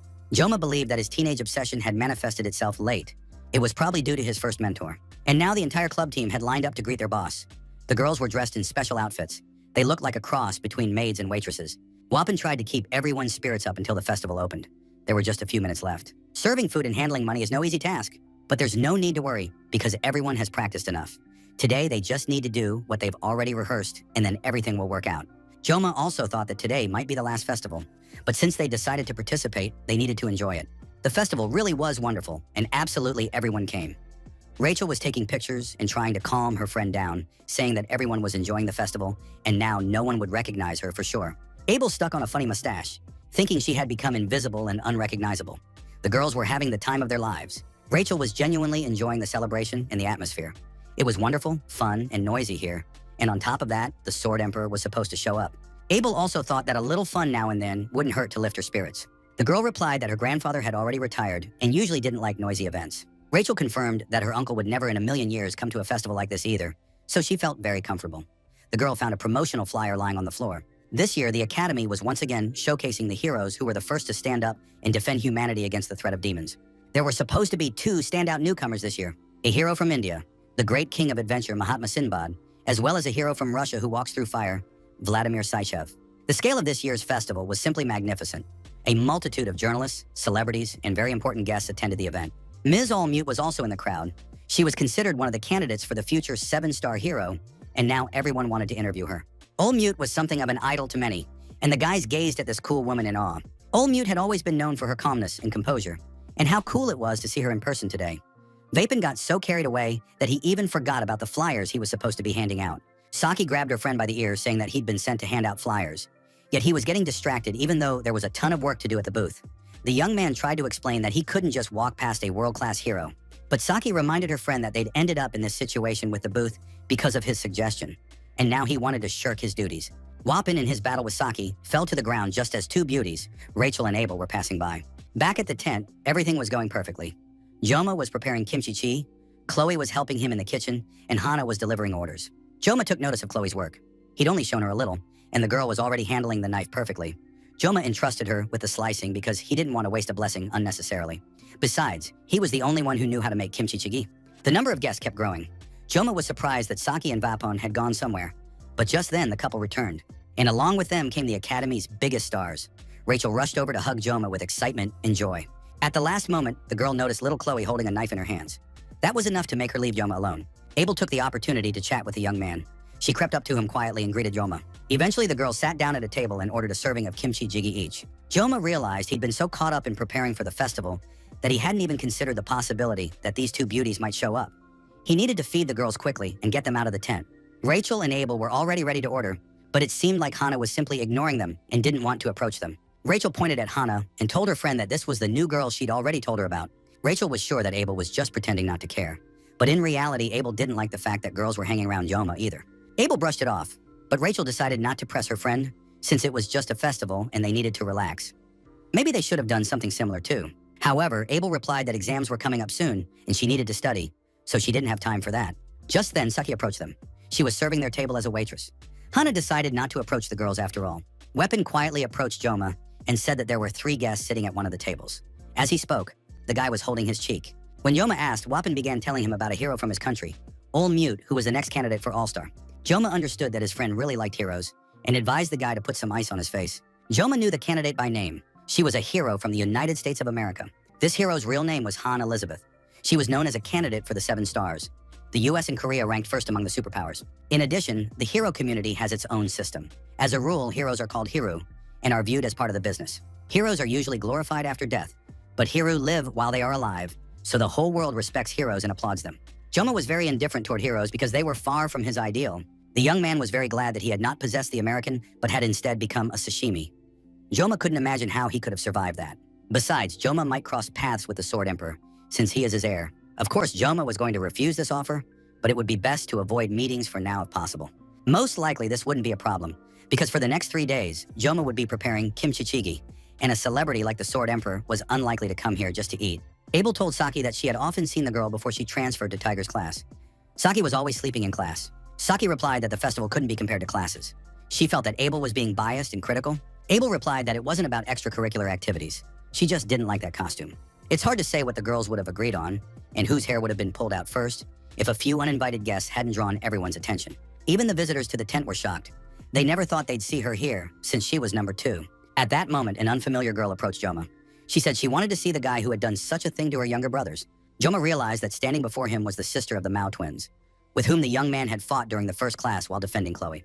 The girl's name was Iron Leg Mao Ran. She was surprised. She had expected to see a monster, but standing before her was just an ordinary, good-looking young man. The brothers Jun and Shun had said they'd fought a real monster. Though the girl couldn't recall her brothers ever speaking well of anyone, Mao Ran raised 2 fingers, and immediately a guard and an assistant appeared beside her, bringing in a special stool. The girl sat down on the stool and placed her leg on a special velvet footrest, the very leg that had earned her the nickname Iron Leg. Storm Leg was an S-class weapon. Joma realized that if Mao Ran had come in full combat gear, it meant she had come for revenge. Chloe understood this as well, and immediately armed herself with a knife, ready to attack and defend Joma.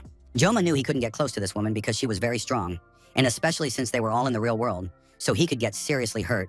Mao Ran pretended she had just dropped by to talk, since there was no point in dredging up events that had happened many months ago. Joma replied that he didn't understand why Mao Ran had come at all. As a reverend, she hardly had time to just wander around for no reason. Mao Ran confirmed that there was no particular reason, she just got curious to see Joma. Although her brothers have terrible tempers, they still possess decent skills.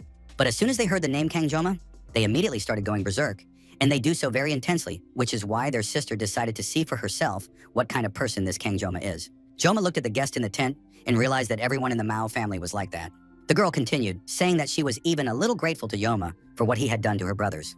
Because of Jun and Shun, the family's reputation was in the gutter. Mao Ran had tried to rein them in time and again, but nothing worked. But after Joma gave them a little reality check, those crazy twins stopped causing trouble, and now their sister, as a member of the family, could finally breathe a little easier. Joma understood that these words were best translated as, "Thank you for getting rid of those who were standing in the way of my future," since Mao Ran was now also vying for the title of 7-star hero. Mao's status and popularity could be compared to all mutes. Among the candidates, she was in a lower position.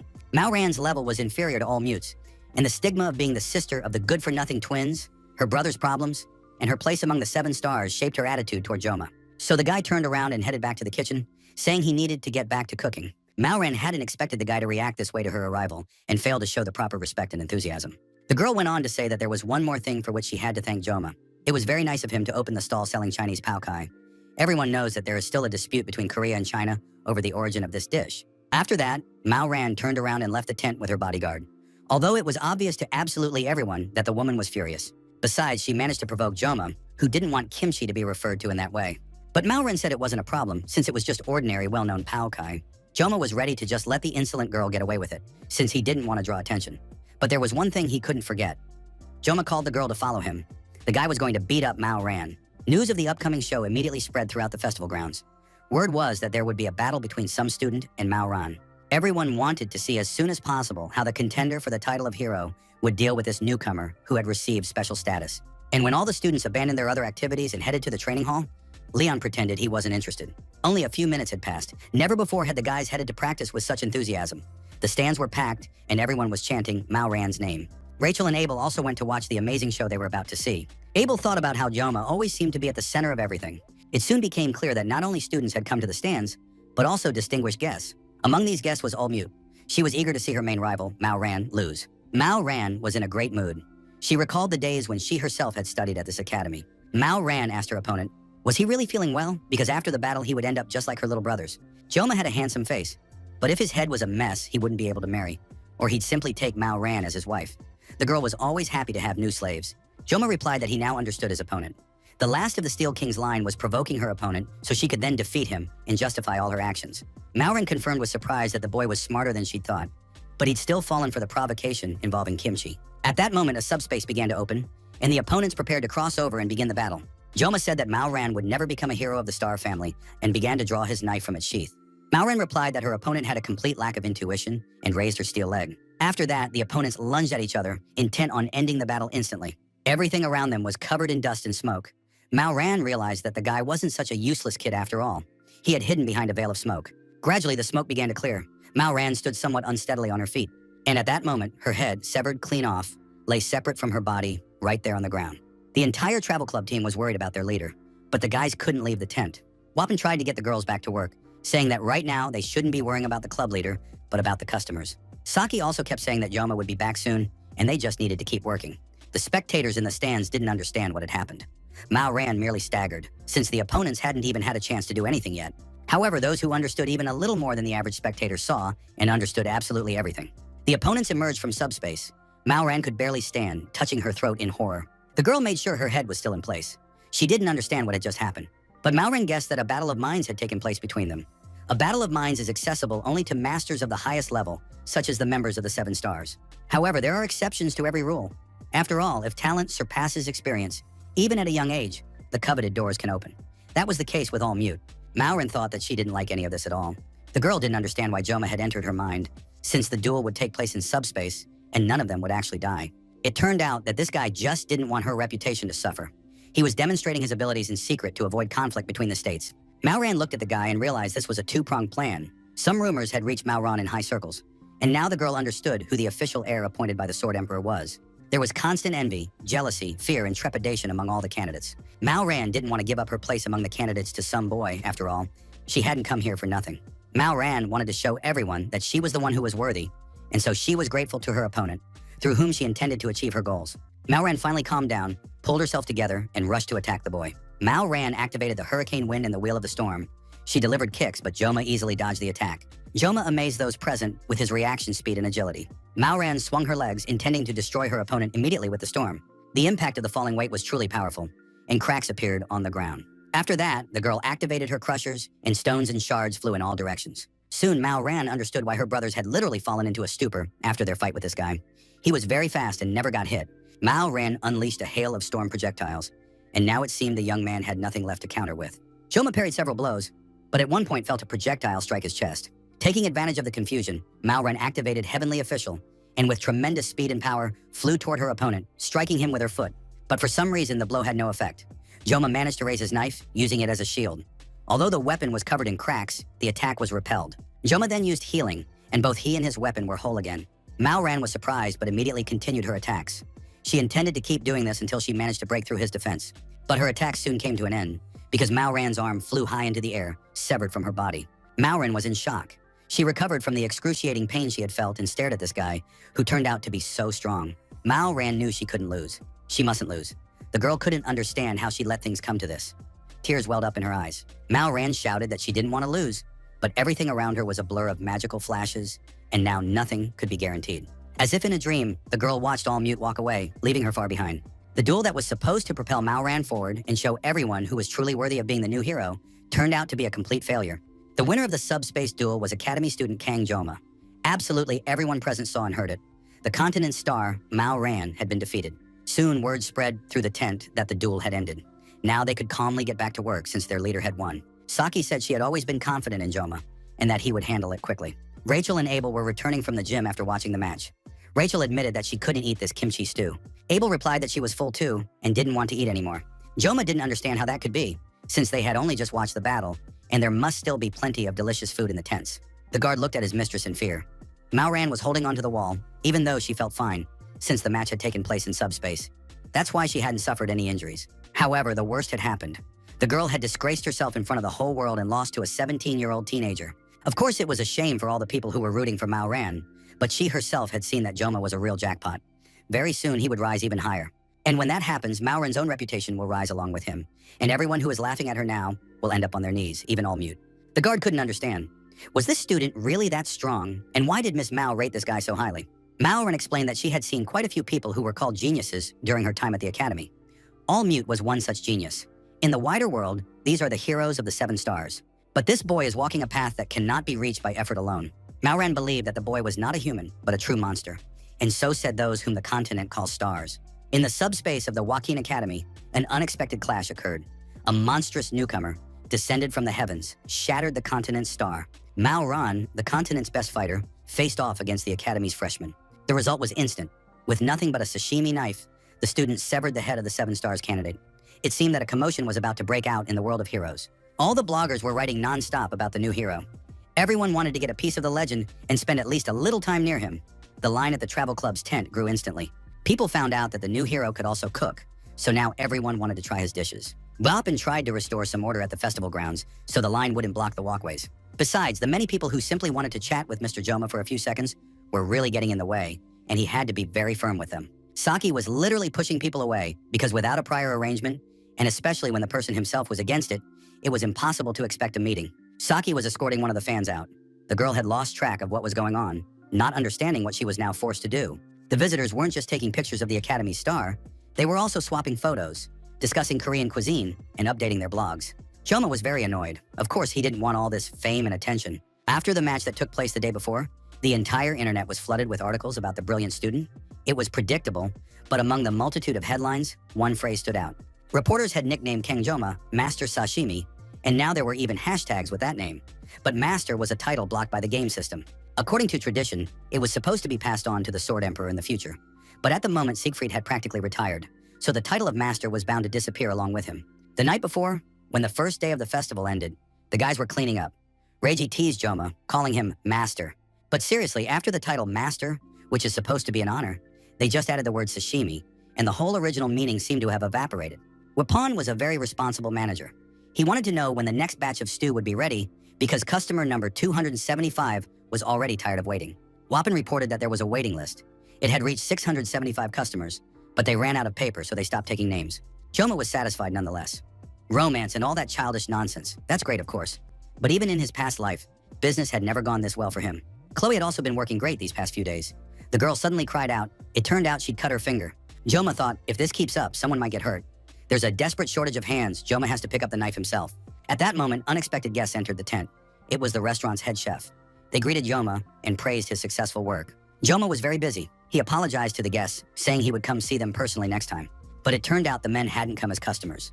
They'd read the articles and realized many customers were expected today, so they'd come to help. Joma was surprised. After all, they were practically strangers. The guy warned him that they would have to get to work right away. But that didn't stop the chef. They said they were happy to help since now they had to call Joma Master Sashimi. Eventually, things really got going.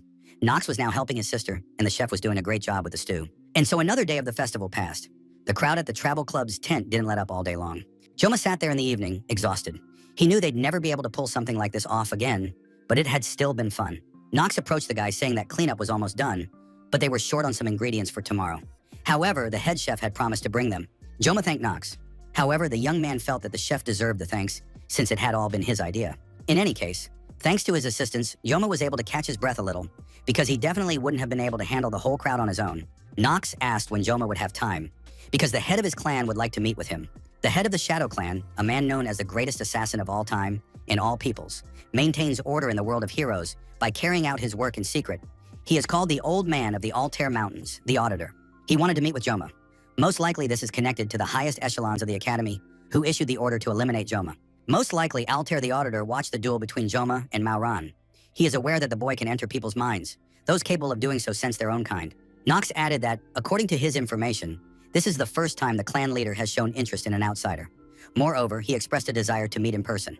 Even for heroes, this is an extremely rare occurrence. Knox was certain that Joma himself was eager to speak with the clan leader face to face and ask him a multitude of questions. Joma realized that Knox was absolutely right. Besides, today, Joma had relied on the help of Knox and Chef Mansour, so he would need to thank them later. Joma continued to sit motionless, and Knox asked what he thought about all this. Joma replied that he didn't want to meet with the chief because he was too lazy and tired. After that, Joma thanked Knox once more for his help, turned around and walked away with a light step, leaving the guy in a state of utter confusion. The Academy Director Media was sitting in her office when there was a knock at the door. The visitor turned out to be the hero candidate, All Mute. At the same time, the restless Vapin began tormenting his comrades with stories about preparations for the new festival.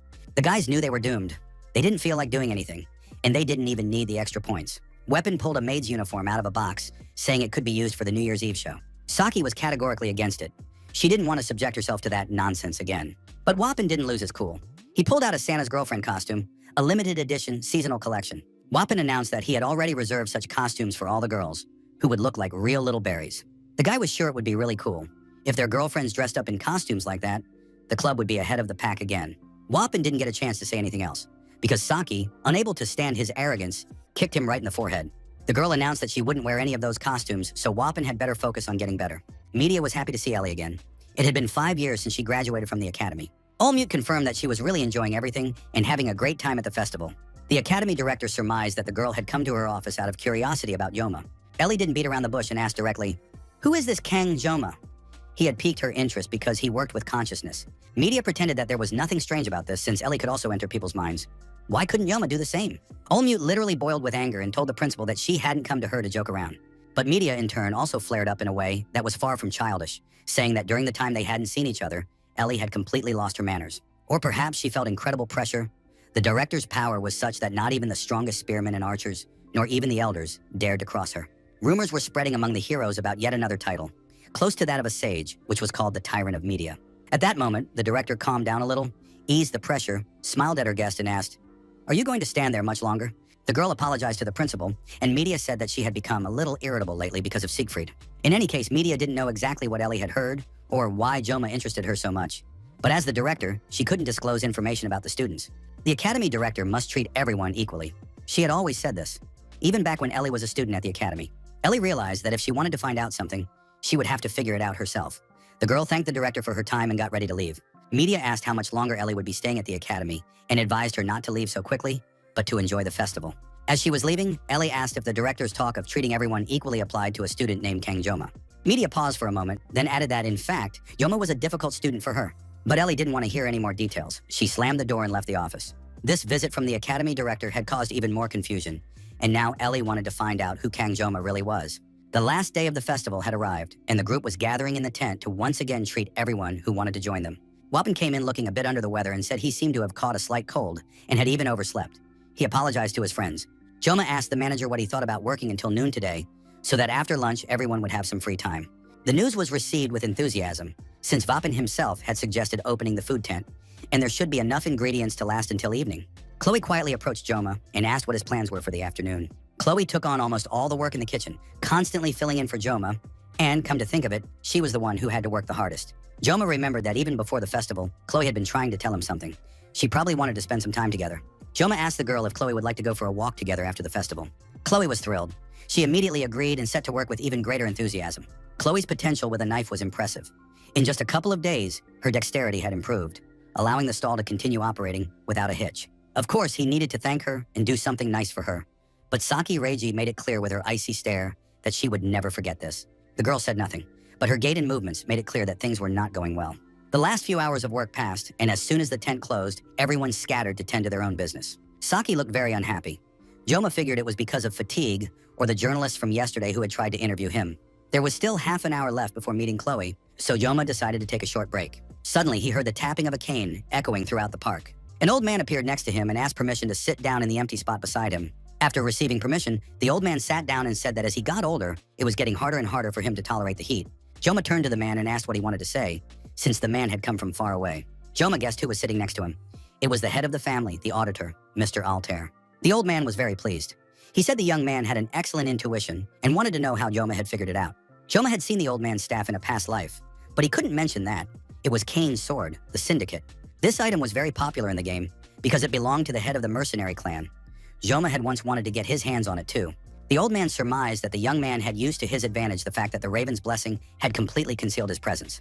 That wasn't the case, but Joma didn't argue. The old man asked Joma why he had been looking for the boy. Joma replied that it was because the elders had ordered an assassination attempt on him. The clan leader replied that they settled their own family matters. There was no point in digging up the past.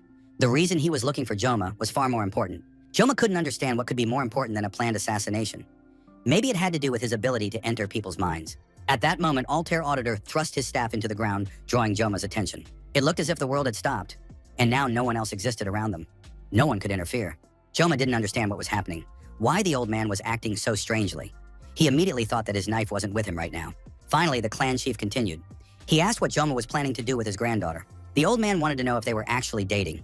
Joma replied that they were just friends, and there was absolutely nothing between them. Joma remembered that this character almost never spoke in the game, but now he can actually talk. And yet one mustn't forget that the head of the Auditor clan was an unusual man. Soon the old man stood up, saying that he had satisfied his curiosity and therefore had to leave. But he asked Joma to look after his granddaughter as if she were a friend. The old man was worried about Chloe because she had a very gentle nature. Joma couldn't hold back and asked the clan leader, did he really think Chloe should become a mercenary? The clan chief understood that the boy had already seen her other side when Chloe lost her composure. Such was the true nature of Altair Auditor's granddaughter, a savagery infinitely close to that of a predatory beast. Therefore, such a creature could not be set free. Joma believed this was the result of training under the Auditor clan's system. But the clan leader said that their family wasn't nearly as terrible as the rumor suggested. Of course, they had special training for assassins, but first and foremost, they were a family. With Chloe, it was the opposite. The Auditor family tried to hide her true nature. Despite years of mental training, as soon as emotions flared up, Chloe immediately bared her teeth. The clan leader understood perfectly well that Joma was worried about Chloe as a friend. And of course, Grandpa should never say such things about his granddaughter. But Chloe was wild, and when her true nature emerged, she could hurt anyone. Even when standing right next to her, you could never be sure when your head would be severed from your shoulders. As he was leaving, the old man said that if Yoma wanted to stay alive, but at that moment, the boy demanded that he finish his performance. The old man didn't seem to understand what was being talked about or what show was being referred to. Joma demanded that he not pretend to be worried. That was bad enough. But mixing lies with words was even worse. Joma activated the blessing of the god of the sword. And it turned out that all the people who had been peacefully strolling around were decoys. They immediately shed their outer shells, drew their weapons, and were ready to destroy. Altair Auditor raised his hand and ordered everyone to retreat. After that, he asked the young man when Joma had noticed it. Joma sheathed his knife and said that the old man himself had noted the young man's remarkable insight. The clan leader admitted that Joma had exceeded all his expectations. The outcome was beyond belief. Joma was sitting alone on the bench again, thinking about Chloe, who had only just begun to mend her relationship with her brother. Altair had mixed lies into his words, trying to confuse Joma. It was still unclear what his goal was. Joma realized that if it weren't for the presence of the weapon, he wouldn't have noticed a thing. At that moment, Chloe appeared in the distance. The girl was walking toward him with joy. Chloe apologized for being so late, but Joma said it was no big deal. He had just been relaxing. Altair Auditor recalled the previous encounter and noted the young man's perceptiveness, which had allowed him to spot the mercenaries disguised as passersby. Moreover, the young man possessed a cool-headed courage. Even sitting right in front of the clan leader, Joma didn't flinch. The young man also had a remarkable ability to make split-second decisions in response to mental influence. It became very intriguing to wonder who Kang Joma really was. To call him a genius would be an insult. The clan leader walked into a deserted alley and called out to his grandson, Nox. The grandfather said the trip had been worth the journey. Nox was pleased that the clan leader had not been disappointed. Altair Auditor said that this was a first in his life. It was the first time he had ever felt afraid. Now the old man knew exactly what fear tasted like. Joma said that the academy was truly enormous, so it was no wonder Chloe had taken so long. Chloe immediately suspected that something had happened while she was gone. But Joma didn't want to talk about his meeting with the head of the Auditor clan. So he replied that nothing special had happened. He'd just been relaxing. Joma checked the schedule. There was supposed to be a festival that evening, and when the sun went down, they'd set off fireworks. In the meantime, they could just go for a walk. That's how the whole day went. The kids walked around, visited all sorts of attractions, and Joma felt tired and sat down on a bench. Chloe immediately decided that Joma was tired because of her. She was very empathetic and sensitive. She thought she needed to help Joma more, because in her opinion, she still wasn't very good with a knife. Joma knew that he hadn't actually cut anything while working at the stall. He'd only been cooking. If it weren't for Chloe, the stall would have lost all its customers. Joma realized that the girl had shouldered the entire process herself. He reached out, ruffled Chloe's hair, and thanked her for everything. Chloe was very touched by Joma's gesture, and in turn thanked him for his tenderness and attention. It's unclear how this gathering would have ended, but Wappen spotted his friends and waved to them from a distance. All the club members gathered around the bench. Wappen apologized for being late, saying they had taken a long time to get ready. Joma didn't understand why they had come at all, since the guys had planned to spend time apart. Wappen showed a text message on his phone, saying that Joma himself had texted everyone that they needed to meet at 5 o'clock. Joma knew which of his friends was a computer genius, and also who didn't like his relationship with Chloe. But this time, Saki Ryoji had gone too far, sending out messages and ruining Joma and Chloe's walk. But soon it was time for the evening festival, and all the kids after all, watched the proceedings with delight. Everyone wanted to get closer to get a better look at the festival participants' costumes. They decided to head into the thick of the action to get a better view of the floats as they passed by. Joma walked quietly behind the kids, but kept looking back and felt a sense of unease. Joma realized that he really didn't like crowded places after all. The boy sat down on a bench, preferring to spend the rest of the festival without drawing attention to himself. Watching his friends having fun like typical teenagers, Joma thought about how huge the difference between them was. It seemed like they spent all their time together at school and on assignments, yet they were completely different. Joma guessed what exactly Chloe was about to tell him, and now he was glad his friends had intervened. Besides, Chloe was having fun now. It seemed like she was enjoying everything. Joma noticed that everyone around them had split into couples. Some were hugging, others were just holding hands. Joma thought about how he was in the game world, and therefore there could be no real love here. For the guy, this feeling was unknown even in his past life, because Chef Kim had been very busy and hadn't had time to think about relationships. That's exactly why the chef downloaded the game, hoping it would make up for not being able to hang out with pretty girls. When he arrived at the academy, Joma was a little nervous at first. But now, sometime later, Joma wasn't even sure what had caused that nervousness. There was only one girl constantly on his mind. Since entering the academy, there had been far too many life-or-death situations. Joma realized he was simply confused and barely aware of where he was. That's why some feelings from his ordinary life had carried over into this world. Lately, Joma had felt like a sharpened blade. He was very tired. Saki Ryoji said she couldn't stand crowded places. The girl plopped down on an empty spot on the bench next to Joma and added that her legs couldn't hold her up anymore. Joma knew that Saki was one of the main characters. Besides, he had been using her constantly in the game, but now he didn't understand what was going on in her head. Nevertheless, Joma trusted Saki's judgment. Even the fact that she had hacked the system and sent a message from Joma's number wasn't done without reason. Saki noticed that Joma was staring at her very intently. Joma himself thought that for the first time he saw Saki not just as a character, but as a beautiful girl. Joma was such a slowpoke. He kept staring at Saki, and it was starting to annoy the Japanese beauty. Finally, Joma jumped up, grabbed Saki by the shoulders, and started asking why she had sent a message to the other guys from his phone number. Joma thought all this had something to do with that instructor. Saki put up with it for a long time, trying to say something, but then she just shoved the jerk away, saying he was hurting her. After all, you shouldn't grab people by the shoulder so hard, and it's unclear why Joma has such big hands if he can't see a thing anyway. Joma replied, well, whatever. If there are no more issues between them, then we can just forget about it. Saki looked very sad and upset. Joma thought he really had grabbed her too hard. But the very next moment, a bright blush spread across the girl's face, and Joma couldn't figure out what was happening to her. Couples were still bustling around them, and a heart glowed ahead. The atmosphere seemed to be hinting, hey, Joma, you're such a fool. Joma finally mustered his courage and asked the girl if there was anyone she liked. Saki's face flushed, turning as red as poppies, and she opened her mouth and eyes in surprise. Saki Reiji was very pleased. Everything had worked out. She'd been waiting for those words. As a game character, Chef Kim loved this girl very much and considered her smart and understanding. And now sitting on a bench next to this gorgeous beauty, Joma assumed that she most likely liked Leon. Saki Ryoji had never met a more clueless guy in her life.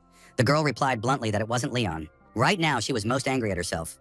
She couldn't understand how she'd let things get this far. And what on earth was Saki hoping for if the guy had no brains? In the end, Joma was left alone on the bench, wondering who else Saki could be in love with. But then a game screen appeared before him. Joma saw that his weapon level had risen to 6.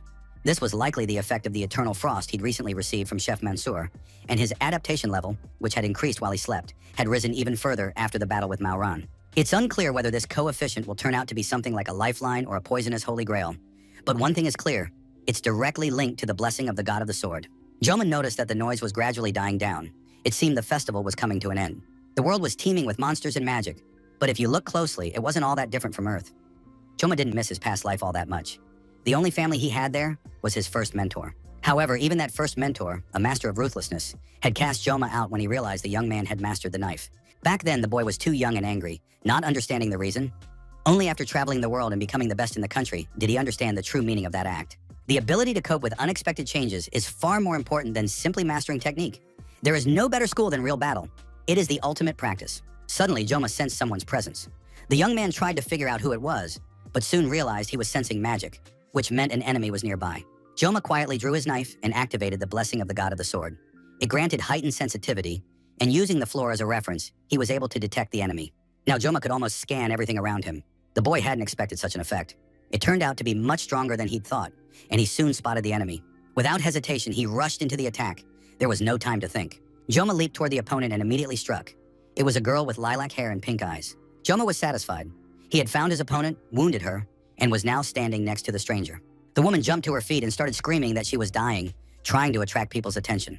She told Joma that she had come here hoping to talk to him, and this was the welcome she got, but she had wanted to make a deal. Joma realized that this was the instructor he had been looking for. She had targeted him back in the Buffalo Dungeon. She was the villainess herself. The woman was on her knees, shaking with pain. It seemed she was barely holding herself together. Joma knew her name was Choe Sora. He didn't understand why she had pretended to be an instructor, but the woman replied that she had done it to infiltrate the academy. Joma wanted to know how many more traitors there were in the academy. Choe replied that they constantly changed their appearances and moved around under different names. She herself didn't know their exact number. Trying to save her life, Cho spilled a bunch of important information that no one had even asked her about. Most striking was the fact that some of the villains already knew that Joma had dealt with Agor. Despite the Sword Emperor's efforts to keep it a secret, the information had leaked. Joma didn't understand why the murder of the demon Agor was being attributed to Leon. Choe said she didn't know, but as soon as she saw the knife in the young man's hands, she added that Professor Wang was among them, and that almost all decisions originated from the mind of this monster. Choe said that the professor turned out to be even more insane than she had thought. Joma realized the woman was telling the truth, while the instructor continued to beg to be spared.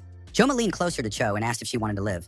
The woman immediately fell to her knees and began banging her head against the ground, begging to do anything. Anything, just not to die.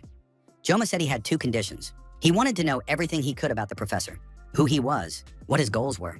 Choe began to explain that the professor was under the command of Korn, a true demon. That was all the woman knew. She sobbed, begging him to believe her and lower his weapon. Joma knew that Korn was the commander of the 2nd Legion of Demons. The young man hadn't expected to hear that name. Raiken, the head of the 1st Legion, had been sealed away, and his servant, the Lord of the Demon Army, was at the academy.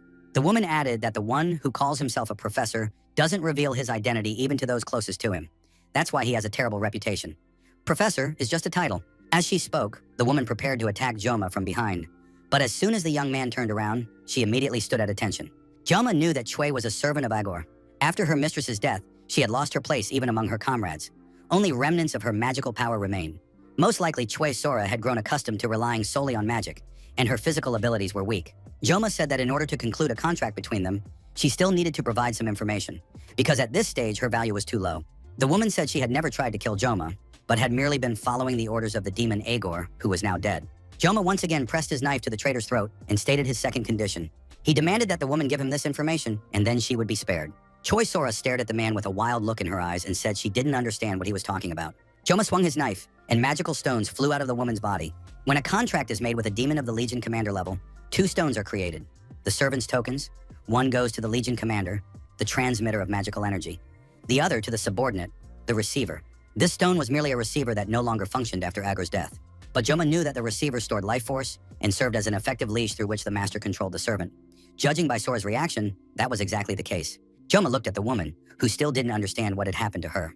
The young man said that Choi Sora had now become a villain, but she seemed to have just woken up from a sleep. She was that clueless about what was happening. Joma knew that people like her would do anything to survive. The woman was useful for gathering information, so Joma decided to make use of her later.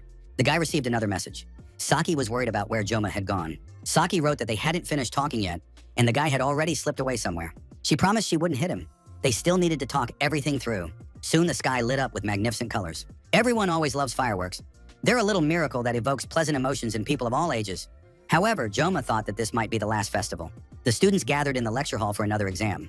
The day before had been such a great festival, and now they had to study again. They were outraged by the enormous amount of information they had to absorb today. They thought it was unfair. Wapin was convinced that forcing them to study such vast amounts of material was a complete violation of students' rights. Saki demanded that the guy shut up because he was keeping her awake, and his words were making her lose her train of thought. She said she could sleep peacefully now because she had already memorized everything, and only a dumbass like Wapin could still be struggling to absorb all the information. Saki and Wapin stared at each other, ready to burn each other to ashes with their glares. The young man could think of nothing but how to say everything he thought about this, when suddenly he got a hard slap across the face from Chloe. Chloe started apologizing, saying there was a huge fly on the guy's face, so she had to hit him. Joma noticed that lately everyone had it in for him. At that moment, everyone present received messages on their phones, and the students pulled out their devices. The message announced a change to the practical exam. The exact details would be revealed later, and the students would be randomly divided into teams.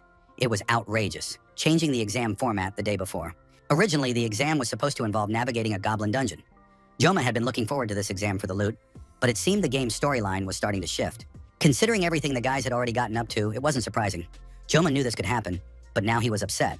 If there was one major advantage to his own actions, it was his gaming experience.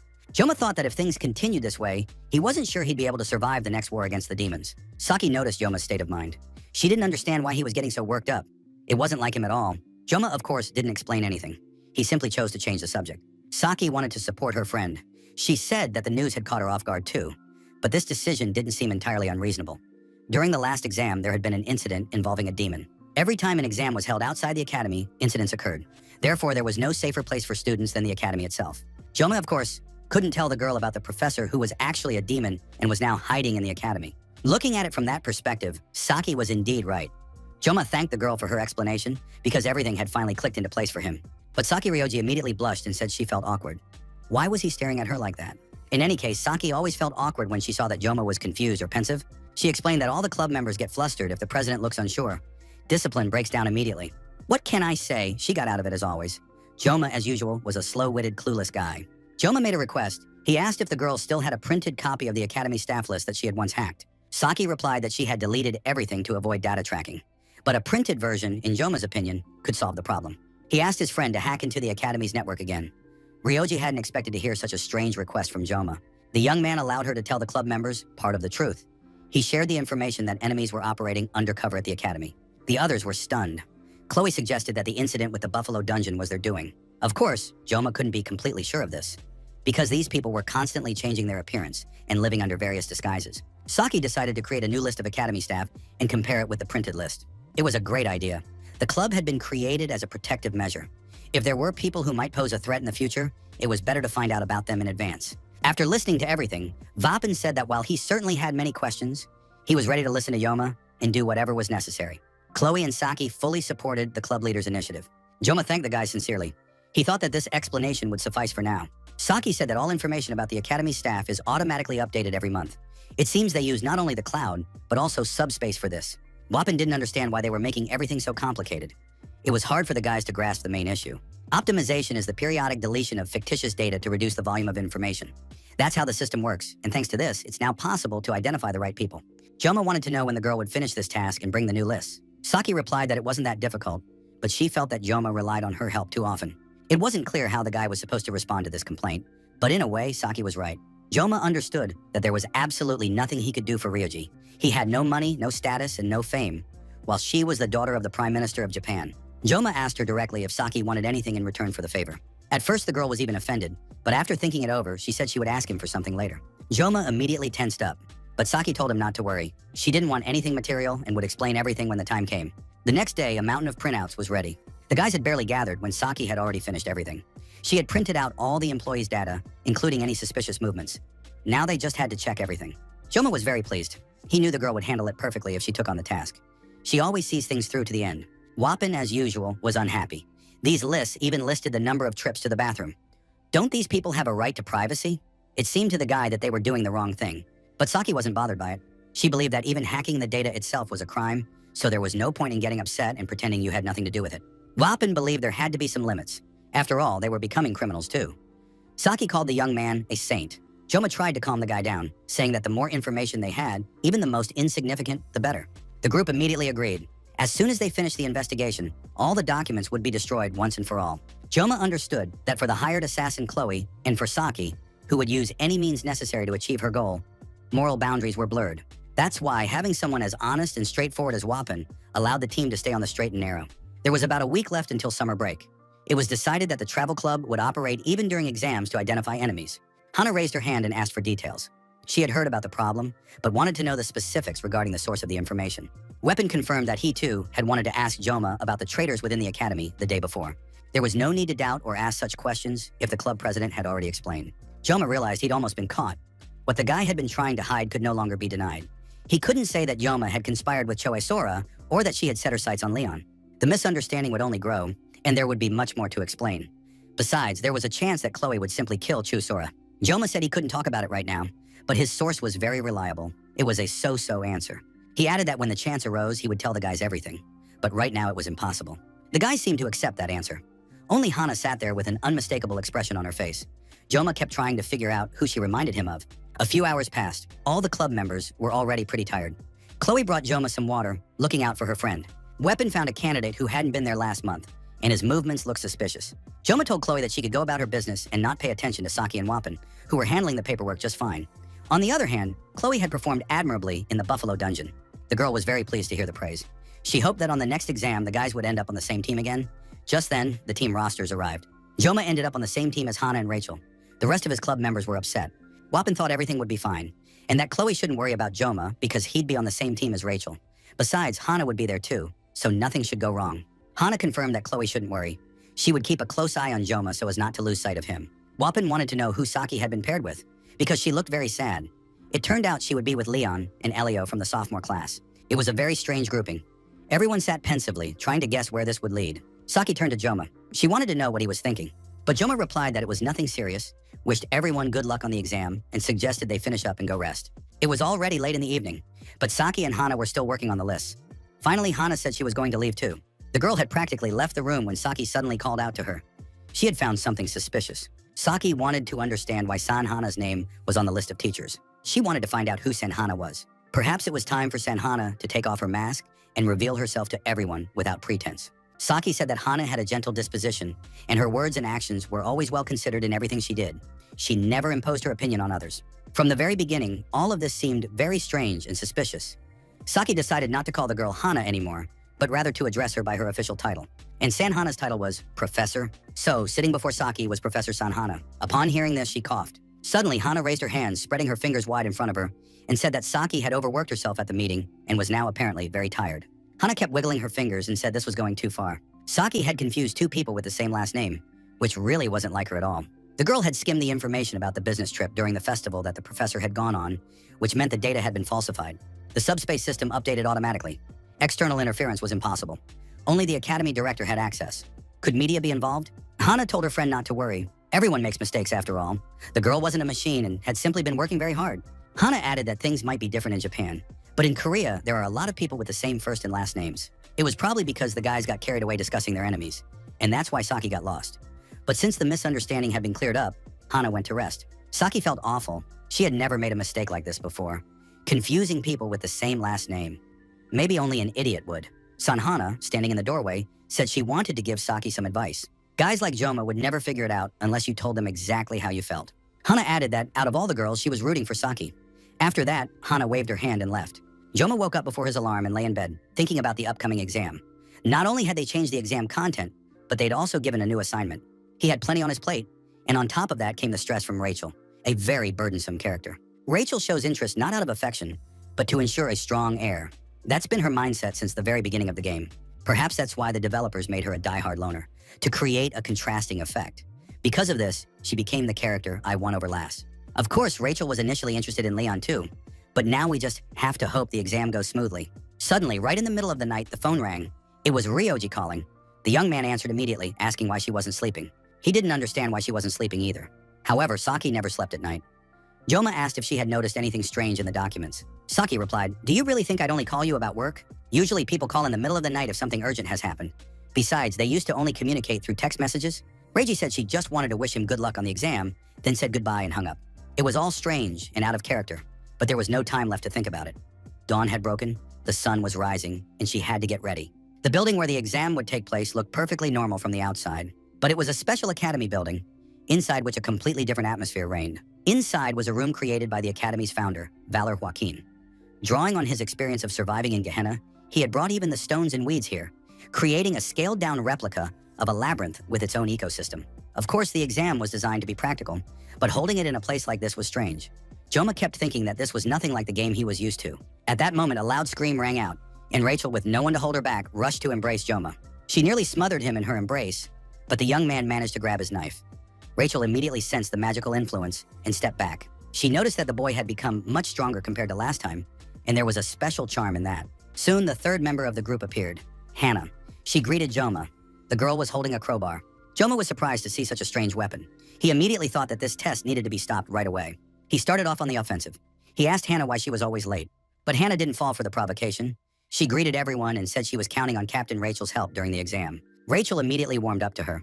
The girls had a pleasant chat, and Joma noted that Hannah was excellent at managing people. Soon, everyone was told to stop talking.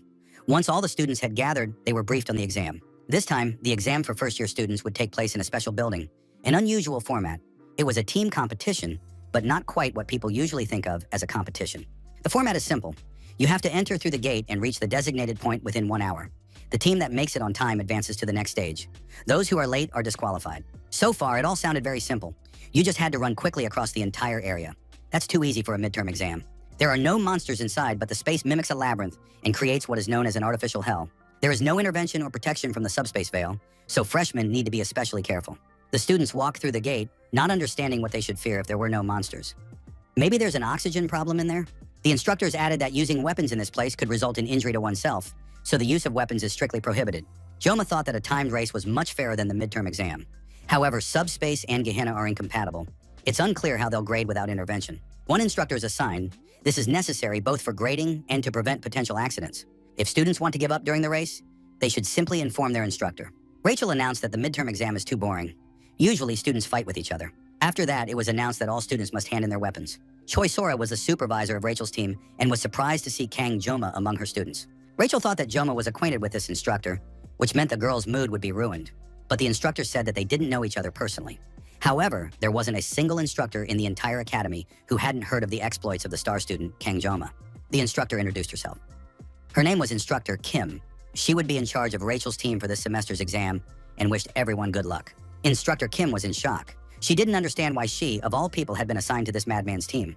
On top of that, Joma had taken the servant's badge. Instructor Kim tried to cheer the students up.